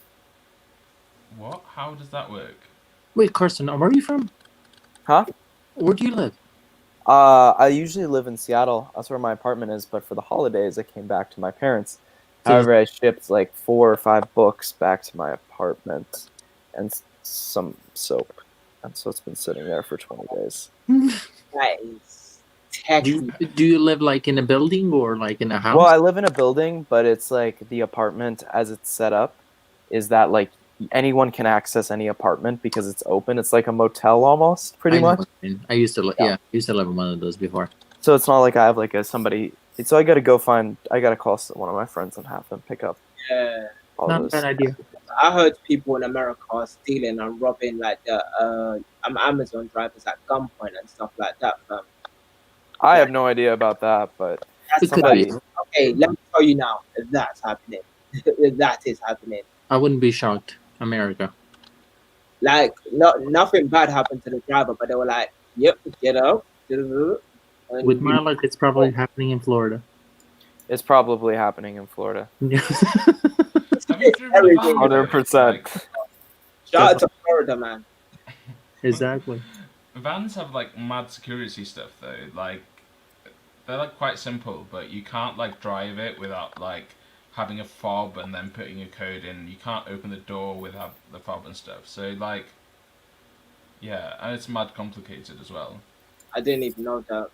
Them drivers with bulletproof windows, so that, you know what I mean. Yo, what do you guys think of the Tesla pickup truck? I think it's fucking sick. I'm gonna go. See you guys. Yeah, YOLO. Yeah. Hi. Wait, a Tesla pickup truck? Is it that the tank one? It's disgusting. I want it. I don't want it. I think it's like a brutalist car, and I think that's pretty fucking sick. Yeah. Nothing about that car is appealing to me. Nothing. I believe you. So. It's just like nope. It's dumb. Like if somebody gave it to me for my birthday, I would be like, no, thank you. God damn. We're fine. I really don't like that car. Old Wolf Vomero 5s. You know them ones with the with the copper things. Yeah, I would love to, like, first of all, I would love them crepes and see the patina all the time. But I would love those are really nice. a Tesla truck in that color. That would be hard to me. Dammy, But, you know, someone commented earlier, when is the anti-fashion podcast coming? bro, they are hounding us, and you To know be what? fair, you know, I moved to Greenhithe, right? Did you know I moved to Greenhithe? No, you're on ends. Yeah, yeah. That's why I'm unpacking. I'm here for 3 years now. So Bro, basically, Dartford is closer to yeah. me now. So No, this could happen. so, Quite legit. Like, this can happen properly. Like, and obviously, Thingy, what's his name? yeah, Jason is based in Kent for the most part, so he yeah. could No, just chill at my yard. There's loads of space here. yeah. Jason can after Fridays after uni and whatnot. Yeah. When he's teaching, can come back. He comes back through Greenhive anyways. He just has to Does he? get A4. Yeah. When he Oh, comes to me every time when he goes home. So yeah, yeah. do that, fam. But yeah, fam. That's wild. You're literally like 25 minutes Yeah, away. I'm in ends. Come I back me. But you got an Uber, fam, like tomorrow. Like, no, fam, that is wild. 3 years or so. Yo, Yeah. that's brilliant. Still, that's brilliant. Yo, what's it like? It's What's it like there? What's it like there, fam? what Greenhive is nice and quiet. Okay. For now, obviously, I don't know what it's really like because it's like COVID and stuff, but we'll see. Greenhive, not Greenwich. You're 5 minutes away. No, Greenhive. You're 5 minutes away. He's not fun. Carson, doesn't Seattle have a huge problem with homeless people? Yeah, Yeah, because Damn, I kinda thought that was crazy. San Francisco. it's both of them. both, Both Jesus places got Christ. crazy homeless people. and they have a very nice museum right next. Because last year, was it last year? I've been to the Space Needle. Yeah, And then there is a very nice museum right next to it. And Mopop. what was it? Mopop. Yes, I didn't go there, but that's my biggest regret so far. It has like these like glass sculptures. Mm-hmm. It is sick. It is sick. It's really cool. Mopop is fire. It has like there's a glass sculpture area of the museum, and then there's also like it has like the whole history of like rock music and also like movies in it. It's just like a pop culture museum. Next time that I go, I have to see it because I've been to the Space Needle and they renovated the Space Needle. Mm-hmm. So now when you get on top, like you're on top of the Space Needle and the floor is glass. The floor is glass. It's terrifying. Which is awful. Which you don't want. That's the last place that you want to take me. Yeah. And I'm not moving anywhere, and the thing is like rotating around, and I'm like, this is so fucking messed up. Like, why would you do this? And then on top, the windows are tilted on an angle, so like you can go like this and like look at the city down, and I'm like, hell. I've seen pictures. It's terrifying. But it is beautiful. You have a beautiful city, though. It's a beautiful city. Sometimes the homeless people get a little crazy. True. What I remember, what I think about Seattle, Drake and Josh. Yeah, you're iCarly. Yeah. Yep, iCarly.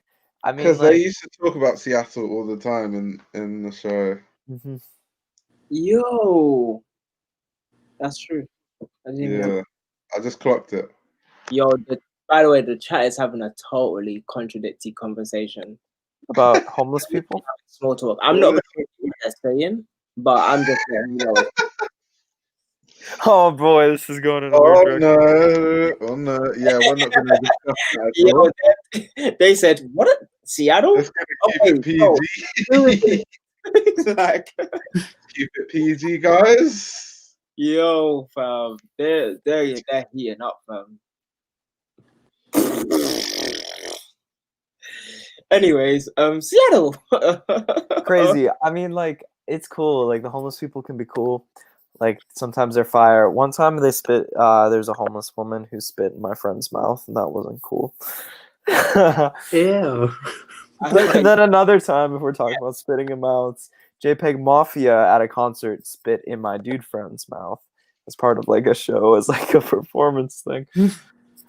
But another time, one of the first times I rode the bus in Seattle, this dude shot up heroin next to me, and that changed my life. That was crazy. That was cool. So, You're like, let me make a TikTok about it. I thought about making a TikTok. Hey yo, you should do a story time on YouTube. What'd you say? I said you I should need do a to do a story time about Story time? what?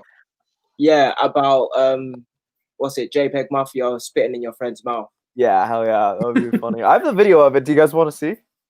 No. I don't know. I want to see the validity of it all, but low key, I don't.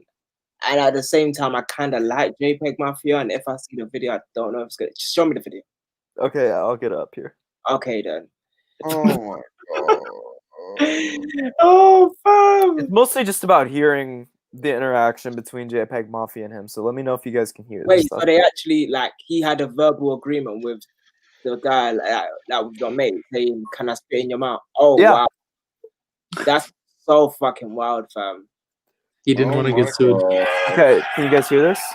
He's really spitting in bro's mouth. Yeah, I can.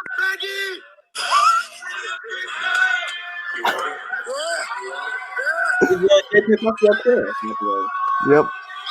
Okay, yeah. The fact that he yelled spit in my mouth. He yelled, spit in my mouth, Peggy, and then Peggy looked over at him and said, "You want it?" and then walked over and spit in his mouth. That is disturbing on so many. Oh man, that is crazy. That was one of the best concerts I've been to in my life. Holy shit. Yeah, it probably would be still. It probably would be. But I remember when Tyler came to London and like he spit water on the crowd, and yeah, people were upset about that. But then he got banned from London, so there's that. Yeah, Tyler got banned, and that was pretty crazy. He got banned from Australia as well. Oh my god, that was That was traumatizing. a wicked time. Do you remember that time, bro? When Odd Future took over London that one time. I remember, yeah.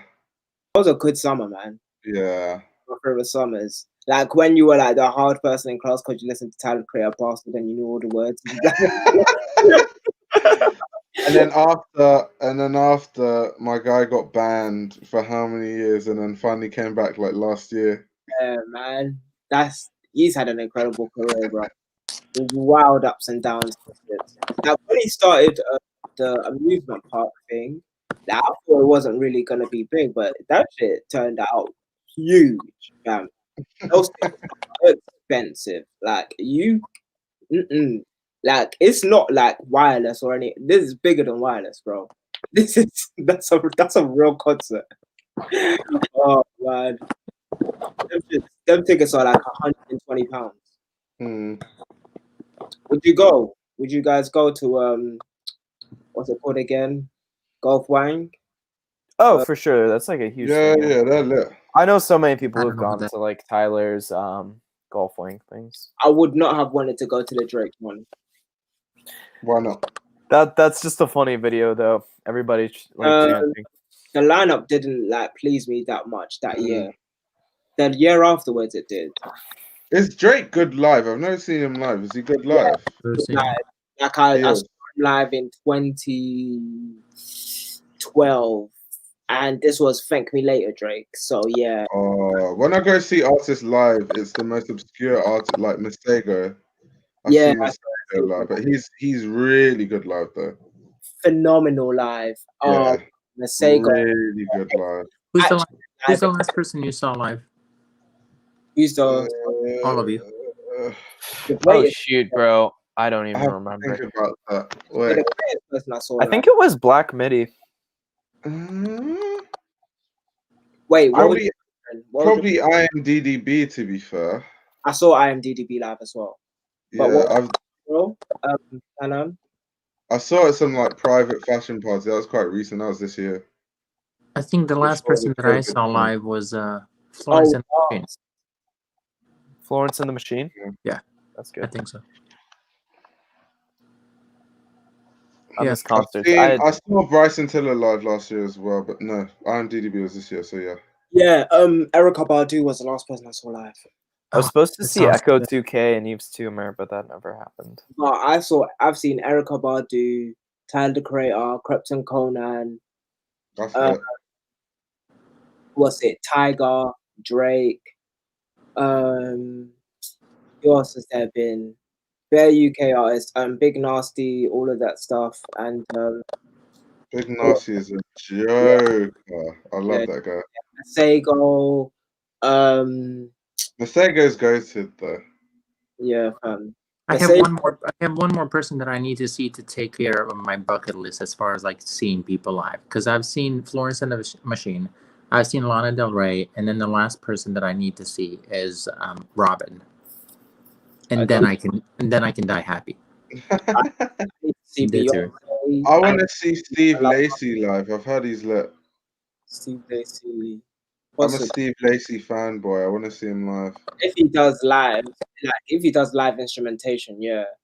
But like, I really wanted to see Homecoming live. Like that one, I wanted to see Paychella. That was a major one though. That was major. It was too expensive. There was no. Dude, when they charge tickets, like I have to sell both of my kidneys to go see her live. Like, come on. No, like, you know what? Yeah, that year it was getting this computer or going to Baychella. Getting this computer Baychella changed my life as well in a different way, but this computer changed. In the financials, this has definitely changed your life, boy. Exactly. Having a laptop. Like the amount of jobs I've got now, like all of that type of stuff. Yeah. Like that's why it's so hard for me to like go out to enjoy myself, because it's like get equipment and books and shit like that. I'm like that too. Yo, I have that thing where it's like I weigh the opportunity cost. Oh, this concert, I could just buy like another like fashion book. Yeah. Or Like you see £80 free for yourself and you're just like, oh, do I invest this into something? Like you're like, am I supposed to invest this? Like, cause your businessman is like, you have to hit the balance. It's all about the balance. But yeah, no, that's why I like just chatting shit a lot of the times and like watching shows and going out with my friends, like creating parties. Like creating parties is like the great medium where like I can actually go out and like have a good time, but I'm still kind of making money at the same time. So yeah, like that's one of those good things for me. I enjoy that. I have to say, during since COVID started, I discovered so much good music. Honestly. Yeah, I've discovered a lot of artists still. Like really good music. Some artists. You put me on some UK people that I should have known that I didn't know. Like no, I remember you were listening to this one guy in the kitchen. I forget when you were cooking. I forget his name now. But you were listening to him on Apple Music, and I had to go to listen to him on Spotify. Oh, is it Park Hill? That's the one. Yeah, Park Hill's really good. Yeah, Park Hill. That's the one. He's still really underground. I swear he has like 4,000 followers on. Oh, yeah. But he has like a song with M Hunter and stuff, so he's on that trajectory. He's gonna be big soon. Yeah, there's bare underground UK people that you listen to. Yeah. Sometimes I don't usually get people to show. Not gonna lie, I don't want to take credit. I have a friend called Jabril who's like tapped in because all his friends are like make music and stuff. Yeah. So he will like tell me the artist to listen to, then I'll like take his advice. I see. I thought my friends were tapped in, but there's obviously have to be tapped in because you know the singer Hamza. Yeah. That's his best friend, so that's how I met her. That's how I became friends with her. Okay. That's interesting. Like I know this guy named Theo. Like basically, he just tapped into everything in the UK music scene. Anything new when it comes to battle rap, all of that type stuff. Yeah, I don't know how they stay up to date with all that stuff. It's like, man. Like, but that's the industry. Like Jabril too, he makes music, so it's like they're just musicians, I guess. So that's their job. Exactly, yeah, bro. So I'm just like, okay, this and that. chop it up sometimes, you know, keep me abreast about different types of stuff. But yeah, bro, I just like being like up to date with my music and shit. Like, but this part, some certain people like wanted to make waves, but they couldn't really make waves in the way that they wanted to. Hamza from Belgium. Oh, you're looking at thingies? No, not from Belgium. From London. She's black. Braxton just keeps saying the most random stuff. He said Soulja Boy and Chief Keef the most influential rappers, bro. Yo. I mean, to a degree. She's a black singer. She has that real, you know, the black soulful voice. That I don't even know how to describe it. Is there any black women that sing like that? It's really, really interesting. Like that Jasmine Sullivan, Erykah Badu type voice. Thaxton, just one question. Is your profile picture of Miki Matsumura? Mine? Thaxton's. Because I just discovered her the other day, and she's I guess a Japanese singer, and she has really beautiful music. But I don't know if that's the picture that he has in his profile. Sorry, so unrelated. I need to make a new playlist of UK people. Yeah, I made one recently actually. Like I've got one, but it's mainly drill. I need one that's The one that was pissing me off was I started to like Dutch Avelli's music and then found out my guy just on some naughtiness. And I had to just lock it off. Techie. So techie. So techie, fam. You can't even touch that. See? That's the type of like it is impossible. Impossible. You see me, yeah. Oh, bro. Sometimes you gotta protect your own name and your own sanity at the same time. Because Lord have mercy, that's so technical. Man said he was messaging a 50-year-old boy. Boy, I could never. At all.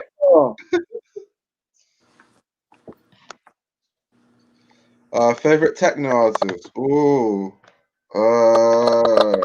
Aphex Twin. Techno. I forgot their name. Damn, no. See, I remember the name. Then I don't listen to a lot of UK tech. I tell a lie. Like, wait, let me think. Let me think. Let me not misspeak. I feel like most of the techno artists I listen to are like European, like not from England though, like more like France. Yeah. Those type of places.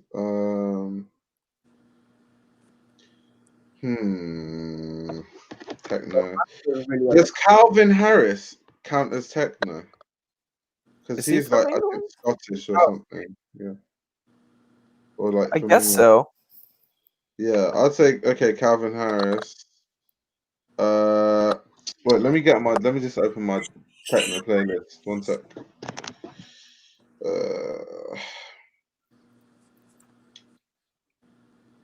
You know what? I need more women artists, truthfully. Like what genre of women? Pardon? Have you heard of Maraba? You ever hear Mitski? Yeah. She's hard. Phoebe, huh? Who were the artists that you were saying? Phoebe Bridgers. Oh, yeah. I've listened to her. I listened to one song of hers. Phoebe Bridgers, like Mitski. Who is this other person I found the other night? A lot of good people. There's a lot of good women out there. Cardi B. What kind of genre did you say? Oh, Serena Isomia. This man said Cardi B. Yeah, she's legend. Okay. I started listening to Lay Kelly 47. Hey, Lake Kelly 37 is nice. She is so good. She's so good. She's so good. Yeah. Yeah, Lake Kelly.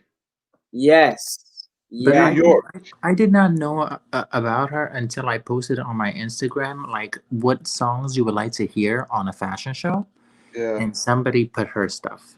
And since then, Yeah, she's like Azealia Banks improved. Like, oh, I like hearing that. because she has that sort of like hip hop rap with like techno beats, kind of like it's very unique. Dude, what a waste of Azealia Banks. Yeah, Flo here is hard. I rate Flo here. She's Nigerian too, so. Oh, seriously? That Nigerian connection. No, Flo here, not Lake Kelly. Really good. This person researched. Said her because Flo here is Little Sims. You know what? I've known Little Sims since I was a kid because we grew up in the same area. So like, I've known her since she was dropping mixtapes that weren't even released. Like, that's the thing about London is like really small. So like, I grew up with a lot of artists. It's like the G. Yeah. It's like, but Serpent with Feet is good. Yeah. Who was it? Emotional Oranges? I Yeah. started with them. Emotional Oranges is good. Weird ones. I want to actually find the artist that I'm talking about because I showed it to my girl. I actually quite liked her. Oh, it was Mareba, yeah, because she has that Heatwave song with 6 Lack. Yeah. So yeah. Yo, Lake Kelly is hard. When did I start listening to it? The reason I used to actually be into music, like I subscribe to Hot 97, like the YouTube channel. Same. And every time a new artist is releasing a new album, they'll do that whole press thing where they go on all the radio shows. So I knew every single new artist all the time, like constantly. I knew every album that was coming out. Then I just didn't have time for that anymore, and I kind of gone out of it a bit. There's nothing better than like realizing that there's like a really good song that you did not know about, and you're like, "My God, where was this my whole life?" Do you know how? Bro. What's the first Lake Kelly? I think it was "Fuck the Summer Up" or that other one. Heard 'Em Say. I think those are one of the first songs I heard. Okay, question for everybody. All right, I'm heading out for the night. See you guys. Have a good night. Peace out, bro. Yes, bro. Bless. Peace. What's the first album you guys bought? Bought? Yeah. I think it was Alicia Keys' "Songs in the Mirror." Yeah, No way. It was. Dude, I remember that cover. It was like, are you saying bought with your own money or like? Yeah. Own money. Like this is when this Apple Music is CDs, bro. Like CDs. Like you put it in your CD player. I was really into music that was coming out in the 2000s and stuff like that. So I listened to like freestyles and radio freestyles and all of them stuff. Same. Did you watch BET Cyphers like back then when it was like, yeah, those are hard. I listened to all of the rap battles, BET stuff, like that was me. But yeah, about buying music, it would have been Michael Jackson, I think. That's a good one. I think I actually bought Michael Jackson. Like I loved Michael Jackson, and I said, you know what, yeah, because we had LimeWire then as well, and I was very computer savvy. You know what it was with me, yeah? Before LimeWire and FrostWire, I bought 2 albums. It was Alicia Keys' "Songs in the Mirror" and Adele, that her first album, the one that had 19. Rolling and all that, yeah. 19. Then after that, it was FrostWire, LimeWire, all the way until that Piff live mixtapes. Yeah. And hotnewhiphop.com. So that Piff and live mixtapes, that was mixtapes, and Hot New Hip Hop. Every new album that released, they would leak it 3 days early, and then you have a 3-day window before like their legal team would like clamp it down. So I had all the music, all of it on my laptop. All of it. Bluetooth dropped on there. Like, those were the days, man. FrostWire. Oh my god. My the first virus. album I ever bought was Shania Twain. Ooh, that's the OG. Like, can I get any gayer than this? First album I actually had was Spice Girls. You can get gayer than Chanel. Oh, that's OG. My guy said Spice Girls. Spice Girls, Five, Backstreet Boys, All Saints, Blue. Like I had all of those. Blue. Oh my god. Blue. You get arrested from the stream. That's hilarious. Yeah, like, so when we talk about like my own money, like cognizantly buying albums as like a real human being, like that would have to be Michael Jackson, because I said I didn't want to illegally download his music. And so I went to Michael Jackson, and then I went to like Aretha Franklin. So I just bought a whole back catalogue, but then obviously my old computer, effed up. Dude, when I was a kid, I remember, I mean, English is not my first language. So what I would do is, like, when I would hear a very nice song that I like, I would sit with a pen and paper and write down all the stuff that, like, how they're pronouncing it. So, like, I remember that I had written down, there was a song by Jewel, and it was called Intuition. I had no idea what the fuck she's saying. I did not know what she's singing about. She could be singing about, like, I don't know, like killing people, and I'm there with my pen and my paper and just being like, Mom, shut up. I had the whole song written down. I will never forget it. It is so funny. Oh, That's wait, hilarious. Write lyrics down. Not unless I was spitting it. Ooh, Frostwire LimeWire. I'm thinking of the albums I had. Those were the days when I remember like downloading onto the next one. I remember Swiss Beats and Jay-Z onto the next one. And that file had a virus, and my antivirus was fighting that file to make sure it didn't give me a virus. You're so right, bro. You're so My right. laptop was battling that virus. You know what gave me a virus proper? Chris Brown and Lil Wayne Transformer. Oh my god. Oh, I can tell. Song. You know, there was porn pop-ups on my computer. Like, it was real. It was real in my house. Dude, I was on, how do you call it, LimeWire? Yeah. That, yeah. and then I remember like my computer got fucked up because I downloaded, there was a Vagabundo Boys, and then like Barbie Girl by Aqua and stuff like that. Yeah, and The album as well, by the way. Done. All right. Steps. I also had Steps' album. What was I had some OG albums. When I'm thinking, I had that album that had that song. You know that 1-2 Step song, Missy Elliott and Ciara. Yeah, I know that. OG. That was I remember. Wait, Daniel said, "Let me transform your computer." Please let me transform your computer. Let me transform your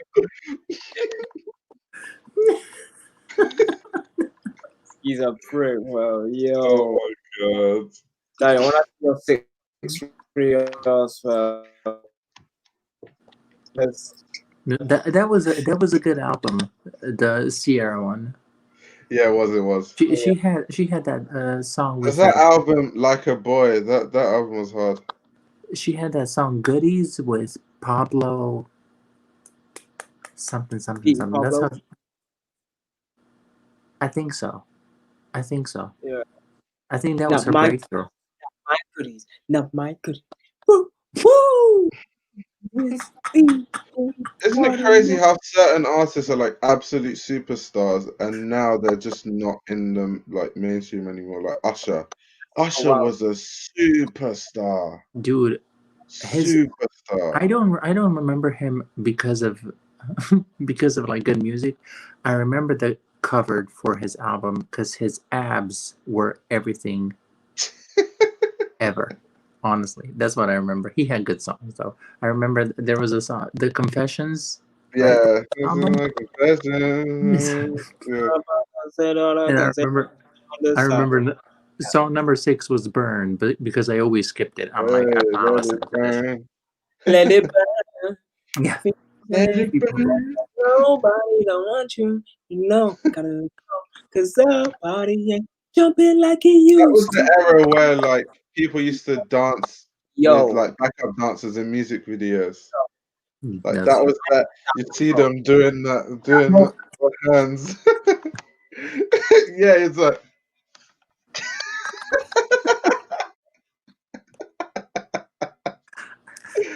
Oh I my didn't god, bro.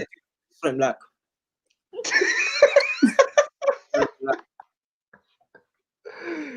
Oh my. I Do get it. you know what I don't understand? How did some songs chart? Like I remember when I was younger, there was this song, Crazy Frog. Do you Oh remember my that? god. By yeah, Axel It was N. number one on the charts. How? It was a beep. Why? Yeah. How did that make it on the charts? And then the only lyric is like ding ding. Yeah, And ding ding, and everyone's like ding. It's like, yo, someone didn't even make. It's literally like a computer generated sound. that's true though. That's true. Like that person finessed everybody. trust me, fam. Neo is goated as well. Yeah, Neo's Neo is go-to. He was part of the dance crew too. yeah, fam. Then But he Jason never- Derulo tried to like take over, but it was never on the level of an Usher, so it didn't really hit. Jason Derulo to this day tries to do that. Does And he it's still kind make music? he does. And Really? it's kind of sad, honestly. I'm like, if it's not looking good, maybe it's just not for you. Yo, certain ringtone. You remember when you had to pay to get a certain ringtone? Do you remember? Oh my god, yes. Those were the days. Unfortunately. Yeah, fam. I remember when there was a whole store on the phone with a button. I was not allowed to press Every it. time like you called in and there was like you had to wait for them to answer, they'll start advertising like you can buy this ringtone for $5. It's like, yo, leave me alone. Like I remember when you can like record your own sound for like a text message. I would always put Lady Gaga. I'm like, Yeah. screw I, it. I was a kid back then. I had this whole spiel on my mom's phone, bro. And my auntie said every time she she listens to that and just laughs, bro. Yo, that was my mom's answering machine for her time. yeah, I'm I've had curious. errors when I was so into music. Like I remember when I went to Nigeria, and I was in a village for 2 years. I had 3 channels on TV, right? So I had Nat Geo Wild. That's why I know mad stuff about animals, like Nat Geo Wild, the news, and Trace. What's So true? I just used to Trace is like a music channel. So I just used to watch Trace all day or Nat Geo Wild all day, and I knew the lyrics to every song. Every song, so there's a certain era that if like that like the bedrock like era, like Yeah. Roger that, like those type of songs, yeah, that was my time.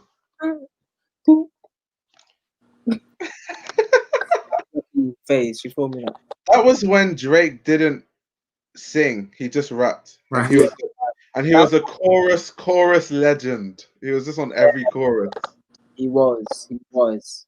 He That had was that. funny Drake. Yeah, bro. And then he started singing on Affect Me Later, and people were like, "Eh." Yeah, we were shook when he started singing on Affect Me. We were like, whoa. All I want for you. The album started with fireworks, and everyone was like, "Wait, what's this?" But me, like, you know what I mean? Like, yo, I miss those times. Well, I don't really miss those times, but that energy in music. Dolphins aren't as nice as you think. I'll start with that.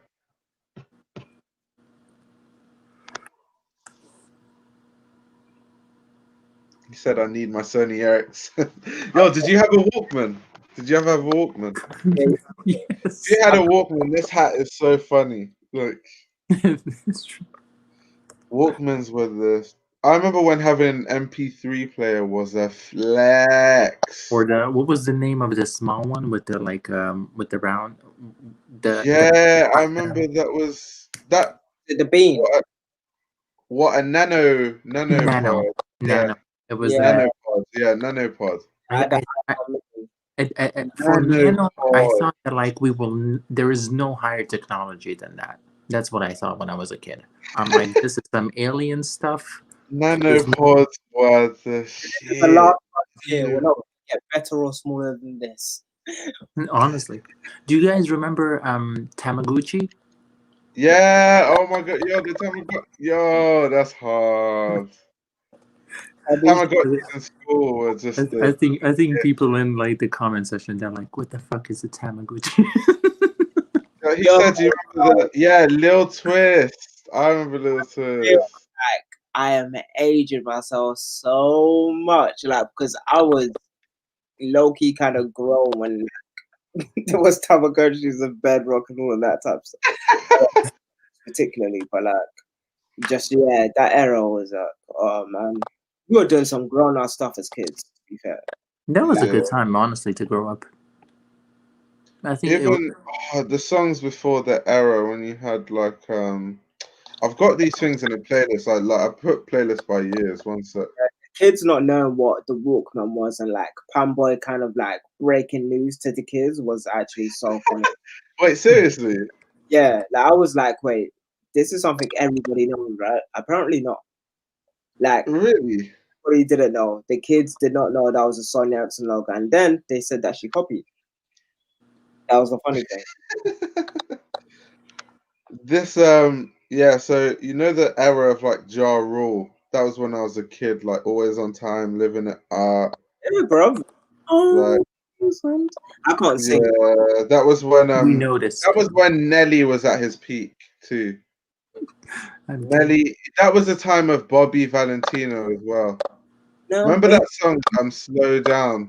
That was like I'm just wanna no. Do you remember that Nelly and Kelly song where she's trying to answer him on a text message in an what was that? Was that dum dum dum? No, it was called Dilemma. And then the video started. He messaged her, but she's like in a Microsoft. Isn't that the Kelly Rowland one? Yeah, right? yeah. But which I did not know, didn't realize that that he would send her a message, but she would answer him in Microsoft Excel. Yeah. So like, baby, I love you and I need you, Nelly. Oh, sick, man. That's a hit. Do you know who really I used to love? You know who made that song? When milkshake bring on the boys to the Khalees. Yeah, she was amazing. She was good. She was so good. What's that song she had? Tease Me. I think it was Tease Me. Yeah, it was Tease Me or something. She had that song 4th of July. That was I love Kelly. Oh but my gosh. she had a very different style than everybody. Yeah, her sound was really unique, which is what I like. She reminds me of a little bit of FKA Twigs. Yeah. I don't know why, but Khalees was good. I thought you still. Like she's good though. She's good. Like that's Pharrell's sound, isn't it? That was Pharrell's girl. Yeah, that was yeah, that was what do they call them? Neptunes? Yeah. Neptunes. Yeah. No, Nerd. Nerd was Neptunes was like Chad Hugo and Pharrell Williams like production. Oh. Okay. Yeah. So when you listen to the songs, you hear like Neptunes. That was like them. Okay, I see. Yeah. And he still did not grow any. Like he didn't change. That man is a fucking. He hasn't aged from then to now. Like Neptunes, yeah. What the hell? Yo, do you know what is so weird about Pharrell? Like because I followed his career so tightly. Same. Like, he's a legend. And like he was so cocky back in the day, but right now he's so chilled, bro. No, but I miss cocky Pharrell because cocky Pharrell was cocky because he was so confident in his ability. Yeah. Like, have you seen those videos on YouTube? I revisit them all the time where he was like teaching Justin Timberlake. Have you seen those videos? I haven't. Well, I'll share it on the screen, but I won't play the audio. Bro, he was teaching Justin Timberlake how to sing. Like, wow. You know that song that he like gave Justin Timberlake vocal lessons for that song that hit the Cry Me a what was River. it again? No, not Cry Me a River. Senorita, Rock Your Body. Yeah. He was giving him like vocal lessons for that. Well, to be honest, a lot of people should give him vocal lessons. You don't have to. That's why a lot of people like feel some kind of way about Justin Timberlake because he never like so many black like artists helped him on his journey, but he never like gave back. Like people feel some kind of way about it, and I get it, to be fair. About Justin Timberlake, yeah. I'm not a fan, especially when after what he did to what was it no Michael Jackson's Janet sister, Jackson. Janet Jackson, yeah. So they were on stage. I remember on the Super Bowl. Yeah, and he like pulled her bra out like by mistake, and then. But you know what? I'm sorry. That had to be a publicity stunt because when he did it, she had like a star on her nipple, and I'm like, girl, that was so this is him teaching the. Oh, that was They're just like going through it, like teaching. Pharrell's a legend. Like he is. It's hard, yo, Io. You know, we said that we wasn't gonna do 10 hours, but we're on. I know. That's what happens when we start talking about music. But no, we're here. It's 6 a.m. I can go corner shop right now, fam. Literally after this, I'm going straight Asda. You think I'm joking? Are you guys in lockdown? In like 10 minutes. Yeah, literally, it's 2 stops on the train. That's wild, fam. Wait, is London in lockdown? Yeah, we just talked about it. So when Janet Jackson had her titties, London's in lockdown tier 4.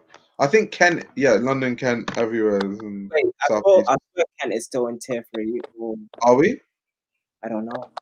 Yo, you're in tier 4. Do you know how funny that is? Yeah, it's we because I'm a Kent boy now. I don't live in London no more. Hey, yo, remember when you were saying you're gonna trip? Yeah, do you know what it is though? I can get to where I need to get because traveling to CSM, I calculated it. I can just get the high speed train. Yeah, you can. I get there rapid, like 30 minutes. Why did you move? Because I was paying disgusting rent, and my parents bought this house. Oh, nice. So living here, I don't have to pay rent. So it's like I get to save loads of money. That's perfect.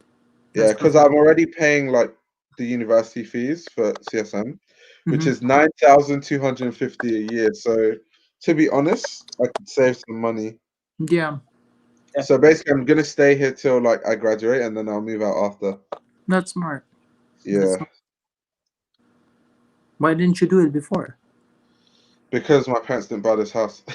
Okay, there you go. And like my parents have other houses, but they rent them out, which is fair enough. Like it's their house, it's not mine. Like, so yeah. That's perfect. Yeah. Wait, you got a whole house to yourself? That's mad. Yeah, fully. Because my parents. The thing is, even though this is their house, they're not here because they're in Nigeria. Like, so this is their retirement house. So they're just gonna go and come as they please. Nice. So for the most part, I'm just alone. Hey, yo, you know what that means? This guy's trying to party. When COVID finishes, that's when you do it. Yeah, man, of course, COVID. Yeah, please. You shut up, please. I still resent. I still resent the last time that you went out. I don't know if AO remembers. We are in the middle of a lockdown, and nobody in the world is moving, and this asshole over here is with his phone, and 700 people in his house, and he was like, yeah. And then he goes from a person to person, just be like, okay, this is Robbie. Okay, Robbie, say hello. And then just like goes away. And I'm like, fuck you. And then the next day, he organizes a barbecue as an after party. I'm like, yeah, and I went to that. That was a good time, bro. That was a good time, yeah. Yo, man. That was some Do you know the best one I like? I like watching just like Pharrell make beats. This one was hard. This was one he made. You know that song, "Let Me Have a Last Kiss" with Overdose. Wait, who I sang can this? watch this thing over and over again. Overdose, Last Kiss. This is him like producing the beat from scratch. He is, yeah. He's I can extremely watch the talented. video over and Extremely over. talented. Yeah, fam. Look at him. When he's behind the boards, he lights up, fam. But That's why I said I like confident Pharrell. Look at him. He's got too much confidence in his ability. He knows But he's you know good. what? He's not being cocky about it. He's very humble. I really like that about him. yeah, well, Yeah. this When guy Now, 7 girls in the bed naked. And he, oh, bro, this guy was a different level of like, yeah, just and yeah, man. Watching his drip, Pharrell has good genes though, because I'm like, why does this man age? But then I remembered he's like Filipino, right, and black. I he did will not. never age. Yeah, he He's is. So man has a combination of Asian don't raisin and black don't crack. Man has the mixture.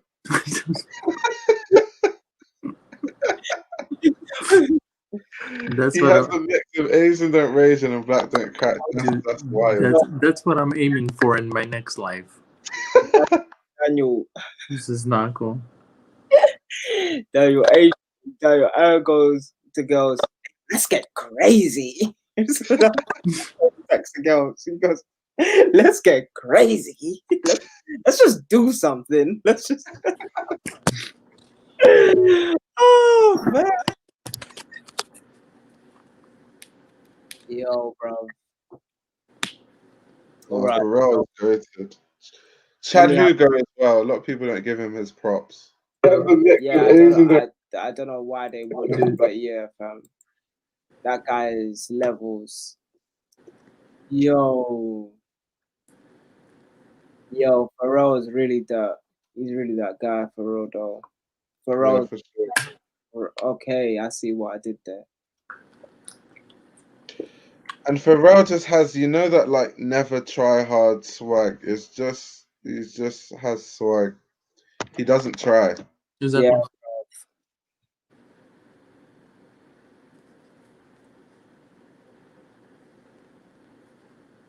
Yo, so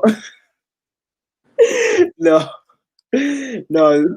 Imagine the way I'll call call girls to his house is so funny, fam. I just imagine the best scenarios of you. What do you mean? I just imagine Like it. what? Oh man, no.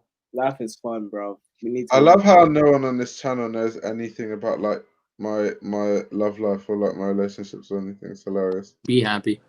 Because it's ironic because I talk so much about my life, but I know which things to keep private and which things not to. Yeah. And I do it strategically, so it's quite fascinating. Okay, to everybody that's on this live stream, he's very into women who are above 64. Just so you know. Anything and they could sound true, bro. Yeah, like I'm the same. Like I talk and tweet and yeah, I do everything so much, but you don't know how many siblings I've got. You don't know where my family is. You don't know where my family's from. Like, there's bare stuff you don't know, fam. But I think talking about girlfriends on a YouTube channel especially is a recipe for disaster. Disaster. True. Me, fam. Getting too many people into your relationship is just that's long. I'm very much a proponent of keeping the energy very, very close knit to you and your or you and your partner have figured it out. Like I need me to figure my girl out first before we go out into the world. We're a parent that. Have you watched that video where like Pharrell and Timberland were like they were going back and forth like debating like each other's best beats and stuff? It was so high. It was like this interview with like Pusha T, Chad Hugo, Pharrell, and Timberland, best producers. I love Timberland. All in Timberland one is place. good. Yeah, fam. Something in the He's such water. a good underrated producer. Like, I didn't realize all the songs he produced till I watched this interview and they were talking about. I was like, "Yo, he produced that song! Like, what?" I'm like, "Damn."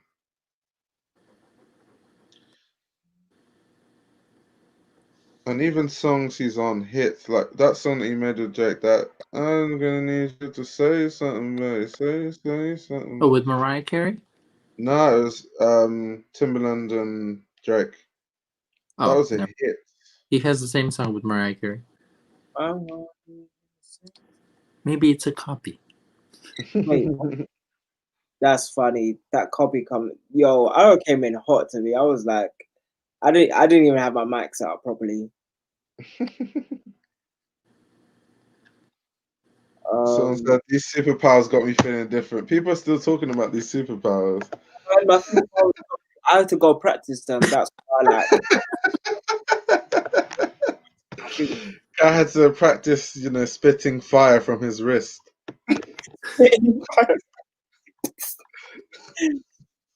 That's funny, fam. Oh yeah, the dream. The dream for sure, for sure, for sure.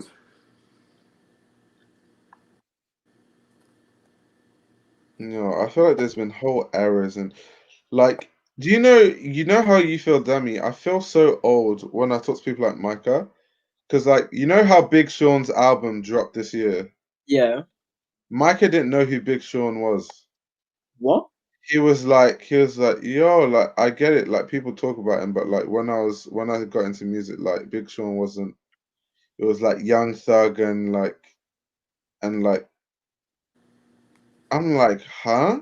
Oh. Wait, is Michael that young? Yeah, he's No. 18.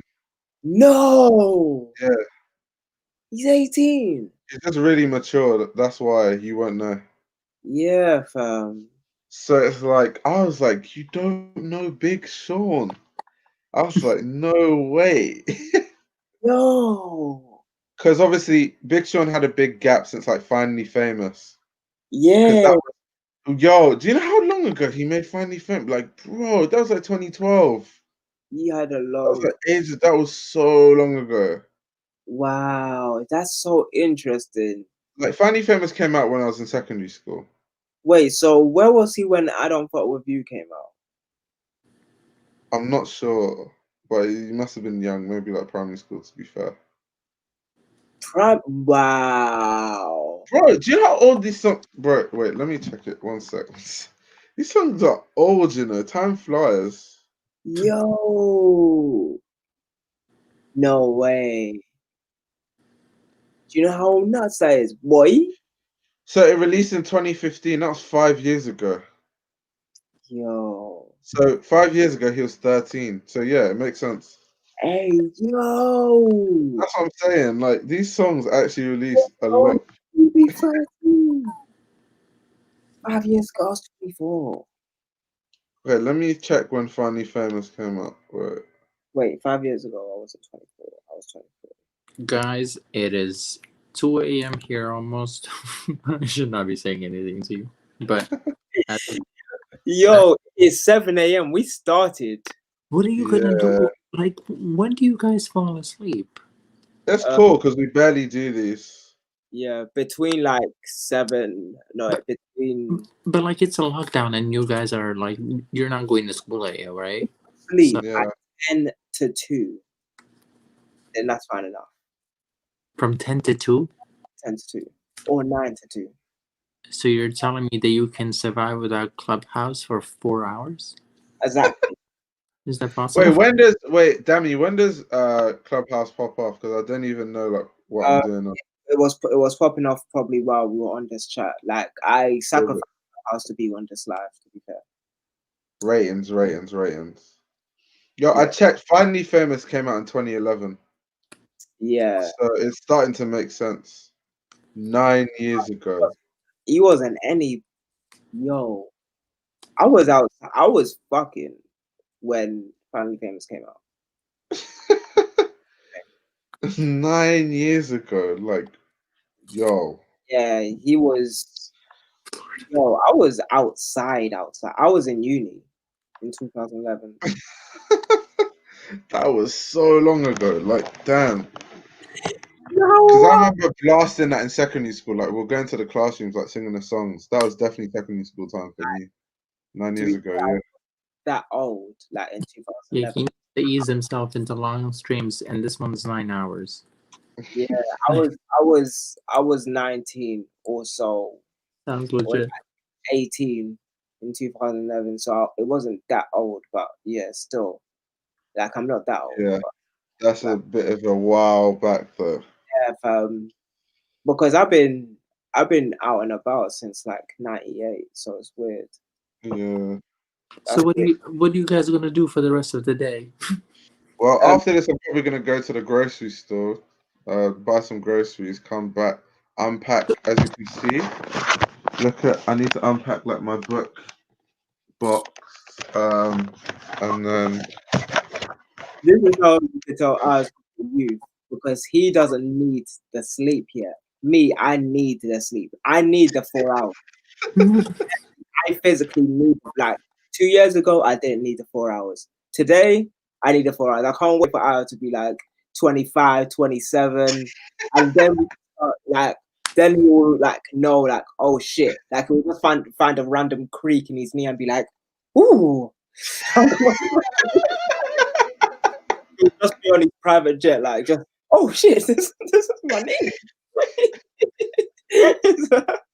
When you find oh my gosh, that's hilarious. Wait, you guys are in the lockdown, so what's open? Just the stores? Yeah. Yeah. No restaurants, no nothing else? Nah, restaurants are closed. You can only order Uber Eats or something like that. Wow. Here everything is open. Everything. Damn. That's why Florida is a breeding ground for COVID. That's why. Wait, but look, I think he's doing the thing. What's that? For our songs.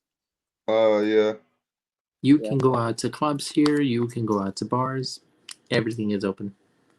Yo, but they were protesting masks in stores. Was that in Florida? Definitely. That's wild, you know. It's crazy. I cannot wait for this vaccine. You know what? If they say like you're gonna have a third arm, I'm gonna be like, bitch, just give me the vaccine. I don't care. Give me the arm. You'll get superpowers as well. You get superpowers. All right. Come on, then. You get a vaccine, and you get a vaccine, and you get a vaccine.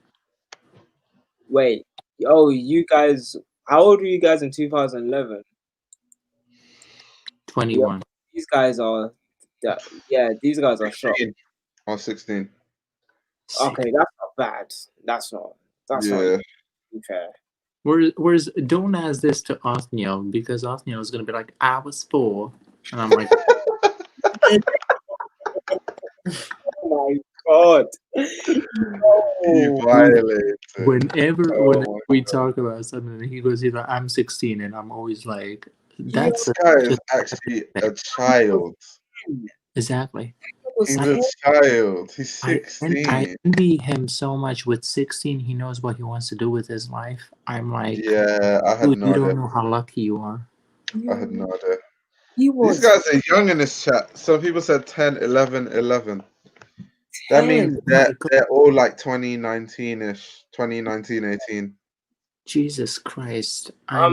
Look at this guy's a 62. He said 62. Just a couple away from 69, fam. Oh wait, he'd be 69 now. Oh wait, was OT 7? Is he 7? Well, if he's 16, what is this? 20 9 years ago. That's 9 years ago. So yeah, he would have been 7. Yeah. 4? It was easily 4. Yeah. 5. Thankson, you're not 46. Thankson, you're not 46. Who you lying? Who you lying to, bro? Thankson is like 21, 22. Yeah. I was a solid age. Like, to be fair, like most of my learning was done between 2016, but I did actually give myself a good foundation. Yeah. Wait, hold on. When did Bedrock come out? Because I feel like these people that like Drake now, they genuinely don't. They think he's just a singer. Like they don't know that like the whole Young Money thing went completely past their heads.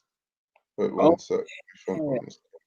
Yo, where It were came out in 2009. Wait. 2009. Am I getting that old? Yep. Yep. 2009. I was 19 then. Jesus Christ. That was 11 years ago. If I only appreciated the time. That was 11 years ago. What? Yo, did you guys in the chat listen to Drake? Take Care. Did you know that music even existed? Someone said YMCMB. I remember I used to wear those ghastly caps. Those caps are so ugly. YMCMB. But they like YMCMB proper gassed it. Now I understand why you need to be fully hyped in the beginning. Yeah. So a question, like if you guys are you're kind of like close to my age. You remember Kanye West sunglasses from Stronger? Yeah. Yeah, the chat shades. Yeah, I wore those. I Me wore those. too. The white ones. I wore those. They were cool. And I could barely see, but I didn't care. You don't see anything. You hit It was you the hit a drip. tree or two. I had those, like shutter shades. Yeah, I had it. I had white ones. They were so cool. Yeah. Do you know what else I had? I used to dress like Kanye when I think about it. I had shutter shades and I used to wear studded belts. Because of Kanye. Like silver studded belts. Yo, that's funny. Oh, everybody in the chat is saying that they were on it still. So that's good. Interesting. He said last name ever, first name greatest. Like a sprained ankle, boy, ain't nothing to play with. Started off local, but thanks to all the haters, I got G4 pallets on a first name basis. Hey, I told you that's my error. All I used to watch was Trace. I know all the lyrics to that song. That's like I wasn't a massive Kanye fan the decade before, but I became a Kanye fan. Well, not really a fan. I just liked his ideas. I liked his stuff. I liked his I liked All Until Power. I liked Power a lot. And after it kind of like it just like went flat for me. But like Jesus Walks was very good. Stronger was very good. Gold Digger was such a good song. Every Shout out single to one Canada was really good. Like, but now today, like I've recently revisited all these old albums. I'm like, yeah, these are classics.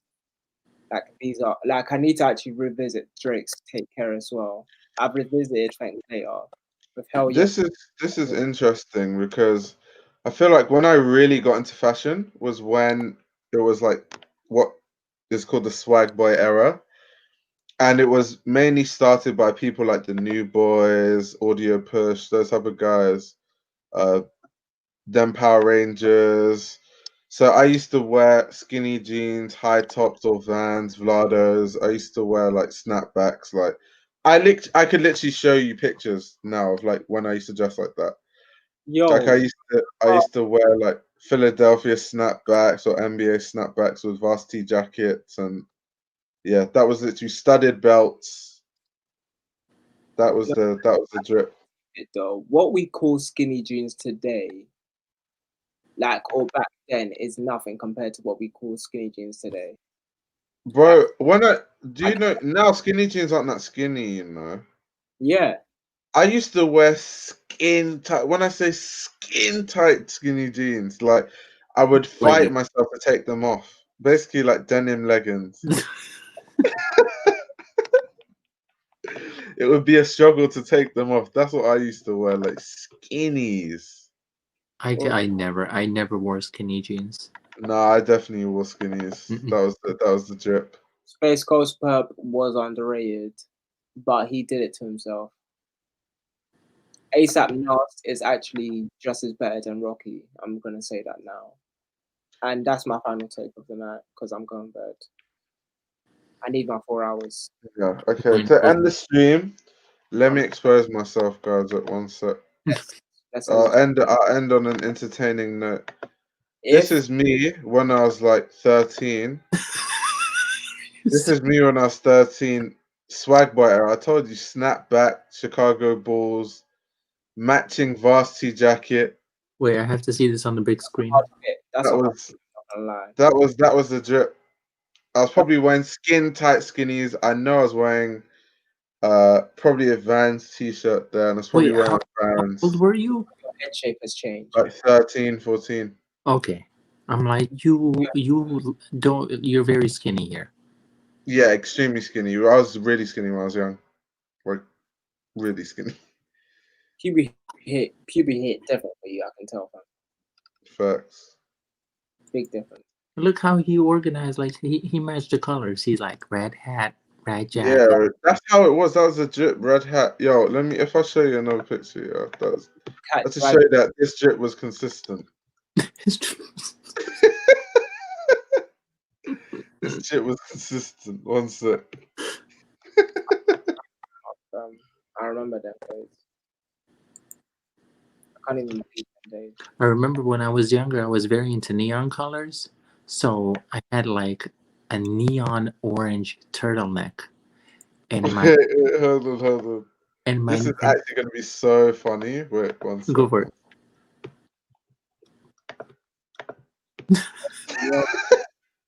I told you, snapbacks. That was the Ralph Polo. At the age of 13, to have a Ralph Polo then was a flex. I remember I saved all my pocket money. I didn't eat for like weeks, and then I bought a Ralph Polo. Priorities. Yeah, drip or drop. Look at the look at the quality of that picture. I'm like, it is so funny. You know, back then that was actually a good quality. A good quality, exactly. But like for us now you're like, it's a Polaroid. It's a Polaroid. Very funny. Oh my word, that's hilarious. A Polaroid, you know, Jesus Christ. You looking for this photo? If I find it before the stream ends, you guys will be in for a big laugh. I've been expecting it. I don't mind expressing myself. I think it's hilarious how my style has changed. Just to show guys, it's been a long ass journey to get to where I am. My style like really long. Definitely went through the biggest transformation when I was 18. Yeah, I was also a skater kid, so I used to dress like a skater at a point. Like I used to skate a lot. Well, for me, my style transformation came when I came to America, like in 2014, because then like I could dress however I wanted. When I was in Croatia, like it was like very, very religious and stuff. Yeah. So in America, I was like, "You want to go naked? Go for it, bitch!" And I'm like. And did you move to Florida as well? Was that a culture shock? I was living in Colorado. Oh, okay. And then I like went back and forth, and then I moved to Florida. Yo, but people here just don't care that much, and I love that.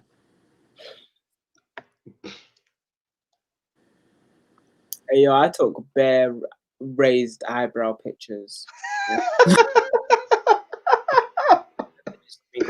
Do not make me laugh. I thought I was so hard. What poses? Wait. Hold on. Nah. What pose? Hey, yo, let me show you something right now. Look at this, yeah. What pose is that? I thought I had so much swag. Let me share. Why am I pointing to a self-timed like selfie camera? Like, what is going on? Look at that. I'm sharing my screen right now. Switch it.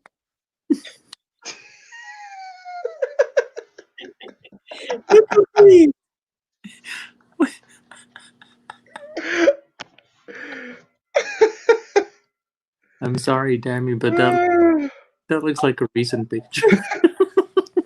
So obviously guess how old I was. 2008, damn. I look like in 2008. I'm a grown ass man. But wait, a question. Did you Photoshop that picture? Of course I did, yes. Okay, good. Because I see that the edges around the buildings are not. Look at me. This guy is looking like a Dark Knight. Look at me. My guy's had his hood up in the Rick Owens. Look at me. So these are my Air Forces, the multicolored ones. Yeah. Look at me. I was so rolled back then. Look at that. That glove, everything. I was just funny because to be fair, you're a product of your environment. At the end of the day, where I grew up, Lewisham, is kind of a hood area, so it makes sense. I used to dress like that. Like when I used to wear snapbacks, like varsity jackets. Let me skip past. Look at me. Look at me. I am absolutely rude, bro. Oh my god. Bro, why is your forehead shining?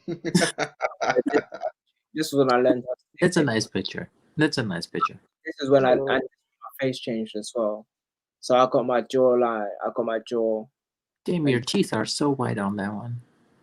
Yeah. That's me. That's always been me. Look, 9th of September. This is the day after my birthday, 2012. This was when I started taking bear pictures. So you said packages? And documented the drip. I love how everyone is saying void. Keep the voids coming. Look at this. Wait, explain this, please. 9th of December, 2012. This was a good fit. What is Medea doing here?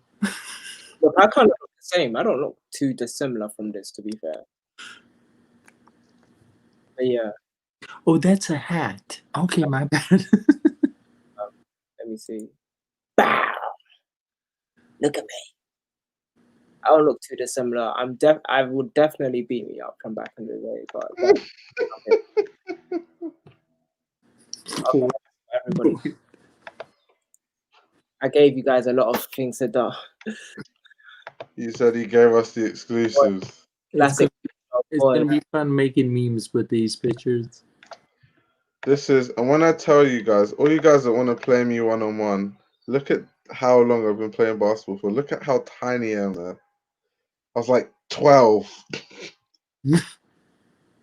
Be careful what you wish for, guys. Hey, yo, did you see how baggy those trousers I was wearing was? That was the era though where you wore really baggy trousers. That was the era still. When I did I tell you everybody, and it wasn't even skinny. When I tell you everybody wanted to clown me, because that's how I dressed, and that was around, and that was hood black. So, dude, that was the era of hand-me-downs. For me, at least. Yeah, I find just the way people used to dress fascinating. Honestly, trust me. Why how they like chains and stuff. Bring me to this void nature. Not so true. No, the void thing is an inside joke. It's an inside joke. Okay. Wow, you have inside jokes. Yeah, it's inside jokes with the live streamers. Paxton said, he says some people still dress like this.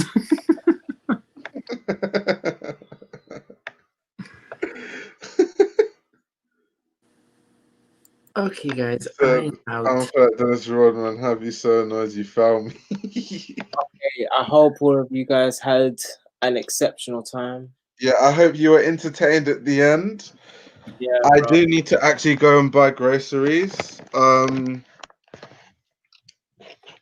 Congratulations what on else I need to say? people. Thank you very much for 50k subs. Yeah, shout out to Ciara Crick Owens who threw a tantrum in the live stream chat. That was quite entertaining. And unsubscribed. And unsubscribed. Is Crick Owens? What? Is that Not Sierra Parker? No. This is another one. No, yeah, I'm talking about the one that I looked up, the one that they put in the thing. Is there a Sierra that's Crick Owens? No, because she had she threw a fit in the comment section, so people just calling her Crick Owens because Crick Owens was the last person to like throw a fit, but that was via emails. Yeah, okay then, okay, I get you. That's funny, bro. Anyway, peoples, peace out. Make sure. Guys, have a good night. Good night. Good night, Dan. Enjoy your night, guys. Enjoy your night. Bye. Hopefully I'll start making more videos soon, but yeah. For sure. Take your time. Yeah, I'll take my time unpacking. You're gonna be unpacking for like 3 months. Yeah. Oh, Good night, guys.